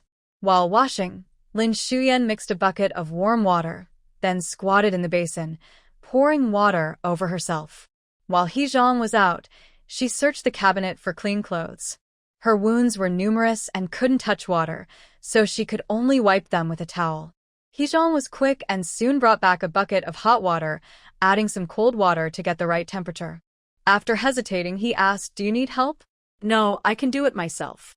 "All right, call me if you need anything." "Okay." The door closed, and Lin Xuyan watched He Zhang leave slowly. She scooped 2 ladles of water into the basin, took off her wet clothes, and felt goosebumps on her skin as she slowly wiped herself down. The cleaned wounds stung, so she used some spring water to wipe them again. In the kitchen next door, He Zhang sat on a stool by the fire, looking unusually tired.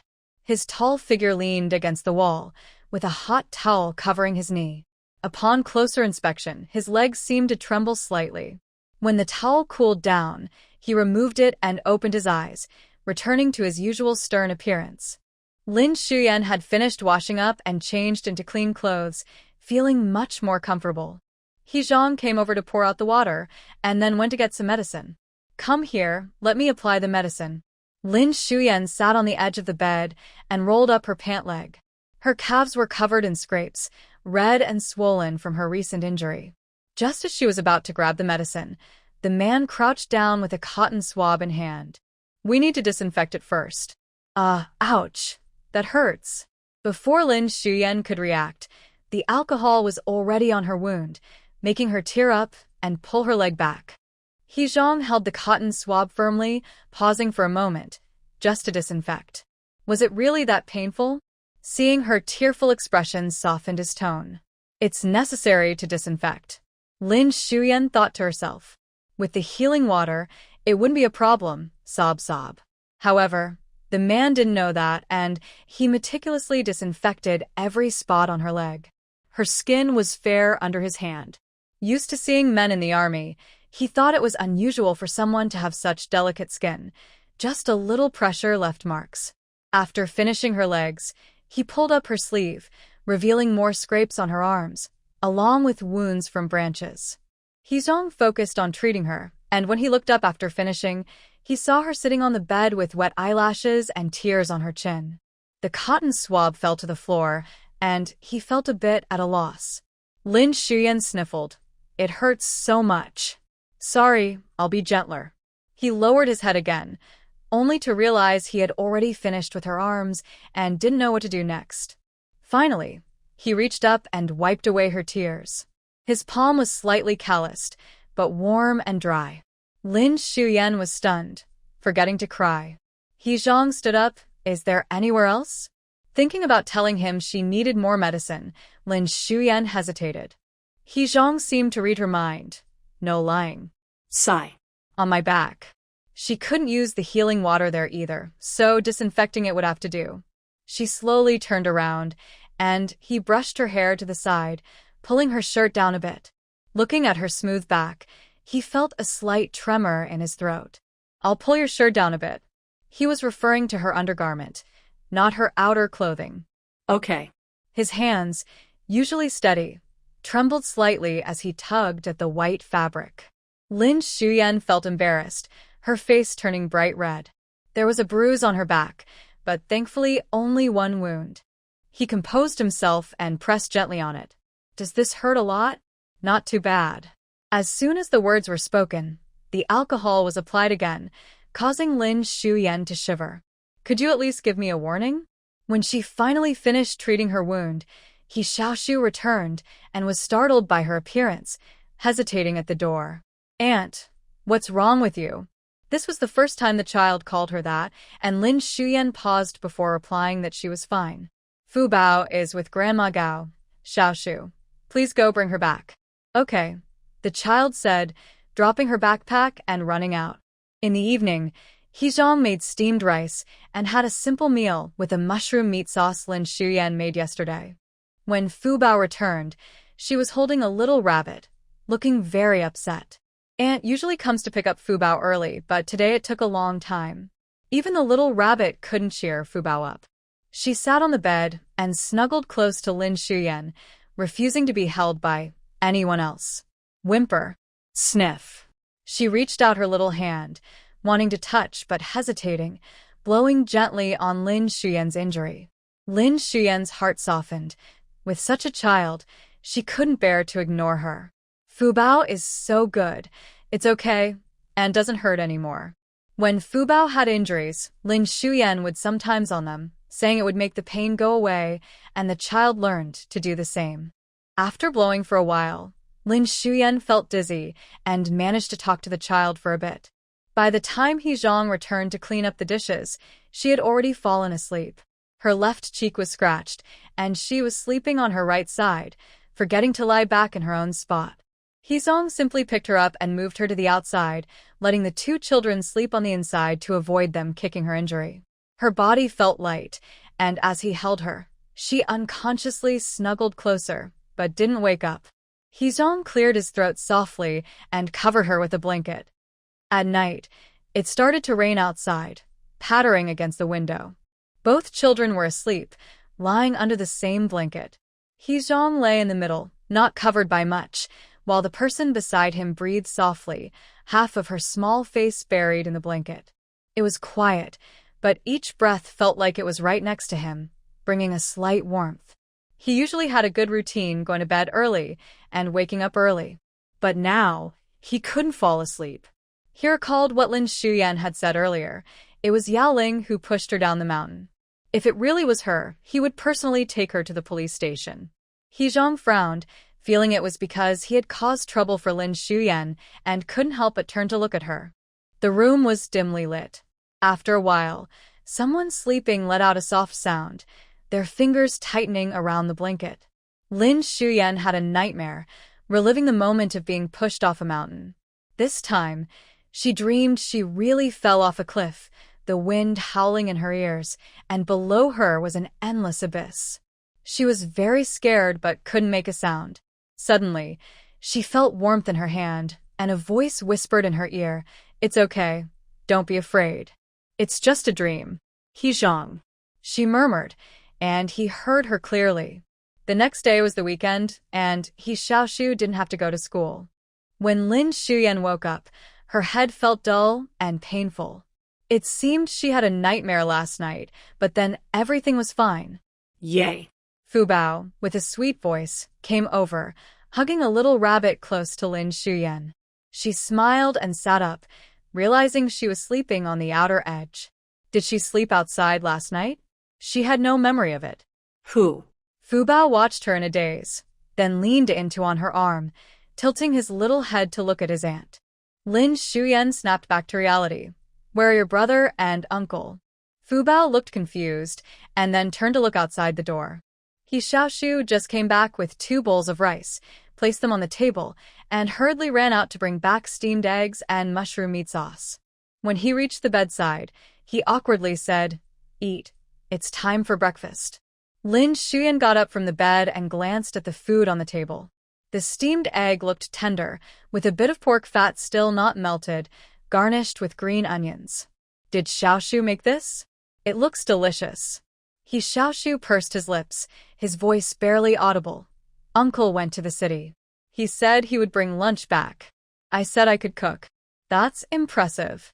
Our Xiaoshu is all grown up now." Lin Xiumei sat at the table, enjoying the care while Fubao obediently stuffed rice into his mouth. The 3 of them ate simply, knowing that He Zhang must be investigating what happened yesterday. Lin Xiumei didn't know how he would investigate.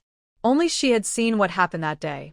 Even if it could be proven that Yaoling had been up the mountain, it would mean she was the one who pushed her. But He Zhang said he would look into it, so he must have a plan. Lin Xiumei tried not to worry, eating while recalling the entire situation. Why was Yaoling so eager to push her off the mountain? Was it just because of He Zhang?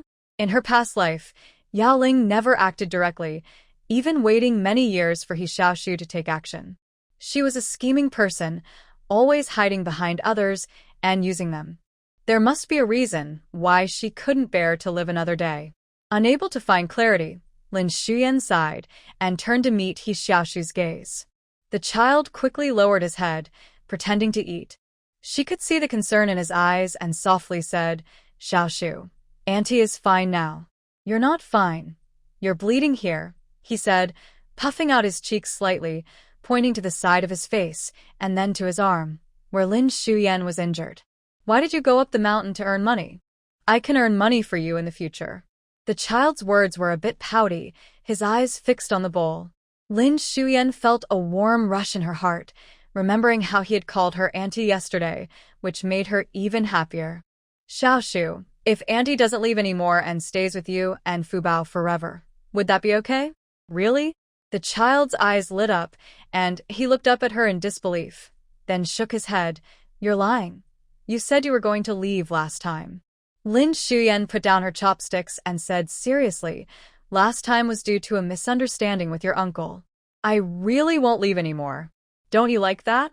He Xiaoshu lowered his gaze, his fingers gripping the edge of the table. "I didn't say I didn't like it. I just didn't say." "All right, then it's settled. You, your sister, auntie, and uncle will all live together from now on." Yay, Fubao seemed to understand a little, but hearing Lin Xiumei's cheerful tone, she clapped her chubby little hands happily. He Xiaoshu also looked down, secretly showing 2 little tiger teeth. "Okay, let's eat," Lin Xiumei urged, picking up her bowl. The steamed egg Xiaoshu made is really delicious, better than what Annie makes, right, Fubao?" At the police station, Captain Fu Yang looked serious. "Okay, I will arrange for people to visit the village today and start investigating from those who went up the mountain yesterday. Maybe someone saw something." He Zhang said in a low voice, "You handle this for now. I will move back to the city in a couple of days." "But do you really believe she did it?" "Your sister-in-law." "Xiuyan wouldn't lie to me," He Zhang said firmly, unable to explain why he believed Lin Xiumei. Fuyong sighed, but her father is about to get promoted, so it might be difficult to handle this situation. If it really is her, then Yao Zhenxing will likely get involved. Whoever did it must face the consequences. If Yao Zhenxing tries to use his power for personal gain, he won't be able to keep his position. He Zhang spoke coldly, unwavering. No matter the circumstances, he was determined to bring Yaoling to justice. You can investigate without worry. If there are any issues, let me know. Where's the problem? It's just Yao Zhenxing, and he hasn't been promoted yet, so why worry about him? Besides, the person in front of me is He Zhang, the leader of the 18th district. His position is much more significant than that of Yao Zhenxing, who is just a nominal official. He Zhang stood up, ready to leave. Fuyong leaned in closer. Hey, we haven't met your wife yet. When can we all get together? He usually invites He Zhang, but whether he's in the army or in the capital, he never gets a response and can't get him to come out. Today, at least he could help, so there was hope. He Zhang glanced at him and said calmly, in a couple of days, I'll move back to the city. All right, it's settled then. The man left the police station without looking back. He Zhang returned just in time for lunch. The house was lively. In the morning, He Zhang had brought back glass jars, and Lin Xiumei had boiled them in hot water to sterilize and dry them. Now, she was filling the jars with mushroom meat sauce. He Xiaoshu wanted to help too, carefully filling his jar with a small spoon. Fubao was sitting quietly beside them, holding a little rabbit and occasionally saying some unintelligible ya, clearly enjoying himself. Is this enough? He Xiaoshu held up his jar for Lin Xiumei to see. It wasn't full, but it was filled to the level she had indicated. That's enough, just right. The atmosphere between them was harmonious. He Zhang stood by the door, noticing a slightly different vibe than usual. He was tall and blocked the light coming in from outside. Lin Xiumei looked up, "You're back." He Zhang walked in, carrying a cloth bag from the state-run restaurant with food. "Let's eat first." "Okay, Xiaoshu, help your aunt bring the basin." He Xiaoshu ran to the kitchen to get the basin. He Zhang set the food down on the table. The delicious aroma filled the air. Just as Lin Xiumei was about to grab the food container, someone gently pinched her face. She snapped back to reality and met He Zhang's gaze as he looked down at her. His hand lifted her chin slightly, his eyes resting on the faintly red mark on her left cheek. The injury looked better than yesterday.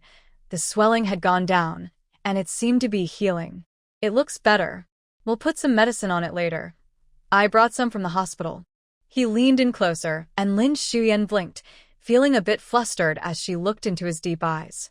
It felt like he was too close. The touch of his fingertips was smooth and delicate, and He Zhang found himself unable to pull away for a moment, his gaze shifting from the injury to Lin Xiumei's bright eyes. The distance between them felt somewhat ambiguous and close. They were so near that one more step could bring them even closer. Lin Xiumei averted her gaze, lowering it slightly, and caught sight of his attractive Adam's apple and collarbone. This, not having dated before, really makes everything seem so appealing. Fubao tilted her little head and made a sound. Lin Xiumei quickly sat up straight, pulling away from his hand. He also withdrew his hand, appearing as if nothing had happened, just fiddling with his fingers at his side. "Here's the basin," He Xiaoshu said as he returned from outside, placing the basin on the table. Lin Xiumei cleared her throat. "Let's clean up and eat." She placed the jars one by one into the basin, thinking to herself why she felt so guilty. The food they brought back was plentiful, including a steamed fish. Lin Xiumei picked out a few fish bones and gave the fish meat to Fubao. The little girl had never tasted tender fish before and loved it. With each bite, she looked like a little kitten, her big eyes sparkling. "Is it good?" Lin Xiumei laughed at her, then thought about how fish was cheaper than pork. The Zhou family must have plenty to eat, but no one would take the time to pick out fish bones for the little girl. That's okay. She would take care of them both, making sure they grew up healthy and strong. "Xiaoshu, eat slowly. Don't choke on the bones." He Xiaoshu nodded, slowly chewing the fish meat. His teeth had been hurting for the past few days, and he was a bit scared that if they fell out, he wouldn't be able to eat properly. Seeing her focus on feeding Fubao, He Xiaoshu placed a meatball into her bowl. Eat, I'll take care of her. The meatball was large, taking up half the bowl. It was fried and then braised, tender and flavorful. Lin Xiumei ate with her rice, while He Xiaoshu helped Fubao with the fish bones. In her past life, she had never dated and didn't want to settle or compromise. Now that she thought about it, He Xiaoshu was the kind of partner that was hard to find. Not only was he wealthy and powerful, but he was also organized and responsible. Even when she felt lazy, he kept their home tidy and clean. He would wash the children's clothes, and if she agreed, he would probably wash hers too. He wasn't dismissive and listened to her, able to communicate and negotiate. He admitted when he was wrong, and his attitude towards refusing Yaoling was straightforward and clear. And as for his appearance, well, that spoke for itself. Broad shoulders, a narrow waist, and muscles built from training in the army, standing at nearly 6 feet 3 inches, he exuded a strong sense of security. He was also handsome. It seemed there was nothing wrong with him at all.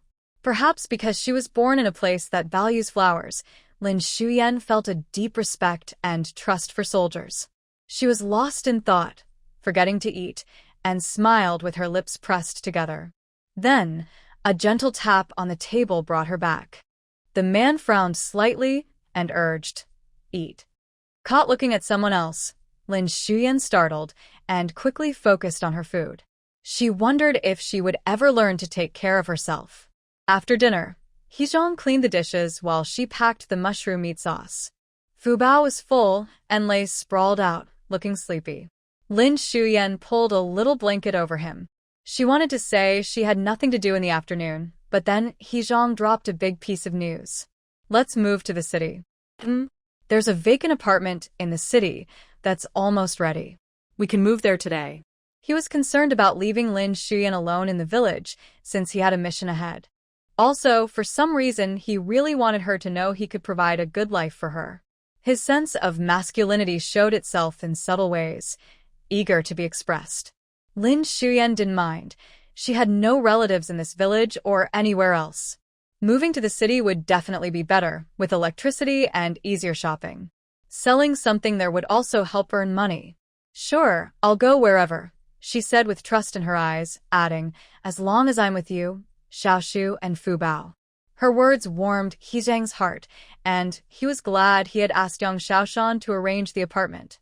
Though they had little, there was still quite a bit to pack. After a few months in this world, Lin Xiumei had developed a good habit of saving and couldn't bear to throw anything away. In the end, He Xiaoshu made the final decision to take the things they bought from the state-run store and the crooked quilt Lin Xiumei had sewn. But the wardrobe and table were just bought for the wedding. They're new. Lin Xiumei didn't know what the city was like, so He Xiaoshu compromised. "I'll have Lu Dong move the big items tomorrow. You can take whatever you want today." "Okay." With that promise, he didn't worry anymore. While making the mushroom meat sauce, they used up most of the oil and seasonings in the kitchen. Lin Xiumei packed the leftovers in a basket for He Xiaoshu to take to Grandma Gao next door.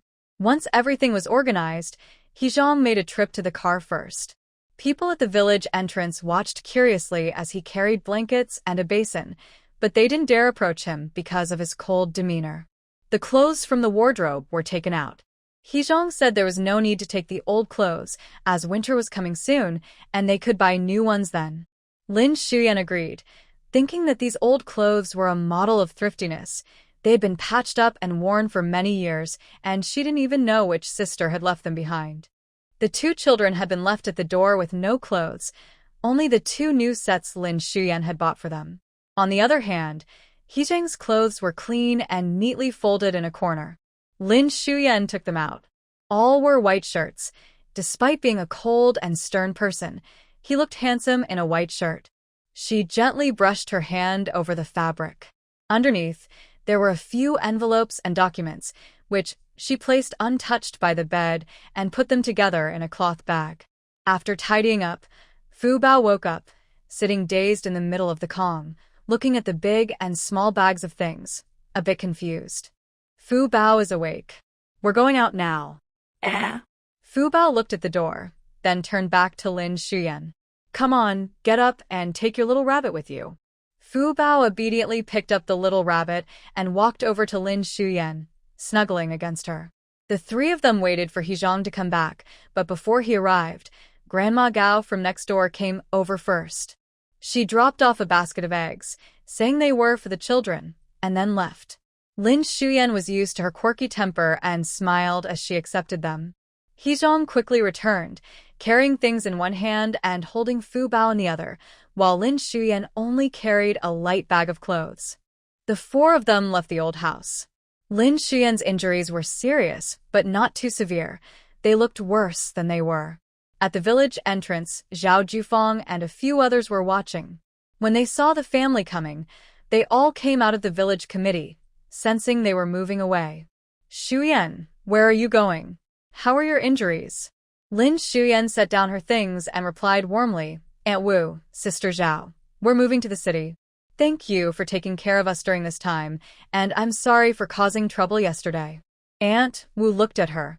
Although Lin Xiumei had been a bit wild when she first arrived in Xiaoqiao village, she had gotten better and had interacted well with everyone, leaving a good impression on the village committee. Really? You're going to the city? That's great. Captain, he is a good person. It's only natural for you to go back to the city. Sister Zhao, who was familiar with Lin Xiumei, had tears in her eyes. Xiumei, will you come back to see us? Who will go mushroom picking with me when you're gone? If I don't leave, I can't go mushroom picking with you. It's too dangerous, Aunt Wu said, giving Zhao Jufang a light push. Lin Xiumei smiled and said, if everyone goes to the city another day, come to my house for dinner. Although she wasn't sure what her home was like, or if it could fit everyone for a meal. Wait a moment, she added. She turned back to the car and took out most of the mushroom meat sauce she made. Sister Zhao, Aunt Wu, this is my homemade mushroom meat sauce. Each of you take a jar, and please share the rest with everyone. They worked hard to find me on the mountain yesterday, and I'll thank them properly another time. Well, we're all in the same village. No need to thank each other. You made this? It looks delicious. I'll distribute it to them later. Okay. Seeing He Zhang had already placed everything, Lin Xiumei waved goodbye. I'll be leaving now. Take care on the road, they replied. After saying goodbye, Lin Xiumei walked to the car.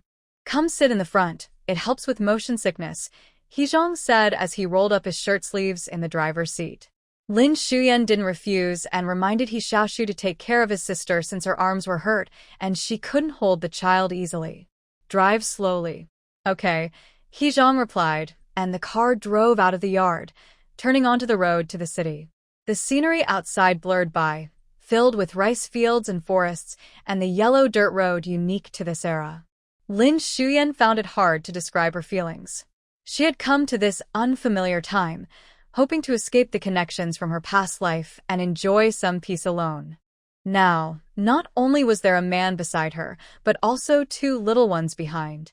She would start a new life with them, which might be completely different. She slightly turned her head to look at the driver. He Zhang had his arm resting on the steering wheel, his veins visible, focused on the road ahead. Lin Xiumei thought he seemed serious about everything he did. She wondered if he would also be overly serious about certain things, which might be boring. Realizing what she was thinking, 3 exclamation marks popped up in her mind. It must be that she had been lying in a hospital bed for too long in her past life, and now everything looked tempting. He Zhang, unaware of her thoughts, noticed her gaze and glanced over, only to see her flustered and blushing as she quickly turned away. Upon reaching the city, the car passed by the state-run department store and restaurants, moving through the bustling area before turning onto a quieter side street. There was a sign at the intersection that read Lucky Lane. Though it was called a side road, it was quite wide, with few people passing by. Both sides were neatly lined with sycamore trees. It was autumn, and the leaves were golden, occasionally dropping a few. Sunlight filtered through, casting dappled shadows. As they drove into a neighborhood, the surroundings were quite nice. The road was separated by green spaces, with several small buildings scattered around. Some were 4 stories high, while others were 2 or 3 stories, standing out prominently.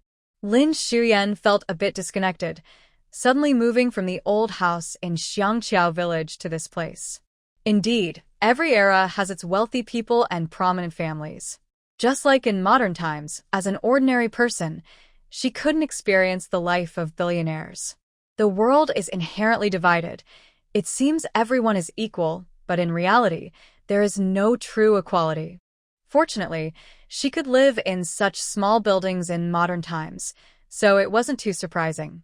Thinking this, the car stopped in front of a two-story building. He Xiong opened the car door for her and Lin Xiumei got out, looking around. The rain had stopped after several days, and the sun was shining brightly. There were sidewalks on both sides of the road, even streetlights. The white magnolia streetlights added a touch of elegance to the neighborhood. Occasionally, people walked by, glancing curiously at them. While there were some small cars in the area, military jeeps like theirs were quite rare, sparking interest. As Lin Xiumei followed He Xiong toward the house, she realized they would be staying here. Arriving at the door, He Xiong raised his hand to knock. Lin Xiumei thought, so this is a friend's house. The door opened from the inside, revealing a man with a warm smile. Hey, you finally made it. I've been waiting for a while. His gaze shifted to Lin Xiumei. Is this your wife? I'm He Xiaoshu, an old classmate of He Xiong. Hello, I'm Lin Xiumei, she replied politely, nodding slightly, thinking that He Xiong had quite an outgoing friend. Lin Xiumei, He Xiong asked me to prepare this place half a month ago, intending to bring you back to stay. Why don't you go inside and see if anything is missing? Yang Xiaoshan was friendly and noticed Lin Xiumei's slight surprise. He only knew that He Xiong had married a woman from the countryside, not out of disdain for rural people, but because Lin Xiumei looked exceptionally delicate. She was fair-skinned, with sparkling eyes, wearing a floral long dress, and had a slender waist. Standing quietly, even with a small injury on her face, her beauty was still striking. If he didn't know she was He Zhang's wife, even Yang Xiaoshan would find it hard not to look at her a few more times. Hearing his words, Lin Xiumei looked questioningly at He Xiong. He Xiong waved his hand dismissively. Move aside. Oh, sorry, I'm in the way. Yang Xiaoshan quickly stepped aside, accustomed to He Zhang's indifference. Lin Xiumei took Fubao inside, with He Xiaoshu following behind. This house was originally empty, with no furniture at all. Everything was arranged by Yang Xiaoshan. He had visited several times, but even he found the decor lacking. After much persuasion and promises that his sister-in-law would definitely like it, they finally settled on the current design. He was very confident. When Lin Xiumei walked in, she was amazed. The first floor was spacious, at least 200 square meters, not counting the closed rooms. The decor was tasteful, featuring a modern European style.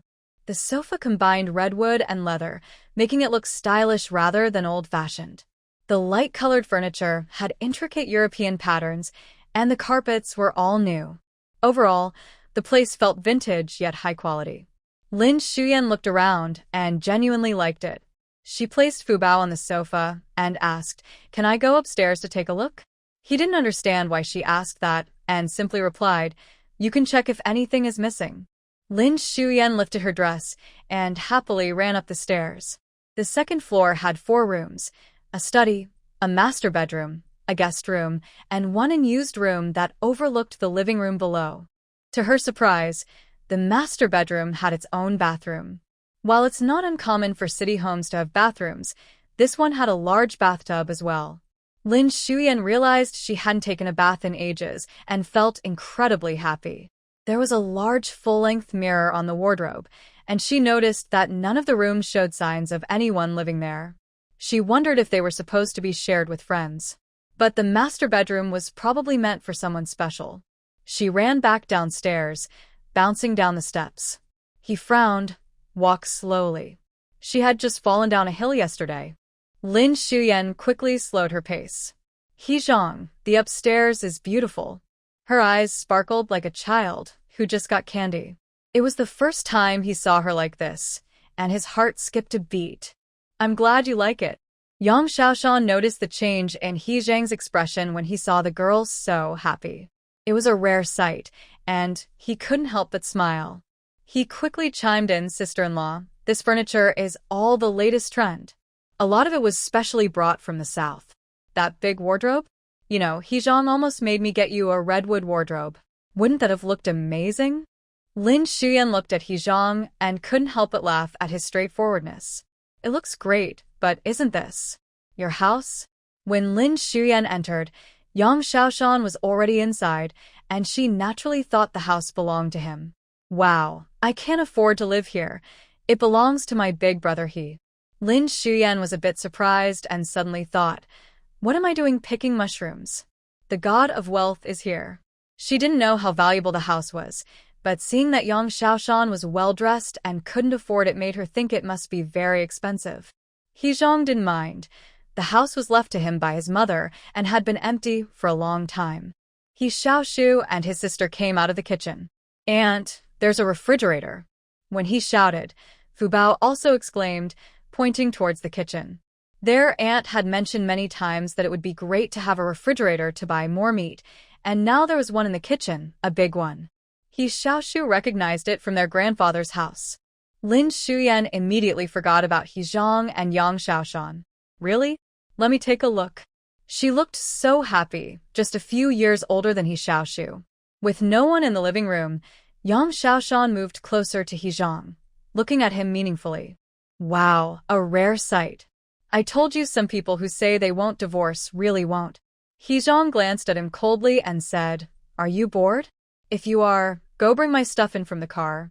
"Yes, Captain," Yang Xiaoshan joked and went outside to move things, while He Zhang followed him. The two men quickly brought everything inside. The family of four was happy, and as an outsider, he felt it was best not to stay too long. "Hey, you really should thank me for this. Let's go eat at the state-run restaurant next time you treat. This time, we need a big table. I'll invite Fu Yang and a few others, and you can bring your wife and kids." "Okay, the day after tomorrow. You contact them." He Zhang didn't refuse. He had only a few friends he could chat with, and since they were all in the same circle, it was indeed time to have a meal together after getting married. He also intended to introduce Lin Xiuyan to them. After they set the time, Yang Xiaoshan prepared to leave and called out, "Sister-in-law, I'm leaving." Lin Xiuyan came out upon hearing him and handed him 2 jars of mushroom meat sauce. "I made this myself. Take it and try it." Thank you, Xiaoshan. Yang Xiaoshan looked at the jars in his hands. He loved to talk and eat. "No need to be polite, but I must try my sister-in-law's cooking." "All right, no need to see you off." Not knowing what had upset He Zhang again, Yang Xiaoshan rubbed his nose and left. He Zhang closed the door, feeling inexplicably annoyed. "Xiaoshan? Why is he calling me that? Are we that close?" Lin Xiuyan was unaware of his thoughts and eagerly returned to the house to take a look. She originally planned to work hard and save money to buy a small house after moving south. Now, seeing a big house right in front of her, it was impossible not to feel excited. Lin Xiuyan was truly happy and had already thought about where to place everything. The house still needed many things, and she would have to buy them later. He Zhang began to organize the items they had moved back, taking clothes upstairs. When Lin Xiuyan went upstairs, she saw him standing in front of the master bedroom door, with a bag for clothes in front of him. She was momentarily stunned. Now there were enough rooms. But she wasn't ready to be intimate with He Zhang yet. The man looked over at her and said, "You and Fubao can stay in this room, and I'll stay with Xiaoshu in the other one." Lin Xiuyan immediately felt relieved. He Zhang noticed her small expression and went next door with his clothes. By the time they finished organizing everything, it was already evening. The house had nothing in it, and Lin Xiuyan had an injury that made it hard for her to cook, so He Zhang went out to buy dinner. Jixing Primary School.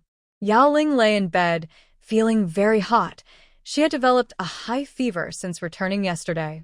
All night, every time she closed her eyes, she remembered Lin Xiuyan rolling down the... Why was she still alive? Yaoling trembled all over, covering her face with a handkerchief. The rain was so heavy that Lin Xiuyan definitely didn't recognize her. She gritted her teeth and sat up, wrapping herself in a blanket. She needed to go back to the city and pretend to be sick to avoid school. She had to find someone to help her. After dinner, He Xiaoshu was writing on the coffee table in the living room. With the light on, it was easier on the eyes.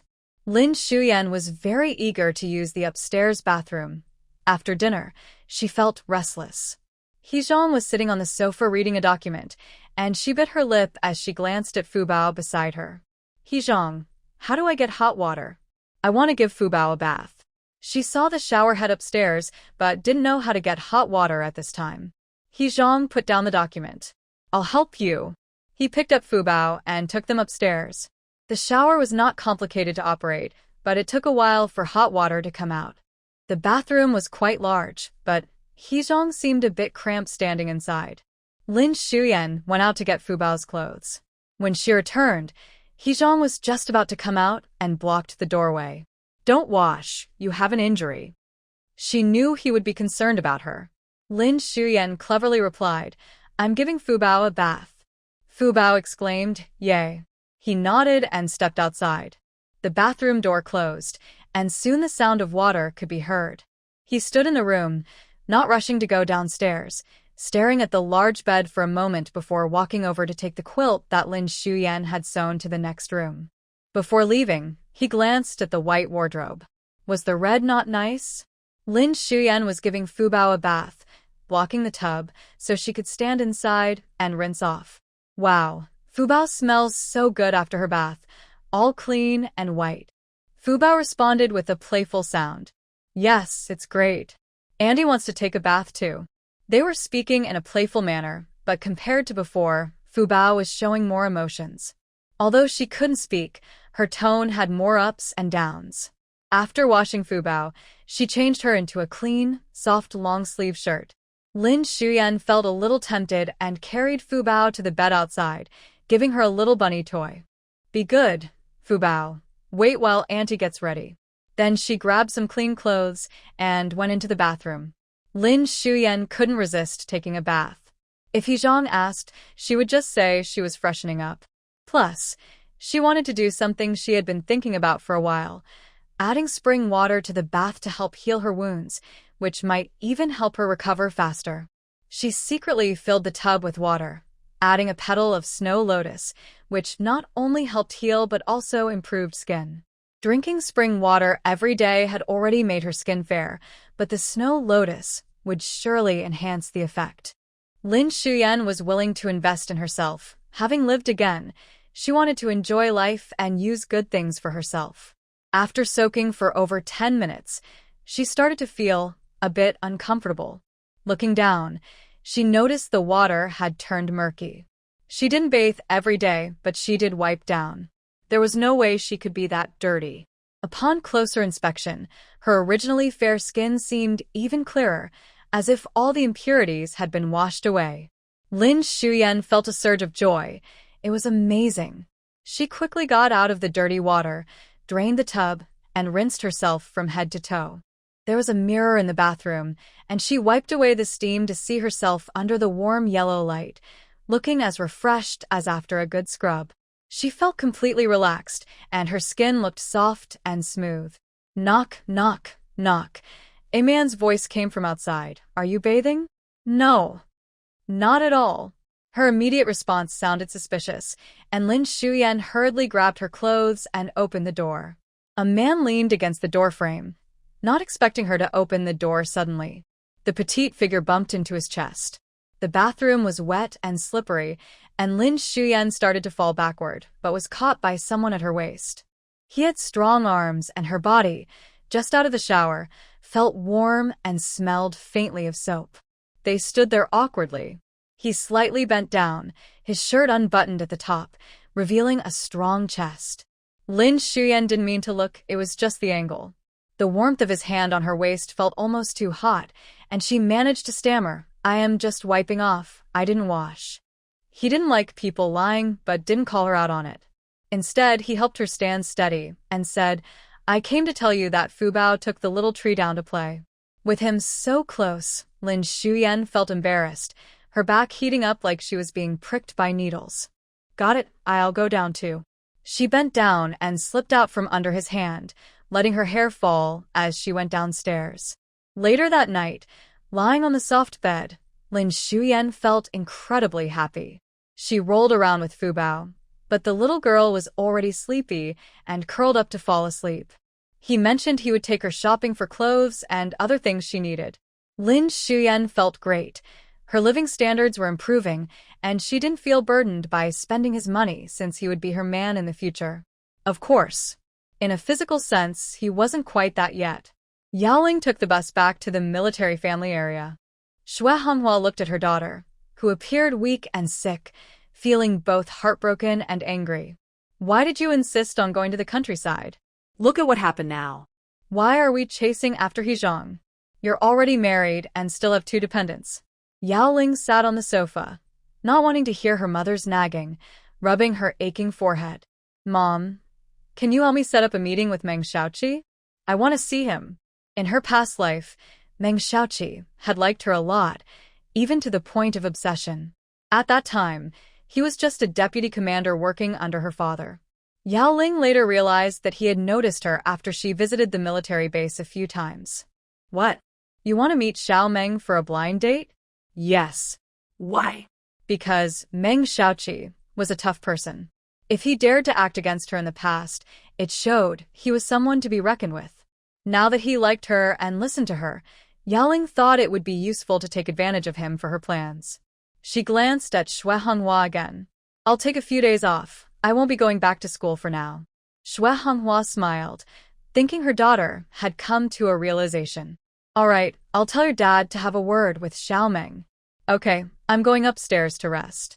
As Yaoling walked upstairs, Xue Hanghua added, your dad is about to get promoted, and the deputy brigade leader position will be open. Be careful during this time. Don't cause any trouble. The reason people said Yaoling's family was climbing high by getting engaged to He Zhang was that Yao Zhenqing, despite his age, had only just become a regiment leader. He was on the same level as He Zhang, not even close to He Pinghua, the higher-ranking official. The difference between a regiment leader in an ordinary military district and the 18th district was vast. So, in front of the He family, the Yao family felt inadequate. Now that they were nearing retirement, they finally had a chance for promotion. Getting a deputy brigade leader position before retiring, overseeing 2 regiments, was somewhat respectable. Yaoling paused for a moment and softly replied, got it. The next morning, He Zhang took Lin Xiuyan and the children out shopping. Lin Xiuyan was still wearing that white floral dress, her hair tied back low. Living in the village meant she had many chores and couldn't dress up nicely. Now that they were in the city, she wanted to take more care in her appearance. A strand of hair fell to the side of her face, covering a small mark and giving her a casual, gentle look. Perhaps after bathing with snow lotus flowers last night, her skin today looked incredibly smooth. Her complexion was fair and tender, with a hint of pink, showing good health. She had changed clothes for He Xiaoshu and Fubao. Fubao wore a cute little outfit in light yellow, looking like an adorable little dumpling. Fortunately, the weather was nice today, not too cold, although the clothes were a bit thin. He Zhang had brought the car around early and was waiting for them in front. After waiting for more than 10 minutes, he finally saw Lin Xiuyan holding Fubao's hand, with He Xiaoshu following behind. The white dress accentuated her slender waist, and as she walked, the skirt swayed gently like a flower. He Zhang rarely waited for anyone. He usually had a driver ready. He thought it was a bit slow, but seeing Lin Xiuyan and the children made him unexpectedly not mind. Did you wait long? Lin Xiuyan smiled at He Zhang as she helped Fubao into the back seat. He Zhang replied, not at all. The car pulled out of the driveway and turned onto the street. This time, they were going to the state-run department store. They had chosen a different place closer to Jixiang Alley. Just by looking at the decor, it was clear that it wasn't a place for ordinary people. This is the Southern Trading Company. Everything inside is the latest trend from the South. Just pick what you like. Don't worry about the price. He Zhuang spoke softly, and Lin Xiuyan's eyes lit up, feeling as if he was glowing. Isn't this just like a domineering CEO? Lin Xiuyan held Fubao's hand, with He Xiaoshu beside her, as they entered the store. However, Lin Xiuyan was not one to waste money, so she focused on buying only the essentials first. She needed to get winter coats and warm clothing for the children and herself, since the weather was getting cold. She turned to He Zhuang. He Zhuang, do you need to buy clothes? I noticed you didn't bring any winter clothes back. He Zhuang was about to refuse but changed his mind, saying, let's buy a set. He could have gotten clothes from the old house in the military family area. They had everything at home. Lin Xiumei smiled. Shall I help you choose? Sure. When they reached the second floor, it was much larger than the state-run department store. Lin Xiumei asked He Xiaoshu to take her sister to look at clothes while she went to the men's section first. As expected from Southern styles, the clothes were not only of good quality but also very trendy, at least for this era. They had designs, cuts, and a great feel. Of course, the prices were also quite appealing. With the temperature dropping and continuous rain in the capital, it was said that the rain would last for a while, making it even colder. The men's section mostly had suits and leather jackets, with a few casual jackets. Lin Xiumei skipped over them, thinking that He Zhuang mentioned he was going to have a meal with Yang Xiaoshan and the others. They were friends, so a suit was too formal, but a casual jacket didn't quite fit his style. She was very focused while choosing, and He Zhuang stood just a few steps away. Watching her lower her head, touch the fabric, and carefully examine the styles, his heart felt light as her beautiful eyes reflected the light coming through the glass window. As she passed a row of clothes, she spotted a few trench coats hanging on the best rack, and her heart skipped a beat. There were only two styles, one long and one short. They came in three colors, black, gray, and camel. The long trench coat looked great, and since He Zhuang was tall, Lin Xiumei could easily imagine how it would look on him. She turned and waved to He Zhuang. He Zhuang, let's buy this one. He Zhuang stepped over, standing beside her, his tall figure making her feel protected. Do you like it? I think it looks nice, not too formal, and perfect for everyday wear in this weather. You'll look great in it. Even though she was asking for his opinion, she couldn't help but list reasons, fearing he might refuse. He Zhuang smiled slightly. He didn't care much about clothes, as he only wore a few outfits repeatedly in the army. You think it looks good, that's enough. What color should we buy? Lin Xiumei was in a dilemma, feeling that every color suited him. The salesperson had been watching for a while and stepped forward to promote the coat. Is it this trench coat you want? It just arrived last week, and we're the only store in the city that has it. Even the foreign shops don't have this fabric or style. Yes, I want to see how it looks. I just haven't decided on a color. Black is steady, gray is more casual, and camel is gentle. Lin Xiumei thought for a moment and turned to He Zhuang. Let's go with gray, okay? Sure, He Zhuang replied. Great, I need to check. There are only two sizes for this coat, and since this guy is tall, I'll get the larger one. The salesperson hurried off, not wanting to lose this customer, and returned in less than 2 minutes. He Zhuang was only wearing a white shirt, so he tried it on directly. The size was just right. The coat reached his knees, the shoulders were broad, and the sleeves were long enough. Lin Xiumei stepped back to take a look, then moved closer, standing on tiptoe to smooth out a small wrinkle in the collar, gently saying, Go home and use a porcelain cup to steam it a bit, and it will be flat. She had a faint, pleasant fragrance that He Zhuang couldn't quite place. It was cool and light, like the scent of a flower. He Zhuang snapped back to reality. Then let's go with this one. The salesperson took the coat to wrap it up, and Lin Xiumei picked out a pair of pants for him. No need for a base layer, his shirt would be fine. Just as they finished shopping, a woman's scolding voice suddenly rang out nearby. Where did these kids come from? Who told you to mess with the clothes? These are very expensive. Can you afford them? The voice attracted a crowd, and people gathered around. Lin Xiumei frowned, then heard He Xiaoshu's voice. Aunt said we should buy clothes. We didn't mess with anything. We're picking out something for my sister. Ha, as if you can afford it. That shirt you're wearing is from a department store, right? Don't pretend to be rich in those clothes. Where are your family members? Hurry up and take them home. Wherever there are people, there is comparison. Even in this era, the shops in the capital have their own hierarchy. Foreign shops look down on goods from Hong Kong.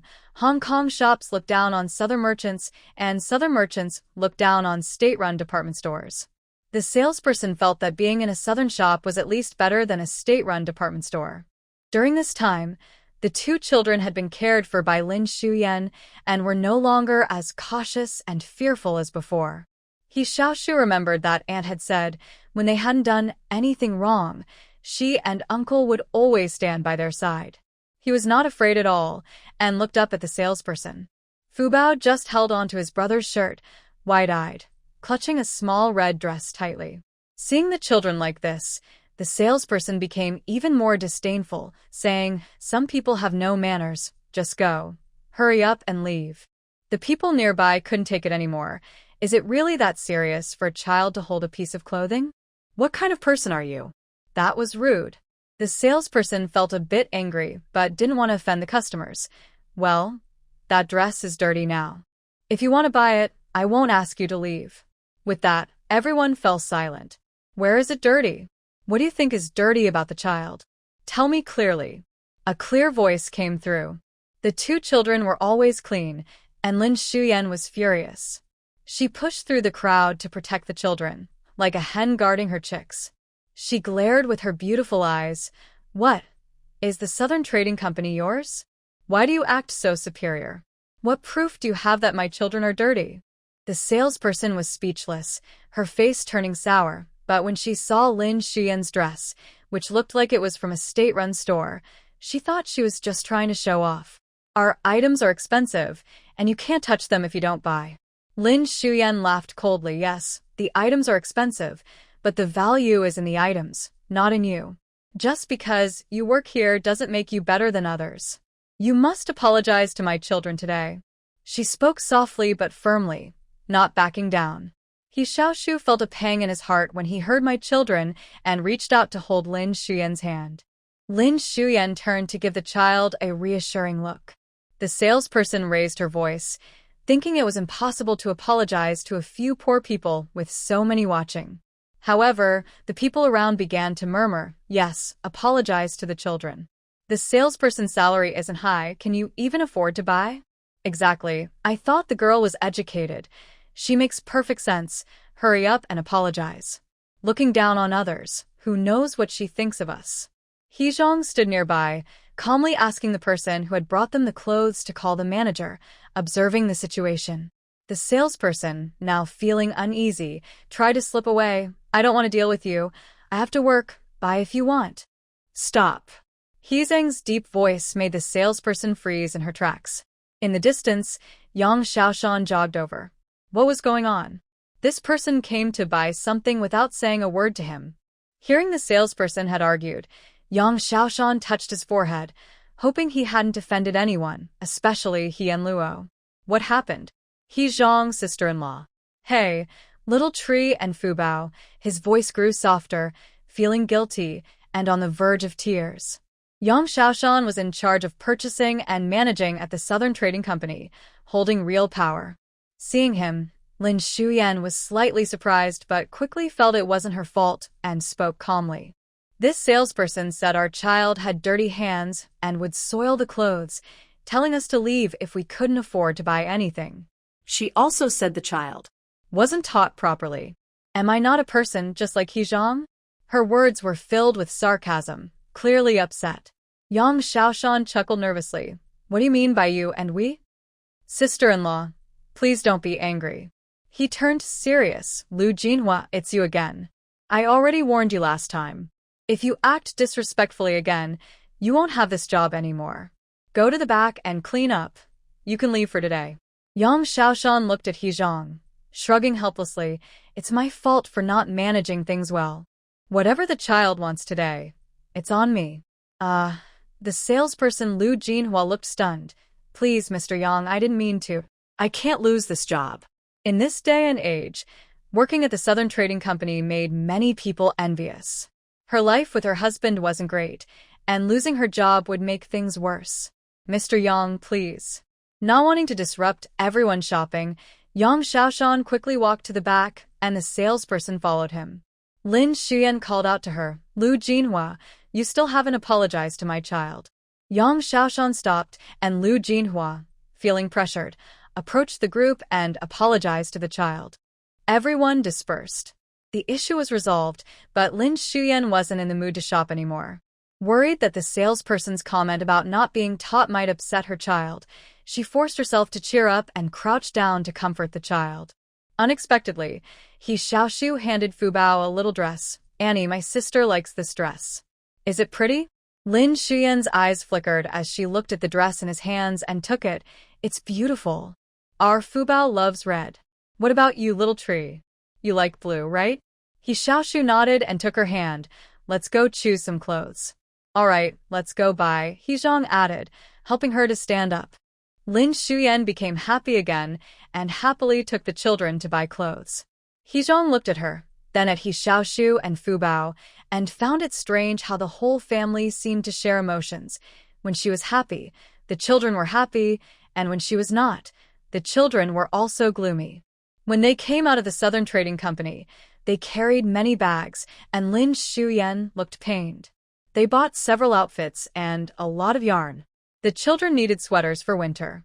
During the years when she was sick but still able to move, she learned to knit in the hospital to pass the time, and now it was finally useful. In addition, they bought jars of face cream and a body wash that wasn't available at the state-owned department store, which she found useful. She glanced at some perfume, which He Zhang also picked up. They also got some household items. Back in the car, Lin Xuyan was still counting the money. He Zhang's shirt cost over 60, but the most expensive items were the coat and dress she bought, which together cost nearly 300. She leaned over to the front seat and asked He Zhang, "Let's not make Xiaoshan pay. It's so much money." If necessary, she could sell all the mushrooms from her space as meat sauce. She had already given away most of what she made before. Her voice was soft and close to him, and He Zhang found it a bit cute. "No need for him to pay," he replied. After saying that, Lin Xuyan felt a bit regretful. 700 plus. That could buy a lot of meat. It was painful. This family would eventually run out of money. He Zhang smiled, thinking that one day he should give her a savings book. The next evening, at the agreed time, He Zhang took Lin Xuyan and the children to the state-owned restaurant. Yang Xiaoshan, Fu Yang, and a few other friends had already arrived. The view from the second floor faced Donghu Lake behind the state-owned restaurant, offering a great sight. As mentioned that day, they chose the largest table. Among them, only Yang Xiaoshan had met Lin Xuyan before. Fu Yang was calm and quiet, sitting to the side and drinking tea. The other two were chatty and were asking Yang Xiaoshan questions. "Come on, hurry up and tell us what's going on. Isn't it about the child's household registration? Why aren't they getting a divorce now?" Yang Xiaoshan glanced at him. "Hey, I won't tell you. If you're so curious, wait until He Yanlu arrives and ask him." The one speaking was Lingfeng, who was a few years younger than the others. He grew up in the same military family area as He Zhang and had always wanted to be his little brother. Later, when they went to school, he stuck close to He Zhang, naturally getting to know Yang Xiaoshan and the others. Although he was asking questions eagerly now, he would become quiet as soon as He Zhang arrived. Another person named Liu Jingxi, who is polite and wears glasses, works in the city government in an administrative role. He is careful and thoughtful, quite a clever person. Seeing Yang Xiaoshan teasing Lingfeng, he spoke up to defend, "Don't tease him. He Zhuang's wife must have some special qualities, otherwise he wouldn't be so serious about her. The group has known each other for a long time. If He Zhuang could easily find a woman, he wouldn't have been engaged at 25 and still unmarried at 27. Lingfeng, who tends to forget past lessons, leaned in and asked, "What about Yaoling? The Yao family may not be as good as the He family, but Yaoling is quite attractive and has studied for a few years." Yang Xiaoshan rolled his eyes. "Are you serious? The Yao family is the type that would abandon you in tough times. Why would you want to marry someone like that? No matter how good-looking she is, it's not worth it. Besides, you don't know how beautiful." Before he could finish, they heard a woman's voice as Yaoling came down the stairs, followed by Meng Xiaoqi. The restaurant and time arranged by Xue Hanghua were for a blind date between the two. "Comrade Yao, I'm glad you agreed to meet me," Meng Xiaoqi said. Yaoling was not enthusiastic. She felt tense. Anyone would struggle to remain calm when facing someone who had caused them pain in a past life. She tightly gripped her handbag, her nails digging in painfully, and forced a calm expression. "Please don't be so formal. Just call me Yaoling." Although it was a state-run restaurant, the second floor had only 4 tables, and the large one by the window was occupied by Yang Xiaoshu and his group. The other 3 were small tables facing the street. Not everyone could go upstairs. Most people ate on the first floor, and only those with connections could access the second floor. As they arrived, they heard people talking, but suddenly it went silent, causing Yaoling to glance over as soon as she stepped onto the second floor. Upon seeing each other, Yang Xiaoshu awkwardly touched his nose. Indeed, one shouldn't speak about someone during the day. As soon as they did, the person appeared. Putting He Xiaoshu aside, Yaoling knew a few people there and couldn't ignore them. Yang Xiaoshu chuckled awkwardly. "What a coincidence, Yaoling. Who is this?" Meng Xiaoqi was just a deputy leader in a small group, without any background, and he belonged to a different social class than Yang Xiaoshu and his friends. They didn't know each other. Yaoling glanced back and felt a bit uneasy. Her vanity was at play, making it hard to admit they were there for a blind date. "He's a friend, the deputy leader under my dad, just out for meal." Meng Xiaoqi heard this, and his expression darkened slightly. Though it wasn't explicitly stated, anyone could see that a man and a woman dining together in such a formal setting was likely on a date. Yang Xiaoshu politely nodded, thinking it was surprising how eager the Yao family was for her to meet new men. "All right, let's wait for He Zhang and his wife. They are coming to eat."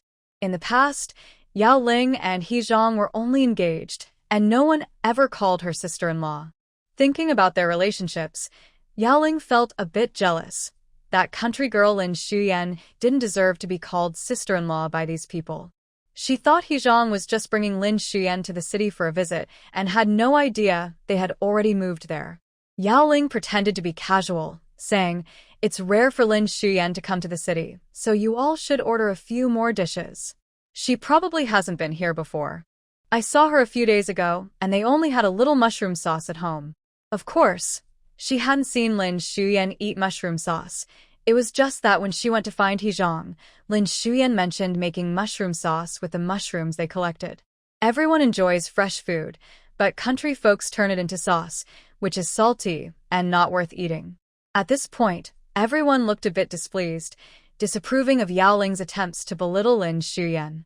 People who have truly reached a certain status are often more open-minded. He Zhang could be friends with them, and none of them were the type to look down on others. Not to mention whether Lin Xiumei was He Zhang's wife, the matter of breaking off the engagement was already unfair to the Yao family. Now, they were acting high and mighty in front of them. "Mushroom meat sauce? You probably don't know how much there is, right? Look, I just happened to bring some today. I helped He Zhang move the other day, and his wife gave it to me. If it weren't for our brotherly bond, I would have eaten it all yesterday. It's not worse than the dishes in this restaurant." Jilin Feng had already noticed the jar on the table. Yang Xiaoshu never brought anything that wasn't delicious. Xiaoshu, can I have some later?" "Of course." While they were still talking, Yaoling was stunned by the words "moved." They moved? Why did they move, and where to? Could it be that Lin Xiumei told He Zhang something, so they found a safer place to live? No, if she did, He Zhang would have probably taken her away. That day it rained so heavily that Lin Xiumei couldn't possibly have seen her clearly. He Zhang might not even believe her. Yaoling's mind was in turmoil, but she dared not show it. Her face turned pale, and she blurted out, "Where did they move to?"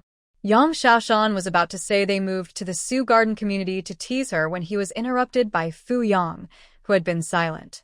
"Miss Yao, why do you want to know this?" Fu Yang had sharp eyes, different from He Zhang's fierce gaze. His was a penetrating stare that made people feel exposed. After being the captain of the police for several years, specializing in interrogating criminals, he now fixed that gaze on Yaoling, causing her legs to tremble. Remembering Fu Yang's position, she instinctively took a step back. Behind her, Meng Xiaoqi reached out to support her and said, "Sorry everyone, we'll head back to our seats now." At first glance, Meng Xiaoqi seemed unremarkable, but whenever someone looked at him, there was an unsettling gloom about him. Just as they were about to leave, more people came up the stairs. "Why is Fubao so happy today?" Is it because she's wearing new clothes? How can she be so pretty? A gentle female voice, filled with laughter, felt refreshing to hear. Fubao got out of the car laughing joyfully, not knowing what made her so happy, as she was being held by He Zhang, shaking her head playfully. Lin Xiumei couldn't help but tease her. Yay yay. Fubao clutched her little dress, her baby voice almost drooling, prompting Lin Xiumei to pull out a handkerchief to wipe her mouth. The four of them went upstairs and saw Yaoling standing with a man. The atmosphere on the second floor wasn't very pleasant. Lin Xiumei raised her eyebrows slightly, realizing she had arrived late and missed the exciting part. He Zhang, sister-in-law, over here, don't block the way. Miss Yao is busy with a blind date. Oh, really? He Zhang, please step aside. Lin Xiumei tugged at He Zhang's sleeve, perfectly in tune with Yang Xiaoshan's words, showing her understanding. You. Yaoling glared, then looked back at He Zhang, who was wearing a trench coat she had never seen before. He still looked tall and handsome, but not as cold as before. Looking at Lin Xiumei made her even more jealous. With her flowing hair styled up, a small face like a palm, translucent and tender skin, and a smile that resembled a cherry on her lips, she wore a fitted dress made of expensive velvet. The dress had a slight waist cinch, a long skirt, and a neckline adorned with delicate white pearls, the deep red color enhancing her radiant complexion. Such a dress was costly, and even Yaoling wouldn't dare to buy it, as it could easily look like pajamas if worn poorly. Yet, on her, it was 7 parts charming and 3 parts alluring. Even the scar on her face seemed negligible. The two stood together like a perfect couple. Yaoling never expected that the foolish country bumpkin had transformed into such a figure. Her mind was completely in a fog as she called out He Zhang. He Zhang held Fubao, while Lin Xiumei took He Xiaoshu's hand, ignoring Yaoling, and walked over to the big table. The people at the table stood up to greet them, finally meeting my sister-in-law. I'm Liu Jingxi, an old classmate of Xiaoshan and Lao Fu. Fu Yang nodded sleekly. Fu Yang. Sister-in-law, I'm Ji Lingfeng. He Zhang stood by as Ji Lingfeng stumbled over his words, almost biting his tongue. Lin Xiumei found it amusing. These people had different personalities, but together they seemed quite interesting. I'm Lin Xiumei, He Zhang's wife, and this is Fubao, she said, giving He Xiaoshu a gentle nudge. He Xiaoshu obediently said, I'm He Xiaoshu. Hey, we all call her sister-in-law, so of course we know you're her husband, haha, Yang Xiaoshan joked. He Zhang raised his eyes. Aren't you going to sit down? Shouldn't I introduce myself too? Everyone's expressions brightened at He Zhang's joke. Seat, seat, seat. Once they were seated, He Zhang and Lin Xiumei sat together with Fubao beside her. The others occasionally glanced at Lin Xiumei, as she looked quite different from what they had imagined. They had heard about He Zhang's wife, but couldn't connect her to the person in front of them. Now, if someone said Lin Xiumei was from an aristocratic family, they would believe it. Lin Xiumei, however, was thinking about something else. Before leaving home, she had worn this dress and felt a bit pained about spending $70 on it, but after seeing Yaoling's expression, she suddenly felt that $70 was worth it. In this situation, it was Yang Xiaoshan who broke the ice. We just ordered food. Sister-in-law, what would you like? We can order a few more of your favorites. Someone promptly brought over the menu, while Yaoling kept watching the scene. Oh, ordering food? Being pretty doesn't help much. She probably can't even read a few words. Lin Xiumei gracefully took the menu and said, Thank you. She casually flipped through it, ordered a light soup, and also requested a steamed egg that wasn't on the menu before handing it back. Fubao wants steamed eggs and Xiaoshu likes soup. I can eat anything else. The others had a better impression of Lin Xiumei, and soon the dishes arrived. Seeing Yang Xiaoshan bring his homemade mushroom meat sauce, Lin Xiumei couldn't help but laugh. Why did you bring that? It's delicious. If they knew I was eating it all by myself, they wouldn't share good food with me next time. Lin Xiumei chuckled and lowered her head to feed Fubao. I'll make some for you next time. He Zhuang chatted with a few people and asked Ji Lingfeng how things were going in the army. Ji Lingfeng had always wanted to join Area 18 but still needed to participate in the selection at the end of the year. When He Zhuang asked him, The meat on his chopsticks fell into his bowl, and he straightened up. I'm doing okay. I'm working hard to practice, brother He. The group chatted casually and ordered more drinks. Most of the time, Yang Xiaoshan did the talking, while Liu Jingxi responded gently. He Zhuang and Fu Yang occasionally chimed in. Ji Lingfeng, the youngest, blushed and was teased. Lin Shuyan smiled slightly, feeling that the man next to her seemed more relaxed around his friends. After feeding Fubao, she started to eat but turned to see her bowl piled high with meat, chicken legs, and shrimp. This. Did he really put everything from the table into her bowl? Lin Shuyan was speechless. How could she finish it?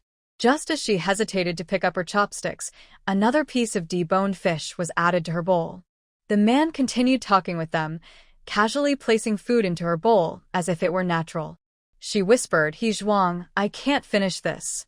He turned back, glanced at her overflowing bowl, and a brief look of embarrassment crossed his face. Sorry, if you can't finish, give it to me. Since he said that, Lin Shuyan started to eat. While this side was lively, the atmosphere around Yaoling was tense. Her mind was filled with thoughts of He Zhuang, the lavish food on the table, and Lin Shuyan's dress. All of that should have been hers. On the other hand, she had to force a smile while sitting next to someone she disliked, and she grew to resent Meng Xiaoqi even more, wondering how she had been so blind in her past life. Meng Xiaoqi was not a dull person. In fact, he was very perceptive and skilled at reading the room. Otherwise, he wouldn't have climbed the ranks so quickly. He knew that Yaoling still had feelings for He Zhuang and felt an inexplicable dislike for him. His narrow eyes narrowed slightly as he lowered his head with a dark smile. So what? This woman's neck looked easy to grasp. He enjoyed stepping on such proud and arrogant women. Yaoling, you seem a bit down today. Yaoling bit her lip, withdrew her gaze, and lied. It's nothing. You should know I was engaged to He Zhuang and used to be friends with those people. Now, they don't want to associate with me because of the broken engagement. It's a bit disheartening.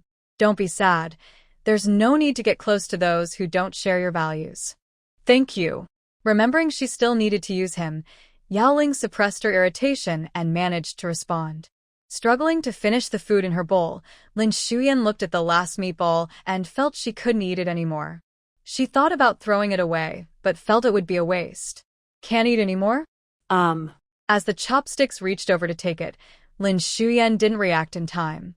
Yang Xiaoshan, feeling a bit tipsy, grinned and said, Wow, our commander, he can still eat, eating someone else's food.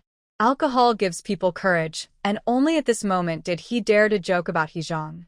He Zhuang ignored him. He was driving and hadn't been drinking. At that moment, the only ones at the table who weren't drinking were him and Fu Yang.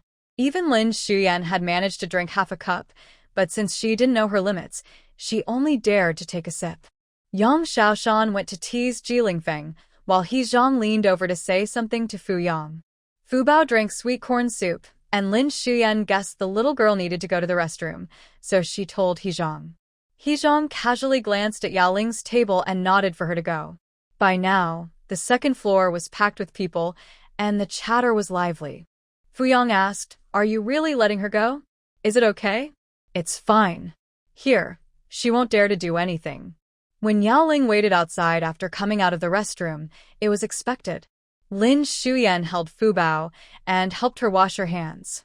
After all, it wasn't her who was anxious, it was certain others. Lin Shuyan, you must be feeling proud. The one who couldn't hold back spoke first, and as soon as she did, she was at a disadvantage.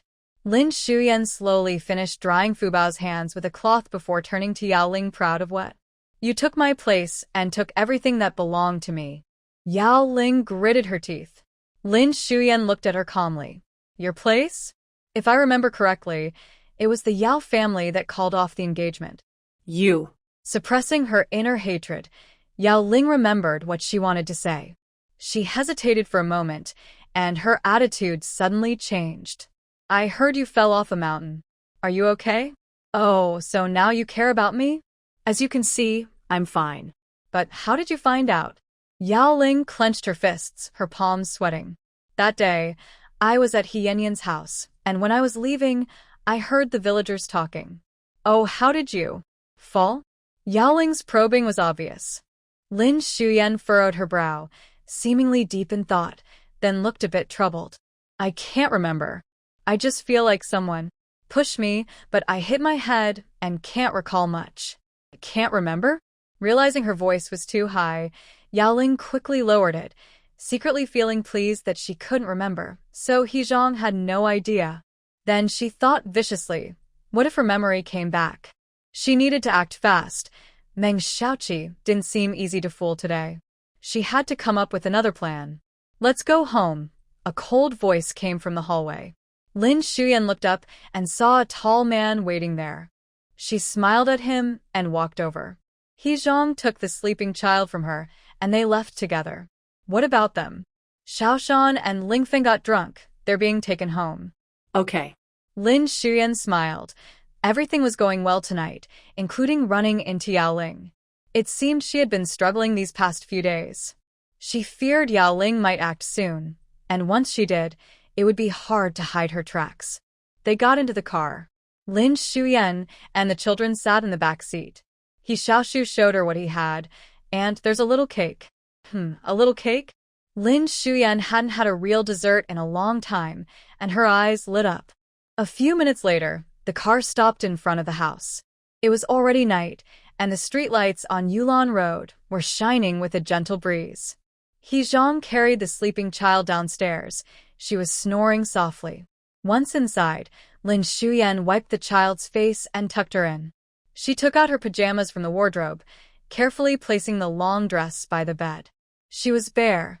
The room was dark, lit only by a faint glow from outside. As she bent down to fix her pajamas, footsteps sounded at the door. He Xiaoshu is asking you. The deep voice stopped abruptly as He Zhang froze at the sight before him. Lin Xiumei gasped and quickly covered herself with the pajamas. The person outside quickly retreated, closing the door as if nothing had happened. Lin Xiumei's face burned as she hurriedly put on her pajamas. It was fine. A glance wouldn't hurt, especially since she had just been in her underwear. It was fine. She pretended it was like a bikini. Lin Xiumei reassured herself, but her face was still hot, and where she had been seen felt like it was being pricked by needles, making her anxious. Remembering what He Zhang was about to say, she forced herself to open the door. The person outside leaned against the hallway, the light above casting a long shadow. So, what is it? The man looked up, his deep eyes holding an unreadable emotion. Lin Xiumei unconsciously swallowed, suddenly feeling that being in the countryside wasn't so bad. Without lights, there was no feeling of being exposed. Her pajamas were silky and slightly loose at the collar. Her skin glowed under the light. The man spoke. Sorry, I forgot to knock. No, it's my fault for not closing the door. What were you going to say? Little Tree wants you to come down for cake. The cake was bought from a state-run restaurant. He didn't really like it because it was too sweet, but he thought she might enjoy it, so he packed some before coming. Lin Xiumei peeked down the stairs and saw He Xiaoshu already sitting at the coffee table waiting. Come down and eat. As soon as she said that, her small figure dashed out, her clothes fluttering slightly. He Zhang watched her back and couldn't help but recall that flash of white, his gaze deepening. By the time he reached downstairs, they had already opened the box. Lin Xiumei placed a small piece on a plate, covered it with a bowl, and prepared to put it in the fridge for Fubao to eat tomorrow. The rest, they would finish together. The cake was small, about 4 inches, with a cake base and cream on top, featuring a particularly pink flower in the center. It was just one of those old-fashioned cream cakes. But that didn't stop Lin Xiumei from craving it. Seeing her eager expression, He Zhang found it a bit amusing. Weren't you full earlier? Lin Xiumei focused on He Xiaoshu dividing the cake and replied without turning her head, Don't you know? Girls have 2 stomachs, one for meals and one for sweets. He Zhang narrowed his eyes slightly, feeling a strange sensation rise in him. Initially, he thought Lin Xiumei was a bit different from the information he had found. As he got to know her better, this feeling became more pronounced. While skin can be maintained, A person's temperament is hard to change drastically in a short time. Just earlier at the restaurant, she was calm, composed, and polite, with no flaws to point out. But these traits seemed a bit odd for someone who grew up in the countryside. As night fell, the wind howled fiercely. Large raindrops pounded against the glass, making a loud noise. Lin Xiumei was awakened by the noise, perhaps due to having had a small drink earlier, feeling a bit dry in her mouth. She got up, planning to go downstairs to the kitchen for some water. The corridor was lit as Lin Xiumei sleepily looked down the stairs. Someone was leaning against the sofa, head slightly tilted back, seemingly resting, with their pants rolled up. Lin Xiumei felt puzzled and slowly walked down the stairs. Maybe the wind and rain outside were too strong. Maybe the pain in his leg distracted him. He Zhang didn't notice the person coming downstairs. Raindrops trickled down the glass window, letting in a faint light from outside. The living room was dimly lit by a single yellow lamp. Lin Xiumei stood a few steps away, wide awake now.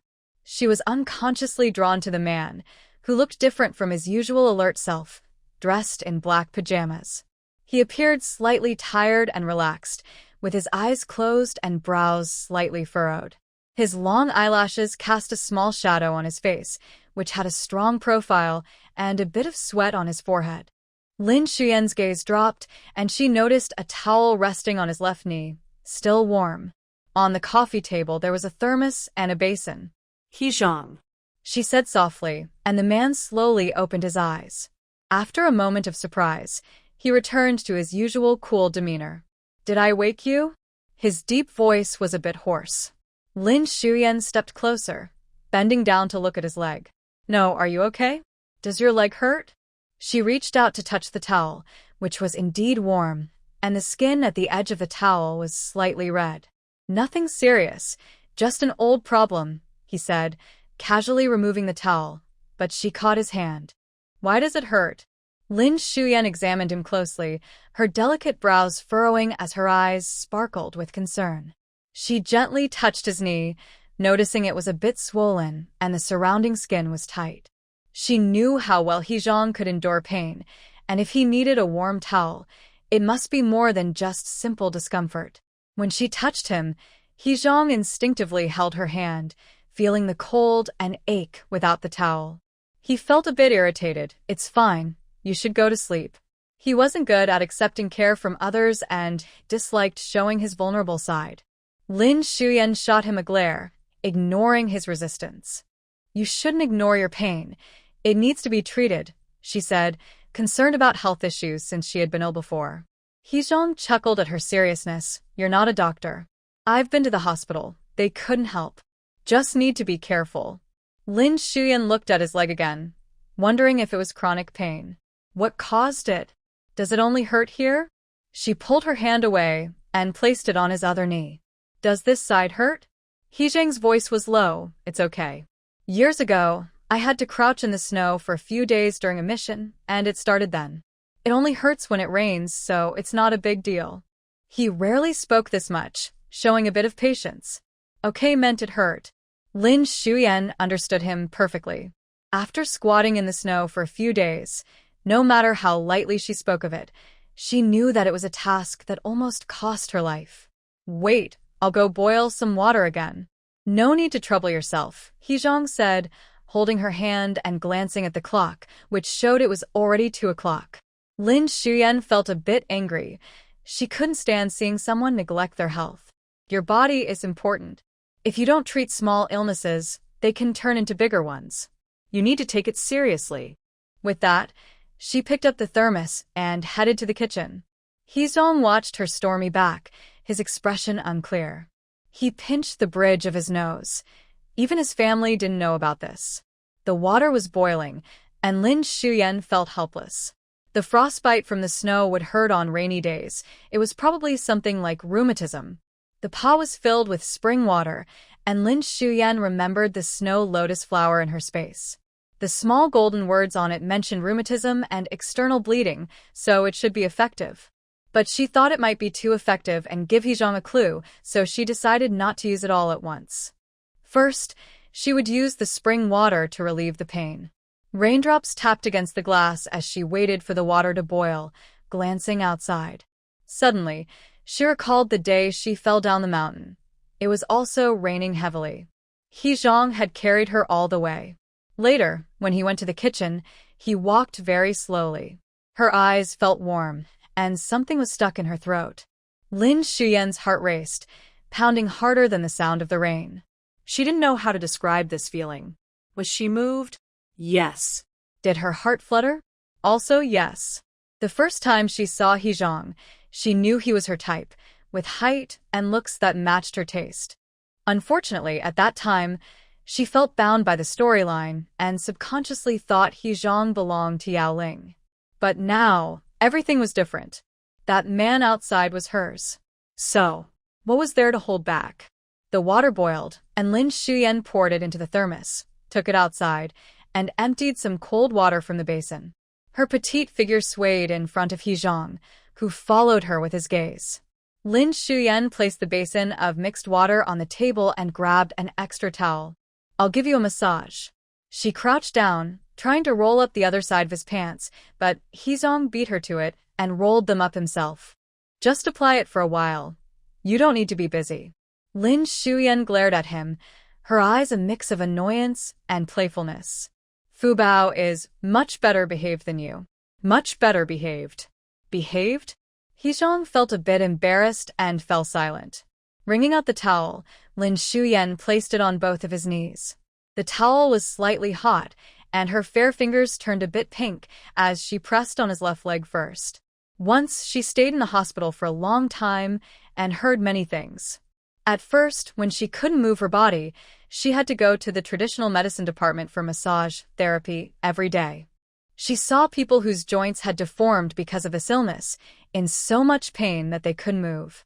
If He Zhang didn't take care of himself, his condition would only get worse.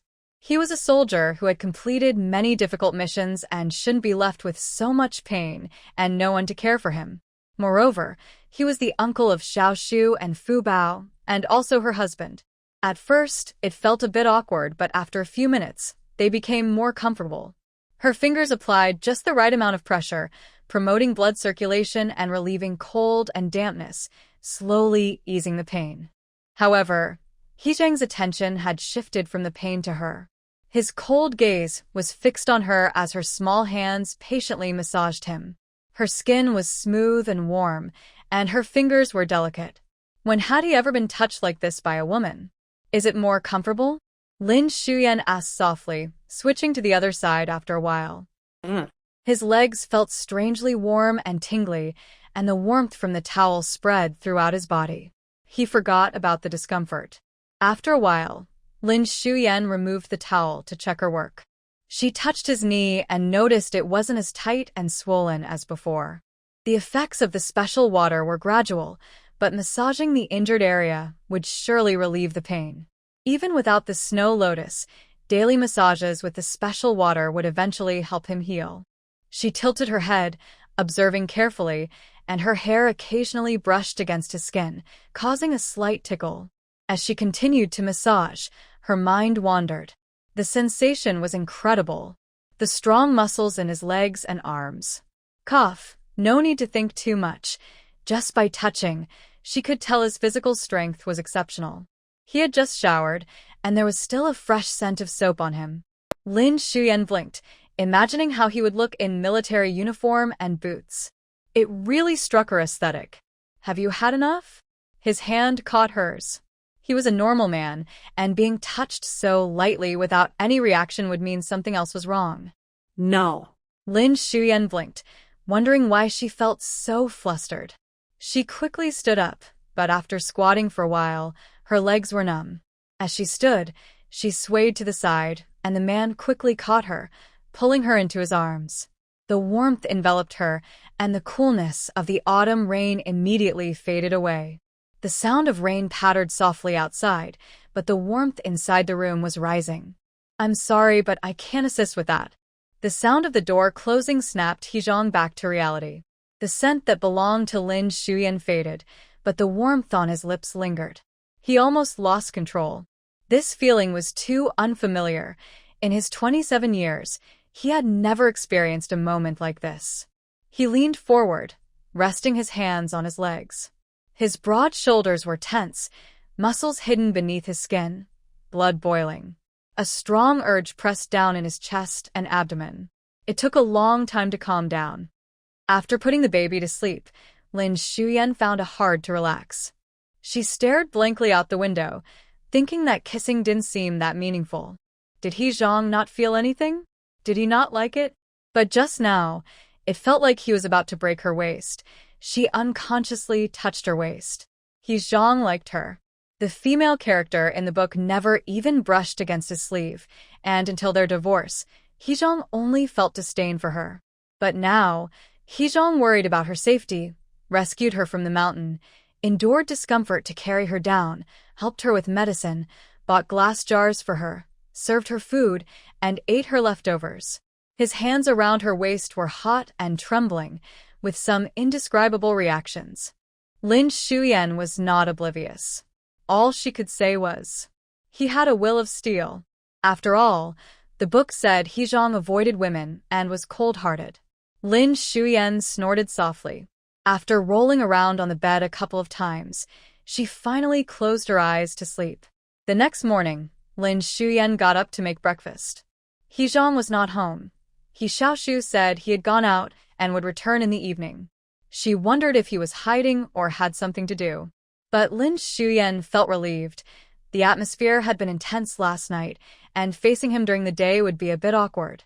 There were vegetables in the fridge, so Lin Xiumei stir-fried shredded potatoes and meat and made a few flatbreads to eat as wraps. She cooked some noodles for the baby. After breakfast, she asked He Xiaoshu to take his sister out to play while she went out. Thinking about He Zhang's leg injury, she knew she couldn't use the snow lotus flower carelessly. Lin Xiumei wanted to find a traditional medicine shop to get some herbs and mix them with the snow lotus flower. The bicycle and larger items from the old house would arrive the next day, so Lin Xiumei rode her bike out. She wore a shirt and a white long skirt. This outfit would look out of place in Xiaoqiao village, but in the city, it was fine, as many people wore skirts. Lin Xiumei was glad that He Zhang bought this bicycle for her. Not the big one with a 28-inch frame. This one had a basket in front. Thinking back to when he rode to pick up He Xiaoshu, it was quite amusing.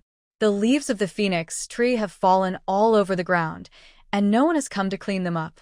The wheels roll over them, making a rustling sound, while a cool breeze brushes against her face.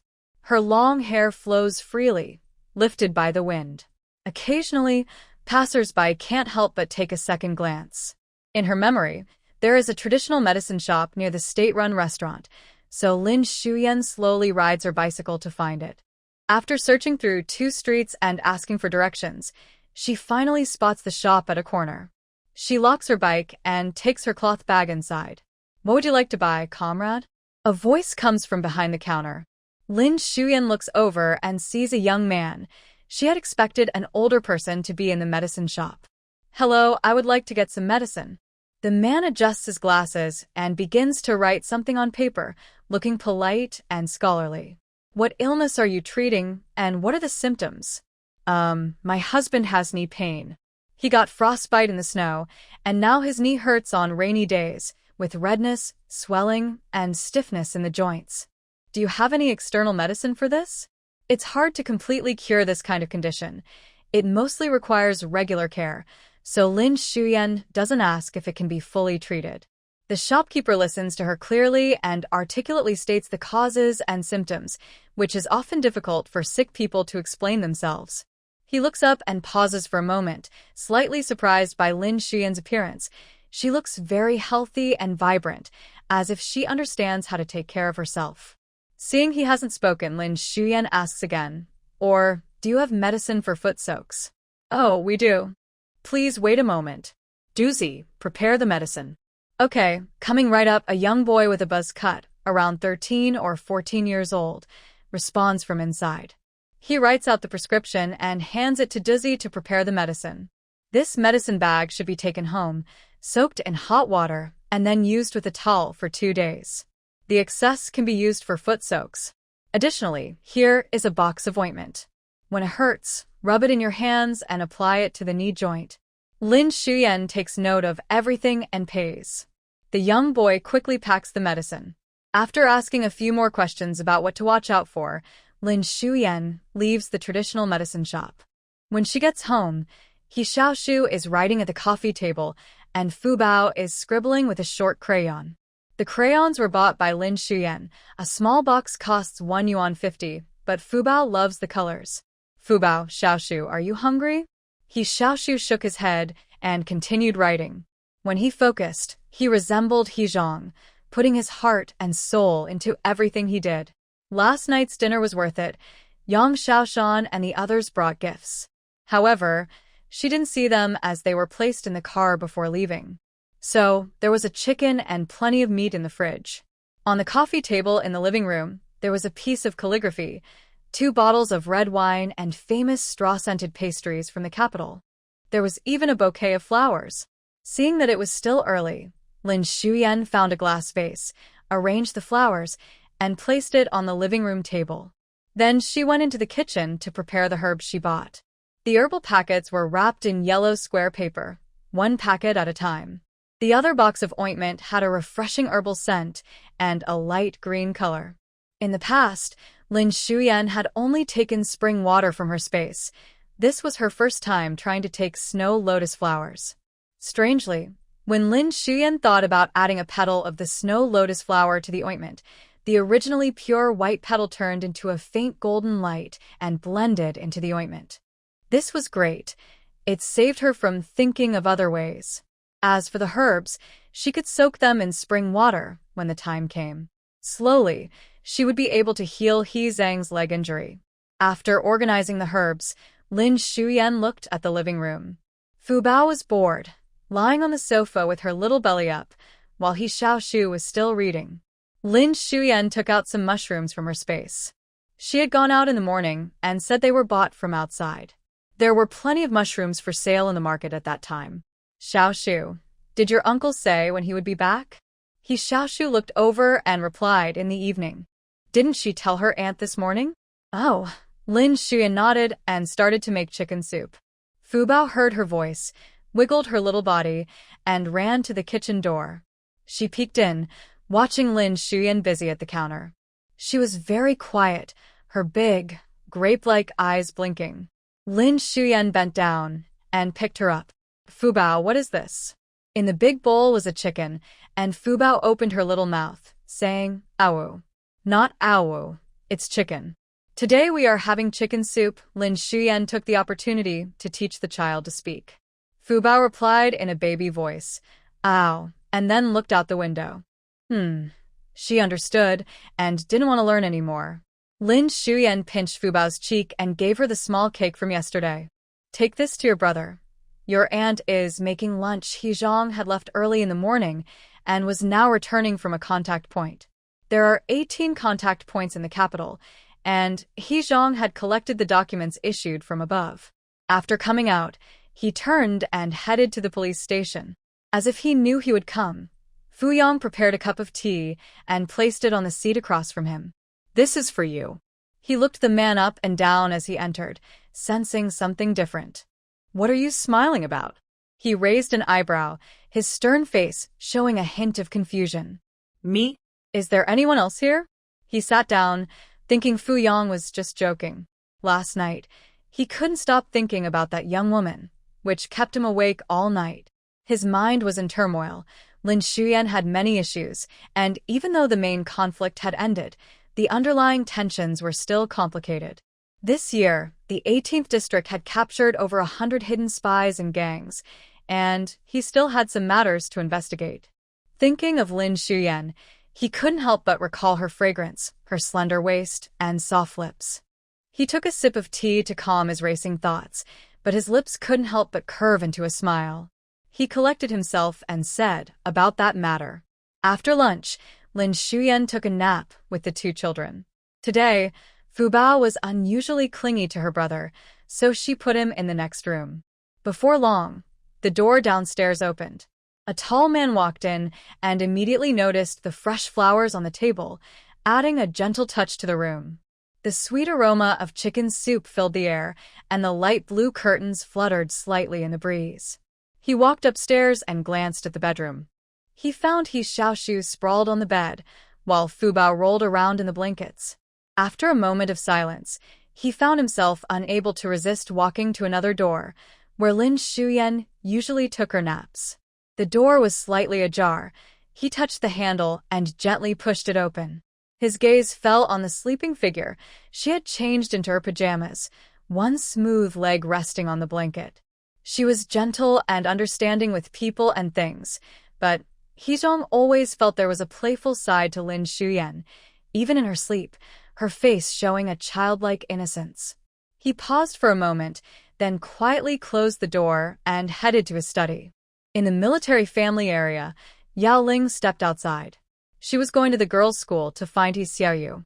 During their meal yesterday, she realized that Meng Xiaoqi was not as easy to handle as he seemed. Thinking back to this time in her past life, she had been too naive to see through his schemes and intentions. As for someone she could manipulate, He Xiaoyu was one of them. If she knew He Zhang had brought Lin Shuyan to the city, her reaction would surely be interesting. She had to make sure Lin Shuyan stayed quiet before she could remember. What? He Xiaoyu widened her eyes, her beautiful face scrunched up. Why didn't my brother tell me he moved to the city? And what's going on with my sister-in-law? Did she fall down the mountain again? Is she just pretending to be pitiful? The two stood at the school gate, and He Xiaoyu couldn't control her voice, attracting many curious glances. Yaoling was pleased with He Xiaoyu's reaction, but when she heard her say my sister-in-law, she frowned slightly. It seemed some things needed to be addressed quickly. He Xiaoyu kept insisting she was the sister-in-law, but she was slowly starting to accept reality. Xiaoyu, I thought you knew. He Zhang has only one sister, so why wouldn't he tell you he moved? Is it because Lin Shuyan doesn't allow it? Why wouldn't she allow it? He's my brother. It must be that foolish woman Lin Shuyan who said something. He Xiaoyu stomped her foot in frustration. In the past, when her brother came back, he would always visit her at school first. Now he lived in the city and didn't even tell her. My brother must be living in the Siyuan community. He wouldn't go back to the military family compound. That place is the most convenient. A flash of resentment crossed Yaoling's eyes. The Siyuan community was famous in the capital, known for its wealthy and powerful residents. But now that she knew, it was fine. Once she got rid of Lin Shuyan, that place would be hers. For now, she would just consider it borrowed. Yaoling composed herself. What's going on with He Zhang? He used to care about you the most. I'm going to check it out today. Yaoling, you can go back first. We can eat together another day. Just as she was about to leave, someone ran over from a distance. Cousin. He Xiaoyu was actually a few months older than Lin Shuyan, already 19. It was her cousin He Zhifei. Every time he came over, he talked about trivial family matters, and He Xiaoyu wasn't particularly fond of him. Feeling upset, her tone was a bit sharp. What do you want?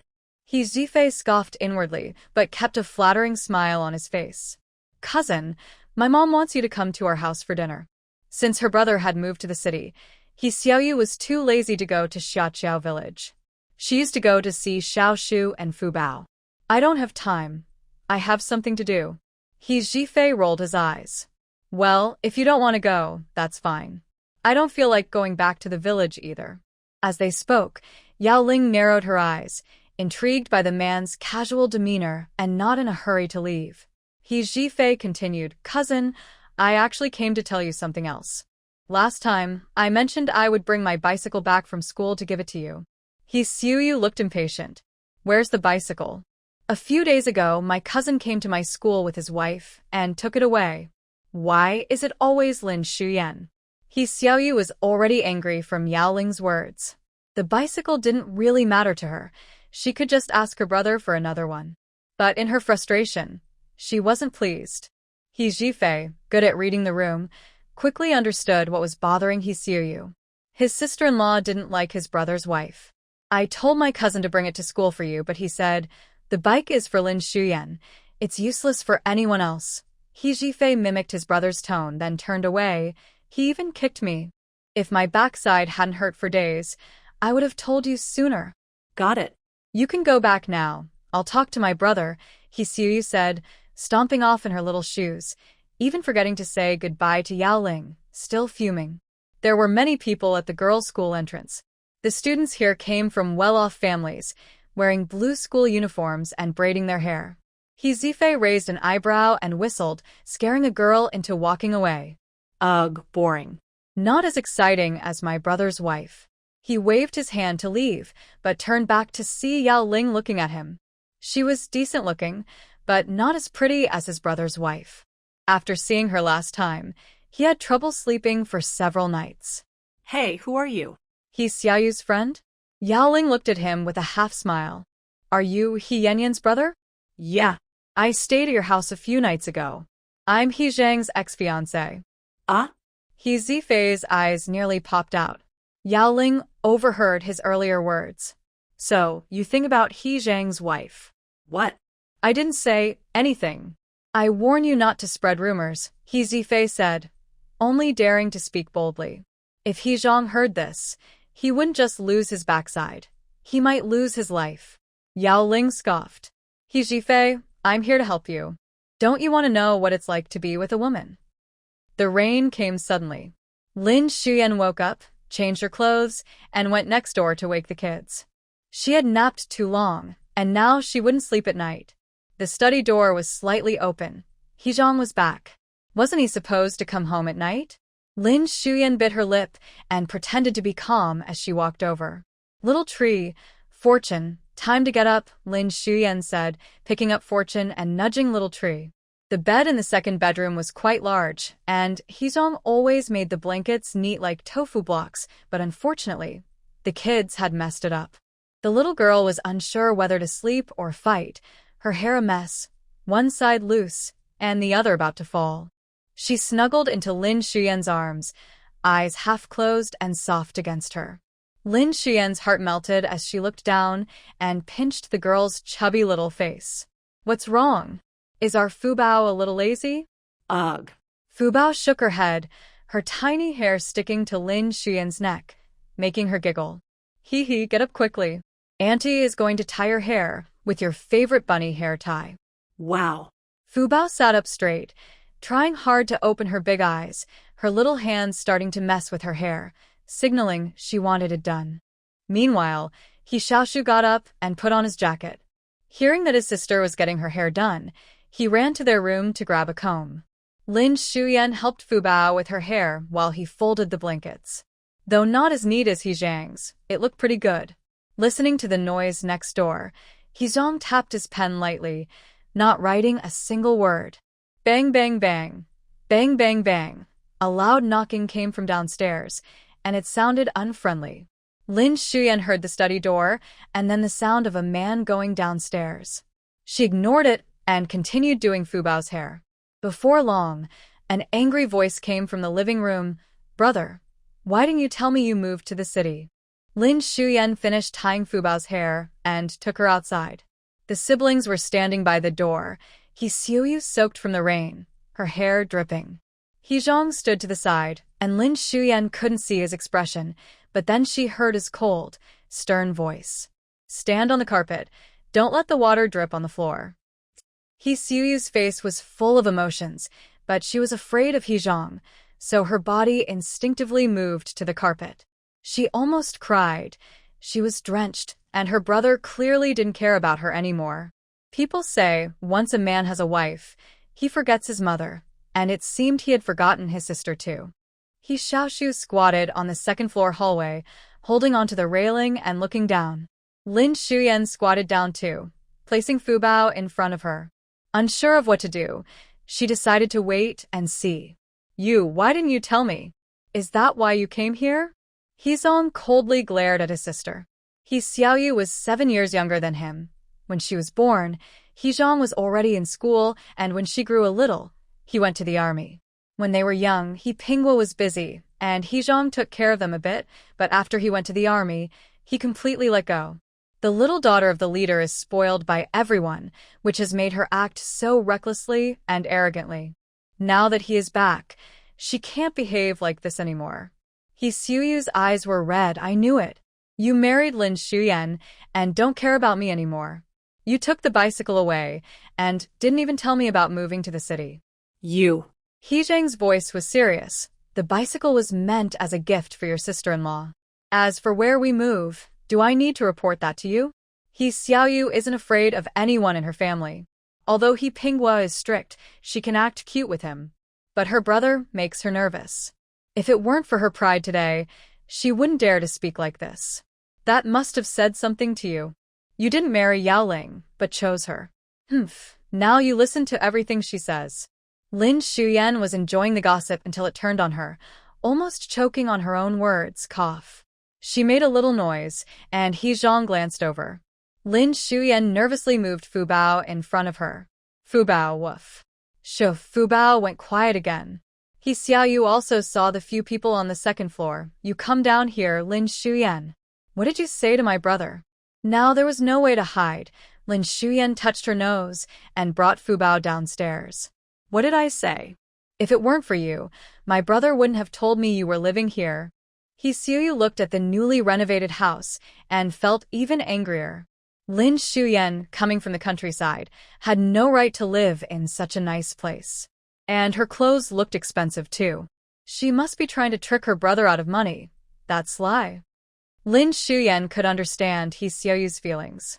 After all, she had seen. He Xiaoyu looked at the newly renovated house and felt even angrier.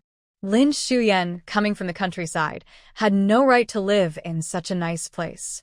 And her clothes looked expensive too. She must be trying to trick her brother out of money. That's sly. Lin Xiumei could understand He Xiaoyu's feelings.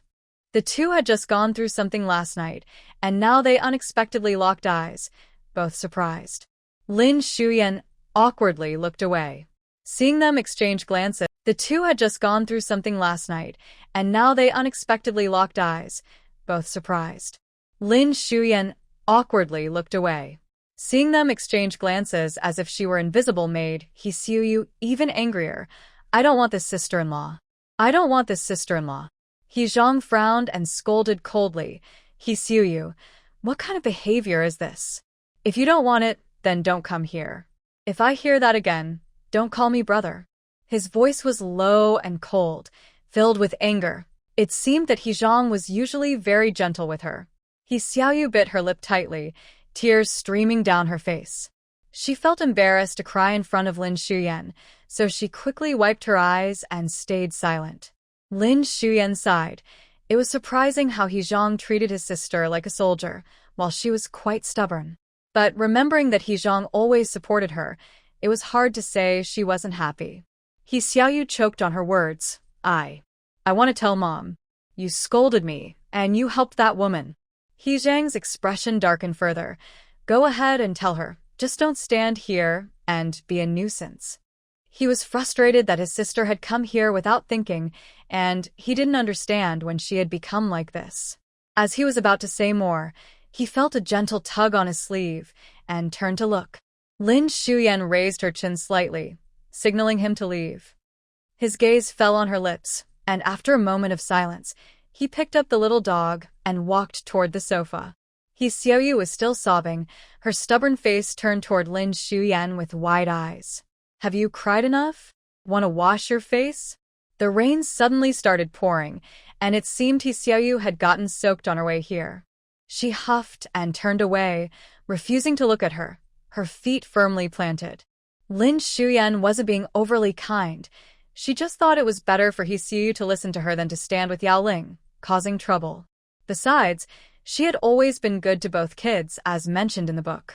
But now, He Xiaoyu was ungrateful, and Lin Xiumei didn't feel like being nice. TSK, then just stand there. With that, she turned and left, leaving He Xiaoyu looking stunned. At least say a few more words to encourage her. She felt like she was freezing. He Xiaoyu gritted her teeth, thinking Lin Xiumei was really mean, especially since her brother only listened to her. She felt hopeless about the future. She felt like a little cabbage in a field, with no mom, no sister, and her brother taken away. He Xiaoyu hugged her arms and squatted down, trying to hold back her tears, but her feet wouldn't move from the carpet. Woo-woo. Lin Xiumei heard the sounds behind her, calmly sat on the sofa, and picked up a notebook from the table to look at what He Xiaoshu had written. Xiaoshu, what is this word? She pretended to ask a few questions, and He Xiaoshu earnestly taught her.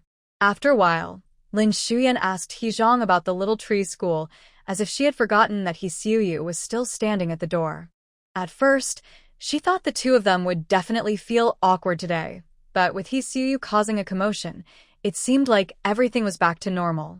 However, He Zhang's indifferent attitude made Lin Shuyan a bit annoyed. Ugh, that stubborn guy. Achoo, achoo. He Xiaoyu by the door sneezed twice, leaving a small puddle of water on the carpet from her clothes, her hair sticking to her face, looking messy and pitiful. She shivered, too scared to leave, afraid that if she did, her brother would really not recognize her. But staying put was making her feel like she might freeze. The late autumn rain was not something everyone could endure. Lin Shuyan remained silent, and the living room became quiet. He Zhang kept a serious expression and ignored her. Lin Shuyan put Fubao down on the floor, glanced at He Xiaoyu, and whispered, "Go play with your aunt for a while." Fubao tilted her little head, looking at Lin Shuyan, and reluctantly clung to her leg. Lin Shuyan gently tapped her nose, saying, "Good girl." Only then did Fubao turn and run toward the door, squatting down in front of He Xiaoyu. Wow. Ikbuhu. She couldn't understand a word. Lin Shuyan went upstairs to get a clean outfit. She didn't like others wearing her clothes, and this set of pajamas was new and unworn. When she came back down, she tossed the pajamas to He Xiaoyu. "Stop crying here. You'll dirty the carpet. Go somewhere else." He Xiaoyu. She couldn't even step on the carpet. This woman and her brother were both impossible. Fubao, take the crybaby to take a bath. He Xiaoyu gritted her teeth. "I'm not a crybaby." Then she met her brother's sharp gaze and quickly shut her mouth. Fubao held her hand, soft and squishy, leading her to the bathroom on the first floor, which also had a shower. Not wanting to face immediate trouble, He Xiaoyu sneezed again and followed Fubao. Lin Shuyan sighed. Great. Now there was another child in the house. He Xiaoshu ran upstairs, leaving only the two of them in the living room. Lin Shuyan felt a bit disappointed at He Zhang's indifferent demeanor. After all, last night was their first time getting close. The rain outside grew heavier, and thinking about his leg, she went to get some ointment and placed it on the coffee table. Apply the ointment. He Zhang took the box, rubbed it between his fingers, then looked up at her. Because of the rain, the lights were on in the living room, and his deep-set double eyelids made him look affectionate when he gazed at her. "Did you go buy medicine?" "I'm using the traditional medicine from the shop. It helps relieve pain." "You definitely need to apply it." "I can't waste her precious snow lotus." Lin Shuyan sat down on the sofa and reached for the medicine, wanting to apply it for him, but He Zhang blocked her hand and didn't let go. "I can do it myself." His tone was unfamiliar and distant. Lin Shuyan lowered her gaze, feeling a bit disheartened. "Well, he won't even let me touch him. Did I misunderstand yesterday? Maybe he saved me from falling off the mountain because of his role in protecting people, and buying me things was just because we got married? Does he still have feelings for Yaoling? I'm going upstairs." The man took the medicine and went straight upstairs. Watching his retreating figure, Lin Shuyan nervously tugged at her clothes, feeling frustrated. It's just a kiss. Why is he acting like this? She had never dated anyone, but she knew that if they kissed one day and then kept their distance the next, it surely meant something else was going on. No more kisses in the future. Even if I stay single forever, I won't kiss again. Lin Shuyan gritted her teeth and went to the kitchen. When she's in a bad mood, she cooks something delicious to cheer herself up. There was still half a pot of chicken soup left, and she had eggs and vegetables at home. Lin Shuyan started steaming rice and noticed the sweet rice wine on the counter that she had bought a few days ago. She felt like having some. She took out glutinous rice flour from the cupboard and mixed it with warm water to form small round balls. She wasn't sure if the sweet rice wine would get anyone drunk, but it had a nice aroma. Making a sweet soup on a rainy day was perfect for warming the stomach. She boiled a small pot of water, grabbed a handful of red dates, cut them, and added them to the pot. Once the water boiled, she added the small round balls and 2 spoonfuls of sweet rice wine. She whisked in an egg, and when the round balls floated to the top, she carefully ladled the sweet rice soup into a white porcelain bowl, sprinkling a bit of black sesame on top. The fragrant aroma filled the air, and the sweet taste lifted her spirits. Her earlier frustration faded a bit. There was still a lot of pork lard left from rendering, so she poured out a small bowl and washed the vegetables. She sautéed the pork lard until fragrant, then added the vegetables, which sizzled and released a delicious aroma. Perfect for a meal. She reheated the chicken soup, thinking that with He Xiaoshu joining them today, they couldn't just have 2 dishes. Liu Xiumei took out some ribs from the fridge, planning to make sweet and sour ribs. Tangy and sweet, Little Tree and Fubao would definitely love it. There were a few ribs, and 2 would be enough for the dish. She used some effort to cut off 2 ribs, but then she faced a dilemma. The ribs just won't chop, and she misses the old markets so much. Back then, not only could they chop ribs for you, but they would also slice fish and even shuck corn for you, almost cooking it for you right there. Before she got sick, she used to film cooking videos, thanks to the market vendors who prepared so many ingredients for her. Now, there's only one person at home to help, and Liu Xiumei really doesn't want to deal with him right now. After thinking for a moment, she picked up a knife and prepared to battle the ribs. Thud. She struck down, but the knife missed, and the ribs didn't budge, only making a small cut. The impact hurt her hand, and Liu Xiumei rubbed it before trying again. Thud. Thud. Thud. The study door was open, and He Xiaoshu could hear the noise from upstairs. Thinking that He Xiaoshu was up to something again, he hurried downstairs. The noise was coming from the kitchen, and as he reached the doorway, he was startled to see the girl swinging a knife at the ribs. He held his breath, not daring to call out to her, and waited until the knife came down before rushing in to grab the knife away from her. Do you know how dangerous it is to use a knife like that? His voice was cold, and he spoke with his usual seriousness, his lips pressed tightly together. Liu Xiumei stood there, feeling a bit wronged. Why scare her? She was just trying to chop some ribs. Seeing her like that, with her delicate hands and a red mark from the knife, he reached out to check but quickly pulled his hand back, saying it's fine. Liu Xiumei mumbled a couple of words and turned to peel garlic, her back to him. He Xiaoshu was left empty-handed and quickly chopped the ribs himself. Liu Xiumei didn't say anything and focused on making sweet and sour ribs. Even though they were both in the kitchen, the atmosphere was tense. In the past, in Xiaoqiao village, they didn't talk either. But back then, it didn't matter. Now it felt different, and she felt an inexplicable discomfort. Dinner was ready when He Xiaoshu came out after her bath. She caught a whiff of the delicious smell and peeked into the kitchen, seeing her brother standing there like a statue, staring at Liu Xiumei. There was something dark cooking in the pot, and it smelled good. As Liu Xiumei served the ribs, she noticed He Xiaoshu at the door and ordered her, if you want to eat, come help and take the dishes out. He Xiaoshu huffed, but came in to help serve. He Xiaoshu took the rice pot out. Once he left, the kitchen felt less tense.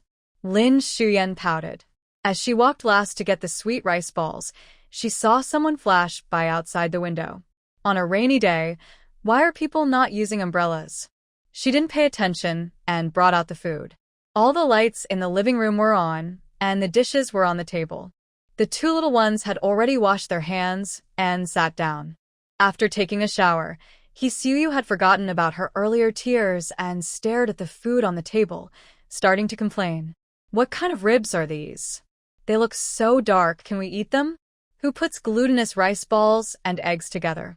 It smells both sour and sweet, and only that chicken soup looks decent. Hey brother, what are you doing with my bowl? He Xiaoshu moved her bowl aside and gave her a warning look. What did you do? Everyone eats first, then you can eat. He Xiaoshu. Is her brother in a bad mood today? Liu Xiumei didn't care. She served herself a bowl of sweet rice balls and enjoyed it slowly. Sweet and not bad. The 2 kids happily munched on the sweet and sour ribs, looking delighted and enjoying the food. Seeing this made He Xiaoshu swallow hard. When He Xiaoshu put down his chopsticks, He Xiaoshu felt extremely hungry. The 2 kids were eating so happily that it made her appetite rise. She glanced at He Zhang and timidly said, "Ahem. Can I eat now?" He Zhang shot her a cold glance and tapped the table, which she took as a sign of agreement. It was Lin Xiuyan's first time seeing He Zhang and his sister interact. It was like a cat and mouse game. The two little ones couldn't have the sweet rice balls, so there were quite a few left. He Xiuyu found it strange, but seeing Lin Xiuyan enjoying it so much, she couldn't help but want to try. She sat across from Lin Xiuyan, glancing at the sweet soup. I want some too. Who should she call? Lin Xiuyan ignored her. She couldn't even be bothered to respond to He Zhang, let alone He Xiuyu. Fubao finished his small bowl of rice and politely held it up for Lin Xiuyan to see. She tapped Fubao's nose. So well-behaved. Our Fubao is such a polite little one. Go wipe your mouth. Saying this, she picked up Fubao and left the table, not wanting to clean up. He Xiaoyu. Am I not polite? He Xiaoshu followed her. He had finished his meal too, not wasting a single grain of rice. Now, the only ones not causing trouble in the house were the two kids. He Xiuyu frowned, feeling unhappy. Brother, look at her. What to look at? Did your hand break? He Zhang coldly replied, finish eating, then clean the table and wash the dishes. He Xiaoyu's eyes widened in shock. She was the youngest in the family, and with such a big age gap, they had a nanny when she was little, so she had never done any chores. Not touching a drop of water refers to someone who is spoiled and pampered. What's wrong? If not, then leave now. He Zhang took his dishes to the kitchen and left the table. He Xiaoyu felt like she was just there to be bullied by her brother and sister-in-law. Eating leftovers was one thing, but now she had to wipe the table and wash the dishes too. She wouldn't door. After all, she only had one set of pajamas on and couldn't leave. Lin Xiuyan squatted by the coffee table, sitting on a cushion on the carpet, keeping company with Fubao as he drew. Fubao held a red crayon in his little hand, dotting the paper. He made a small row of dots. Lin Xiuyan found it amusing. The child was not yet 3 years old and seemed very patient, probably because no one played with her when she was little. What is this, Fubao? Fubao made a ha-ha sound, his little mouth moving but unable to form words, just blowing air. Lin Xiuyan rephrased, is it a rock? Fubao shook his head vigorously. Lin Xiuyan thought for a moment, is it grass? A flower? Fubao tugged at her sleeve, clearly anxious, and let out a ha sound. Lin Xiuyan frowned. This was harder than a college entrance exam. Could it be thunder and rain? Fubao's little face relaxed, and he nodded, continuing to the paper. He Zhang, sitting on the sofa, seemed uninterested, but he was watching them out of the corner of his eye. Lin Xiuyan sat behind the child, her face glowing under the light, much fairer than Fubao. When she spoke to the child, her expression was lively, and her tone slightly lifted. He Zhang, not knowing why, chimed in, where is there red rain? Men can be so dense sometimes. Lin Xiuyan felt annoyed and secretly cursed him, giving him a glare. That's called imagination. Fubao's drawing is up to her. She can make it however she wants. If everyone thought rain was blue, clouds were white, and flowers were red, that would be boring and dull. She said this casually, but He Zhang seemed to take it to heart and replied seriously. You make a good point. We should encourage different ideas and embrace diversity. I hadn't considered that. His serious response left Lin Xiuyan speechless, feeling a bit petty, so she pursed her lips and said nothing. Noticing her mood, He Zhang felt she was unhappy and chose not to say more. After a while of drawing with Fubao, He Xiuyu finished eating and was in the kitchen washing dishes with a clatter. She murmured while washing, let me wash the dishes, let me wash the dishes. But she quickly forgot her complaints as she remembered the delicious sweet and sour ribs, wondering why there were only 2 pieces left for her. She hadn't eaten enough. Washing the dishes was tough. The water just wouldn't clean them well. He Xiaoyu was usually spoiled, but she also had a bit of the seriousness from He Pingwa and He Zhang. If they weren't clean, she scrubbed harder and harder. She grabbed a cloth from the counter and wiped, but the surface was greasy, and her hand slipped, sending a plate flying. The kitchen had a sink, and it shattered into pieces with a loud crash. Oh no! She was going to get scolded. In a panic, she tried to pick up the pieces, but her finger hurt and blood started to come out. Ach, brother, I am bleeding. He Xiaoyu cried out loudly, and Lin Xiuyan, worried, rushed to the kitchen. There was a small red mark on her fingertip, with just a little blood. Looking at it, it would definitely heal by tomorrow. Is that it? He Zhang had never seen such a small injury. He took down the rubber gloves hanging on the wall. Wear gloves while washing. He Xiaoyu. She raised her hand, wanting to poke He Zhang in the eye. Lin Xiuyan frowned at the broken plates in the sink. Just go outside. I'll handle this. If I keep washing, I might break my own dishes. She didn't feel sorry for He Xiaoyu but for her own plates, each with a favorite pattern. Breaking one meant she had to buy another. Ah, sister-in-law. Lin Xiuyan, you're a good person. He Xiaoyu thought her brother was terrible and Lin Xiuyan was much better. In her excitement, she almost called her sister-in-law but swallowed it back. Lin Xiuyan, confused, received a good person card. Go outside. Don't be in the way. Okay. Not having to wash dishes made He Xiaoyu happy, and she ran off like she was pardoned. Lin Xiuyan was about to pick up the pieces in the sink when a hand reached over and grabbed her wrist. I'll do it. Don't hurt yourself. The man's tone was firm, his brow slightly furrowed. He Xiaoyu, who hadn't gotten far, turned around. She had to wear gloves to wash because she was hurt, and her sister-in-law couldn't even touch anything. It was truly disheartening, not just the loud arguments. She angrily went to the living room. Lin Xiuyan didn't refuse. If she wanted to clean, she could. Leaning against the counter, she neatly arranged the spices. The counter was a bit low for He Zhang. He bent down to clean up, quickly tossing the broken pieces into the trash and washing the dishes one by one. The rain outside has lessened, and there are blurry water marks on the glass. Lin Xiuyan is lost in thought. She feels like someone is coming and going. Just as she was about to leave the kitchen, He Zhang spoke up. I'm going on a mission tomorrow. Really? What mission? Lin Xiuyan didn't have much understanding of He Zhang's missions. The stories mostly focused on the romance between the main characters, and there were not many details about what He Zhang did. After asking, she realized that their unit's missions might need to be kept secret. Sorry, should I not have asked? They were standing quite close, and He Zhang looked down at her, speaking softly. I can't tell you what I can't say, but this time it's a public mission. There's a flood in Lin County, and the team has sent soldiers. I need to take them there, probably leaving tonight, before morning. A flood? How long will you be gone? Lin Xiuyan looked at him, her gaze meeting his deep, dark eyes. Because of He Zhang's distance, she had been avoiding looking directly at him all day, and now she felt a bit uneasy. Her eyes were beautiful, shaped like a peach blossom, with slightly upturned corners, glistening like water, clean and clear.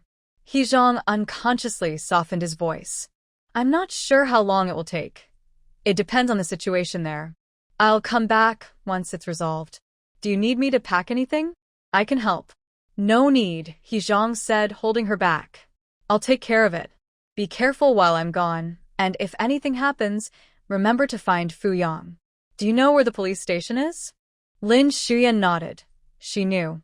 He Zhang gazed at her, feeling a bit heavy in his heart. He was a soldier and missions were everything. Over the years, he had gone on countless missions and faced death many times, always treating life and death lightly. For some reason, this time he felt hesitant. Her delicate wrist in his hand felt smooth and soft, making it hard to let go. But He Zhang was still He Zhang. He took a step back and released her hand. I'll go pack. You should get some rest. Okay. He turned and left, walking steadily away. Lin Xiuyan watched his back, feeling a deep respect for the sense of responsibility that soldiers have, their faith and commitment. He must have been worrying about this all day. Looking at the tidy kitchen, Lin Xiuyan sighed. He Xiaoyu was teaching Xiaoshu math at that moment. Lin Xiuyan went upstairs to take a shower and then brought Fubao up to sleep. There was an empty room on the first floor, so she found one for He Xiaoyu and didn't worry about it anymore. Fubao went to sleep on time, and Lin Xiuyan tossed and turned for a while before falling into a dream. The study light was on until 3 in the morning, when a car could be heard from downstairs. He Xiong quickly grabbed his backpack, packing only a change of clothes. He turned off the light and went downstairs without wasting any time. Once the disaster was over, he needed to return as soon as possible. In the car, the soldier at the front contact point briefly reported the situation. "Commander, the military district has sent 50 people, led by Wen Changzhou, who are currently outside the city. We will head there directly." Okay. He Zhang responded quietly. His team was used to his indifference and drove straight to the outskirts of the city. It takes about 4.5 hours to get from Lin County to the capital, and this trip would take at least 3 to 5 days. The rain had stopped, and the moon was high in the sky. When they arrived at the outskirts, 2 military trucks were waiting, ready to go. He Xiong got into the front jeep, where Deputy Commander Wen Changzhou was waiting. 2 minutes later, the vehicle disappeared into the night, heading toward Lin County. The next day, Lin Xiumei woke up early. It was just getting light, and Fubao was still sleeping, curled up warmly beside her. She quietly got out of bed and went next door before changing her clothes. The door to the room was slightly open, and when Lin Xiumei pushed it open, she found only He Xiaoshu sleeping. He Zheng's blanket was neatly folded in the same spot as yesterday, seemingly untouched. She wondered when he had left. With the flood situation, he would likely be dealing with water, so he must have taken the ointment with him. Lin Xiumei looked outside. The sky was clear, and she hoped it had stopped raining in Lin County as well. Since she was awake and couldn't go back to sleep, Lin Xiumei decided to go downstairs to make breakfast. At that moment, around a corner behind the small building, a few men were sneaking away quietly. The leader was He Zifei. The 3 of them stealthily left Su Yuan community. He Zifei ruffled his still damp hair. The rain had been on and off all night and had only stopped in the morning. "Ugh, I had to hide all night, but luck is on my side. That guy really left." The other 2 were named Lu Li and Pongzi. The 3 often hung out together. While He Zifei was studying, the other 2 were more involved in trouble at school, willing to do anything. Especially Lu Li, whose family had some connections with the police, which was why He Zifei followed him. "Li Ge, when are we going to make our move? That girl living there has a lot of money. Just look at that house. You can tell she's wealthy." Yesterday, Yaoling had told him about Su Yuan community, mentioning that Lin Xiumei lived there. As for whether He Zhang would leave, Yaoling was uncertain. She had only heard Yao Jinxing mention that he might be going to Lin County from District 18. He Zifei felt a bit scared on his own, so he called Lu Li for help. Lu Li was interested in Lin Xiumei, but he only cared about money. He told Lu Li that Lin Xiumei had a lot of cash. Lu Li looked a bit shady, standing just over 5 feet 6 inches thin, with slanted eyes and a pointed chin. The chubby guy next to him was his subordinate, who was somewhat useful for fighting. He wasn't a loser, like He Zifei. If he hadn't heard that the girl had at least $1,000, he wouldn't be waiting here all night. "What's the rush? Are you sure the people living here have no power? This neighborhood looks expensive, and I don't want to mess with the wrong people." He Zifei often heard Liu Xiumei say that the He family had fallen from grace. Otherwise, they wouldn't have come to him for help. He didn't understand the political complexities, but felt that his cousin was just putting on a show, trying to save face. Even though their family was struggling, he still had a big attitude. He quickly flattered Lu Li brotherly, "No one has more power than you. Your uncle is a police officer, and my cousin's house was left by his deceased mother. Their whole family was sent away, and their old house was sealed. We have nothing to fear." Hearing this, Lu Li felt reassured. In recent years, many people had been sent away, but those who were sent away usually had no connections left, likely just working as low-level officials somewhere. "If this house is an inheritance, then it makes sense," Lu Li replied. "Brotherly, my cousin's mother passed away a long time ago and left quite a bit of money. My mom said that even a little of that money would be enough for a good life," He Zifei added. Lu Li snorted, narrowing his slanted eyes. "If we get the money, it will be split 80 to 20. I take 80, you take 20. All right, but brotherly, we have to agree that you have to let me have the girl."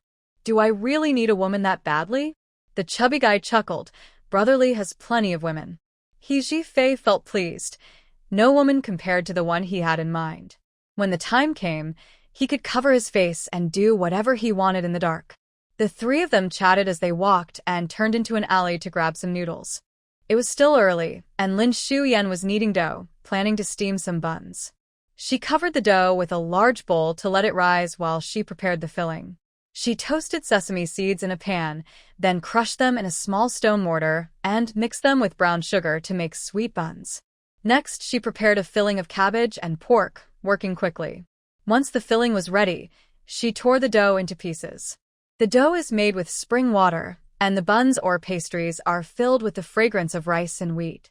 In her past life, she was a food blogger, making food videos without showing her face, but after lying in bed for a few years, she became a bit rusty.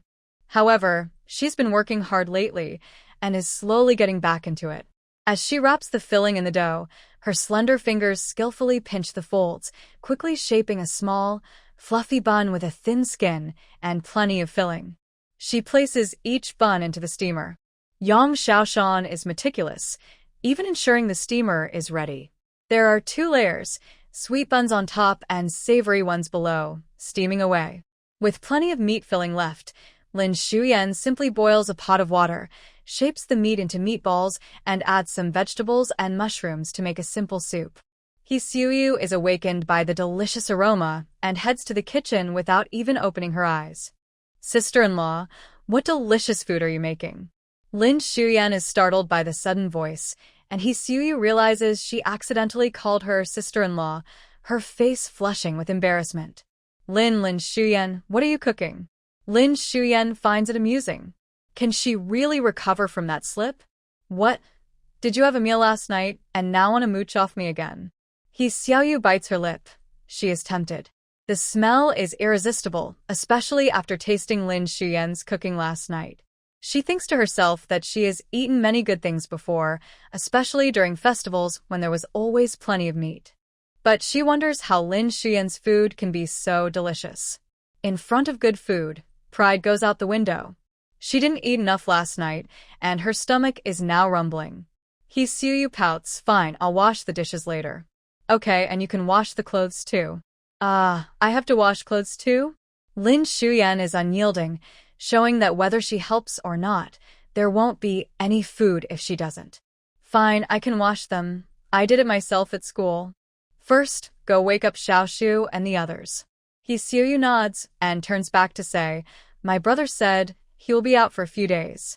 Do you want me to keep you company? The house is so big. It must be a bit scary to be alone. He Xiaoshu thinks to herself that she is not just here for the food. Liu Xiumei feels a flicker of unease. Yaoling's situation is still unresolved, and Zhang is leaving at such a critical time. She worries that Yaoling might come looking for trouble, and He Xiaoshu could get caught up in it. Can you fight? He Xiaoshu thought she was still half asleep. What her sister-in-law said this morning almost made her jaw drop. Of course I will hit him. My dad. He practiced with me when he was at home. Liu Xiumei raised her eyebrows slightly. Then you can wait. Just leave when your brother gets here. Hey, I can't just not go. The school is far from here. Stop complaining and tell them to get up. He Xiaoshu felt really frustrated. It was frustrating when her brother was around, and now that he was gone, it was still frustrating. After the 2 kids finished washing up, the buns and soup were ready. Liu Xiumei placed the meat buns on one plate and the sweet buns on another and took them out. He Xiaoshu was helpful and came in to serve the soup. The table was steaming hot. Fubao sat next to Liu Xiumei, while He Xiaoshu and He Xiaoshu sat across from them. Liu Xiumei carefully reminded the kids, eat the sweet bun slowly. The sugar inside is melted and can burn your mouth. She took one, split it in half, and placed it on a small dish in front of Fubao to cool down. He Xiaoshu quickly took the sweet bun out of her mouth. That was close. She was glad she hadn't bitten into it. She followed Liu Xiumei's example and also split her bun. Fubao blew on the bun, but the little breeze didn't reach it at all. The rich aroma of brown sugar and sesame was tempting, and even before tasting it, He Xiaoshu couldn't help but feel hungry. After it cooled down, she wondered why she had never thought sweet buns were this delicious before. Isn't it just brown sugar, sesame, and flour? Why does it smell so good? The He family had strict rules, and she usually paid attention to her image at school, taking small bites when eating. But at that moment, she couldn't hold back and took a big bite of the meat bun. The oil from the meat soaked through the outer skin. With one bite, she was met with a full filling, and the addition of cabbage gave it a hint of sweetness, making it less greasy. He Xiaoyu enjoyed the meat bun and the soup together. After finishing breakfast, He Xiaoyu took her bowl to wash it. Considering the bowl, Lin Xiuyan explained how to wash it, and He Xiaoyu learned quickly. After washing the bowl, He Xiaoyu grabbed her bag and ran outside, sister-in-law. Lin Xiuyan, I'm off to school. I'll wash my clothes when I get back tonight. With that, she slammed the door behind her. Lin Xiuyan felt a bit happier. With someone helping, it was a nice change. After finishing the noodles in the alley, Luli said he wanted to go back to sleep and agreed to meet again the next day to discuss things. He Zifei was excited. He didn't want to sleep. Just thinking about the upcoming event, he could stay up for 2 more nights. He turned to find Yaoling. Yaoling had arranged to meet him near the school, and when He Zifei saw her, he looked thrilled. Has He Zhang left? Hey, where's the money you promised me? He Zifei was generous, agreeing to split with Luli, because he knew Yaoling would give him money. 300 yuan, plus what he could get later, would be a significant amount. Soon, He Zifei not only had money, but could also enjoy the company of women. With this money, he could go wherever he wanted, and staying in the capital would depend on his mood. If he got caught, Luli's uncle would take care of it, so he wouldn't be in trouble. You promised to give me 100 first, Yaoling said, looking at He Zifei with disdain. If she didn't need him, she wouldn't even talk to someone like him. She placed an envelope on the table, and He Zifei quickly grabbed it and tucked it away, pretending to be tough. If you want things done right, don't try to cheat me out of the other 200. 200 is nothing. It won't hurt you. Yaoling's family wasn't wealthy. Although she usually had 40 or 50 yuan, coming up with 300 at once was tough. She had lied to Shui Honghua, saying she needed the money for clothes for a blind date. But as long as the plan succeeded, whether they harmed Lin Xiuyan or not, it would be worth it as long as she couldn't be with He Zhang. Without Lin Xiuyan, everything would be resolved. Yes, that day was just like any other. Picking mushrooms, Aunt Wu said, puzzled, looking at the 2 tall men in front of her. Comrade, I wasn't on the mountain, so I'm not sure. Otherwise, I would ask Zhu Feng to tell you, she added. All right, Fu Yang replied calmly, standing by the door. His assistant took notes on what the villagers said. In a couple of minutes, Aunt Wu returned with Zhao Zhufeng. Hey, here she is. This is Zhao Zhufeng from our supply and marketing cooperative. She is close with his wife, and they went up the mountain together to pick mushrooms. Fu Yang's expression was serious. Zhao Zhufeng felt a bit nervous standing there. Hello, comrade. What do you want to ask? Did anything unusual happen when Lin Xiuyan fell off the cliff? Zhao Zhufeng shook her head instinctively. No, we just want to pick mushrooms, taking the usual path, with the same people. Oh, wait. That day, He Yanyan brought someone who wasn't from our village. After questioning Zhao Zhufeng, Fu Yang visited a few other families that had picked mushrooms in the area. When he came out, the assistant had written down half a page. Captain Fu, it seems like we don't have anything useful, except for that teacher Yao. Everything else was just like usual. That teacher Yao is proof from He Yanyan that they have been together all along. Been together all along? Fu Yang repeated, his expression meaningful. Left, went back. As soon as Fu Yang left, He Yanyan panicked. Mom, how could the police come to ask about this? Didn't we say it was an accident? Liu Xiumei was making shoe soles and snorted. Who knows? They've moved to the city. Maybe they're just looking for trouble to show off that they have connections there. He Yanyan frowned, feeling uneasy because she knew she had just lied. Yaoling hadn't been with her all the time. And He Yanyan shivered, sensing that this matter was not so simple. 2 days passed, and He Xiaoyu rushed to Lin Xiuyan after school. The two often bickered, but it was always He Xiaoyu who got scolded. On weekends, she didn't have to go to school, so she got up early to sweep and mop the floor and hang out the laundry. He Zhang was not home, and Lin Xiumei, following his advice, didn't wander around. Ever since she learned about the new use of snow lotus flowers, she spent her time in the house making face cream. She was careful with the pearl powder and face cream bought from the Southern Trading Company, using only half a petal of the snow lotus essence mixed in, applying it every morning and evening. After finishing her chores, He Xiaoshu went upstairs to ask what they would have for lunch and saw her tinkering at the table. Lin Xiumei, what is that? How come your skin is so good? She had never seen anyone with skin like Lin Xiumei's, fair and smooth, without blemishes or dark circles. Lin Xiumei didn't look up. Finished with your work? Of course. It was just sweeping and mopping, no big deal. He Xiaoshu felt a sense of accomplishment, but suddenly felt something was off. Wait, I'm not just doing your chores. I'm using my own hands. My hardworking hands are earning the fruits of labor. I want braised pork for lunch. After she finished her chores, Lin Xiumei allowed her to choose one dish. A good deal. Lin Xiumei capped the small jar of face cream and handed it to her. Take this to use on your face, and let me know what changes you notice after using it. Women in every era love to look good. Just look at those wearing skirts on the street.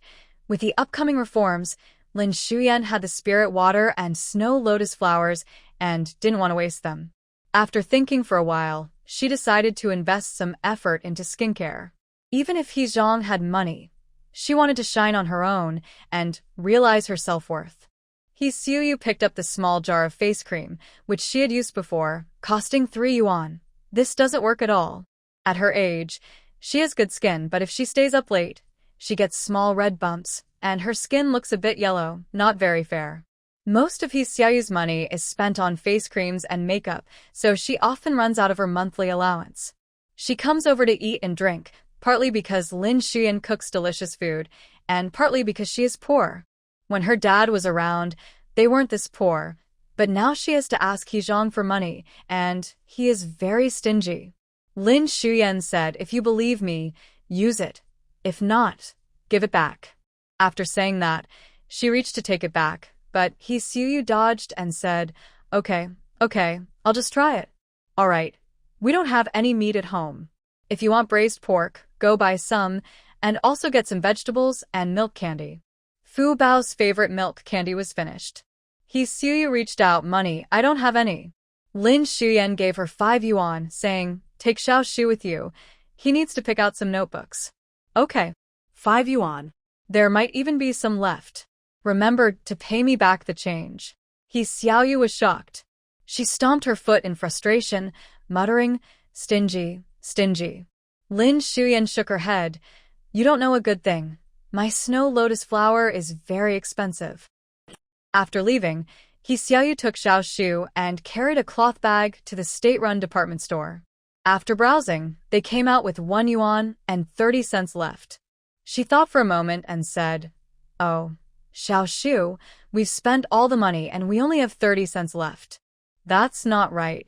The milk candy was 1 yuan and 20 cents, the notebook 30 cents, the meat 1 yuan and 70 cents, and the vegetables 50 cents. We still have 1 yuan and 30 cents, Xiaoshu said, his little face serious, remembering everything clearly. He Xiaoshu awkwardly said, Xiaoshu is really amazing. He, such a clever kid.